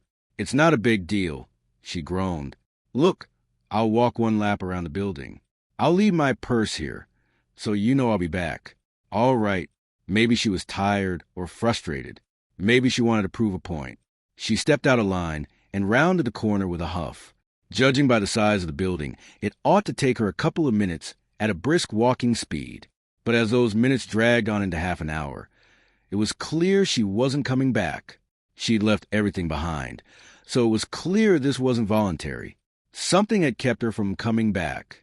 No one would willingly leave behind their identification, credit cards, or phone. A couple of people discussed leaving as a group. Someone mentioned leaving while being on a phone call to report back as they went, but no one wanted to take the risk. We didn't know what was going on, and no one was eager to put themselves on the line. Instead, we waited, speculated, and murmured back and forth about what might be going on. Was it a trafficking thing, gang-related, or was this whole thing just a big misunderstanding? I woke up Rodney around midnight and leaned back in my chair.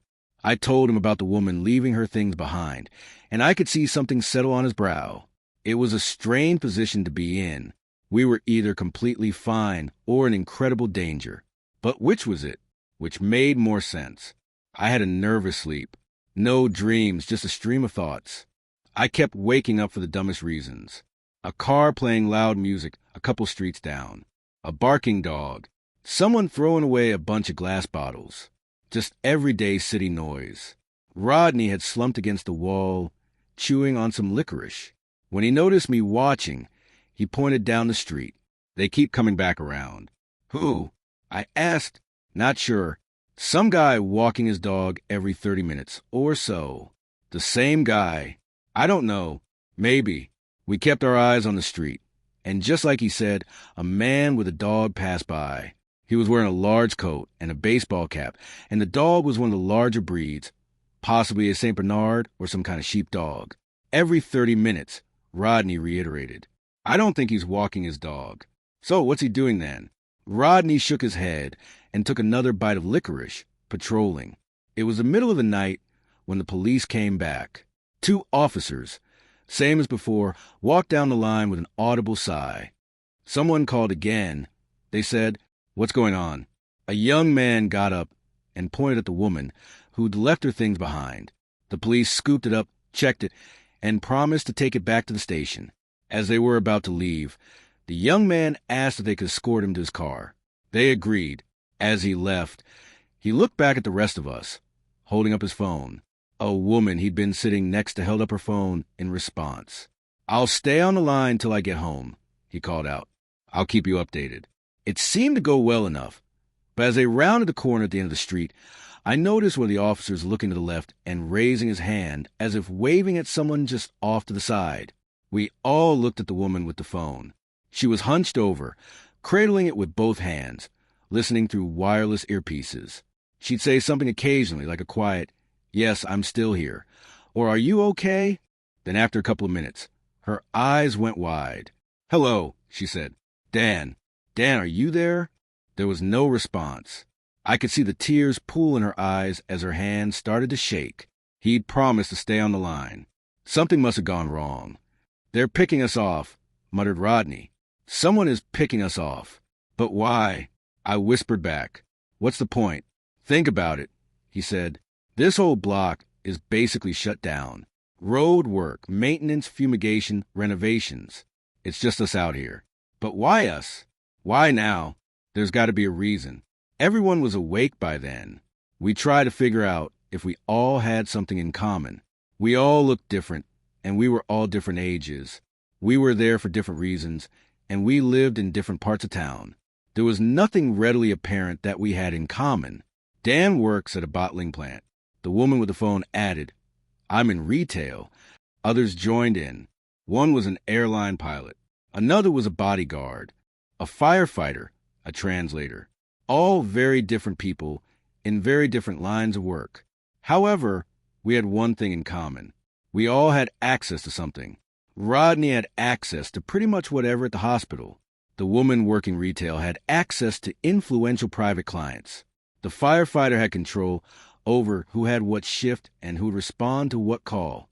The translator could listen in on privileged information. I was no different. I was about to become shift manager at the plant. I could choose what and who went where and when. "Is that it?" Rodney said. "Is that what we're here for? But what's the point of taking us out?" I asked. "This isn't hurting anyone but us." The man walking his dog was back for another round, but now it looked like he'd slowed down a bit. As Rodney talked, I saw him stop at the end of the street, giving us a long look, and his dog looked too. Somewhere around 3 a.m., a whole group of people got up from the back of the line. The idea was clear. They were going to rush out of there. Others protested, saying they could call people over to come help. "If we all call someone, we can make a crowd." A man called out. "We can leave as a crowd and we'll be fine." "No, we have to spread out," someone else said. "We go different ways and we go fast. Some of us are bound to get out." Rodney got up, too, but his voice drowned in the crowd. Things were getting heated, and people were pushing one another. Angry fingers were being pointed. Phrases were repeated over and over and over. The argument was quickly turning into a shouting contest. "There's at least 8 people patrolling," Rodney tried to say. "I've counted. There's at least 8. At least 8. But no one listened. And as push came to shove, a group from the back of the line spread out and ran into the night. Rodney slouched back down against the wall, breathing heavily. We all held our breaths, listening. We could hear footsteps running down different alleyways. It started with a crash, like someone taking a tumble into a trash container. Then one pair of footsteps stopped. Not long after, another stopped, and from a far-off corner, I heard this barking, a loud growling bark. "No," someone pleaded. "No, no, no." There was no screaming, no gunshots. All the sounds just stopped and no one came back. A guy from the back of the line called out to them, but got no answer. We were down to about 20 people. Some were calling home. Others were calling the police. But they weren't about to come back here for a third time. One called a taxi, but they couldn't find a place to park, so they had to stop at an adjacent street, which we couldn't get to. There was also this one woman with a face tattoo that asked to borrow a phone. Rodney handed over his. "I'm getting my guys down here," she said. "You'll see.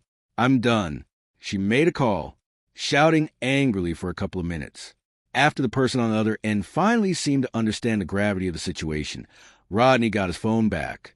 About 20 or so minutes later, 6 very tired men came wandering down the street. I could see the outline of holsters inside their cheap jackets. "We're going," the tattooed woman called out. "Y'all can come if you want." A couple people got up. I looked at Rodney, but he shook his head. "Suit yourself," she continued. "We're leaving." We watched them walk away and round the corner. I heard them starting a car and putting it in gear. There was music playing, something loud with a thumping bass. It sounded like they were about to drive away when I heard a bark. But it wasn't just a bark. It was more like a growling cough, then a gunshot, then another. The sound bounced against the walls, ringing out over the city. I saw a couple of lights turn on in distant buildings. Then all was quiet again. No one wanted to go look. Some people screamed at nearby houses, hoping for someone to open a window and look our way. No one did. The line itself was in complete disarray by then. People were packing and unpacking, pacing back and forth, hoping some opportunity would show itself. I wasn't immune to it, but I tried to stay calm. Rodney helped a lot. He was a lot more calculated than I'd imagined when I first saw him. He counted the people walking by. He measured the dogs. He listened for repeating sounds. My mind was tired, but my heart kept my eyes open and frantic. "I don't get this one thing," I said. "There's a timeline." "What do you mean?" He asked. "They gave us a time this would open." I continued. "If they're just going to keep us here until they've picked us off, why would they give us an endpoint? There's got to be something to it," he said. "Some reason for the specific place, and this time, and what happens when it opens." We looked at one another. Whatever was going on, there couldn't be anything good in there. Rodney brought up the idea of breaking into the place we'd been lining up for. A couple of folks were on board, but the front gates were barred shut, and the personal entrance was on the back of the building. That kicked up all previous arguments about calling for help or moving as a group or running like panicked animals into the night. We tried to bend a piece of rebar into a makeshift crowbar, but we couldn't get it to work. The place was locked down hard, and we hadn't brought anything to break through. We couldn't do it. A couple people thought about collecting jackets and making the lines so we could pull them back if need be. The problem was no one wanted to volunteer. Nothing happens until we're out of sight. Someone said, as long as we're within view, nothing happens. So, someone can go to the end of the street, look around the corner, and come back. We had a volunteer for that. A large guy in his early 40s. He brushed off our worries, grabbed his backpack, and went to the end of the street. We could see him the whole time as he called back to us. "There's a car here," he yelled. "The door's open. There's no one here. Can you see anything?" Rodney called out. "Nothing," he said. "Not a soul." He turned to go back to us when he stopped. He looked to the side. There was a hint of doubt there. Rodney peered up at me, then back at the man. "I think the patrol's coming around," he said. "Any moment now." Suddenly, the man started running back to us. By the time he reached us, 3 of us were up on their feet to catch him and slow him down. He was panting like he was having an episode. We looked back towards the street, where a person walking his dog had stopped to look at us. "That's no dog," the man wheezed. "I don't know what that is, but it's no dog." For a couple of seconds, we all just stared at the stranger. There really was something unusual about the dog. Its back legs had a curious shape, and there was a shine to the eyes that I hadn't noticed before. Almost blue. A couple more people would crack in the following hour. One just straight rushed down the road. Another tried to leave, but was held back by the others. A couple tried to call people for help or to have someone escort them to their car, but nothing came of it. One guy kept spamming the police over and over, yelling at the operator that if they were that upset with him, they were free to come down and arrest him at any time. By dawn, there were less than 20 of us still waiting in line. It was about 6 a.m. when I saw someone coming down the street. A woman with blue-colored hair and a neon green band shirt. I poked. "Rodney." We recognized her. She'd been the first one to leave, the one who went to get allergy medication. She came back. I said, "You sure?" Rodney asked, "You sure that's her?" "Positive," I said. "Same clothes and everything." She waved at us. She was smiling and a bit bouncy, like she'd had a good night's sleep. In comparison, the rest of us were nervous wrecks. "I heard there was trouble," she said. I'm sure it was a misunderstanding. What happened? I asked. Nothing happened, she insisted. Pills made me sleepy, so I went home. I just came to get my things, see what's going on. I wasn't buying it. And by the looks of Rodney, he wasn't either. Others didn't seem all that sure, but a couple seemed to relax their shoulders a bit. Despite my reservations, she got a lot of people up on their feet.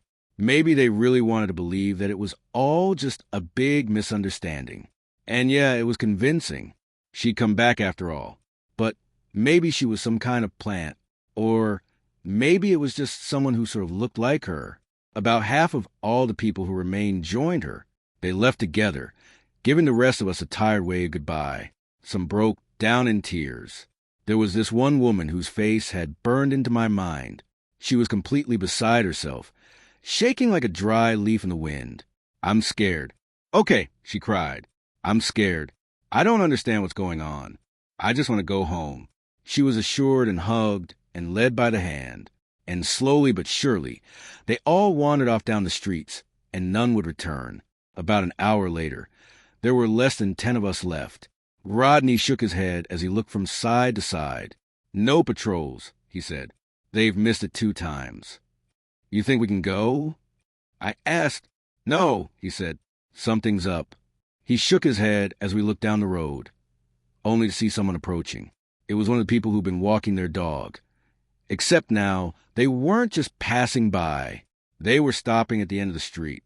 A couple more joined, blocking off the other exits. One by one, they bent down and let their dogs off their leash. I looked at Rodney for the first time. He looked scared. I could see his chest rising and falling with little claustrophobic breaths. We were being closed in on from all sides. They fanned us out, he whispered. They outnumbered us. What do we do? I whispered back. He got up and I followed. Others were taking notice as well. But as we began to spread out, we could see the approaching people moving to intercept. Then the barking. I'll never forget the moment the dogs stepped out of the shade of the surrounding buildings. They looked almost completely black in the shadows, but they remained equally black when they stepped into the morning light. They had this ink black slick skin. Their back feet looked like something from a bird, and the entire body was hunched over on all fours. It was more humanoid than I'd thought, and as they got closer, they stretched out. The smaller of them, at full length, was at least 6 feet 7 inches. One of them looked my way with shark-like grin, scratching the pavement like an eager dog with long, pointed claws. I looked back at Rodney a final time, and in a split-second realization, all hell broke loose. Someone made a run for it, only to be tackled to the ground. One of the dogs got them by the neck and bit down hard with a sickening snap. One guy tried to climb a light post, hoping he could get up to a window of a nearby building. 2 more creatures tore down the light post, breaking it with a snap as he came tumbling to the ground. They were picking us off one by one, killing us, feeding on us. A couple had time to scream for help, but the creatures targeted whoever made noise first. The 40-something-year-old man who'd gone out of the streets earlier was tackled face first into the pavement and had those razor-sharp teeth dug into the back of his neck. My mouth tasted salt as morbid death smells crept up my nose. We didn't stand a chance. There were at least 12 of them, and they knew what they were doing. Rodney and I stayed by the wall trying to make ourselves as small as possible. I got a good look at some of the dog walkers. A couple of them were complete strangers, but a couple of them I recognized from earlier. They'd been in line, just like me and Rodney. Maybe they'd been plants or something else entirely. The creatures were feasting. One of the handlers went up to the locked building and rolled it open as one of them walked up to me and Rodney. He looked us up and down as one of the creatures settled down by his side, snarling and drooling, starved and ready to pounce. The man adjusted his glasses, peering out from under his baseball cap. "We got any hatchers left?" he called out. The building opened. I couldn't see what was inside from my angle, being pushed up against the wall. "All done," someone responded. "Got them all." The man looked at me, and Rodney was maybe 30 years old with a fashionable beard, simple square glasses. I couldn't have picked him out of a crowd. He looked down at the dark creature and adjusted his nondescript baseball cap. "Which one you want?" he asked. "Which did you dream of?" I felt something to my right. Rodney reached out and grabbed my hand, not because we were making a break for it or to try some last-minute master plan. He was just scared, and when you're scared, you want to hold someone's hand. So he held mine. The creature looked us over. A hint of blue reflected at us from its deep eyes. We fumbled for the right words to say. Some plea, some brilliant last-minute monologue, something to appeal to their sense of kindness and humanity. But the stranger with the glasses didn't move a muscle. He might as well have been shopping for groceries. And with that, the creature growled. It had decided. It pounced on Rodney. I held his hand for as long as I could. I didn't look. I remember the sensation of screaming, but I don't remember the sound. My throat turned raw. The muscles in Rodney's hand tightened, then fell limp. The man with the glasses took a step forward, shushing the creature. There, he said. It's okay. Dream well. Eat. Bone crunching, sinew snapping, meat, and the smell of hot iron. I closed my eyes so hard my skull ached. There was noise all around me. I didn't hear most of it, as I could barely make out anything over the sound of my own heart. There was biting and ripping interlaced with the most casual-sounding conversation. You got the shells? Someone asked. No need. We're torching. You sure? It's clear we got a firefighter. I looked up. A couple creatures began to look different as they ate. Some had brighter skin. Some were shorter, fatter. I heard clattering as their claws fell off their fingers, bones snapping as their legs straightened. Then the man with the glasses clapped his hands at me. Hey, he said, you can go. What? You can go, he repeated. We're done. I got up off the ground and cleared my eyes. A couple people looked my way, and I could tell they weren't entirely convinced. Some were armed. I recognized one of them as the woman with the face tattoo. You're letting me go? Sure, he said. We got a full brood. We don't need you. You can't kill people and walk away. I whispered. You can't. You can't do that. He shrugged at me like I'd asked him what the time was. I stepped back, and no one followed me. I glanced at the creature gnawing on Rodney, only to see that it had started to gain his features, his face, his gangly arms. And all the while, the man with the glasses calmly shushed it and stroked its back. The others were setting fire to the building using a can of gasoline and a strip of newspaper. I only saw a brief glance of the inside. Black, rock-like fragments littered the floor.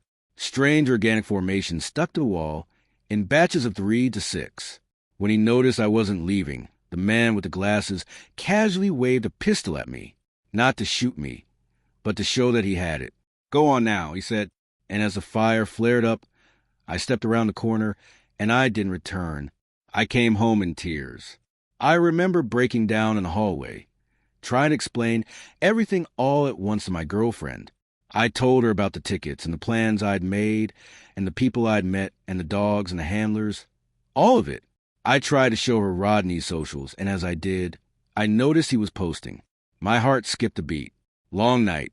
The post said it was just a selfie posted 10 minutes earlier. He looked fine, healthy even, but there was a little blue tint to his eyes that wasn't there before. No people went missing that night. Everyone came home eventually. And from what I've heard, there haven't been any incidents. Everything just keeps going like normal, like nothing happened. So who can I call? What can I even say? You can't report a person not being properly killed to the police. I even texted Rodney once, and he responded like it was no big deal. I just went home. He said, I'm fine. We should hang out sometime. I haven't agreed to it. I don't think I can. I don't even know what to think anymore. About a week or so after all this went down, I got a card, an apology card with a sad blue sunflower on the front. Inside was a handwritten note. Sorry for the inconvenience. It read, there were 2 tickets to the concert, backstage passes. I ended up going. I proposed. I think I recognized a couple of people in the crowd, but I'm not sure. Now, years down the line, it all feels like a nightmare. I can't point to a single thing and say, hey, look, it really happened.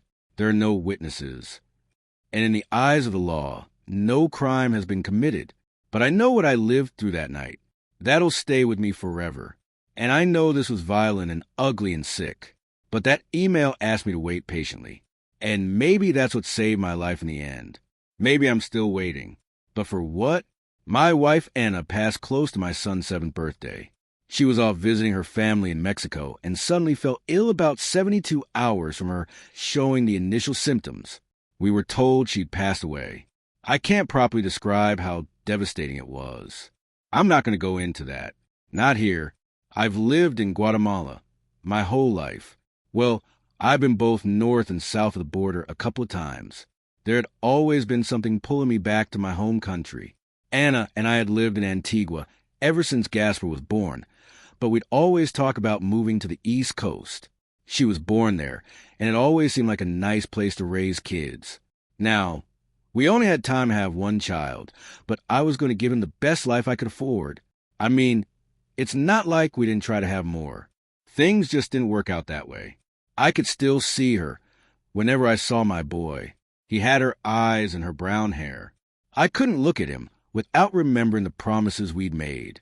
So, a couple months after Anna passed, I packed our things and moved.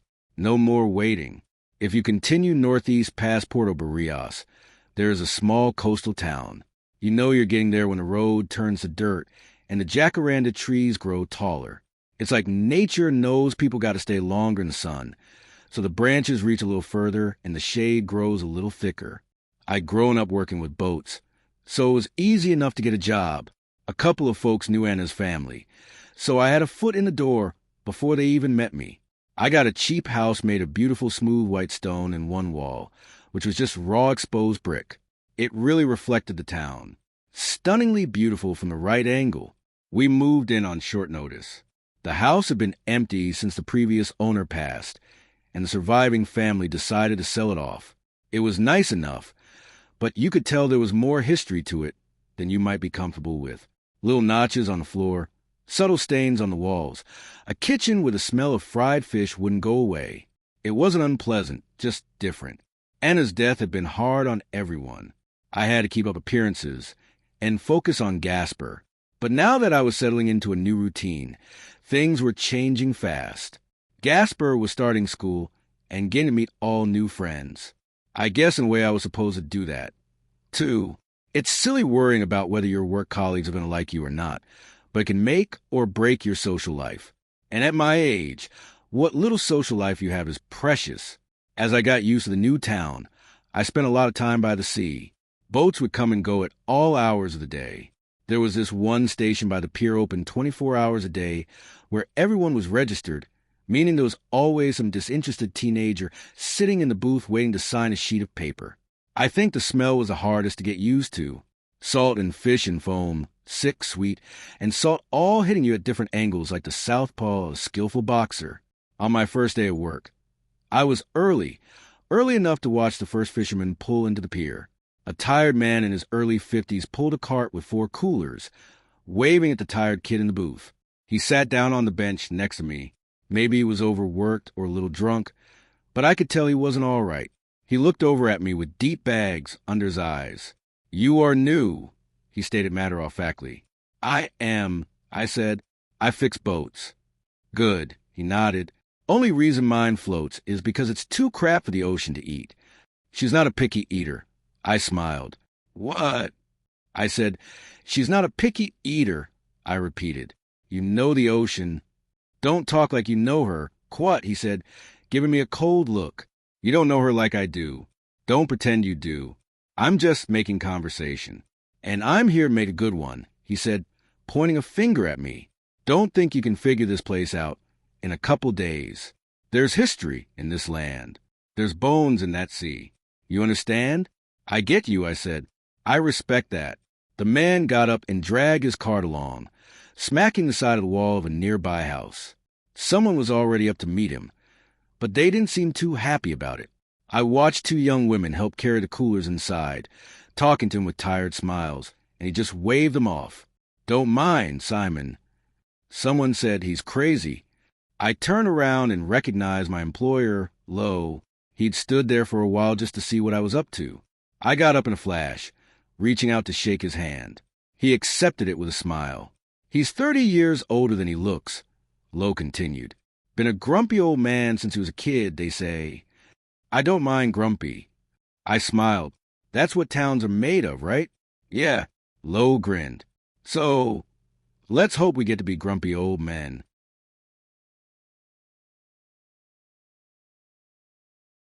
2. Lo's workshop felt like someone's living room. Pictures on the walls, music playing on the speakers, equal smells of motor oil, and Ron Zacapa. Lo was an absolute treasure of a person. If, don't worry, be happy had a face, it would be him. He had a green shirt that was older than my kid, and this sort of ill-kept handlebar mustache that he kept stroking when he tried to keep a serious face. I couldn't help but think he looked like a Tanner Freddie Mercury, minus the teeth. We worked on the engine of a private boat that day. Leisure-type stuff, not anything big and functional. Someone came in saying the engine kept stalling. Lo figured they'd been getting too close to shore and kept getting trash stuck in the propeller. But I convinced him to do a thorough check. We found some engine tearing that might lead to a complete breakdown in a couple more runs. So we fixed it. It was quick and cheap, and Lo charged next to nothing for it, despite it costing us half a day to work through. You make people who can afford a boat like this happy. They don't ever go somewhere else. He said, it's not just making friends. It's good business. By the end of our first day, we stopped outside the workshop to have a smoke. I hadn't smoked since I met Anna, but I didn't see the point to stick to that anymore. One puff, and I got the coughs. Lo picked up on it, but decided not to ask. Instead, he pointed at a shed just off the pier. You see that? He said, take a look. Tell me what you see. A shed, he said. Cheap roofing. No. See what's on the roof. I looked a little closer. 2 seagulls. That's right, Lo said. 2 seagulls. Now, have you noticed something strange about them? Other than not pooping on me? No. Yeah, but that's just the thing. There are gulls everywhere. Listen, I took another puff of smoke, letting it coat my lungs and simmer into my nerves. I turned my head up and closed my eyes. All I could hear was the pulse of the ocean and the clatter of everyday life coming from the buildings around us. I couldn't hear the ghouls. They're silent around here.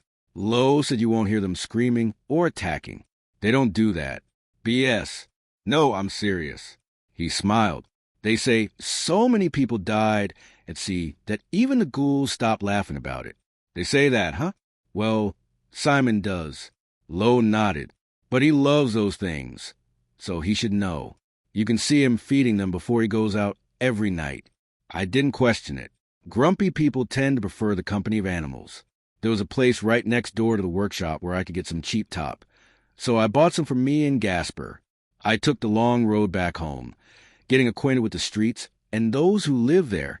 A couple of folks gave me crooked looks and folded arms, but others waved and cheered as I passed. It would take some time, but I could see them warming up to me. By the time I got to the street, I noticed something. There were seagulls all over the roof looking down on me, about 30 of them all in all. It was true what Lo said. They'd been unusually quiet. I'd never seen a seagull that hadn't screeched and hooped, but these were different somehow. As I approached, I could see them gathering at the edge of the roof, looking down on me. Gasper was already home, waiting by the door. Before I got a chance to greet him, one of the ghouls opened its mouth and screamed. One by one, they joined in. It wasn't the usual cackling of seagulls. It was more of a laugh, a stunted, stuttered laugh. Gasper and I had dinner in the living room watching cartoons on the TV. I asked him about school, but he was too shy to talk about it. He wasn't really a fan of the soup I bought, but I promised he'd get used to it. There were so many other things to try, too. If we ask nicely, I bet we can go out on a boat, I said. I think you'd like it. It's nice out there. I don't like the ocean, he said. It's too big, scary. That's what makes it great. You can swim for hours, and there's always something new to see. I prefer you, too. He finished up and hunkered down in his room.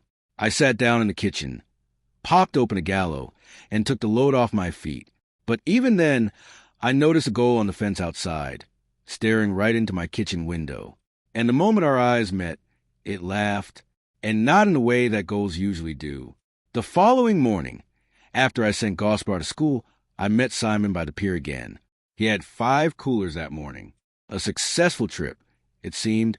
He sat down on the same bench, sighed, and gave me a tired side eye. He He didn't have much to say, so I decided to take the lead on this one. They say you know the ghouls, I said. Is that true? You better believe it. He nodded. They're my children. So, what does it mean when they laugh at you? He turned to me, his expression growing concerned. They laugh at you? Yeah, a bunch of them did yesterday. Means you got misery coming. What? They got you with the recessed Delmare. They sent something. The laugh of the sea. Simon even had a name for it. They sense that darkness in you. You can hide it from the rest, but you're not fooling my goals. They're going to laugh at you. Why they do that? Maybe they want you to chin up. Maybe you are bringing my goals down. Maybe they don't think you belong. Could be a lot of things. He got up with a grunt and grabbed his cart. Without looking back, he ended the conversation. You think you belong here? He chuckled. You think this is meant for you? I had no answer. And in the distance, a goal left. I spent a couple of days working with Lo to get into the rhythm of things. Just like he'd said, the rich client came back with another boat. This one was more of a touch-up job rather than a pure fix. We just looked it over, cleaned it a bit, and called it a day. Took us just a couple of hours, and paid more than the last job 2 times over. We took some time working with the local fishermen. Quick fixes mostly. Lo introduced me to half the town. I got told more names than I could count. One guy, son of another guy, cousin to third guy. There was a dumb guy with a hot sister. The even dumber guy who married her. This was a town of stories and lives, and I was jumping straight into it with both feet at once. I stepped out of that workshop feeling lighter than I'd been in weeks.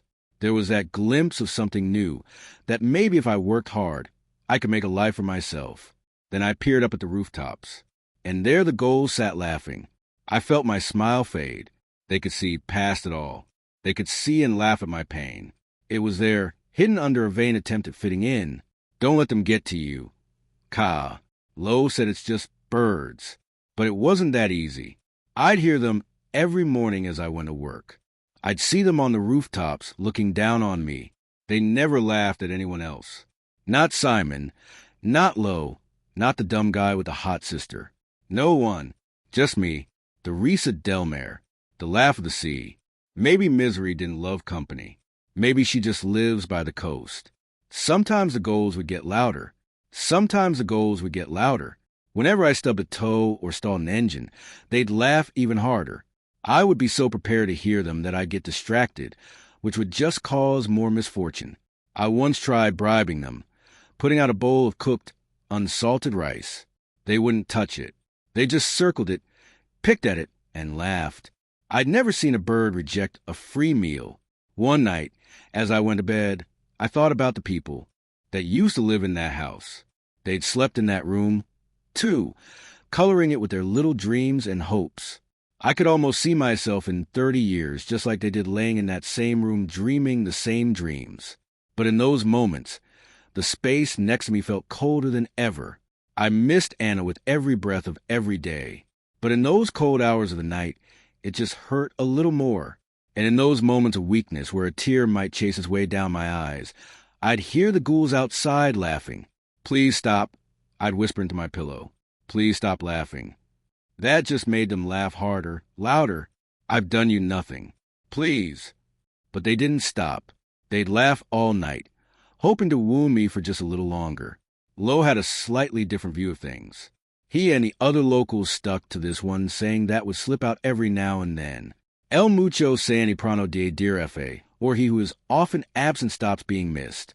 You have to put yourself out there if you want to be part of things. So instead of wallowing in self-pity, I was going to have to put myself on the line. Now, Lo never once asked me about Anna and our lives together. He'd heard a little about it, and he knew better than to ask. So instead, he just did his best to bring me along. Fishing trips with some of his cousins, late nights at the bars watching sports and drinking rum. Gaspar would stay at a friend's house. He was quicker to pick up friends than me. I figured Lena would introduce me to single women my age, but back off when he realized I wasn't ready. But with every step forward, there'd be that long walk home that night. And every single time there'd be a gull laughing its heart out, reminding me that at the end of it all, that room would be as dark as ever, as cold as ever, dead. There was one morning when I hadn't slept that well. as I ran into Simon. The gulls were at full force, circling me, laughing from up high. I snapped at Simon as he came by, pulling his carts. Just 3 coolers that morning. What I got to do? I asked, how long are they going to laugh at me? You getting mad at the birds, Guada? Simon had the same laugh as the gulls. Maybe they got it from him. I'm serious, I said. This is ridiculous. You blame the mirror for making you ugly, too. Shut up. He stopped for a moment and looked at me, shaking his head. You know the last one the gulls laughed at? He asked. Same woman that lived in that house of yours not long before she died. You trying to scare me. Ask anyone, he continued. Right before she died, they were all over her. And her husband, who knows? He never left the house. You'd forget he even lived there. So, what are you trying to say? That I'm about to die? Simon rolled his eyes and grabbed his cart. I'm telling you to stop being weak. He snapped back. Have a drink. Cut your hair. Kiss a woman.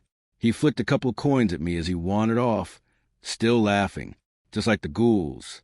That day turned out awful. Just awful. I broke an expensive spare part and cut my palm on a sharp knife. When Lo came over to help, I turned him away. I didn't even think about it. Even though my ears couldn't hear them, my heart echoed with the shrieking laughter of the ghouls, the Risa Delmare.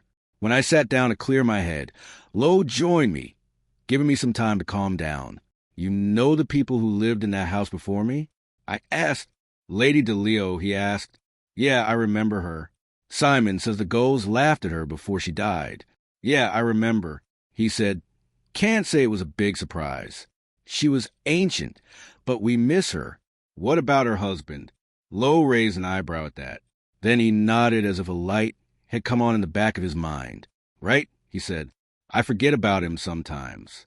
He never left the house, but you could see his stupid red hat in the windows. Did he die too? I suppose he did. Lo nodded.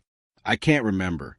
Coming home that evening, I anticipated the ghouls sitting in a row along the roof, laughing at me. They knew I'd had a bad day, and they weren't about to let me forget it.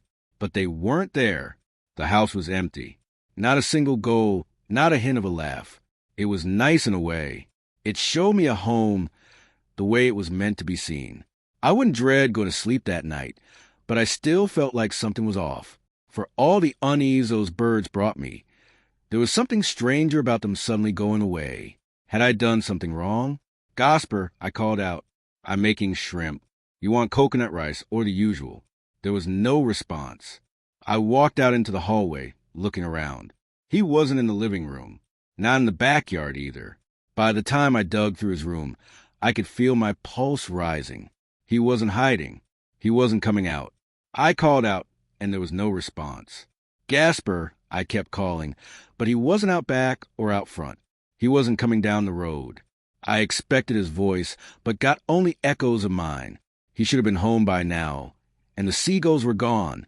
I called his school, but he wasn't there. I asked the name of his friend so I could see if he stayed with him for dinner, but I got an unusual response. What friend? Turns out Gasper had been having trouble in school.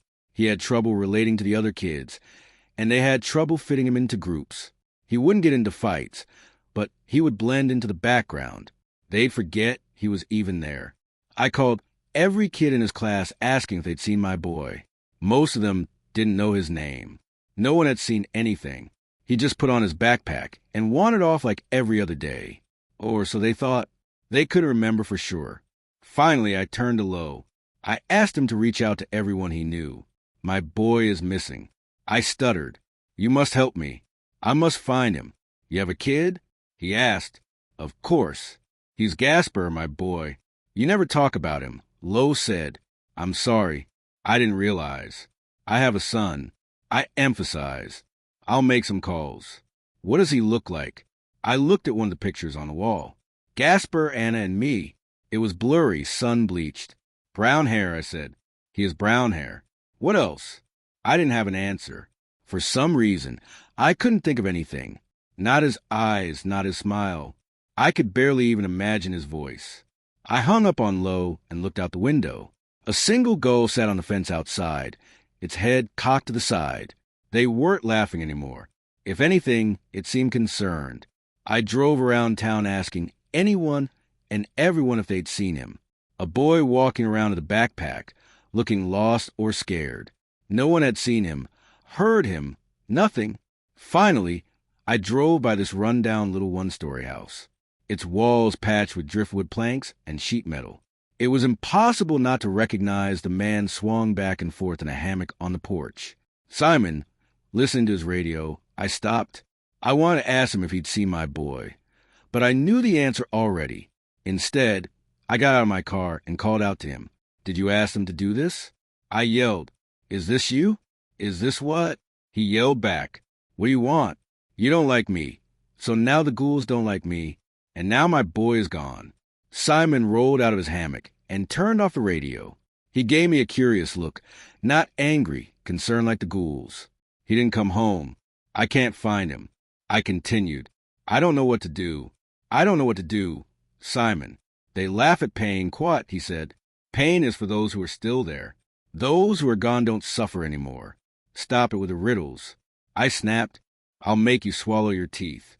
Just tell me what they did to my boy." Simone picked something up from the side of his hammock and walked over to me. Still not angry, he looked up at the sky. "I don't think they were laughing. Guada," he said, "I think they were trying to warn you. That's not what you said. You said they laugh at my pain. Two things can be true. You know, they're birds. They're not complicated. But you know what I think." He took a swig from a bottle and pointed eastward. A long line of gulls could be seen in the distance circling something. "Maybe they're waiting for you," he said. "Pay attention. Listen." I got back in my car, trying to see the gulls. It was a weird angle, but I could hang my head out the window, if necessary. Simone knocked on my window. "No," he said, "they're going out to sea." He opened the car door and held out a hand. "We'll take my boat." Simone's boat was in desperate need of a touch-up. He'd been stubborn about getting it fixed, but I could hear the engine struggling the moment it puttered away from a pier. We were heading east, where the gulls still circled. I had a moment of doubt. I'd been projecting my insecurities on these birds for weeks at this point. What if I was still doing it? But no, that wasn't it. Despite it all, I could tell Simone had his heart in the right place.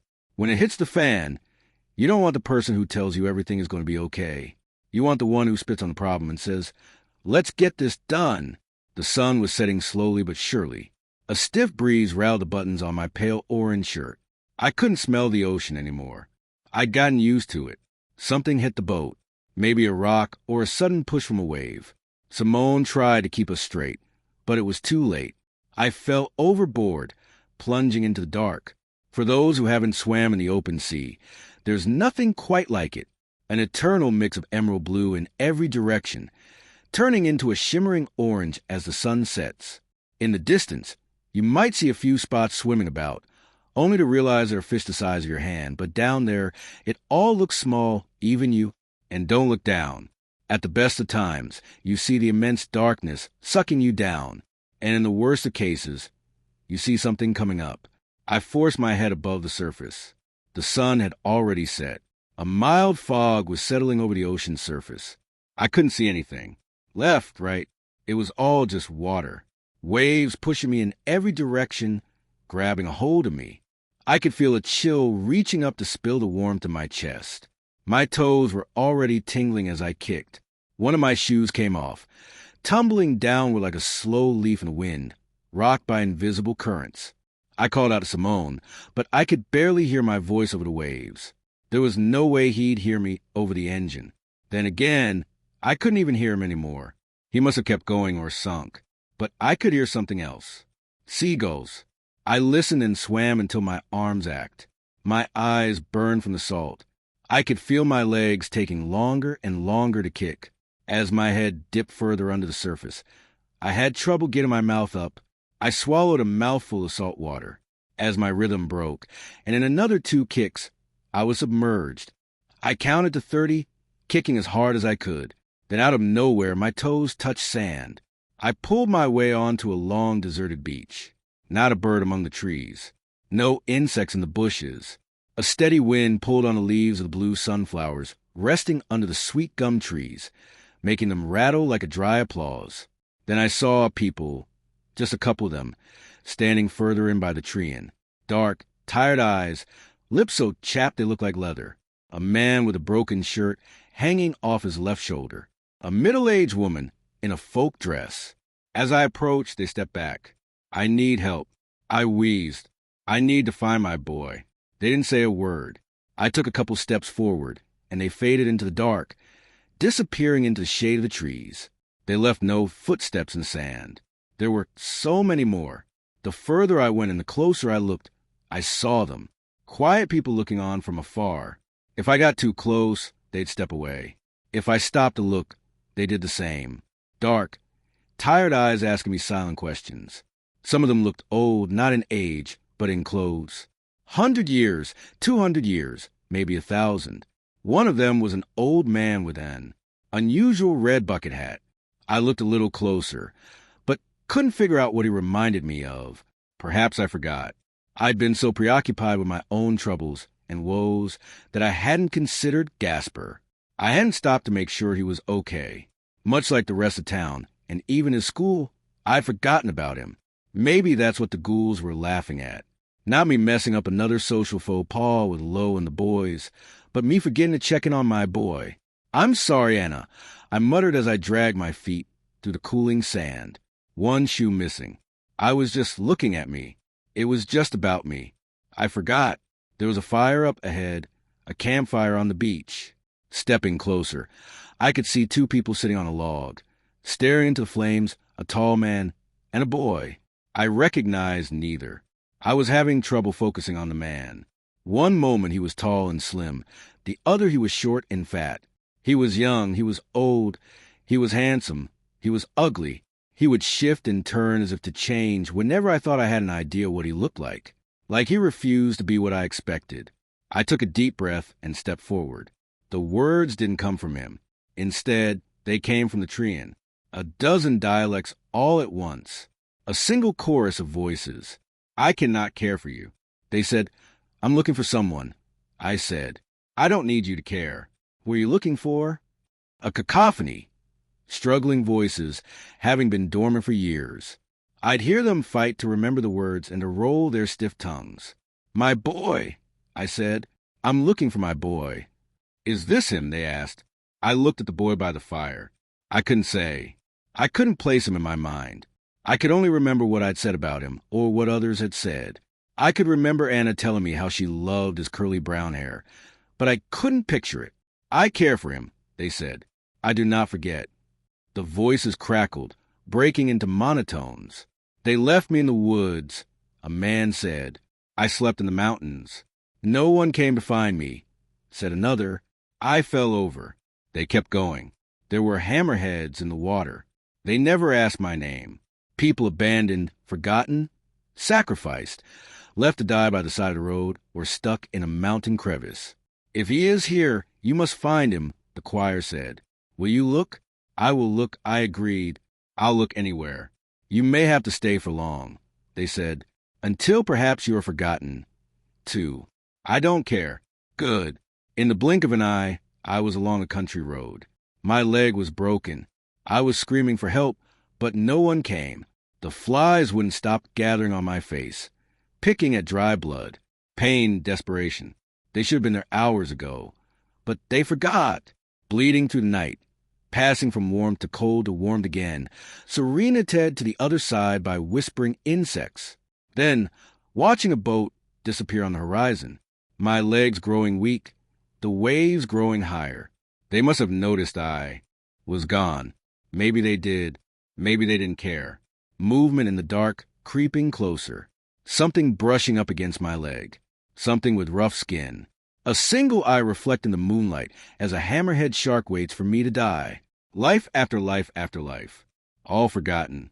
And at the end of every final breath, the ghouls laughed in the distance, try and make the others see, to listen, to remember. It was ceaseless, relentless. In one moment, I'm drinking myself to death, hoping someone would find me in a bathtub. In the next, I'm outside a bar with a knife in my gut. I'm in the corner of a burning building, but the firemen forgot to look for me. Death after death after death. But I have to keep going. Then a boy. He didn't want his dad to worry. so he said he would stay with friend. Instead, he hid in his room, looking at pictures of his mother. He made his own bed, cooked his own dinner. It would be okay. He rarely left the house. He skipped school most days. But there was no point for him to learn since he couldn't picture a future anyway. He'd get by somehow. Or maybe he wouldn't. Maybe it didn't matter. Another voice joining the choir of things that didn't need to be. It was a cruel twist of fate. I couldn't remember him, no matter how hard I tried. And even if I knew in my heart of hearts he was among them, I couldn't picture him. But I could remember Anna. And thinking of her eyes and her hair, I could remember him, too. I remembered her words, whispering his name as she cradled him. And with those sprinkles of thought, a picture started to form. A name, a shape, a voice. He's afraid of the sea, I said. He'd rather watch YouTube. Is that okay? Asked the boy by the fire. Yeah, I sobbed. That's okay. We can watch together. I took him by the hand. The people in the dark stepped aside. The man by the fire remained silent, watching as we went, and in the distance, the ghouls laughed, not out of menace or spite, but out of relief. It hasn't been an easy life since then. Both Gasper and I had healing to do. We had to start talking openly about Anna and the life we would expect without her. It was painful but necessary. We talked about where we'd celebrate the holidays, where we'd go on holiday, and instead of presuming or hoping, talked about it. And we made plans. Maybe he'd have a new mother someday. Maybe he'd even have a little brother or sister to play with. He said he liked that. Whenever I was ready to try, I would have his blessing. I took him out with Simone's boat once. I helped fix it up a bit first. The man is souter than the sea, but he's honest. I'm surprised how much Gasper likes him. I think Simone had a soft spot for Gasper, too. Maybe kids are like ghouls in a way. Simple. The ghouls don't laugh no more. Not for me. Not for anyone. Now, when Simone goes to feed them, I sit next to him. Gasper does, too, and they humbly accept whatever we offer.